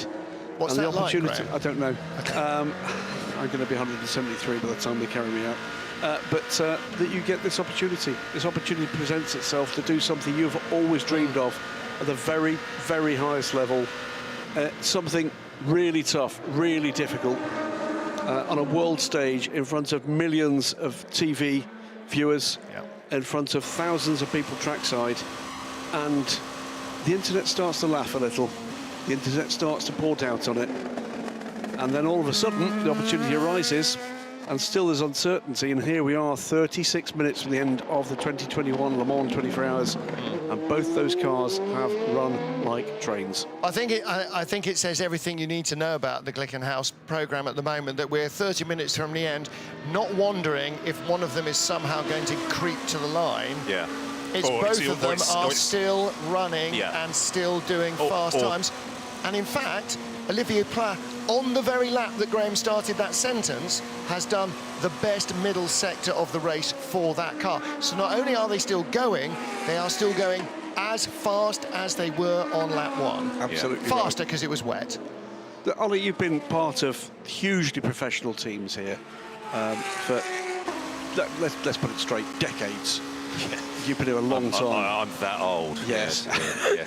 But you know how tough it is. You know how tough it is to bring a new car here. Yes. You've done that repeatedly, and you've had a team that operates at the level that Corvette Racing have, that has delivered as we watch the final pit stop underway, or about to be underway for the 36 car. Can you put into words how huge an achievement this is? Well, it's tough to put into words. I mean, it's a monster effort, and you know, you've got to really hand it to Jim and the whole team for this massive effort, this gargantuan effort to, you know, just even take on the might of Toyota and also Alpine, and then have this sort of, I suppose, balls to actually do it, and you know, put his money where his mouth. Yeah, his money where his mouth is, and to create it. Yeah, and to hire the drivers that they've hired, and the engineers, and the different partners he's had to put together for this is pretty extraordinary, and not. It really has. I think the cover there on the rocket launcher on the Alpine, that they need to work on that, because if where the rocket comes out is exposed, it's no longer a secret as you go on to the final lap. Was that hit on the rear of the car? We thought it might be the 91. Was it just rubber? A stone or a bit of rubber, yeah. Could easily be a bit of pickup. You know, the size of your fist is just boom. It's a perfectly round hole. Yeah, Dangerous Dave, the producer, reckons that was sort of there in the middle of the night, because you see it better when you've got the lights on. The car that we were referring to, where they drilled a hole in the bodywork so they could run a long ratchet down and bang the starter motor, that was the Rebellion. Yeah, it was the Rebellion. So the same car, in fact, that the Alpine Elf Maplet is currently, it is based on that LMP1 Rebellion. But as we head into... P2 car. It was a P2 car. It was a P2 car. It was the year that they had the two P2 cars for Rebellion. Okay. I had in my head it was LMP2. So there we go. Bruno Senna, Julien Canal, and Andrew Brownlee. I actually think Richard is in the 709 Glickenhaus, and in that last stint, I think he did the outright fastest sector in Sector 1. The outright fastest sector? Wow. Yeah. It's quite impressive. Final stop for our race leader. 33 minutes to go. Nobody in Toyota needs reminding that it isn't over till it's over. 33 minutes and 17 seconds, and you then have to get to the checkered flag. But for the crew of number 7, who've been the bridesmaids so many times here at Le Mans, to the number 8 team for various reasons, political and mechanical, this could be the one. And you know, Ollie, you came here with the C2, the C3. It was the circuit wasn't paved when I started. But when you have struggled against, you know, rivals who had a better, you know, better luck, better equipment, better whatever, when you've been beaten by your teammates, when it all finally comes good, does that make it all the sweeter, do you think? No doubt. I mean, there are, you know, when you have those really great disappointments, to then finally come away with getting that ultimate goal and winning that big race, the Le Mans 24 Hours, standing on that top step, you know, it does taste extremely sweet. And, you know, you're thankful for the teammates and the crew that you have around you, and everybody. It really builds that bond that you were talking about it earlier, you know, with the teammates you share the car with, but also the crew that you work with. You know, you've gone on this, you know, it's a bit of a cliche, but this journey with them. You know, you've been working towards this all season or for many seasons to get to this chance to race at such a great race like this, and to be able to execute and come across the line as a winner is very, very special. This LMP2 battle for second position developing nicely. 31 and 28 on pit lane together. France leaves first, came in 13.8 seconds apart, and leave the Tom Blom comes out behind him. Should also Took say, on by the way, plenty of fluids, didn't he? 13.8 seconds behind. he did. Henrik Edmond has climbed aboard the 21 car to complete his driver time and go to the finish. Miro Konopka is also aboard now. He will be fine. I think that's the last of the bronze drivers we were a little worried about, because I'm pretty certain that Satoshi Yoshino, as he's completed his final stint, and it will be Andrew Watson to the finish in the 777 car. They'll come home what looks in a very good 6th position. Here's your leader in GTE AM, the AF Corsa 83 Ferrari, Nick Nielsen, Alessio Rovero, the new addition to the team this year, and Francois Perrodo, the driving force behind it. AF Corsa also leading into the final 30 minutes in GTE Pro, with former world champions Alessandro Pierguidi, James Collado steering that car. Yiffy Yi is in the LMP2 leading at number 41 car from Team WRT, and leading overall and in the hypercar class is Kamui Kobayashi for Mike Conway and Jose Maria Lopez in the number 7 Toyota Gazoo Racing. Should say Yiffy is only 20 seconds back from the 5th place Glickenhaus after that fact that the last. Let's hear what the number 7 Toyota team have to say for themselves. We will stop once more after that. Will be 2 short runs. Okay, well, they can't do long runs any longer, so it will have to be 2 short runs. There's probably 2, maybe half dozen lap runs. That means they're carrying less fuel each time, Ollie. Yeah. That means the performance is a little higher, and if they're not trying to stretch it to the full tankage that they know they can't pick up, then they're less likely to run into problems. So that shot on board as well we just saw there, it looks to me like he's got some vibration back through the wheel. I mean, there could be possibly pickup, it could be a bit of a flat spot, but it could also be this vibration that they have been talking about. Both cars have been talking about it since the darkness hours. P2 leader on pit lane now, and it's been a real haul for these guys. The last Chinese flag driver to win at Le Mans. Ho Pin Tung? Or does he carry the Danish? Or does he carry the Netherlands flag? No, that he would have been a Chinese flag driver. No, that's a very good shout. I was thinking maybe Yiffy Yi might be the first, but that's a very strong shout. It's the sister car that has the problem with the air jacks, isn't it? Yes. And by the way, in that pit stop sequence with the other 2 cars involved in this battle, that gap has gone up to 27 seconds. So Yiffy Yi leaves the pit lane as the race leader in LMP2. Absolutely right. Another well-rehearsed pit stop from WRT. No tyres for Robin Friens. It was fuel only, I think. 1 minute and 2. Doesn't sound like they had the bags out.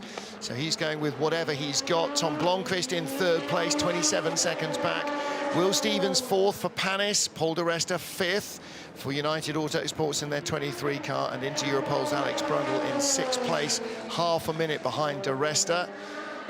And then the top Pro-Am car, Henrik Hedman, back at the wheel of the Dragon Speed car, 25.8 seconds ahead of Real Team's Loic Duval. Now that is going to be a massive battle for Henrik Hedman. 27 minutes, he's 25 minutes ahead of Loic Duval, for goodness sake, in equal cars. If he holds on to win it, Henrik, that's a massive, massive win. So the answer on Ho Pin Tung is, it was 2017, of course, when we had the 2 Jackie Chan DC racing cars on the overall podium, both Chinese flagged, of course, and operated by Jota Sports.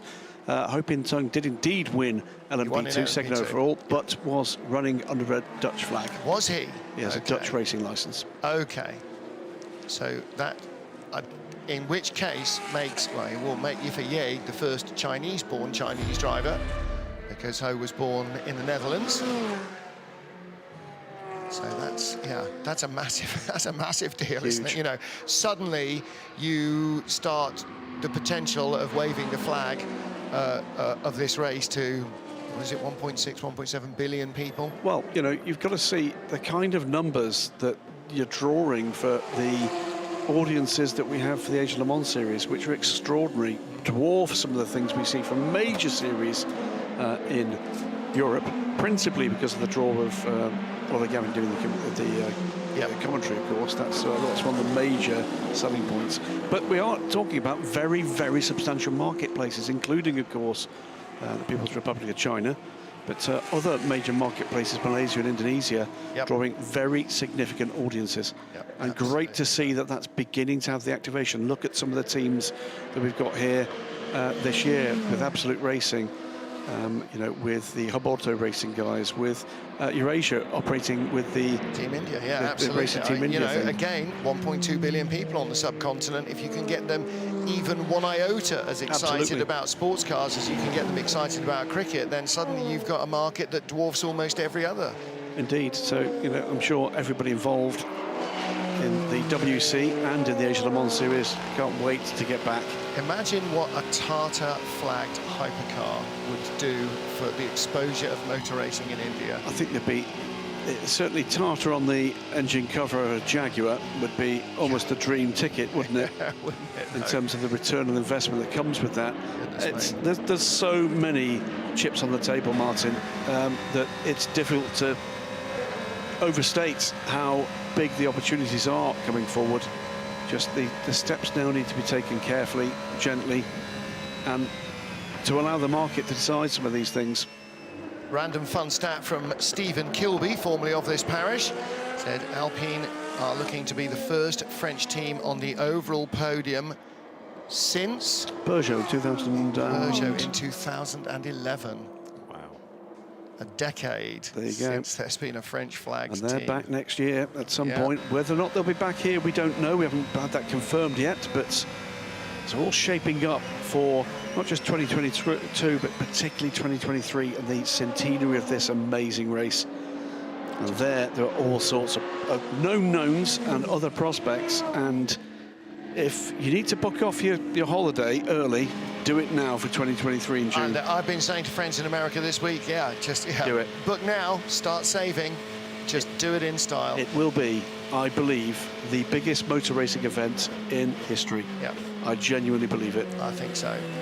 Cycling through our GTE Pro field, you saw the 91 Porsche in fourth, the 92 Porsche in third. You were just watching the Corvette Racing entry number 63. Antonio Garcia on board in second place. The gap's out to nearly a minute now, though, to this car. The car of Alessandro Pierguidi and James Calado, joined by Com Ledegaard. It's the first time he's been a teammate with these guys, and that has worked very well for everybody involved. Ledegaard has absolutely done his fair share and his fast fair share of driving in this car as well. Nothing to choose between them in pace, has there, Ollie? Not really, but the 51 is most probably just executed just that little bit better. It hasn't got caught up in those little bits of incident that the 52 did, and they've just been fast in every condition, and they've had a clean race. 49 high-class car comes around the outside. That car's had a troubled run, but is back into the top 30. Jan Magnussen, the dad of the dad and lad with Kevin aboard the car. Both of the high-class cars have had a troubled week, haven't they? Oh, it's been a tough one. Yeah. Ricky Taylor, we barely mentioned his name, but he's been pretty solid through this race through the troubles for the number 20 car. He's inside the top 20. I mean, Ricky is one of the stars in the US in the DPI class, and you know, Acura driver, and yeah, he's going to be certainly featuring here for many years to come in prototypes. Class act. Yeah. Looking to see whether or not anything is developing in this LMP2 battle. The gaps are closing first, second, and third, but by tenths at the moment. So keep an eye on that over the next couple of minutes to see whether or not we start to see any dramas with fresher tyres, we think, on the Jota car. Yeah, it had a full set of fresh tyres, didn't it? Tom Blomqvist, 24 seconds off second place. This is the third place car from Jota Sport. Not Mighty 38, the car that started on pole. That is in 9th place. Antonio Felix da Costa and his teammates have had a pretty wretched start to the race. They were going very strongly, leading comfortably, while Antonio was at the wheel, and then Ant Davidson made a well, once-in-a-decade mistake for Ant Davidson, really and threw uncharacteristic, it off into the gravel in the Dunlop turn. He said afterwards, completely my fault. I was distracted by the spinning car in front, but... And also the conditions as well were really tough. And Very the amount slick. of P2 cars that went off in those conditions, it was extraordinary. 6, 7, 8 cars. Yeah. 4 different incidents. And he was very honest and very open about it. Robin Friens, you just saw there going by the Pro-Am leader, Henrik Hedman, which reminds me to look at the gap. Loic Duval has gone from 25 to 18.6 seconds behind Henrik Hedman. The battle for Pro-Am honours. Dragon Speed lead. And Real Team Racing with Loic Duval are closing. 21 minutes, 16 seconds. Look at Jon Bonucci, though he's closing as well. He's closing on Loic Duval. That could be the battle at the end of this race for real meaningful position. Henrik Hedman needs Job van Uitert to catch Loic Duval faster than Loic is catching Henrik. I mean, it's hand and over start fist holding right him now. up. Yeah. So just to give you the kind of the lap times last time around, it was a 3:44 for Henrik Hedman, 3:37, so 7 seconds dragged back by Loic Duval, but it was a 3:36, a further second still grabbed back by Job Bonucci. And this is why how you manage your gentleman drivers' minimum drive time can be so important. Don't, if there's a full course yellow, right, we'll take a fuel stop now, we'll get them out, we'll get them in for the last 20 minutes they need later. This is a high-risk strategy from Dragon Speed. Well, they had to put him in. They had no option. There was no strategy. They had to put him in. He must finish his drive time. Well, that was LMP2 Pro-Am. In LMP2 overall, the chunk is beginning to come. 3:35 from Tom Blomqvist. That gap has come down by 4 seconds in a single lap to Robin Friens, who is not making any impact on the lead car. Just saw Sophia Flörsch there, sorry, Graham, in the left of the shot, who was the victim of 2 major shunts in the #1 Richard Mille Racing Team car. She's okay. She had to be taken to the medical centre because the medical crash lights had come on the car from a second impact from the Racing Team India car that hit her amidships. She is okay, but unfortunately, because she had to be extracted from the car didn't get back to the pit lane to be repaired, and they were out on the spot. 33. This is our second place car in GTE Am, Felipe Fraga. Yeah, he's been absolutely solid all day, and Tom Ferrier's team has done another excellent job. But it looks like they're just going to be a tiny bit short. The 83 AF Corsa Ferrari is just that little bit too strong for them. It's been strong all year, this car. Excellent effort put together by AF Corsa. Last year's champions in World Endurance. Yeah, supported, of course, by Francois Barodo, and they've been a factor in the European Le Mans Series and the WEC, where they're running a double program this year. Patrick Dempsey watching action from the Dempsey Proton Garage. Matt Campbell is their lead car in 5th place in the GTE Am Series, the GTE Am race. But this car has been... The battle sort of withered a little during the night. It was real cat and mouse between AF Corsa and TF Sport. It does look like the Ferrari, as in GTE Pro, just made better use of the cool conditions, and the tyres they had seemed to work a little better. That's when the flip-flopping stopped in the dead of night, and AF Corsa stopped losing the lead to TF Sport during the pit stop turnarounds. Van Uitert is catching Duval quicker at the moment than Duval is catching Hedman. That will be, I'm sure, traffic related. We'll keep bringing those gaps to you, but it's 20 seconds between the top 3 in MP2 Pro-Am. In the Dragon Speed Garage, they're egging on Job. Come on, Job. Come on, Job. Get stuck in. Blomqvist pulls out another second of the advantage from the second place car. I think they're going to go from P1 to P3. The Dragon Speed guys are. It's possible. It's possible.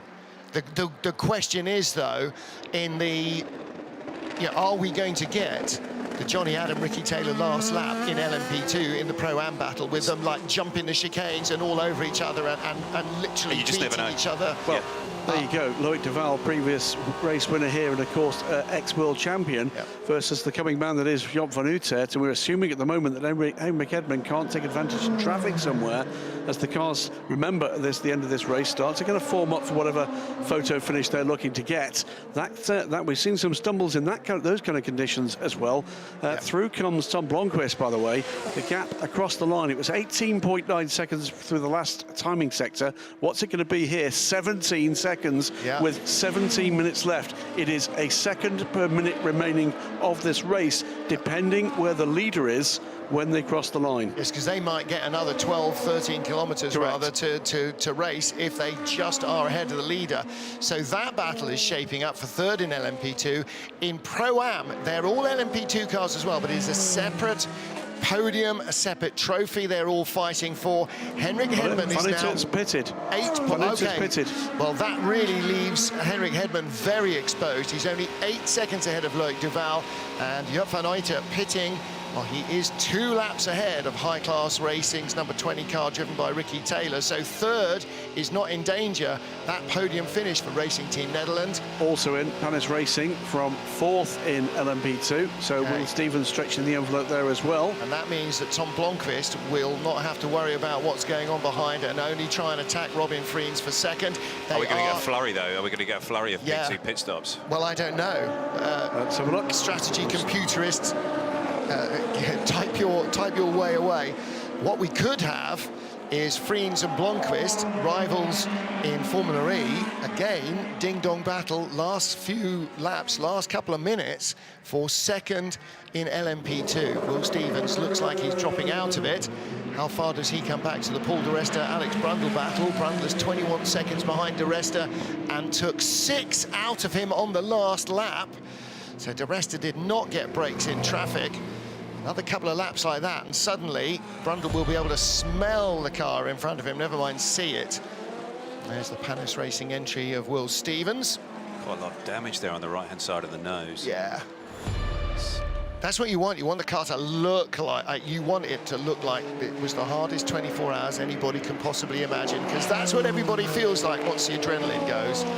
Win, lose or draw, finish or retire. Whether you're racing, whether you're driving, engineering, whether you're supporting the teams, whether you're an official, a marshal or whatever, it's a pretty body-destroying business, this 24-hour racing, Lark. Whoever came up with this as an idea definitely had a very warped sense of humour. It's going to be... What's the news? It's 11 laps at the moment for the lead cars on these stints. Lead cars are going to need a splash. Yes. Wow. So that might decide it when you have your splash. Is everybody playing the yellow? I mean, this is American racing. Right. This, you know, this is exactly what you've grown up with. Yeah. Just you go with track position and then pray for the caution. Pray for the we need a yellow. We need a yellow. We need a yellow. Slow zone or a full course yellow or. It's got to be it's got to be a full course yellow for 2 or 3 laps to save them a lap. Yeah. But if they're beyond that, then no, it's going to be a splash. No helping them. It's going to be a splash. Yeah. 15 seconds with 14 minutes remaining now. The gap for second place, 31 to 28. So that little TDS logo there jiggling away. There's some definite Christian Horner leg action going on there, isn't there? Van Uyten back into the fray, but is now 50 seconds back from that battle. But do the other two need to stop?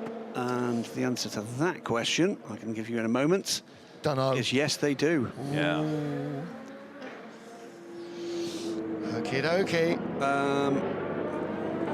Do they? We've got the 84 car coming in, the 70.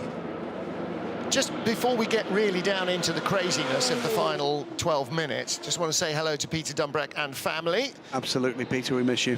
Yeah, he was due to be here. Luckily for us, Darren Turner was available, having crashed his car, and so he could join us, but Peter is listening to us, Ollie.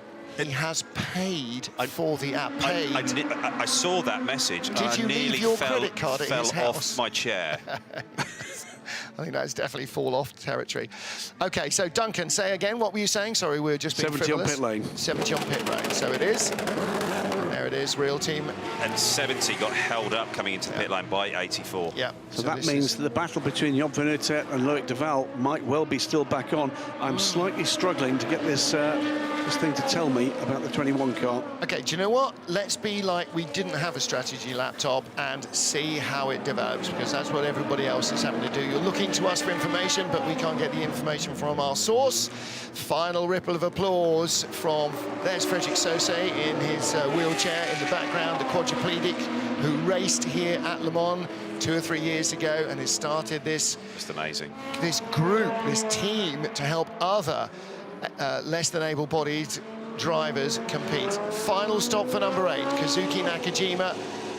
Does that mean number 7 needs a final stop? Come to that in a moment. Henrik Hedman has got 6 laps left on this stint. He can go to the end. Okay, wow. Wow. So they were the smart ones. And, and Job van Uite has already gone through and into second place. It was 2 seconds quicker on the pit stop, and it was the in lap and the out lap. But Dutch driver ahead of Loic de Waal, the 29 car, is up into second in Pro-Am, is 52 seconds back from Henrik Hedman. 11 minutes to go. Can't and do Henrik it. Surely Hedman has can't do got that in a 11 minutes. 50-second advantage. And he doesn't need to stop. He doesn't need to stop. Unless they have a last lap fuel issue, unless it goes one longer than they need to, and he can't slow down enough to stay behind the race winner, then suddenly there could be heartbreak. Possibly 4 laps from here. 7 is in. And we're waiting to see what happens with the second and third place cars in P2. That gap is down to 12.5 seconds with 11 minutes remaining. But I think they have to stop. So I think keeping the 8 car there. So they can go out nose to tail in photo formation finish. Well, we've seen in years gone by the number 7 car having to make pit stops for random deals. But 31 does not need to stop. 21 Dragon Speed say will go to the end with no dramas. Freins and Bronquist are good to go. Okay, 7 leaves the pit lane, 8 should follow. Toyota looking for that photo. Final 10 minutes. When you do things like that, there's just somebody holding their breath, closing their eyes and crossing everything until they hear the engine fire up. Don't stop a racing engine if you don't have to. I don't recall Toyota ever doing this before. No. Well, this is a new era. They weren't in a position to win the LMP1 era's opening Le Mans. They are in a position to win the hypercar era's opening Le Mans. And this is going to be, without question, a golden era of endurance racing. Alex Brundle on pit lane from 6th position, not under any pressure from behind. As far as this LMP2 battle is concerned, 9.5 minutes remain, 9.6 seconds the gap. I think that's Yifei, isn't it, with the Toyotas? Might be. Let's have a look at that. Is that him between them or just in front of them? No, I think he's just one back now. Right, because we are on board with the number 8 car. Well, let's see what does our tracker tell us. So there close. is. There's 7. It is 31 behind. So is the leader, correct? No, 41 is the leader. 41 is the leader. That's 31 Robin Freens behind. 41 is at the second chicane. So 41 is about, well, it's a third of the Mulsanne ahead of the Toyotas. The next question, by the way, is, well, 31, where is 38? And if they're behind the leader... Where's 28? Because Blanquist is in third. He's right 8 seconds back. He's closing rapidly. 8.9 seconds back. Is he in the queue here? No, yes, he is. He's in he behind the Toyotas? Yes. Okay. Just coming out of 41. 41 exits Mulsanne. For 41, I think this is done. For 31, there's danger. This might be done as well. He might be done over. 8.5 minutes to go. Inside the final 8.5 minutes. And by the way, on the last lap, Job van Uite took 9 seconds out of that 53-second lead. He's now 43 seconds. And change back from Henrik Hedman. He's not given this up. It's 8 minutes to go. It'd be an extraordinary effort for the better part of a minute to be pulled back in the last 11 minutes of this race. Well, Henrik Hedman will be driving that car with every ounce, every iota of speed he can find. Absolutely. And Job is more used to doing that on the ragged edge than Henrik. And that's perhaps the balance, you know. After racing for 24 hours. You've got a young pro who is desperate to recover some of the ground that he's lost this year in his confidence versus a man who is desperate to hang on, as you say, tired at the end of the 24 hours. There's Yifei behind the 2 Toyotas. Now, are they going to get the message to let him go? Why would they? Yeah. Because what you don't want is a desperate LMP2 driver potentially losing a second place. Yifie's not desperate. It's Robin Friens. Oh, sorry, excuse me, it's Robin Friens that's behind them, isn't it? It's Robin Friens. My apologies. Friens is lapping in 3:39s. They're lapping in 3:30.31s. He's not going to be knocking on the back door of the number 8. Unless they decide to slow right down on this very last lap. That's the point. But then Friens won't want to do another lap if Bronchus is catching anyway. It's how quickly he's catching him. Yeah. The problem is if they're in the way, he needs to go by. If he can go by, he's won the race effectively. If they get to the last lap and then they are slowing right down so they don't have to do another, he can go by anyway. He can, but it's going to complicate the matter, isn't it? And it's 7.6 seconds the gap, 6.5 minutes to go. But then we've seen the danger, Ollie. On the pit wall, they'll be very alert to that danger. They'll just go, right, slow down, pull over, let him go. Yeah, make him go. Not even let him go, make him go. 7.5 seconds now. Bronchus is behind Robin Friens. And Mick Edmund has seen the danger and has upped his pace. 3:35, what is it, 3:44 to 3:35 last time around. 2 race leaders in shot, Yifie, who's leading for Team WRT and LMP2, and the red Ferrari of Alessandro Pierguidi, our GTE Pro leader. Here's our GTE AM leader, also run by AF Corsa, Nick Nielsen. There's Francois Perotto in the middle. He's breathing. He hasn't turned blue. Look, that's the Cetilar blue behind. He's not the same colour. He's enjoying this now. He's feeling fairly sanguine, isn't he? I think he is. There's no risk in terms of time. It's only real Felipe Fraga half a lap massive back. misfortune that could get in the way now of what's been a well-earned win. You said that, did you? I did. 7 seconds the gap between Bronchus and Friens, 5.5 minutes. He's getting away from him here. Bronchus not closing enough. He is, but I don't know. 5 minutes, 2 laps, he is closing enough. It's just going to take a little bit of traffic or one little slip up. Well, listen, and the pressure is going to be intense. WRT are likely going to win LMP2. The question is, are they going to get a 1-2 result at their first Le Mans?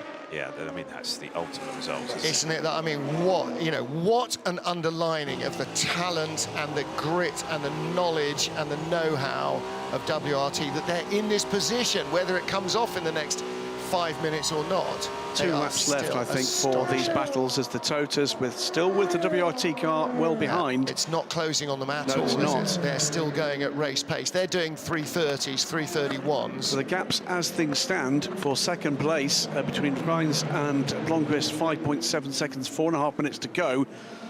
In the LMP2 Pro-Am battle, that gap has come down now to 38 seconds from 53 seconds. It's not coming down quickly enough. There's the Jota car in the background with the gold nose. Or is 38 the gold nose? Or is that 28? Was that Bronchus? We're 38. Has he now got sight of it? That was just coming out of Mulsanne corner. Too many cars altogether. Look, Seb Buemi just with his arm around Jose Maria Lopez. Buemi's not going to win this race, but he's won the last 3 in a row. This is massive for this crew. He knows what it feels. And for the whole team, it's a new baby, it's a whole new car, it's a whole new way of going racing. So much to learn, to develop, to perfect. See Lopez there, he had tears in his eyes. Yeah, well, why wouldn't you, Mike They've been Conway kicked as in well. the teeth a few times here for various different reasons, not least one of which who was driving a Formula 1 car here on Saturday morning. Yeah. But, fate hasn't always been on their side, as well as politics not always being on their side. But this time, they are a lap away. They can't slow down enough to do no more laps. It will be 4 o'clock Central European summertime in just 3 minutes from now. They will go on to their final lap. 4.8 seconds to gap, 4.4 seconds to gap, 3 minutes to go. Oh. He's still tapping those buttons on the steering wheel. Yeah. It's going to be huge emotion for everybody involved in this project, right from the very start. Don't be afraid of showing emotion, my friend. It's a big deal. Oh, no! It's a WRT car. It's a 41 car. It's 31. It's the 41. It is the 41. It's the leader. It can't be. It's the leader. It can't be. He's turning it off and on again. Oh, boy. It can't be fuel. Last lap. It can't be fuel. It's gone. It's fuel, isn't it? It's the leading car on the final lap of the race in LMP2, and they're going to lose. Freins is through. If Freins is through to take it, Tom Blomqvist 2.8 seconds behind on the very last lap. Unbelievable for the 41 crew. Once again, this race. Look on the laptop. Have they had to stop a lap too soon? It is the last lap of the race. No. There's the battle, Toyota 1-2. There is your leader, WRT, the 31 car. The second car in the queue, that is Blomqvist. 2.8 seconds, 2.9 seconds. Car between the pair of them. It's the three cars. It's the first and the third car in this order. That is so cruel. Panis Racing, because they've got to cross the line, are going to be on the podium. That's ridiculous. Well, listen, if you'd offered it to them on Wednesday, you can win Le Mans, but the other car will retire.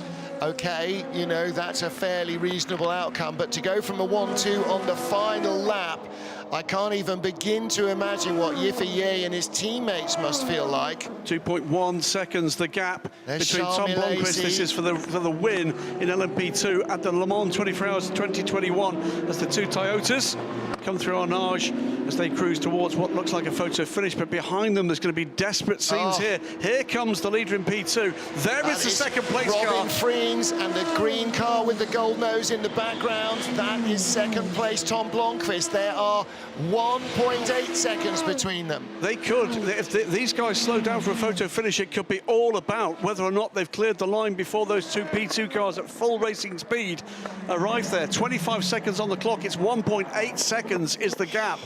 Wow. Astonishing scenes. Oh my goodness. This race does it every year to somebody, not always quite as dramatically as this. The Toyotas are taking no chances going by the Inception Racing Ferrari, but they will pass him. They don't want to go that slowly.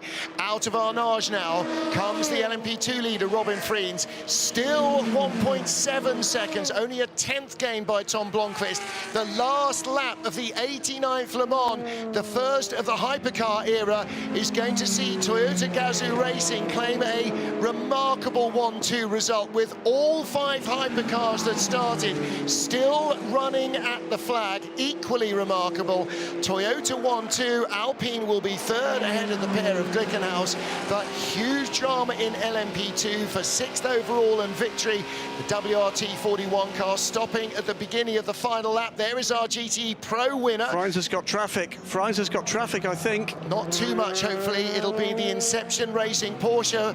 We will see the Toyotas win, and we will then go back to look for our LMP2 battle. There's Freins, and there is Bronchus behind him. It's going to be one of the closest finishes. He weaves through traffic and takes it by 2 car lengths. 7/10 of a second. 7/10 of a second. That was borderline. That was breathtaking and stuff. Heartbreak in WRT.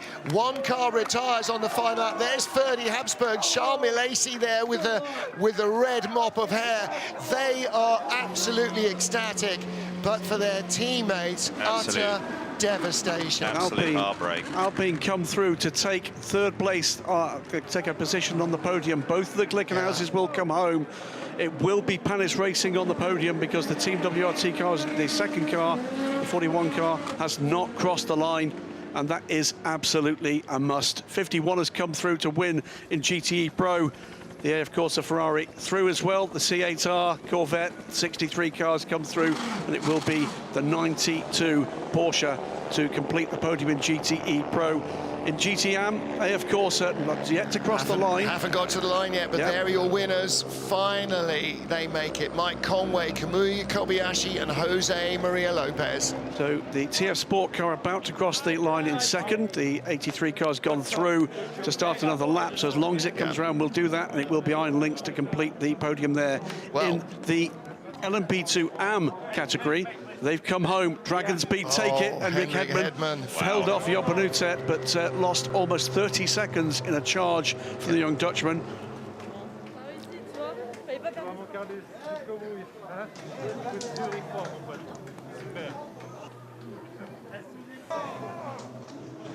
I'm trying to hear from Duncan and Mike Conway in the Toyota garage. Yeah, Mike Conway, what a day. Mike Conway, congratulations. Finally, the winner of the Le Mans 24-hour. Mike, congratulations from everybody. How do you feel? How are you feeling right now? Hard to put it into words, to be honest. Hard to put it into words. There's been so many setbacks over the last 2 years. It's just to bring it home now is just amazing. Yeah, a lot of emotions. Fabulous to see for you. We're so happy for you. Congratulations and enjoy the moment. Thank you. Cheers. Kind of hard almost to enjoy it. You can hear he's absolutely choking back the tears. Ollie Gav, you know what that's like. Yes, it's for Mike, it will just be an amazing feeling. I mean, it has been heartbreak for so many years for him. He's always been, you know, the bridesmaid and never the bride, and now finally the day has come for him to get that first Le Mans victory. We're watching on TV as the 82 car is coming through. 82 car is coming through the Pretty second. much on his own. What a way to have your final lap to win your first Le Mans in GTE Am. Nick Nielsen comes through. Valedictory performance. The last lap of the race for the GTE Am winner. TF Sport takes second with the Aston Martin. Felipe Fraga bringing it to the line. Matteo Cressoni for Iron Lynx on the podium. Iron Lynx have really emerged like a rocket in sports car racing. They have just produced the goods since we first heard their name 2 years ago. Through comes the 83 to take the win in GTE Am by a full lap. Yep, there it is. Ahead of them was the 92 car to complete the podium in GTE Pro. Also, both the Glickenhauses are through. Yep. Paul de Resta there crossing the line. He's the last car to take the checkered flag, Paul de Resta. And remember, a first ever GTE Am class win for AF Corsa. Well, extraordinary scenes at the end of this race. It wasn't about who was going to win it eventually, but LMP2, astounding. Astounding. Who makes this stuff up? Team WRT. We keep saying it. We keep saying that drama always comes in the dying moments of a endurance race, and every race it seems to produce just something. Yeah. Yes, absolutely. There's the Iron Dames, the Iron Lynx Ferrari. Rahal Frey bring it to the end. They had their share of problems. Yeah, Vincent Voss, look, you know, they know how to win. There was never any question that they would come good, that they would end up doing what WRT have done for so many years, being really damn good. And finally here, they get their first World Endurance Championship win. What a place to do it. And nobody's going to forget it because of that last lap drama. And this was extraordinary stuff. There go the Toyotas, but the cars behind were still battling. Yep. And I think the checkered flag man jumps out of the way. As you would. Exactly. Because the Toyotas are coming past you on sort of idle throttle, and you can hear full fat racing engines exiting the Ford chicane coming to the line. Well, what a great who was the famous starter of the French Grand Prix? Toto Roche, who was famous for his florid flag work at the start and at the finish. He spent a lot of time leaping out of the ways of cars that were racing for the line in the 60s and 70s, and there was a degree of that going on well. WRT's Charles Lacey there with Ferdinand Habsburg and with Robin Freens coming out on top at the end of a hell of a dramatic final lap. The P2 class, it was just unbelievable, the whole race. Yeah. Well, let's hear from Toyota team number 7. Wow, finally, man. Thank you a lot. Thanks for a lot of hard work to the team. Wow. I can't believe it, man. The fastest man ever around this track becomes a winner at this track. And we're with you on that. No words, can't believe that happened. That's a remarkable result for them. And to add insult to injury, the WRT number 41 car that led LMP2 onto the last lap has dropped to the tail of the field as a retirement. Well, a few facts and figures. That is Mike Conway's 10th win in the WEC. He's the 3rd British driver to take a win at Le Mans in the WEC era after Alan McNish and Nick Tandy. 9 wins in WEC for Kamui Kobayashi. And well, there's been a rich vein of form for Japanese drivers in at Le Mans. Fourth Japanese driver to win overall. 8th win for Pachito Lopez, the second Argentine driver to win, the first since Jose Froilan Gonzalez in 1954. Amazing stuff. Yep. The Pampas Bull, Froilan Gonzalez, and Jose Maria Lopez adds to that. First win, by the way, LMP2, the first win in the WC by a Belgian flag team in any class. Whoa, okay. It's the Habsburg becomes the first Austrian to win in LMP2. It's Malaysia's, of course, first win. 15th French driver to win in LMP2.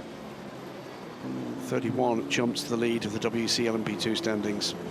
First Brown win of the season for Dragon Speed. I'm going to say one of the happiest men in the place will be Henrik Hedman, because he could so easily have succumbed to the pressure of being hunted down by a genuine Top Gun. Well, we were all sitting here going, well, what are they doing? What are Dragon Speed doing? Putting him in for the finish. They obviously had to complete his time. They had that strategic advantage. They had done their final stop. Absolutely. Everyone else had to. Yeah. And we didn't fully appreciate that. I blame that laptop. I blame Graham. Yeah, absolutely. But you know, but fair play. Even so, just the ability to just get in there and grind it out to the end. That's fantastic stuff from Henrik Hedman, and you couldn't be happier for him. He's such a nice chap. I do wonder whether or not Juan Pablo Montoya, who, lest we forget, has won the race in that class, might be on the phone to Fernando Alonso and asking whether or not a class win rates for the Triple Crown. Yes, because he's won Indy and Monaco, hasn't he? He has. So, what an extraordinary finish that race. And my overriding emotion, other than, to be blunt, joy for that Toyota crew, they've come so close so often, is I can't imagine what it must be like to be part of that WRT crew right now. They are an official retirement. At the either ends of the spectrum. Absolutely astounding. What do you do with your close teammates and friends to celebrate that one? That's very, very tough. Very tough. Well, you saw the Iron Dames there. They did a great job last year on their debut. They stayed out of trouble. They didn't hit anything. They didn't get caught up in any dramas. They had a great finish. This year, the other side of the Le Mans coin came for them. All the bad luck. Not just one of somebody else's accidents, two of somebody else's accidents at the same time took Sophia Flörsch and her teammates out of the race. So, you know, they've played the same game, but fortune has dealt them a different hand. And for these guys in number 7, they've been quick all year. They were quick all last year. They are the quicker, it seems, you know, aggregate team over the number 8 car. They just always haven't had the fortune. This must make it all the sweeter, Graham. Jose Maria Lopez and Mike Conway have been waiting on the grid for Kamui Kobayashi for quite a long time. He's definitely getting sunburned. He's enjoying it now, as you can see really his eyes. It's beginning to dawn on him the momentous nature of what's just been achieved by the three of them here. It's absolutely delightful. Take your time. You know, these opportunities just so rarely come in anyone's career, and just being able to just soak it all up, take your time, spend that time waving to the crowd, especially and as a finishing driver. Actually, again, you know, talking about this to drivers, we did a podcast last year. There was a couple of drivers, Yannick Dalmas, saying that one of the greatest bits of Le Mans was driving around slowly afterwards and just waving to all the marshals, because all the marshals from all the marshals posts, all the campsites, all flood out. There's this colourful array of all the flags. And here he comes. But you know, he said all those men and women who have allowed us to race, he said, I wanted to give on the slowing down lap, I wanted to give something back to them. Well, you saw it from Kamui as he came round to Arnage. He went and honoured the flag posts, came off the track proper, and went Porsche curves, did the same. Absolutely, and quite right too. He's about to join. He's about to join his teammates, and this is going to be a very special moment for these 3 racers. Top 4, or the top driver rather, and team and car in each class will go under the podium. Our hypercar and overall winners, which weren't necessarily guaranteed to be the same, it has worked out a lot better for all the hypercar teams than we expected. There's our Pro-Am winner, so indeed, colour that 5 different cars. Absolutely. Henrik Hedman, what a big day for him. Team WRT, the 31 car will go under the podium. So will the 51 AF Corsa Ferrari that won in GTE Pro. So will the 83 AF Corsa Ferrari that won in GTE Am. And AF Corsa with double Le Mans wins in the 2 categories they entered. And who on their Le Mans bingo card would have had positions 1 to 5 for the only 5 hypercars that started this race? Well, I did say in the rain earlier on Saturday afternoon, slightly facetiously, if the LMP2 cars don't stop crashing, there is a reasonable chance a hypercar might win this. Yes. Not sure anybody would have confidently bet a lot of money on all 5 of them, A, finishing, and B, finishing in places 1 to 5. That's just not what you expect from brand new cars in a brand new category. And this will only get better. There's no doubt about that now. They'll only get better with more cars coming, more factories coming, more talent coming, so much more still to come from the hypercar class with the LMH cars that we've got here this year, and the LMDH cars that are coming 23. Degree of confusion here. The marshals all saying, yeah, pull up here, mate. And the Le Mans Endurance Management man go, no, this way, don't stop, keep coming round. Because they, like we know, that this is where you want your winners. You want them underneath the podium. Alessandro Pierguidi, what a happy boy. And there's Robin Friens out of the car on the left. Ferdy Habsburg on the right, Charles Milesi. A first Le Mans win for all 3. Special times, very, very special. Yeah. Can you remember those? I can. See, there's a bus along every few minutes, Ollie. You're going to have to learn that.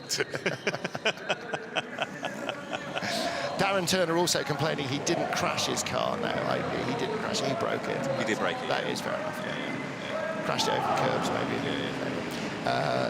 So, yeah, delighted to have you with us at the finish. Delighted to have Darren with us in the booth as well.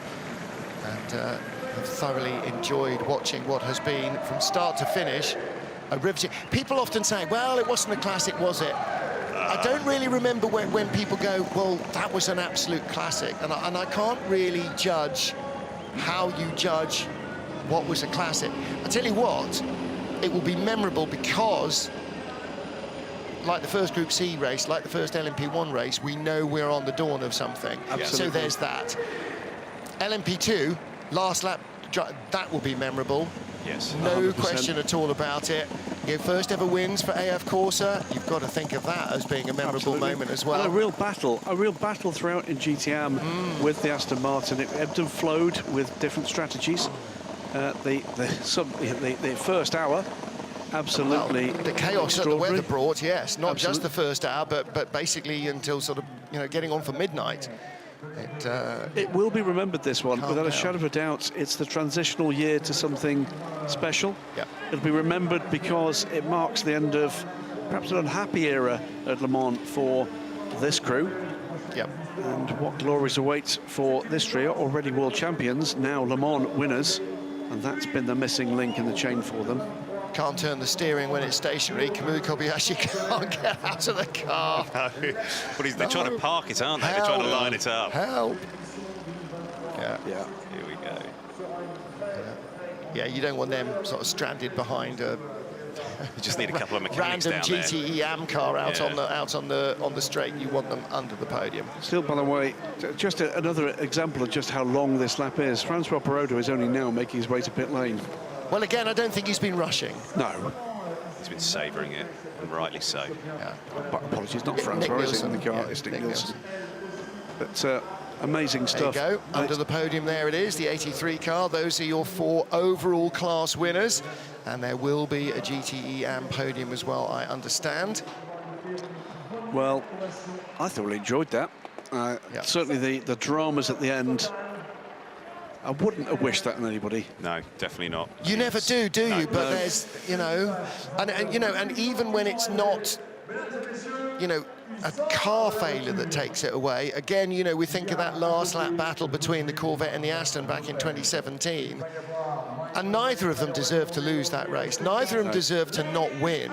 But this race chooses you. You can only have one winner. Yes, exactly. It really does. And I think we've all said it, that it does choose you. Yeah. And it obviously, just with Team WRT, it was the 31 car. Le Mans can be a cruel mistress. Absolutely. Let's face it, we started with 61 cars, 5 of them won something. It's not a high hit rate, is it? You know, you've got to have everything going for you. Everything you bring and everything that comes towards you has to work out well. Now then, let's talk a little bit about history.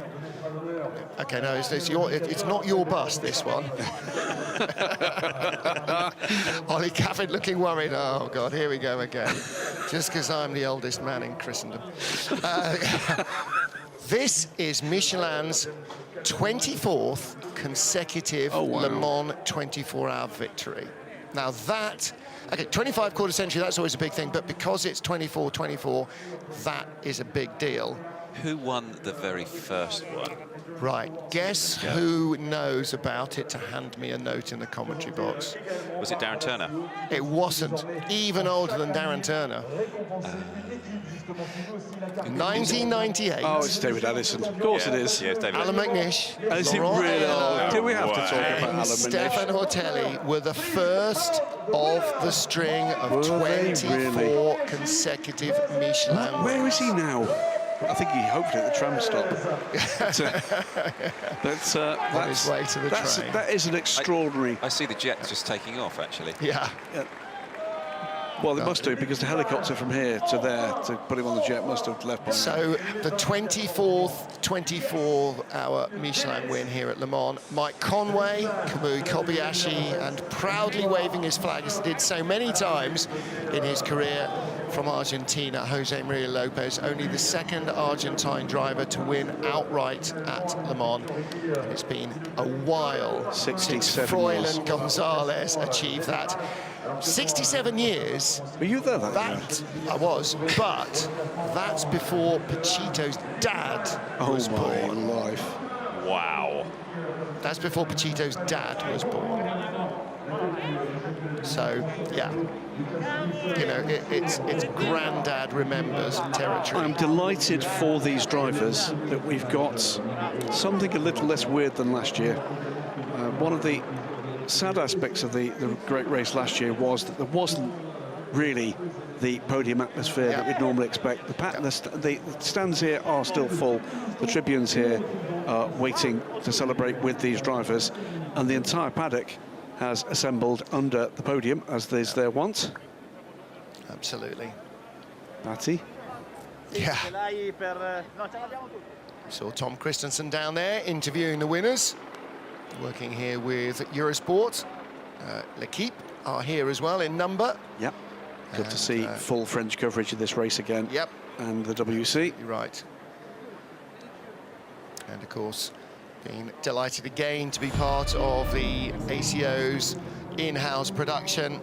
And if you think winning Le Mans is just another day at the office, and these are offices that I've never been to. There you go. Francois Perraudot knows what it is to win now, and he's coming back because he likes that feeling. And that's wonderful to see. High-quality efforts. Sanjo Pierguidi just taking a moment before the helmet comes off. Yeah. And Francois Perraudot, by the way, it may be, to some people, the least glamorous of the titles here, GTM, but this is where you get the real passion and a firm individual backer of other racing efforts and the efforts of professional racing drivers, and a thoroughly nice bloke to boot. I was going to say, actually, to steal a phrase, bloody nice chap. He's a very, very nice guy. Always an absolute delight to talk to about racing and other things. Yep. And fun, open, absolutely friendly, and actually, you know, there's barely a person in the paddock of whom you could not say that. This is such a warm and welcoming place to work and to race and to have fun. To AF Corsa crews. Yeah, that's fantastic to see. I mean, they've both crews have performed brilliantly, executed, faultless, been fast, great strategy, great teams behind them. I'm sure that they've got some of the lowest time in pits times for any of the cars, and that's in the end how you end up winning this race, staying out of the pits. Just saw Henrik Hedman sort of legging it out of shot behind, didn't want to photobomb their moment of opportunity. And again, you know, another great supporter of the sport, Henrik Hedman, with that Dragon Speed car. He and Ben Hanley particularly have been a really solid outfit, and great to see the reward going their way. And it's Racing's trio there, and they'll be appearing on the Le Mans podium in the wake of their first ELMS race win.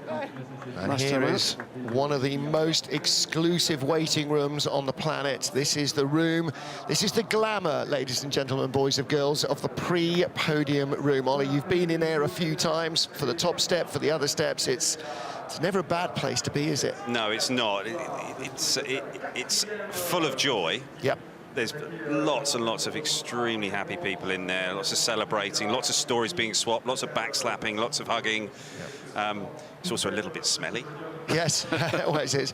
You go up the dusty concrete staircase at the back, don't you? It's usually up at the top of those stairs. That's where you get some. If you've finished in the car, that's usually where you end up seeing your crew chief or your the team manager or the program manager for the first time, and that's when it all really starts to sink in. There's the explosion of joy on the left-hand side of the garage at WRT. And tears for both reasons at WRT. Vincent Vos, yes, big sigh of relief. Big disappointment as well, though. You know, a 1-2 result robbed on the final lap. That's brutal. I'm not sure what Yifei is going to be feeling right now. Well, I'm pretty sure it's not going to be any kind of good as their engineer. But for Toyota 1-2, look at that. Look at that. That was the win. That's how close that got. One more lap, Jota might have been robbed, WRT might have been robbed by Jota of even one car finishing on the top step of the podium. Brendan Hartley having a little chat. And the famous voice of Le Mans, Bruno van der Steeg, waiting to welcome our winners out onto the podium. Double points here at Le Mans, 50 points for Jose Maria Lopez, Kamui Kobayashi and Mike Conway, put them into a slender 9-point advantage over their teammates who finished second. So they're just creeping away a little bit. Andre Negrão, Mathieu Vassivière and Nicolas Lapierre in third place for Alpine. And then in fourth and fifth positions, and sixth and so on, are the drivers who have not completed all the races so far for the Alpine team and also for Glickenhaus. Toyota Gazoo Racing with a handy advantage now over Alpine. Of course, they score with both cars, Alpine only with one, Glickenhaus with one, then with two, and again with two here at Le Mans as their season continues. And in our GTE Drivers' Championship, Alessandro Pierguidi and James Collado, the reigning champions, now 12 points ahead of Kevin Estre and Neil Gianni. Jimmy Bruni, Richard Leach third for Porsche. Michael Christensen on his own as a Porsche driver in fourth position in the standings. And Ferrari have a slender point advantage over Porsche. That turns around from how it was coming in here. There are the WRT crew, man, woman and child. And swapping hats around, Vincent Vos doesn't have a tyre manufacturer-sponsored flat hat. Pierre Fillon there in the dark jacket. There will be the prized Michelin podium caps, I'm sure, for all on the hypercar podium. Goodyear caps, of course, for the LMP2 teams. Yeah, could well be 24s. There you see Norminato and his teammates, Real Team Racing. They finished in third place on the Pro-Am podium, second for Racing Team Netherlands, and victory in Pro-Am for Dragon Speed. And Henrik Hedman and Fritz van Aert have really been, part of the driving force behind having something for the gentleman drivers, for the Pro-Am crews in LMP2 to battle for, as well as outright honours. And they are very delighted, I'm sure, both of them, to be on the Pro-Am podium here at Le Mans.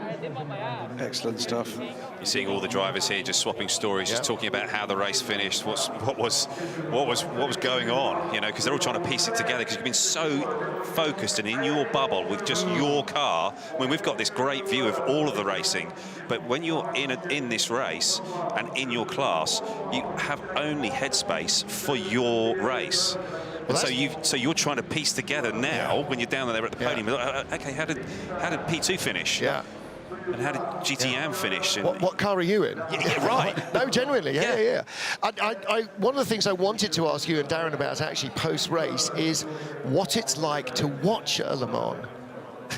Because you don't, when you're a racing driver, you don't watch it. No. You don't see the race. As you said, you only see your car and a few little other items in close proximity. Well, you see that there's an awful lot of very, very good teams here. And the driver talent is so deep. And there's it's so rich at the moment. And that's certainly one of the things that really comes across. But there's also these crazy things that happen that are, you know, you think, oh, it can't happen again, or there can't be another story like that. and somehow this race each year manages to produce this amazing piece of drama. And there's something just special about this racetrack and this race that somehow manages to generate that vibe and that feeling and that atmosphere, and ultimately these very emotional results. And it's funny to be on the outside looking in, I guess, as well. It really is. Yeah, to answer your question, it is very strange to look, after 20 years, to actually watch one. You're coming to the same place for the same time, all the same faces, and then you're leaving them and going somewhere else and doing something different that doesn't involve you being in the car and being in the garage with the team and talking to mechanics and debriefing and all the other stuff. It's far less pressure. Yes. That's certainly one thing, and it's, you know, I've had 20 years of, you know, dealing with a very pressurized situation, but it's been great fun. I've really, really enjoyed it. Well, and I always think the good news is, you know, people say, you know, what was the race like? I don't know, I enjoyed it, and I think if we enjoy it, then hopefully that enjoyment and enthusiasm carries on to the fans at home who are tuned in because they know they enjoy it anyway, and we're just kind of, it's just a big happy club, and we're all enjoying watching the racing. Podium coming together here, the Signatek Alpine, the Alpine Endurance team, the Philippe Signot there with Mathieu Vazevier, Andre Negrau, Nicolas Lapierre. But what a year for him to be presented with the Spirit of Le Mans as well, and they get an outright podium in this brand new category, and there's no question that he is swinging as hard as he can to try and land a factory hypercar deal. We're missing a driver. Yes, we are. Seb Buemi, I think, is there. I think Kaz Nakajima's there too. On the podium, we've got Pascal Vasselon and the winning crew, but I think we're waiting for one of the drivers for... No, they're not going to wait. I don't blame them. Was Brendan Hartley not there? Brendan Hartley was in the pre-podium room. Has he gone for a wee? I mean, without being facetious, you know, because it's Brendan. It's Kaz Nakajima. Surely he's not been taken off to do the random wee in a bottle. Yeah, he may well have been. He may well have Surely been. they wouldn't have tried. You'd have to go to the podium first. Yeah. Technical director Pascal Vasselon joins the team. I think he's there. Is he? 1, 2, 3, 4. Yes, we've got them all there. Exactly as we should. No, we haven't. No, we haven't. No, we haven't. No, Kaz Nakajima is not there.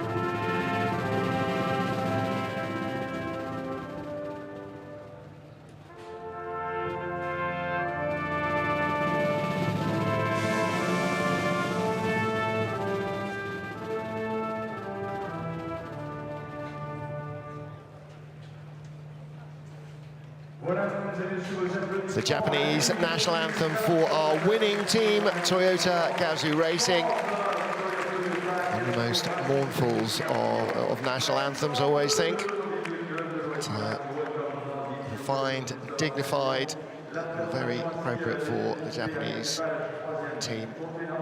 And there is the big trophy. There is the one that everybody has been looking for. In third place, Pierre Fillon presents the trophies to the Alpine team, the president of the ACO, to Andre Negrau to Nicolas Lapierre, to Mathieu Vazivière, and to Philippe Signot, man on the left-hand side, whose senior tech team has run so many drivers to victory in Formula 3, in sports cars, and at the greatest endurance race of them all. Derek Bell will present the trophies to our runners-up from Toyota Gazoo Racing, the number 8 team. Sebastian Buemi, Brendan Hartley, and finally joined by Kazuki Nakajima, who had been grabbed, if the body language is an interesting thing to show by, I think possibly by Japanese TV, but he had definitely been grabbed out the back. Derek Bell, the Grand Marshal.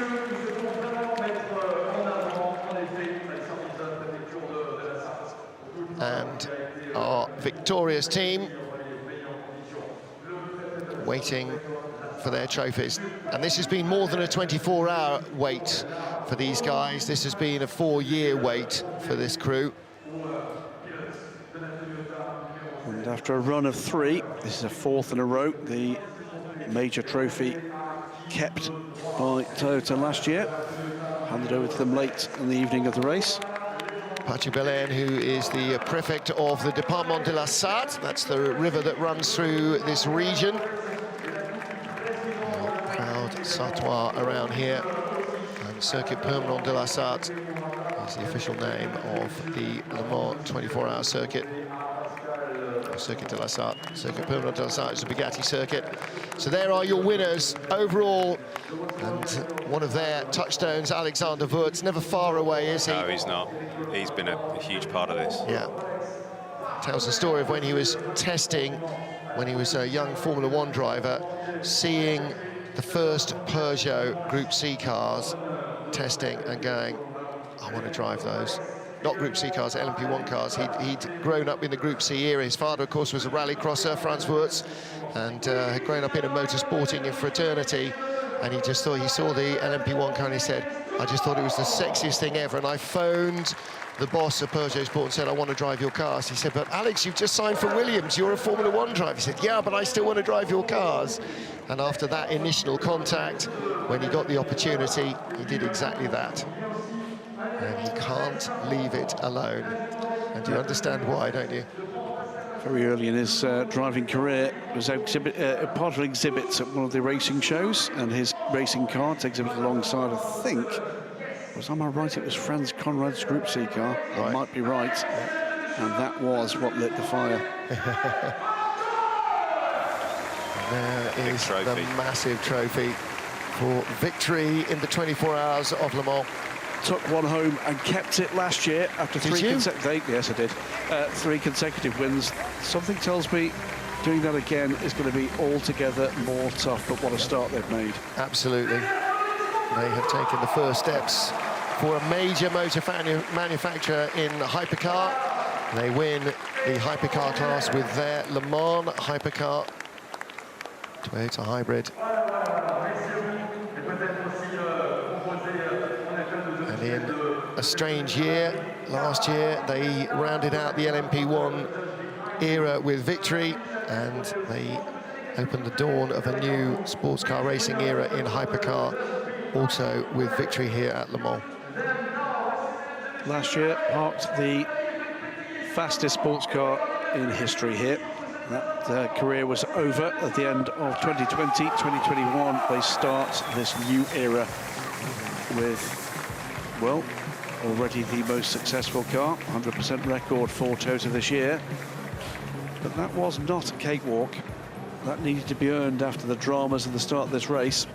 Yeah, it's going to be interesting to hear in the post-mortem exactly what was going on with the car as well, why it wasn't able to use its full fuel allocation for half the race for the number 8 car and a little less than that for the number 7 car. So there's definitely things that they will be working on, things that obviously did not come up in all the testing they did. Emotion there for Nicolas Lapierre on the podium with Alpine, but remember, for a long time a part of the Toyota squad.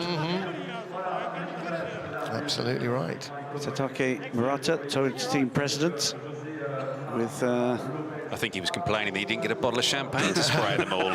He got a bottle to wear. Yeah. He got the contents of several bottles to wear. Yeah. Well, there's one of the mechanics running off with one of those bottles. Absolutely. Here we go. Don't waste it spraying on the guys. They are all thirsty and tired. They would all like a little swig from the bottle, COVID era or not. Oh, I was going to say. Yeah, no, I know. Well, there's Yife. Oh, my goodness. It still hasn't been able to take his helmet off. I wonder how long it's taken to get back on the flatbed.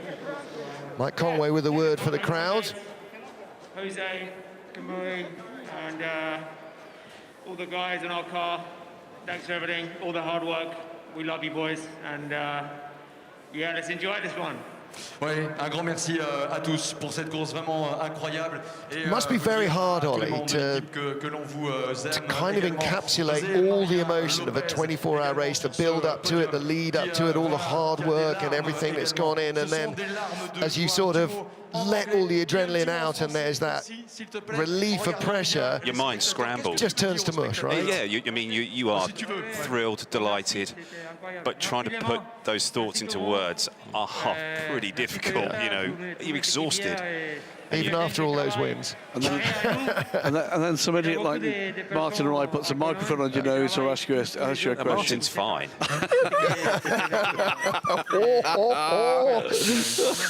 And look at the background there. That's a sizable crowd for this, and they've stayed, and they will stay. You can see the paddock has come together in pit lane. This is a bit more like it, isn't it? Yeah. It does start to have the feel. They're trying to organise that selfie. Yeah. Get the crowd in, get everybody involved in, all the drivers. This will be a keeper. Brendan Hartley, a winner for 2 different major manufacturers now here at Le Mans. Absolutely. I have to take a picture. Can you wait? Yes. Have to take a picture. Okay. Can wait. Can you wait? Yes. That's brilliant. I love that. Yeah. There you go. That's the picture. Masks off. Yeah. Everybody with a chinny. Yeah. Marcin, come on, you're in the same bubble together.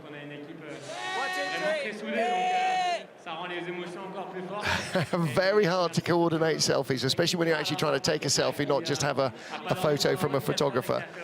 Yeah, Mike's just checking it. Yeah. He wants to keep it, No, and rightly so. Absolutely rightly so. Yeah. Vous êtes déjà attendu. This could take some time. Oh, the 21st century. And again, never trust a driver. If you want a photo, there's Somebody else was taking it, though. It wasn't a driver taking it. But they all want one on their phone. Yeah. That's what airdrop's for. Exactly right. You might have to explain a few things to them. I get a flurry of champagne here around the team from Alpine. Joy. They'll be very happy indeed. Yeah. After so many difficult months for so many difficult reasons, just moments of joy are somehow even more joyful, aren't they? Yeah. Get the camera out the way. Hashtag squad goals. There you go. Andre Grau Here and on the podium. For them, so it's amazing, and thank you for all the fans being Pushed here hard. again. It's a pleasure for race for you guys. So yeah, thank you. Merci André. Philippe Sino, podium au général là cette fois. Overall podium. Des cérémonies de podium. Philippe Signo, Je l'espère. how's it feel? Alpine aime Le Mans. Alpine loves Le Mans. Définitivement. Merci à Pierre Fillon et la CO d'avoir pu organiser cet événement dans des conditions difficiles. He's just saying thank you so much to the Merci à mon ACO, to Pierre équipe. Fillon for being able to Vous avez été organise this super event in encore the une fois de plus, conditions les gars. that we find ourselves in at the moment. Et une grosse pensée pour Jean-Pierre Josso. Aussi. And Voilà. lots of thoughts for the late Jean-Pierre Merci Josso, au winner public for Alpine également de nous Renault avoir soutenus back in the tout au long de 70s. ces 10 jours. There was a little Très bien, tribute to him merci before the beaucoup start of Philippe the Sino. race. De l'équipage vainqueur, il nous manquait un petit Man who mot. understands his Voici donc, motor mesdames et racing, but messieurs, who celui has a qui great est feel the for its king of history the as well, world. Philippe Signo. You Absolutely. are Le Mans winner, Kamui Kobayashi. Thank you, everybody. I think finally I made the winning. I had so many pole position, always, you know, I had a good opportunity to winning, but I never won this race. But finally we won. I think, of course, I think the team did a great job. All the mechanical engineers, this is a great effort. But sometimes 24 miles makes sometimes giving bad luck to me or to us, and we're struggling a lot. But finally we made it, so I'm very happy, and for especially my teammates, and we work really hard. And finally, you know, it's not easy race even I think this year, but still to be on winning finally, it's a great feeling. Thank you very much for everybody. And of course, I think we see spectator in Le Mans is amazing. Thank you. Voilà, le mot pour le public des 24 heures du Mans avec Kamui Kobayashi, un très grand merci. I think summing up what everybody in the crew feels. Également, allez au moins passer le micro à un des pilotes de l'équipage de la Toyota numéro 8 qui termine en deuxième position. Number 8 team in second place. Bravo Sébastien. C'est une victoire de la numéro 7. Well, if anybody understands what's going through the crew of the 41 WRT car, it is the folks at Toyota. They know what it's like to lose a win on the last lap because of mechanical frailty. Yeah. For WRT, just heartbreak for those guys. They won the race. They won the race. Yep. And then Le Mans beat them, and it beats them hard when that happens. Yep. And that late, there are a handful of people on the planet that know what that feels like. Yes. Fortunately so. Yeah. Fortunately so. And I'm not sure whether or not that's worse to be in the car or in the garage. I don't think that there's no degree. There's no degree of worse. No. Yeah. This race is so hard to win, and when you get that close, to have it yanked away. 3 minutes. Voilà, merci la France, merci à vous. C'était le rêve de l'équipage numéro 7 de gagner. Pascal Vasson. Il y a eu des moments très difficiles, Toyota drivers, mais bravo et encore crew, une fois, and waiting now to head up onto the LMP2 podium. See guys from Jota, guys from WRT, Hannes Racing will be there as well. And this sort of strange moment of anticlimax. I wonder how many messages Vincent Voss has had on his phone. Raise your trophy again, raise your trophy. I think that's what he wants. Exactly. That's what I was Je vous demandais tous de bien vouloir reprendre vos trophées, de bien vouloir les brandir encore une fois. So there is your race classification for the hypercar class. First, second, third, fourth and fifth overall, as well as in the category. That wasn't always the case. The Glickenhauses both dropped back early on. Particularly the 709 car had to claw its way back over sort of 14 hours, probably or more, back ahead of all the LMP2 opposition, and gradually make it up into fifth position overall. So it is the class that has dominated in terms of performance and the result. All 5 new hypercars finishing this race.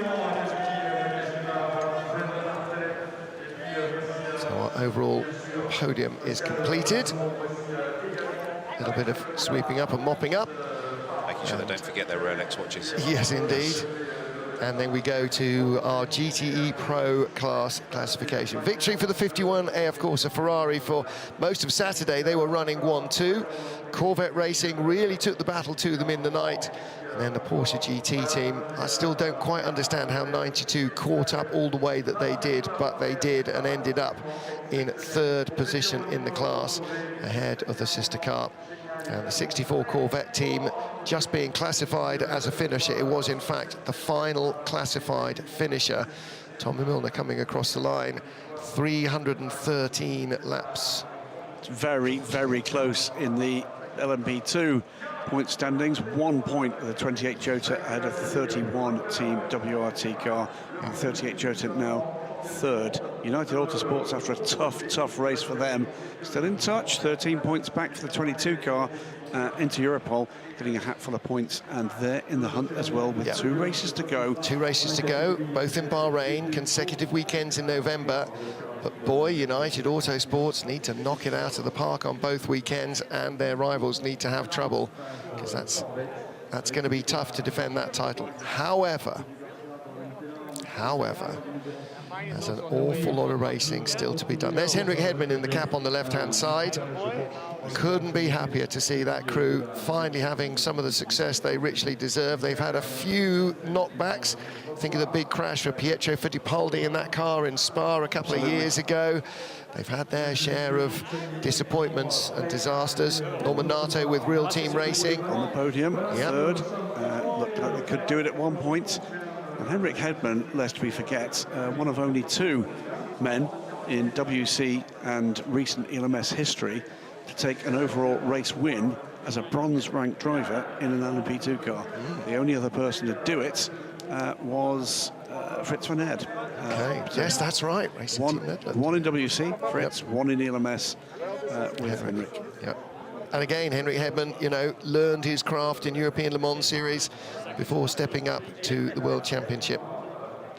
Sort of lost a bit in the height stakes in the Corvette, Gianni. You know, I know Jordan's doing his best. Saved Nicky a lot Katzberg's trying to, you know, bring a bit of height in, but they've saved a lot on the fabric on those race suits. Is that what it is? They hire their drivers by the way they've cut their cloth. Yeah, no mix bill's gone down by huge percentage. Oh, just lining them up. Paul.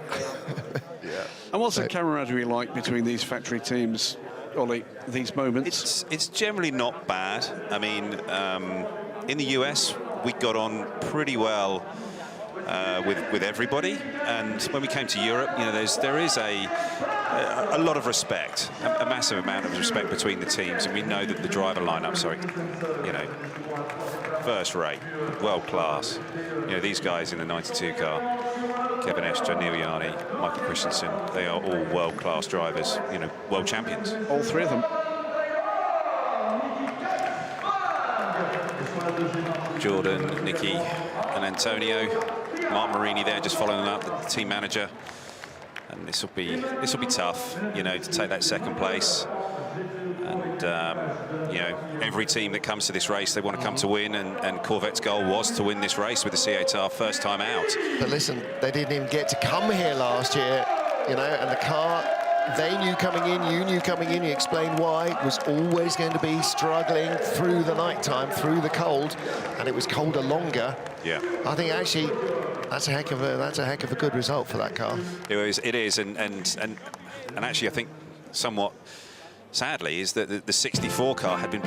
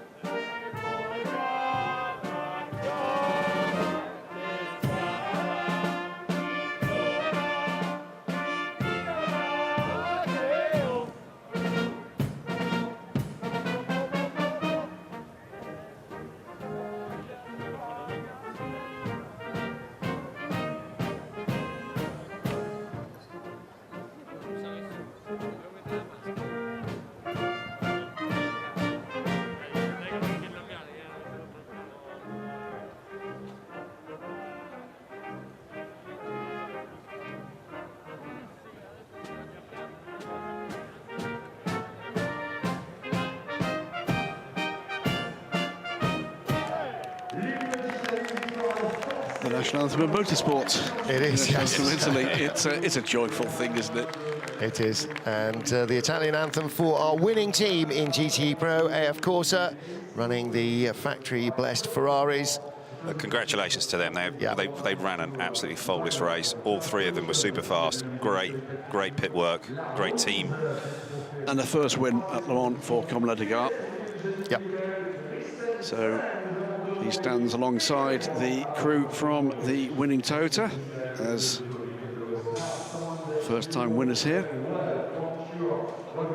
And leading the championship standings again, Alessandro Pierguidi and James Collado. And for Patti Pregliasco, who runs AF Corsa's myriad racing operations. He told me they've got something like 70 cars or something dotted around the world. Ridiculous numbers. Dr. Wolfgang Ulrich, who knows a thing or two about being up on this podium. Permanent consultant to the ACO, and advice on a whole range of matters, including, of course, how to attract and how to keep factory interest moving forward. Well, do you know what I mean? You know, and that may possibly be his single greatest contribution, apart from just being such a genial chap, is he knows what boardrooms want. And he knows how to deliver it. You know, he kept Audi fully engaged here for 13 seasons. So that is information that the ACO really, really need. So the trophies presented to our race winners here in the GTE Pro class. 51 Ferrari. You were about to say something about the 64 car. Yeah, I was just going to say that let's just celebrate this moment here for Ferrari and for 51. A marvellous achievement. Every victory is so special here. Yeah, fantastic job. And to get cars to the top of both GT class podiums, a really big weekend for AF Corsa. Amato Ferrari, the man behind the whole operation. Yeah, I was just going to say, you know, putting my Corvette hat back on, you know, that the 64 car had been faster than the 63 all week, and I think that they would have really taken the fight well and truly to Ferrari, and possibly even been able to get it to the top step if they had not had that bump at the start from that car. And yes. And that then sets the ball rolling for a number of things to go wrong with the 64 car, and it just snowballed for them. Yeah, you never know what sets wheels in motion, do you? Exactly, and that's the thing. And that's the tough side of it. But you know, it shows the 51 car today. Yep. They were the ones who were chosen to win the race. Exactly so. So there's your podium in GTE Pro. Of course, is Ferrari, the 63 Corvette, and the 92 Porsche GT team. Henrik Hedman, pretty starry lineup. Ben Hanley and Juan Pablo Montoya in that Pro-Am class winning Dragon Speed USA car. There's a bunch of very happy, smiling faces. Yep, great to see James Collado up there, BRDC member, very proud, proud Brit, and you know, he's been a part of this very, very successful Ferrari operation now for a number of years, and yeah, he is really one of the stars of the show here. Yeah, he and Alessandro Pierguidi taking another step closer to defending their World Championship title. Kevin Estre, Michael Christensen, the previous year's champions, heading off just in front of them. Wouldn't be defending it. It was Aston Martin last year. 2 years ago. Yes, you're right. Sorry. It's yes. that weird kind of mixed calendar we've had. It does. Oh, it's my mixed brain cells, I'm afraid. En tout cas, et belle carrière à toi, le pilote et le chef d'entreprise que tu es aussi. Merci beaucoup, très cher comme le Dogard. Mesdames et messieurs, nous allons... A little shorter words there. Just want to say thanks to the ACO for making the race happen. I think actually every motor racing fan thinks exactly the same. Yes, I actually probably shattered. He ended up doing a lot of the running today, didn't he? He did. And I'm sure, as Ollie was describing, the emotional response when it starts to download, when it starts to go quiet, when you've had that big up crashing down, and time for a sit down and think about it. Yeah, you are, you know, so elated, but you're also a little hollow because you've just used so much that you are just wrung out emotionally, physically. Wait till we switch the microphones off in here. You'll never have known elation like it. The soaring high when you can go home and leave us behind. Tell you what, I need a really stiff drink, that's what I need. I thought we talked about that. Confirmation. See what's driven me to it now. Confirmation, by the way, the 41, the WRT car, was not lack of fuel, it was power. It just died. Absolutely gutting. Goodness me. So electrical failure, I mean, there was no clouds of smoke. No. If it's not smoking, it's got all its wheels and it's not upside down in the gravel, it's electronics these days, isn't it? Well, their despair leads to joy for this trio. Juju Canal on another Le Mans podium. Yeah. Juju Canal has just had quite a good history with this place, hasn't he? Yeah, he really has. Will Stevens. Extraordinary. And James Allen, by the way, who featured so heavily in last year's race and lost out right at the end. Olivier Panis. Last Frenchman to win a Formula One Grand Prix. Before. Hats off to Will Stevens. Absolute top effort today. Last Frenchman to win a Formula One Grand Prix in a French car. So Olivier Panis there with them. And the Jota Sport car in second place. 28, perhaps the lesser fancied of them. Stoffel Vandoorne, Tom Blomqvist there. Again, Tom Blomqvist, top effort today. Yeah. That's Berg. He's a character, isn't he? He is. Yeah. He's great. He's racing and sport needs people with that level of exuberance. No doubt. I've been flying some Charles Lacey. Yeah, he is. Proper height. He is a proper height, actually, for a race car driver. And Vincent Vos, and the first ever Belgian winning an WEC race.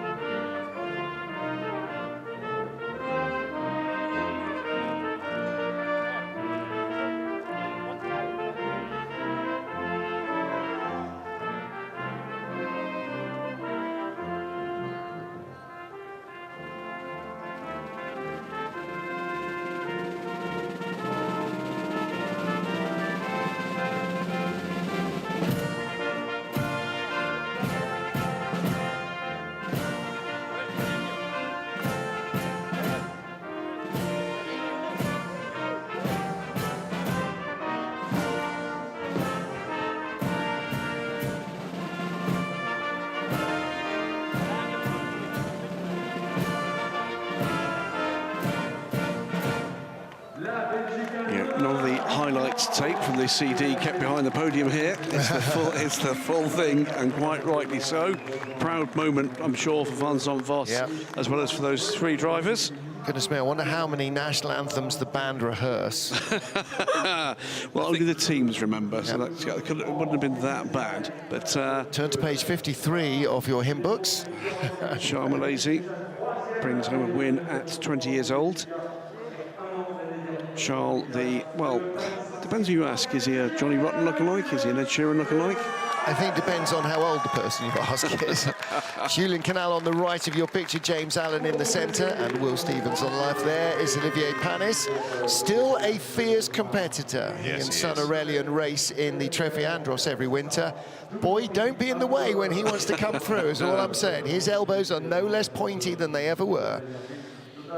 And as a team owner and a team boss, first with Fabien Barthez, and now under his own Panis Racing banner. With the Aberdeen brother and sister. Sarah and Seaman Aberdeen, Tech One. Yeah, that's a great technical group, and that's a great liaison. And great stuff. That was a great race at LMP2, and a dramatic, it has to be said, unwelcome finish in one regard. You don't like to see that lost like that, but you want to see it won with class, and it was. It was indeed. It was indeed, and a frantic battle right towards the end. It was a proper scramble to get it over the line, wasn't it? It was indeed. Pierre Dudonné in the background there with the white hair. Yeah, part of the Brains Trust at WRT. Yep. And always delighted to see him. Thierry Tassin is part of that outfit as well. Kurt Mollikens, as you mentioned, you know, every Belgian racing driver, pretty much, Marc Duers, that you've heard of in the last 30 years is kind of involved. Pierre, of course, first came here. We had Jackie Hicks as well. Jackie Hicks locks up at night. Pierre first came here with, I first met him here with Mazda Speed, with whom he spent many years working with Hugo de Schoenack and Orica, running the Mazda Speed program, which culminated in the first ever victory for a Japanese manufacturer overall at Le Mans, and still the only Japanese manufacturer to win GTP at Le Mans. Absolutely. A record unlikely to be beaten. Panis goes early and goes hard with the champagne spray. But he's wearing trucky bums, so unfortunately he's going to be carrying a lot more off the podium than anybody else, I think, probably. So a very happy Olivier Panis. That's a fantastic There's addition. Sarah Aberdeen. There you go. Fantastic addition to the WRT history book. Yep. Already has plenty of glittering pages, doesn't it? It really does. Yeah. Winnie and Jota aren't strangers to the podium, but first timers here, WRT, and the top step is their first visit to the podium at Le Mans. Panis racing again under their own banner. Vincent did all he possibly could to run off the podium to avoid the champagne shower, and then Ferdinand Hatzberg has saved something specially for him. Good lad. Yeah, exactly. Jota boys are going selfie. And a day of joy here for Belgian motorsport after a sad day yesterday. Funeral of the CEO of the Spa-Francorchamps circuit, Nathalie Marier. And this gives them the kind of headline I know Natalie would have liked to have read. Goodness, yes. One of the things that I do find very curious is that the size of the trophies, they get smaller and smaller and smaller with the further along you get with the podium presentations. Yeah. Which I think is wrong. Although oddly, not in the WEC. The championship-winning podium, championship-winning trophy in the WEC for LMP2 is vastly bigger than any other trophy. That's because you've got to put an LMP2 car in it to take it home. Absolutely true. It's absolutely vast. Yeah. It's almost as tall as a normal human being. So you know, about you could fit a Charles Malaysia or a Will Stevens in it. Well, you'd have to bend to look in it, but you're right. You want impressive trophies. You want to remember this with pride. Well, because it's no harder to win overall than it is to win in P2 or in Pro or AM. Will Stevens there, and you can guess what lies ahead for teams and drivers. Charles Malaysia there. And Superint Fernie Habsburg. Well, a long-time member of the commentary team, not just in the ACO and WEC commentary crew, but also in my years at Eurosport, Jamie Campbell-Walter, could well have joined us, but he had a couple of drivers in the race who he's managing. And so he thought, okay, maybe my guys kind of need me just to be around. I don't think Ferdy Habsburg needs him right now, but definitely, you know, a great moment for him. Great moment for Olivier Panis as well. Proud of what everybody has done today. A fantastic team. Thank you to everybody for coming. Cet effet Covid, mais en tout cas, merci à tous. Yeah. Et Vincent voudrait rajouter un mot. Je vous en prie, cher Vincent. Vincent Voss. Évidemment, un mot pour... In Belgium, of course, doesn't speak French. Pour Louis et pour Robert, c'est très difficile à faire passer, mais ils ont vraiment fait une course incroyable. Again, he's saying just a moment to think about Natalie. So this has been a very difficult week. Merci à eux et félicitations. Voilà, ça ce sont des mots de grands hommes et de femmes aussi du sport automobile, parce que c'est vrai que mesdames, vous occupez aussi une place très importante. Merci. Major figure in Belgian motorsport, of course, and very well known, very well regarded, very well liked. There's Ben Keating offering his congratulations to the guys that beat him there in the podium for the AM class. In fact, that was the Iron Lynx guys that finished behind him. But here is your FIA Endurance Trophy in LMP2, 28 Jota Sport car, leading by 1 from WRT. And it is an 8-point spread over the top 3. It's going to be fun in Bahrain, Graham. It most certainly is. 2 great cracking races to look forward to there, I'm sure, as we get the GT AM podium underway. The Iron Lynx team, Callum Eilert on the podium on his debut. Yeah. Never a bad thing, is it, to be on the podium in your first race in the car. Ben Keating. With the 33 team. Dylan Pereira, Felipe Fraga. They ran a great race. Tom Ferrier. That'll be Tom. Yep, is indeed. Is this the first podium for Iron Lynx? I think it might be. I think so. It won't be the last. No, those guys are good, aren't they? Of course, good. A cracking effort here. Alessio Rivera, Nicholas Nielsen. I mean, in Le Mans. And Francois Barodo from AF Corsa, and their first ever, the team's first ever GTE AM Le Mans win.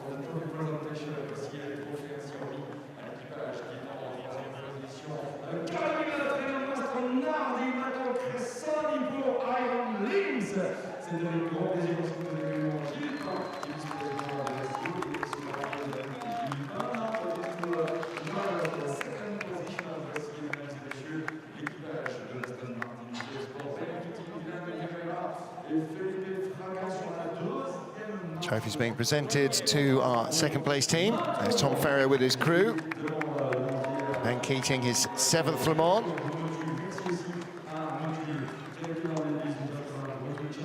Seventh different car. That's some sort of a record. Oh yeah. What's he going to come back with next year? Sort of hypercar program, is he?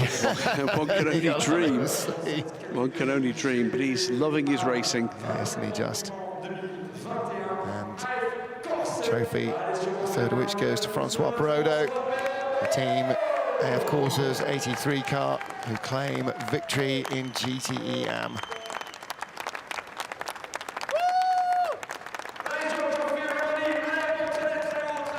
A popular victory, well-respected crew, a very well-respected team, and under the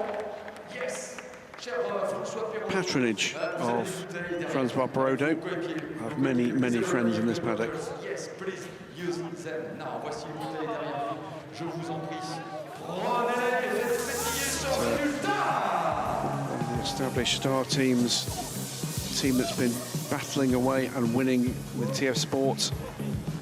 And then the coming giant, I think, that is Iron Lynx. We'll see a lot more of them at this great race and others in the future.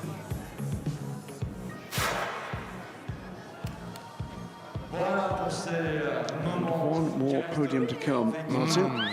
Yeah, possibly, well, the newest and possibly one of the most important, I think, for the ACO as well. Recognition, as in the GT category, so in LMP2, that the gentlemen drivers, who are the backbone of racing in ACO rules, get their recognition. Alessio Rivera, Francois Perraudot and Nick Nielsen now with the points lead, comfortably ahead of Ben Keating, Dylan Pereira and Felipe Fraga.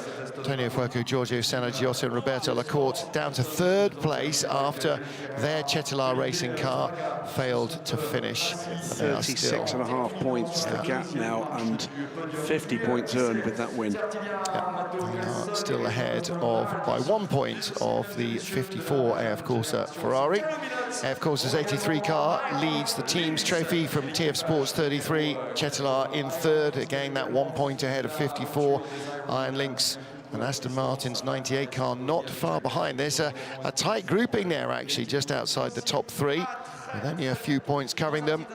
And we've got points and a half and points and 3/4. No, it's points for the 6-hour race, and is it points and a half? Interesting moment going to be coming up with this LMP2 Am podium. Not had that many Swedes on the podium at Le Mans. Henrik Edmund carries the Swedish flag. Stephanie Hansen, I think, the last one I can remember. Goodness, that's a good shout. But also, Juan Pablo Montoya, his second podium finish, it's a win here, it's won with United Autosports, has never appeared on the podium because it was because of a disqualification post-race. So he never got to stand on the Le Mans podium when he took third with United Autosports in one of his two previous finishes. Right. So podium finish post-race. It's sort of like being posted your Olympic bronze medal, isn't it? Yeah. You never get the ceremony. Merci beaucoup, mesdames et messieurs. Un grand bravo à François Perraudot et à l'ensemble. Of course, the team very happy with that. Very happy with their weekend. Rightly so. La dernière ligne droite. It's Henrik Hedman on the left, Juan Pablo Montoya on the right, and Ben Hanley in the centre, in the white and blue star overalls. You know what, I'm only halfway joking. It's significant. It's a class win here for Juan Pablo Montoya. Stellar career he's had in motorsport. Yep. I don't think he's finished either. Oh, no. I think he absolutely, and in fact he makes no bones about it, he absolutely is positioning himself to be a LMDH or hypercar driver. You know, he's had a lot of success. Went to Daytona 24 hours for the first time. He said he got got an email from Chip Ganassi saying, by the way, you're doing Daytona in 2 weeks. Really? And won his first 2 Daytona 24 hours. Missed out on a third consecutive by 14 thousandths of a second or something in the closest ever finish at Daytona. Esteban Garcia comes out, played a full part in this, and they nearly coulda, woulda, shoulda done it with Loic Duval and Norman Nato. There will be another chapter, by the way, in the Montoya story in sports car racing. Bahrain, the rookie test that takes place after the final round. Dragon Speed will be joined by Sebastian and Pablo's son for the rookie test. I was going to say, he's not going to do the rookie test like Jan Magnussen did last year, or the year before, was it? They blend into one another, don't they? Jumbo Supercars, Fritz van Aert. He looks a lot happier than he did when he was in the car. Well, but look at the energy. He's ready to do a 24-hour race now. Henry Hedman won Pablo Montoya and Ben Hanley. Winners at Le Mans in Pro-Am. Yes. Might be a Swede, but I think there's some Viking in there. There is a little. There he is. No doubt. Spiky Vikey. Nice stuff. Big passion. That's great to see. And those two, he and Fritz van Aert, that's what it's about.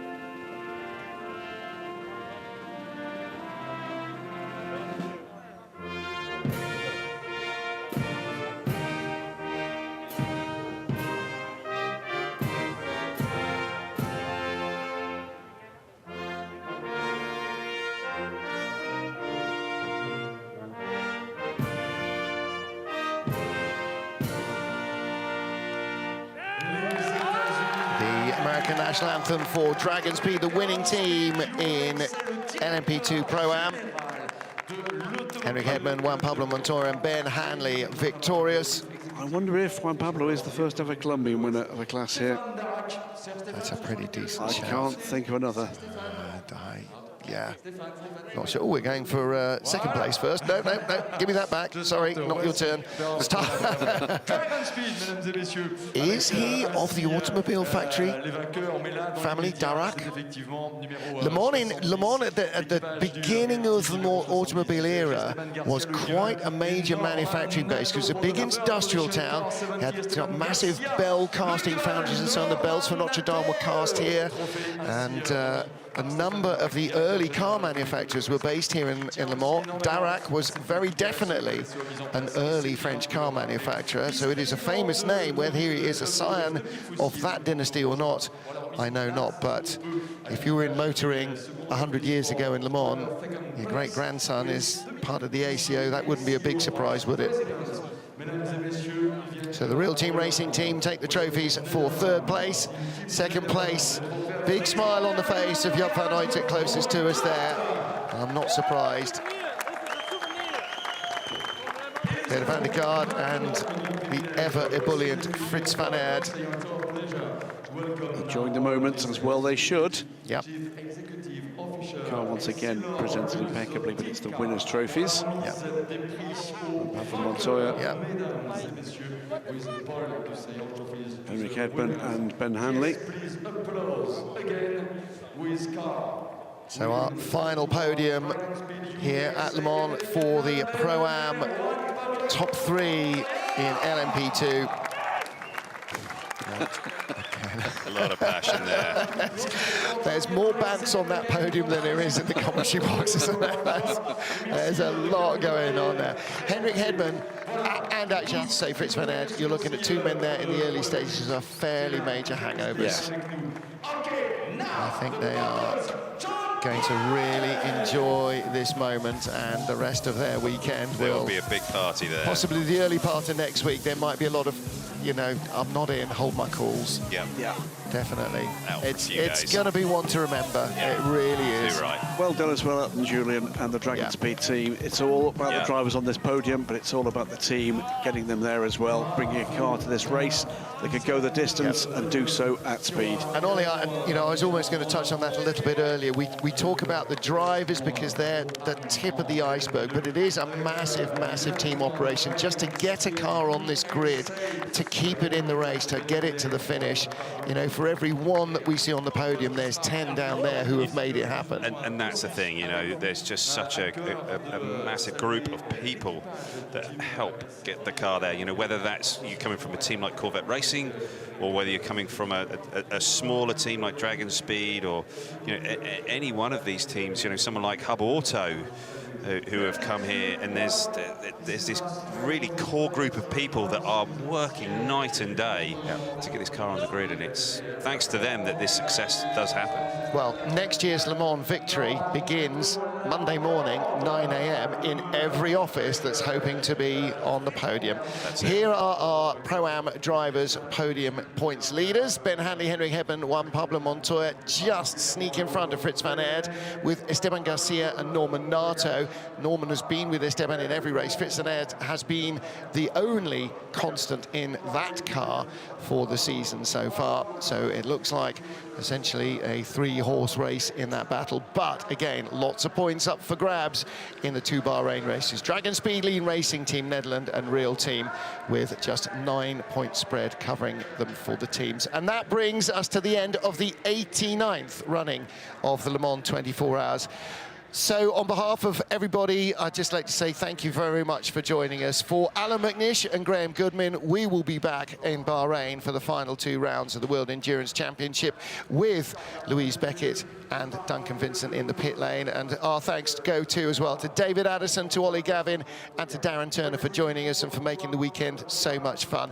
On behalf of the Automobile Club de l'Ouest, the World Endurance Championship, Le Mans Endurance Management, Olivier Denis, our director, and our executive producer, Natalie Farget, I'm Martin Haven, saying thank you for joining us. Next year, we hope to see more of you here at Le Mans. Whatever else, let's hope that the 90th running is as epically entertaining as this one. Au revoir and goodbye. Yeah.